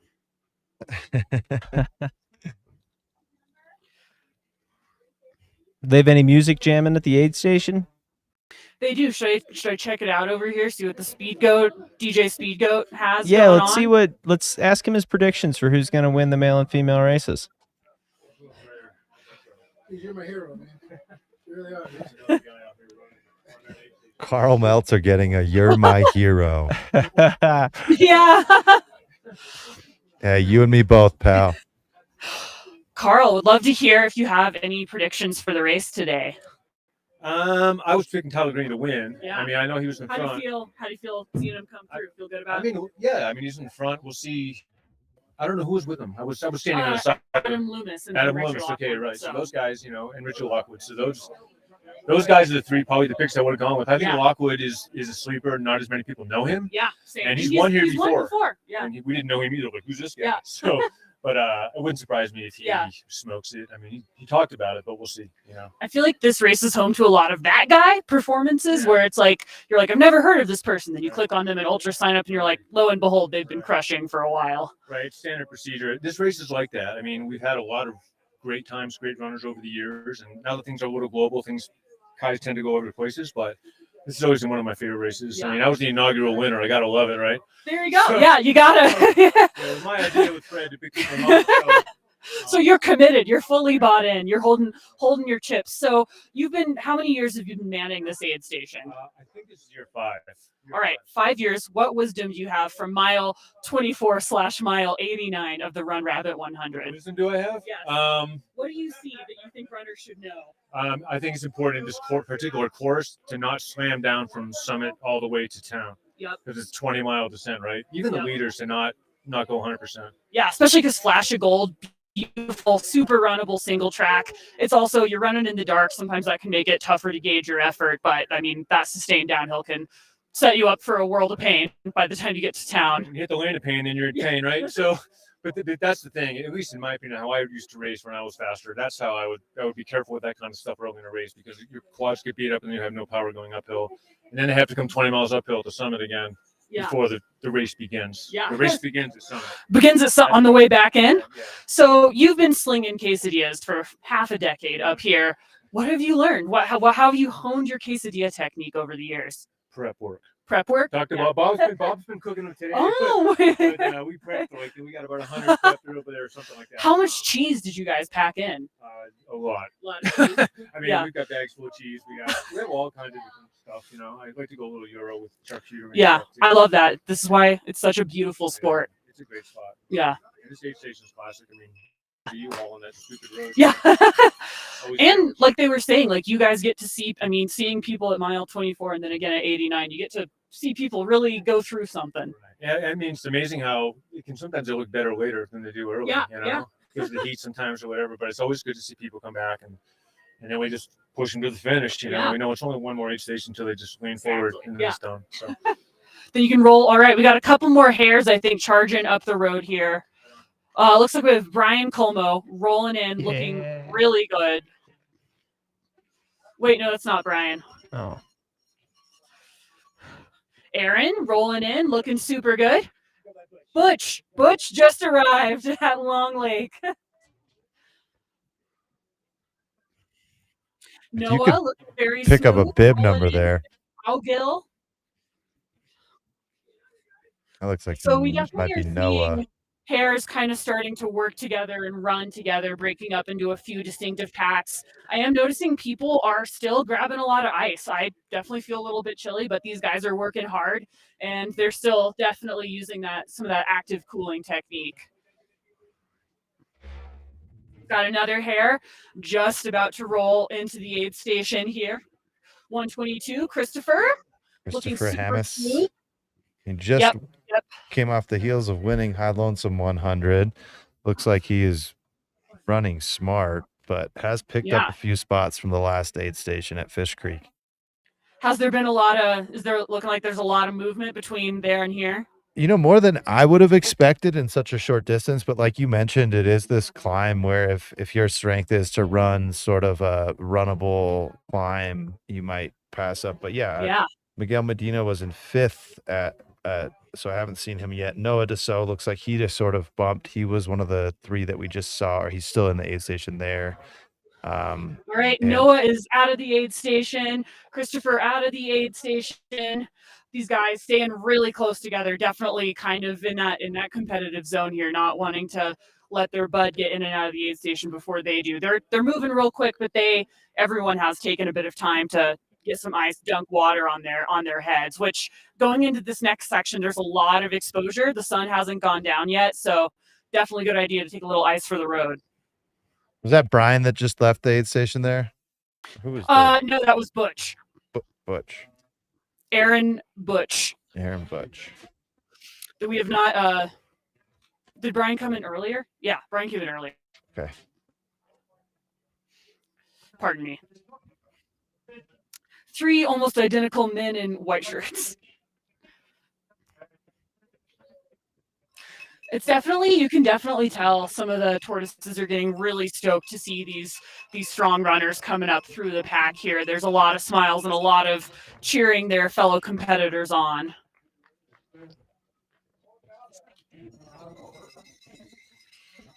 I think we might have another hare blazing into Long Lake here.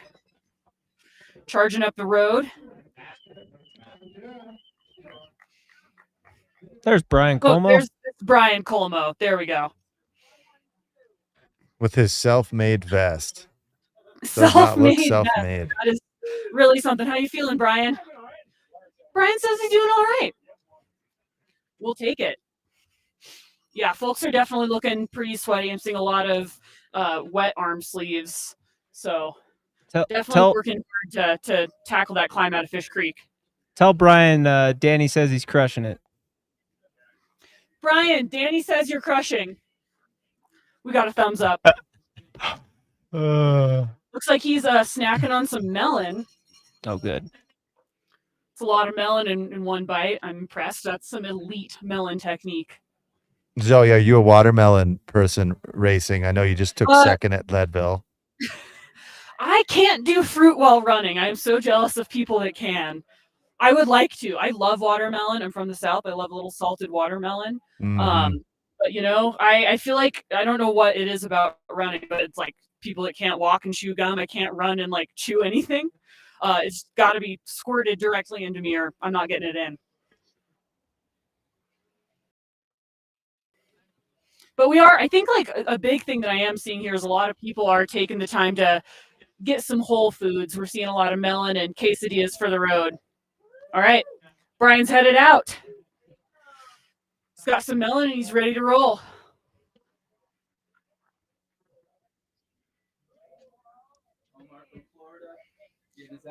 Omar from Florida, looking good, eating. No, you're eating a pierogi and you're still moving, bud. Can you still move?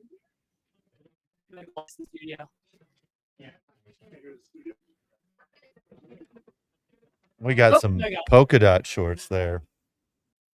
Yeah, definitely seeing a lot of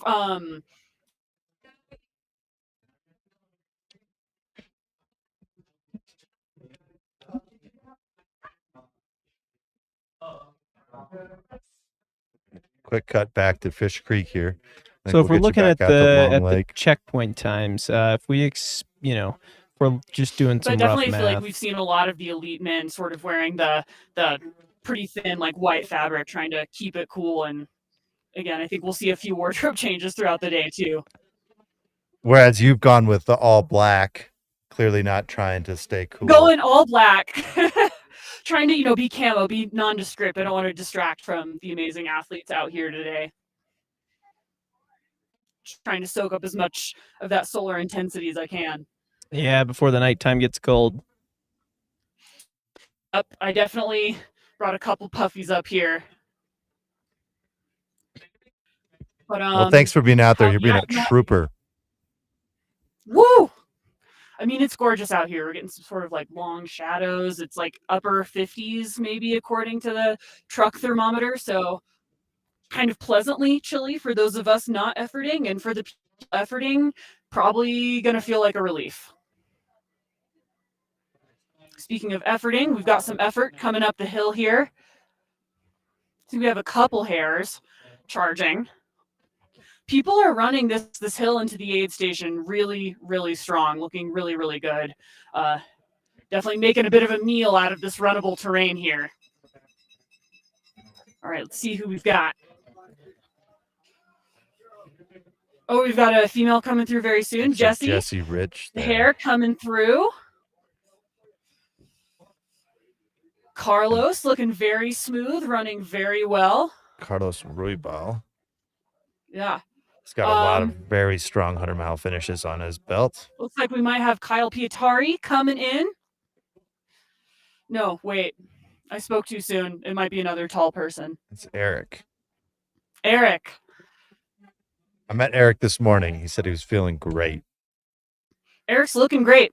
Can He's a local confirm. guy.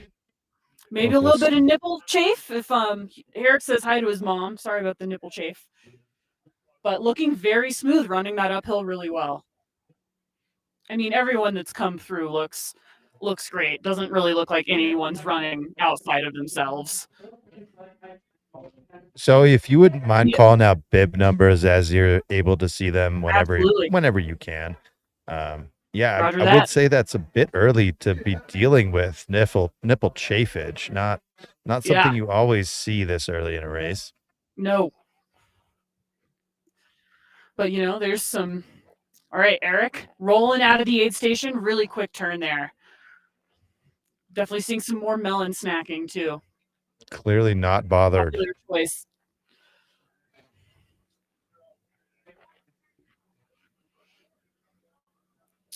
So It we've got is a like- couple more hares motoring up the road. It is like that with just a lot of difficulties in these races. You just deal with the pain afterwards. Yeah, maybe you washed the shirt with the wrong detergent sometime. Like, Could be. I it. don't know. It happened to me Specifically once. located, but it could be. All right, we have bib 141. Miguel rolling into Long Lake. Heck Looking yeah. Miguel Medina, I believe. solid uphill trot. Yeah, he's dropped just a few spots coming up that climb. He was 6th coming out of Fish Creek. Looks like there's definitely been a lot of movement since I've seen these guys. Now we've got Kyle Pietari coming up the hill. Interesting We've to got see him go into a 136. walk. Nicholas looking really good. Way to go, Kyle. We've got Zach Russell in his party shirt coming up the hill. Looking so good, Zach. 160. Let's go, bud. Absorbing that shirt see a lot potassium. Yep. Yeah, Zach always loves to bring the party vibes in shirt form. Mikey Mitchell also coming up the hill, about to arrive at Long Lake. The party has arrived. Yeah, the party's here. Glitter about to roll in hot. Had a huge summer already. Should we give her the same 142 challenge we Mike gave is Luke? Here. Looking good, looking sparkly, bud.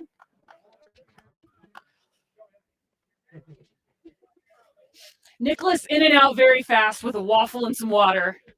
He was in Nico great looks spirits very there. good. Miguel in and out. Looks like Kyle is not feeling super good. Consulting with Speed Goat, deciding what might be the end of his day. Oop.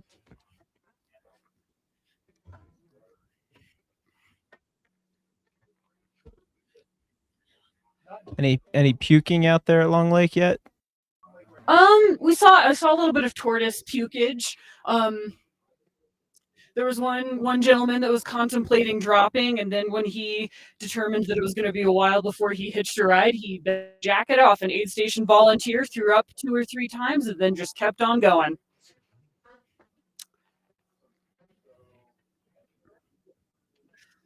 Right. Mikey, super quick aid station, looking good. Water, looking glittery. Let's go, Mikey. Looking very cool. Yeah, I got lucky going up Hope Pass in Leadville 100 that I got to do it with Mikey in his first 100 miler. We did that whole climb Amazing. together, which was super, super fun. Just an energetic and enjoyable guy to be around.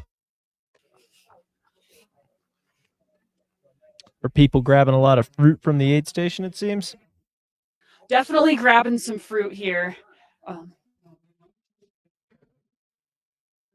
For everybody watching at home, if you've just tuned in, we are providing live coverage here via Mountain Outpost of the Run Rabbit Run 100. It is 5:28 local time.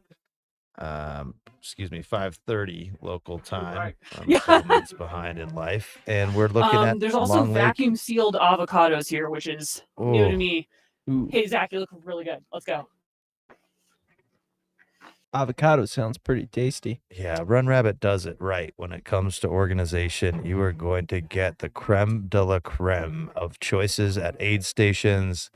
As Zoe just mentioned, you had vacuum sealed half avocados ready to be eaten. Throw a little salt on that. I don't even need to be racing. Just put it in my mouth and I'm ready. Getting another look here at Fish Creek. This is where people head to prior to headed up that chill climb up to Long Lake. And just getting a good view here of wind in the trees. Probably the last few runners will be coming through here shortly before that aid station packs up and heads out. And just like my co-host here was saying, the aid stations are great, but the volunteers are greater. So shout out to all those volunteers out there who are absolutely crushing it. I like a co-host. I think we could stick with that. We don't even need to call me a co-host. I'm a go-host now. Yeah. Wait, did I mess up pronunciation? I thought that's what you said, but I actually like it better. Was it like a anyways. nasally co-host? No, it was just a joke. Is it like go-host? Is it like so-host or like so-host? We're here at Olympian Hall covering Run Rabbit Run 100. We have seen just about the top 10, maybe a little bit more, come through Long Lake mile 22.2. And by the top 10, I mean the top 10 hare males, and we are waiting for what would be about the time for our first lady female runner to come through Long Lake. At Fish Creek, we were looking at Emily Caldwell in first, Michelle Yates in second, although you could have called that a tie. They came in so close together. Leah Yingling coming in at just about 8 minutes behind those two, looking calm, composed, and collected. And Becca Bramley, Emily Mann rounding out the top 5 at that point. And we should start to see some of those females running into Long Lake. Can you take us to Long Lake?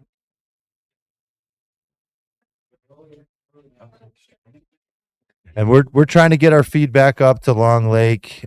We did lose it. As you understand, we're out here in the mountains. We mentioned over 60% of this course, 61 miles of it, are spent above now 9,000 feet of climbing. So getting coverage to you, especially at the quality that Mountain Outpost is consistently able to provide, is not easy. We appreciate your patience as we try to pick up our feeds again at those other aid stations. I really hope that we are able to, as the female start, or excuse me, the front of the pack females come through Long Lake, doing everything we can, folks. Until then, you're stuck here with me and my co-host. I'll try and enunciate the C a little bit better for you, buddy. So hopefully everybody's enjoying. Hopefully everybody is enjoying the coverage today and enjoying all that Run Rabbit Run has to offer. This is a charity race, and they were saying at the pre-race briefing yesterday they've given over $500,000 to charity since this race started. So it looks like we're back here now at Long Lake. And Kyle not quitting yet.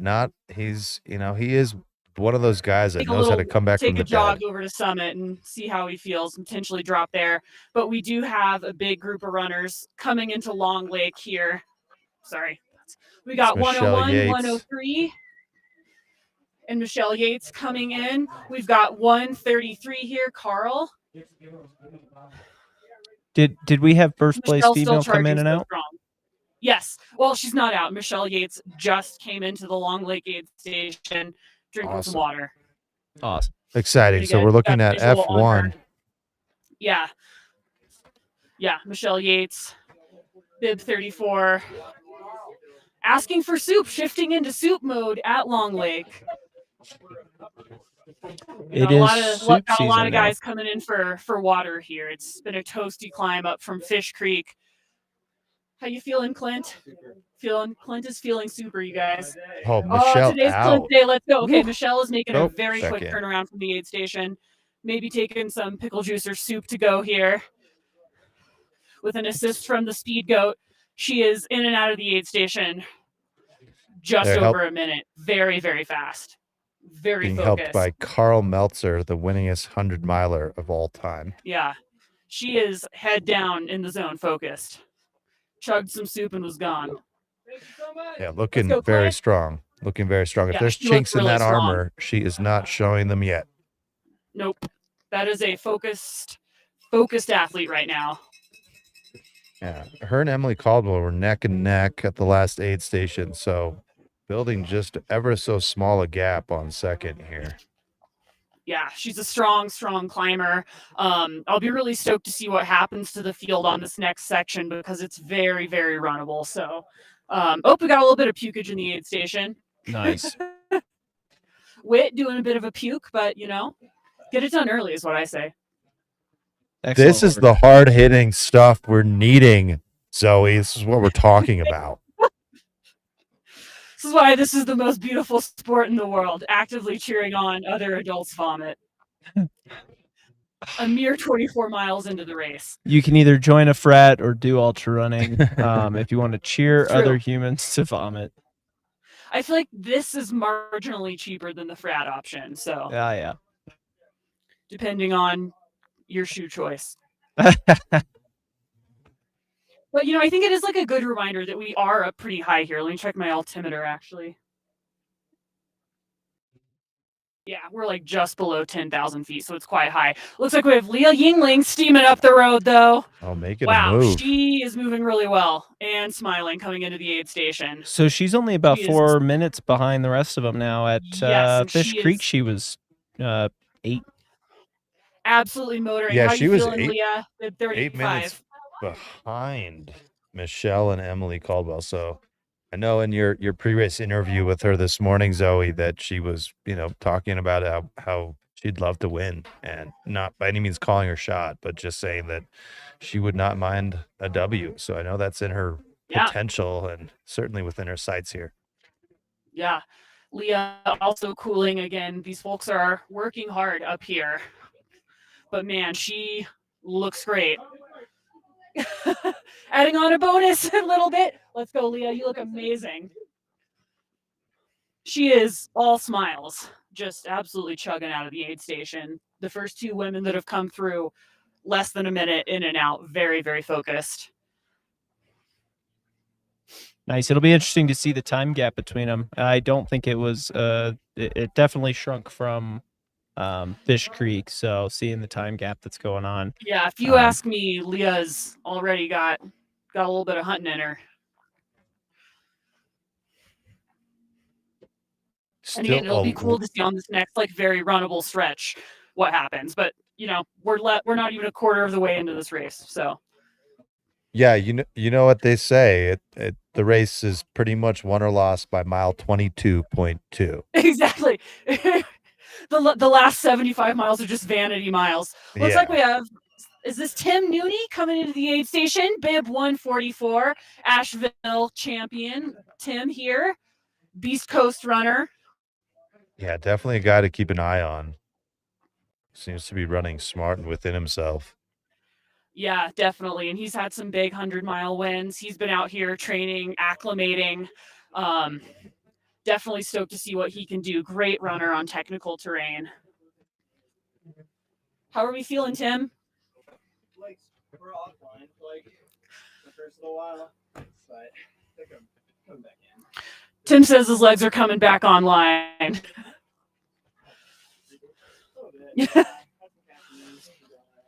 I think it is really impressive to see how many people have already been through some kind of low or worked through something by the time they get up here. And again, with that later in the day start, getting out in that heat, it does sort of give you the opportunity to dig yourself in a hole if you want to do that.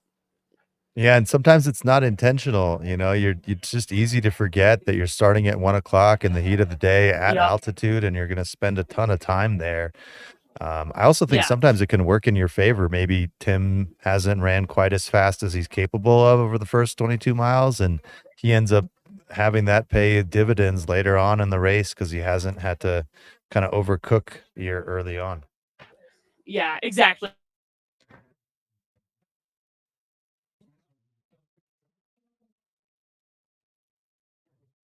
Looks like we may have lost the stream for a little bit. Just these mountain races, it's kind of hard to make sure that we have coverage everywhere, even with the technology that Starlink is. This is something pretty amazing technologically that we are doing here at Mountain Outpost. So bear with us when we have some of these technical difficulties. Yep, and also a perfect time to thank our sponsors. I haven't done that in just a minute. Thank you to title sponsor Tailwind. We also have Ultraspire, BOA, La Sportiva, Honey Stinger, Smartwool to thank, Ice Spike, Rabbit Ears Running Company, a great new local running store, David Nelson Photo, and City of Steamboat Springs. And then the last but not least, Gravity House. Paul Nelson, excuse me. I can't talk, he can't read. This is what you get out of your commentators. So. And we will get you back out to Long Lake as soon as we can and as soon as we get that feedback. Joining us in the studio, this is who's been talking at you for the past couple of hours. Looks like check-ins in full swing in here for the 50-miler, so it's pretty cool to see this event going on behind us. And you can't see it, but above us, there's all the flags here hanging for all the Olympians that have came and gone. So that's pretty cool. Pretty Yep. cool place to have a live stream held from. Yeah, we got the 50-mile racers for tomorrow's 50-mile race at 6 a.m. checking in here in Olympian Hall. And as some of our early co-hosts prior to us on their shift had mentioned, you can just feel the history here in this building. A lot of Olympic dreams have been built here, especially winter Olympic dreams. You can see the ski jump hill just out of our window. Really, really special place to be an aid station twice. So not just one time, but you're going to end up seeing it 2 separate times if you're a runner or crew. And for crew, it's pretty nice that for a nighttime aid station, you end up having something that's just a dozen miles away. You can stay put. You don't have to go shift at gears and get to another aid station. You can just hunker down, whether that's getting a nap in, getting some well-deserved food, or a break from crewing. You don't have to go anywhere. And while we got a moment, how amazing is it with the little bit of time that Leah's been cutting off of her, the gap that was between them? It looks like that top 3 women's race is really starting to heat up, which is pretty sweet to see. The men's race obviously tight there in the front. Let's go, Graham. Hey, you look really good. Are you having fun Looks like yet? we might be getting the Heck feedback yeah, dude. here in a second. Back out at Long Lake. Just listening to Zoe spread stoke to all the runners. It's just so fun Stoke's to the same see word so for many height. friends and family roll through. Zoe, we can hear you, but we can't see you. So we're going to trust that you are seeing friends and family come through. You do know a lot of people in this world. We are working on getting the visual back up and going, but Graham Chalvoy is in the house, also doing some fruit. So a lot of fruit today. Man, that is a stoked athlete heading out of the aid station.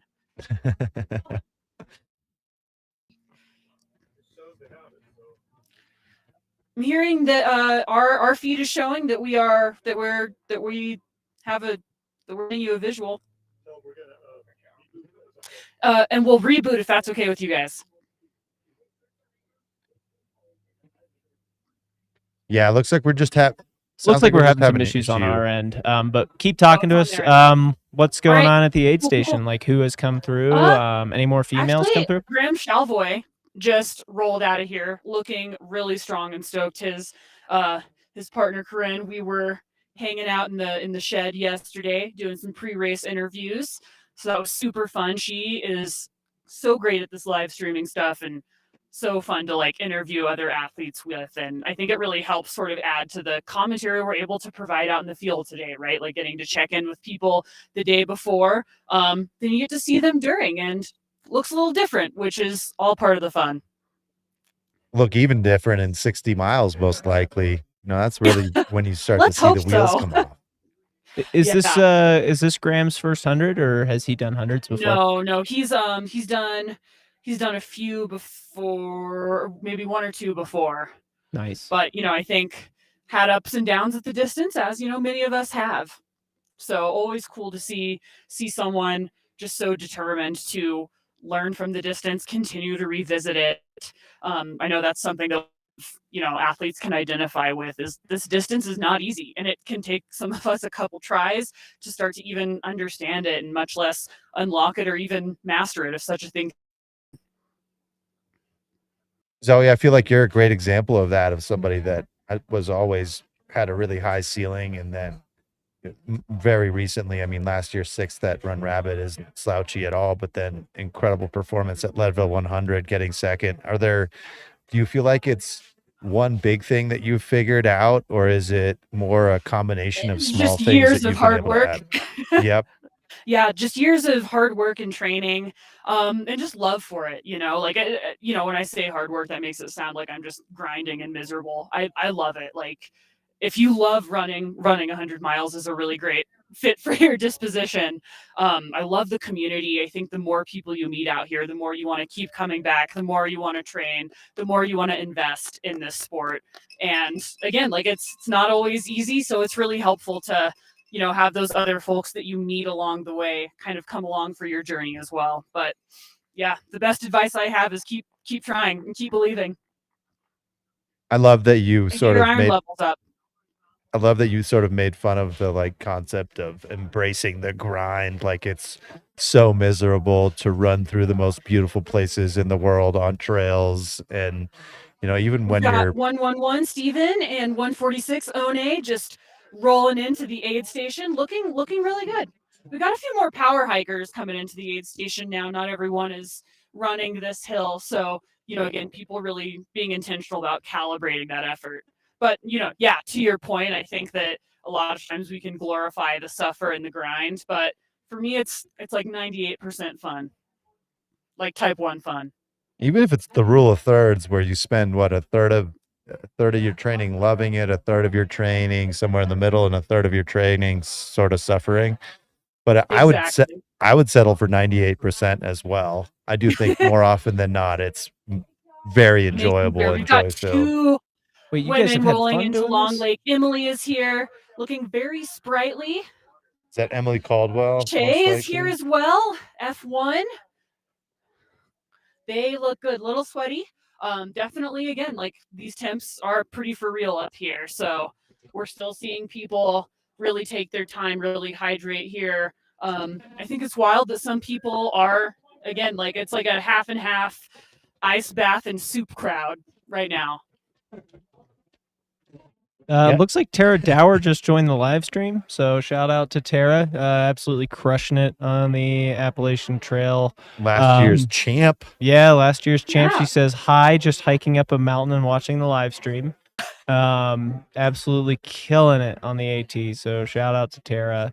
I'm glad to see you sending well wishes to everybody here and great. Yeah, to hear for from anybody you. wanting to follow that, she does have a neat little social media kind of tracking her attempt at the Appalachian Trail fastest known time, Chump Change FKT on Instagram, or you can look up Tara.Dower to follow that. She's really, really doing incredible stuff over there. We've got 158 just rolled. Brandon just rolled into Long Lake. Looks like Emily and Shay are running together, looking super smooth and controlled. I see Emily has one earphone in, one empty ear. Love that style. All about it. Looking good, Shay. We've got a lot of fun glitter. Sounds like Shay moved up from 6th to 4th. If do you have that like we do, Zoe, that we've had 4 female runners come through?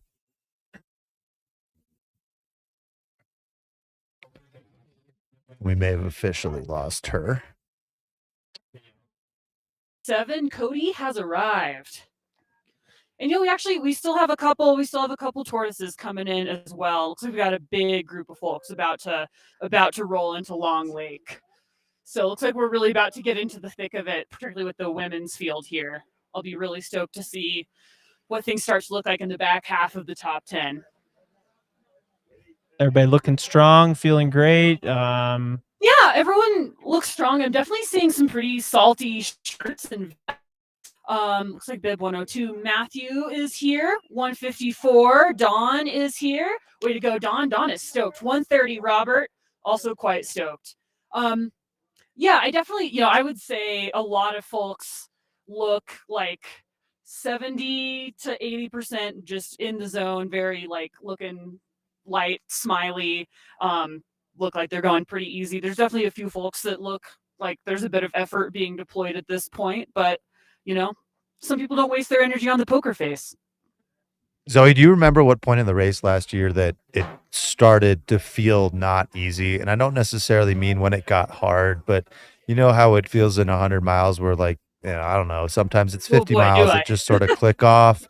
Sometimes it's like 20 and all of a sudden you're feeling bad. Do you remember where it was for you at Run Rabbit? Yeah, after Summit the second time, it was pretty cold. I had been by myself for quite a while. Oh, we have Claire Gallagher about to come into the aid station here. Looking smooth, crop topping, thermo-regulating. She's moved up like a few boss. spots. Or right. Yeah. Is Yeah. that 5th female? Bib 13, Claire is here. Looking good, Claire. Way to go. And 152, Lewis is here. A lot of folks just coming in for water, too. I think especially with the hares, a lot of people really just want to keep it moving, get to that drop bag a little bit sooner, not spend a ton of time and the energy in this aid station. Claire's in and out, just a cup of water. 30-second aid stop. Yeah, that might have been the quickest stop we've seen today. Nice work, Claire. She must have crushed that climb. She was in good spirits at Fish currently Creek. crushing out of Long Lake as well, looking focused, smooth, happy. And she was one of the runners at Fish Creek who really took care of herself, took the time in the aid station, made sure she had everything and wasn't rushed about it. So clearly paying dividends. I think that is, that's essential. Yeah, it's half. I think it was about half and half of runners were taking ice, trying to cool themselves off, getting really wet. It is just incredibly hot down in Fish Creek, and the heat doesn't cool off for just a little bit. I think we're starting to see that. We've kind of crested past the heat of the day here. Definitely not an ideal place to try to bank time by blowing through an aid station.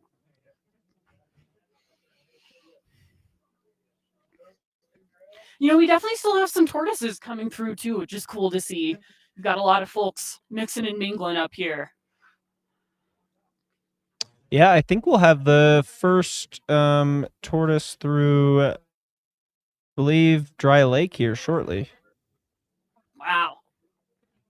Yeah, the front of the tortoises were looking really, really good. It was cool. We were driving up here, we were sort of driving through the field. It's just cool to see so many folks sort of spread out between Long Lake and Summit. And definitely some people looking really good and some people navigating the inevitable challenges that occur when you try to run 100 miles on foot. Yeah, it's still such a neat concept in this race due to the fact that you have a staggered start between tortoises and hares, and the tortoise is starting 4 hours before the hares do. The tortoises get this front row seat to watching the hare race play out, so to speak, and I do think that's a really unique and beautiful element of this game, of this race. I know for me personally, when I ran it, it was like a massive, just mental pat on the back that I would need every time I went past a tortoise that I had caught. They're just like, "Oh my gosh, they were just so positive, so kind, so nice." Oh, and I remember specifically needing those boosts when they happen. So it is one of those like super, super unique and cool races where you get just to feel the community love throughout the race. Whether you're a hare or a tortoise, you're participating in that in some way. As a tortoise, I was the one that tried to trip you. I definitely, one thing I really liked about it, particularly when you spend so much time by yourself running through the night, is when you see all the other headlamps, it kind of just helps like quell the, when I get a little bit cognitively impaired after running for more than 15 hours, it just always is like a little bit of a boost. They're like, okay, I'm going the right direction. I see some other folks up here. And I remember when I was climbing out of Dry Lake, that climb back up to the divide is just heinous, but seeing the little like connect the dots, the constellation of people's headlamps going up the climb was one of the most beautiful things I've ever seen.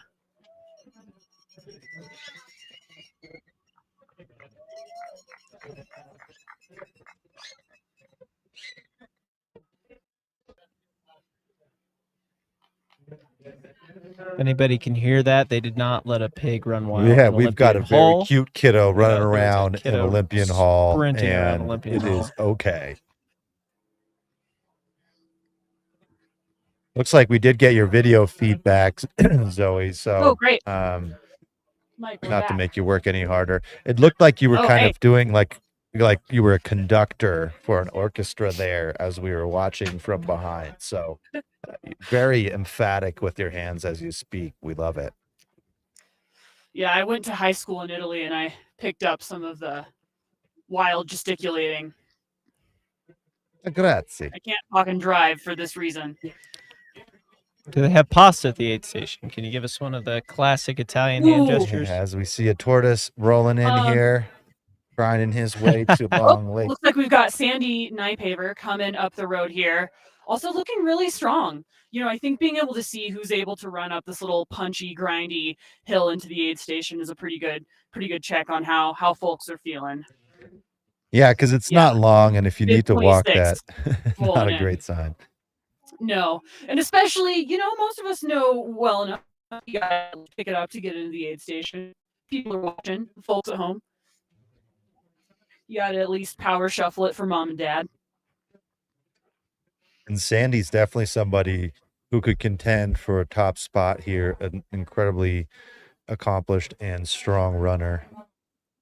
Absolutely. I was talking to Sage at the top of the gondola, and he said she's put in one of the best training blocks he's seen. So, ton of confidence there. And she actually ran this race for the first time 10 years ago, which is pretty stunning to think about. So, it'd be really cool to see her have a great day out here. And I think, again, just like seeing so many folks have repeat experiences here, people keep coming back, even as the sport is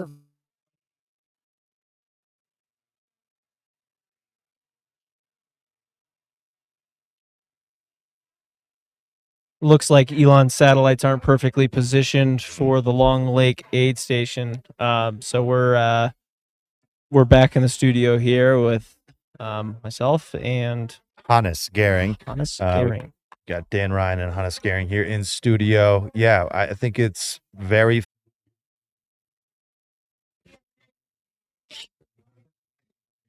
which is what we get for blaming Elon.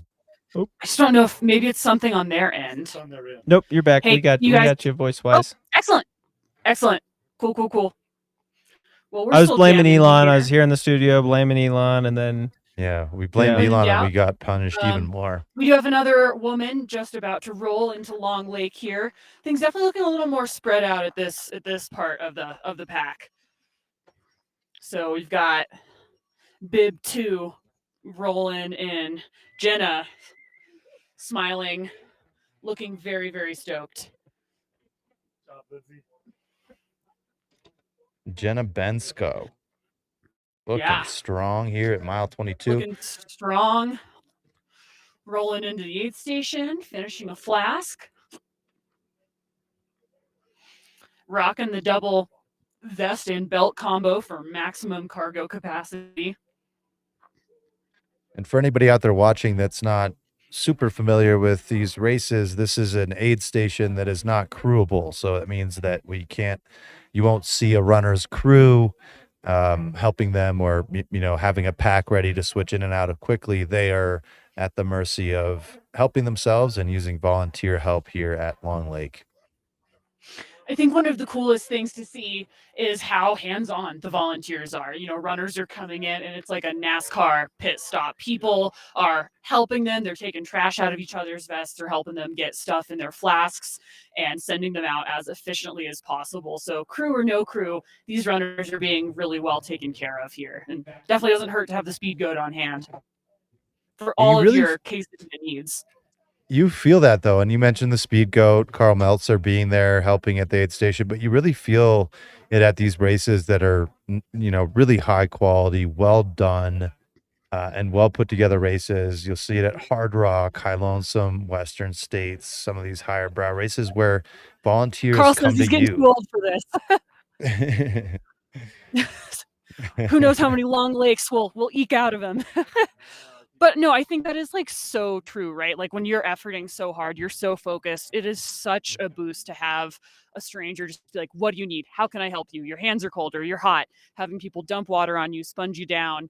All of that is just so helpful when you are focused and in the zone. And a lot of the folks that are out here volunteering that are running aid stations are experienced ultra runners themselves. So they know how to take care of these athletes. And I had a unique, a different kind of polar opposite experience at a different race where, mile 70, I remember an aid station worker just I asked if I could get any water and they pointed me to where it was and just sort of sat there. And I think you really start to appreciate that as a runner, these races where volunteers, they know that you're hurting. They know you need help. Sometimes they seem to know that you're not even all there. And so they do a little bit more. Once I was doing a little more low-key race, and at the last, very, for me, crucial aid station, they had, the oldest person from the Rotary Club manning just, a table with water on it, and I came screaming through, and she was like, why the rush? As if we weren't in the middle of a race. So you really do appreciate having aid stations who are manned by people that know what it means to compete, to race, to go 100 miles, and know how to put together a good quesadilla. But really, any volunteer, wherever you are, anyone that gives up their Saturday to helping me walk around in the woods, we appreciate you. Yeah, no kidding. And if you want to point at the water and sit there, like, respect, you're still out here volunteering your man. time. So I'm looking at the tortoise list, and it looks like we had the first tortoise go through Olympian Hall. Wow. They are really Flying. moving. Yeah, they didn't get a time at and I Dry think Lake. we actually might have just had the last tortoise come through long ago. So that field is pretty spread out. Yeah, we'll do our best here, everyone, to give you updates on the tortoise race as well as the hare race, as much as we can. I got two races going Yeah. on simultaneously.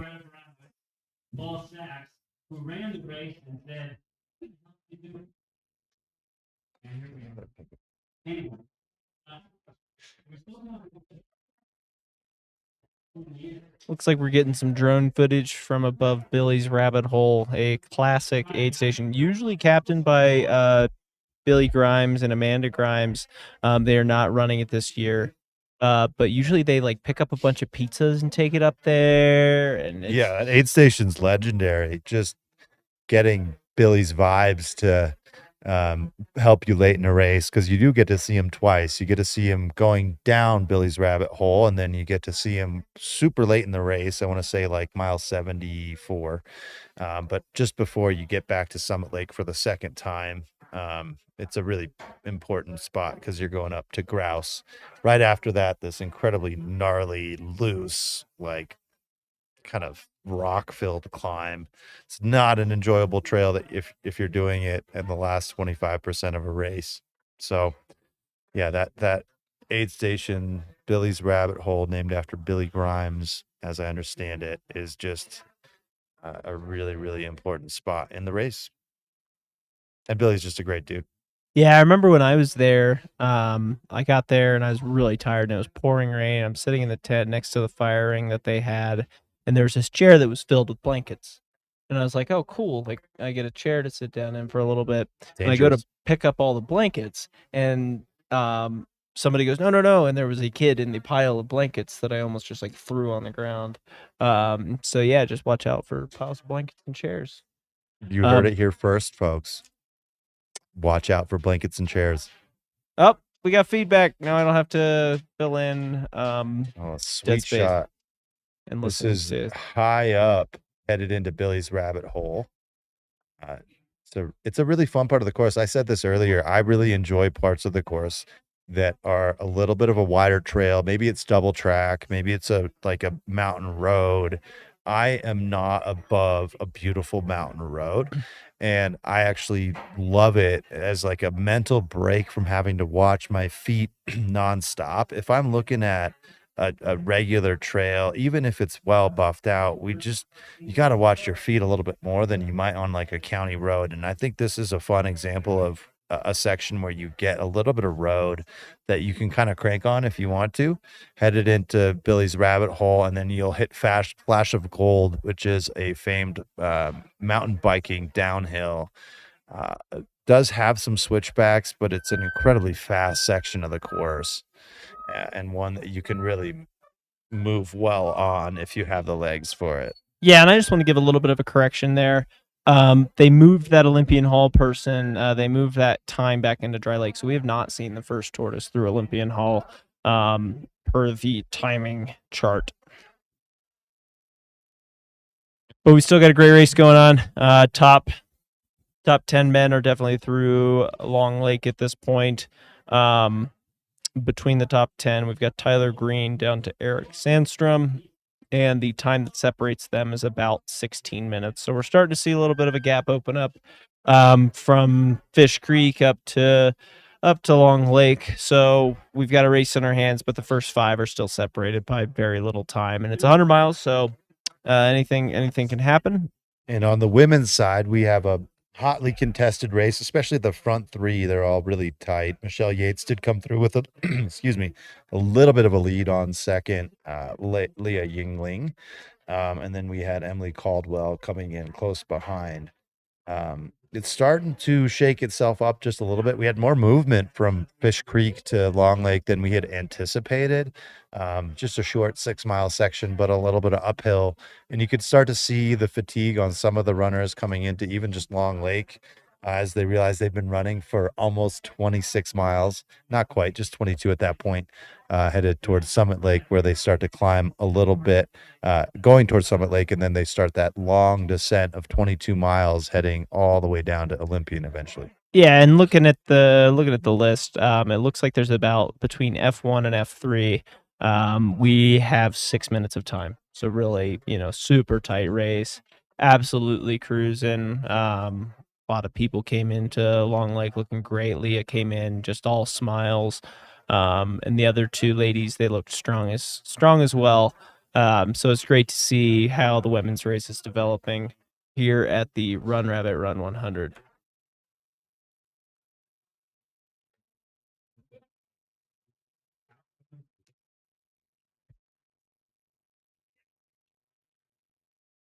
Looks like we're working on our feeds here.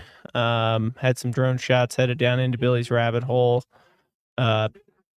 Pretty great to have these drones out on course, thanks to the drone pilots working with Mountain Outpost here to get these beautiful, beautiful shots of the course. It's also a great area for camping, although the road is a little bit rough to get up there. It is phenomenally isolated. A lot of hunters. You'll see a lot of horseback riding back up here, but it's a really, really quiet area. If you can get back to it, have a good little 4-wheel drive vehicle, you could do some quiet camping. Yeah, it's a really pretty part of the course, and it is cool out there. That downhill's a bunch of baby head rock. Like it's, fairly, it's not technical, but it's loose at places. So, but it is a good place for people to start picking up the speed headed down into Billy's rabbit hole. Well, as we've learned, there's not much that's technical for you. Yeah. Sorry, we keep giving Dan a hard time because he got called out in the chat room for calling. Chad had Fish the perfect Creek name easy. to come at us with his comments. He seems to not have posted for a while, so maybe he tuned out. But shout.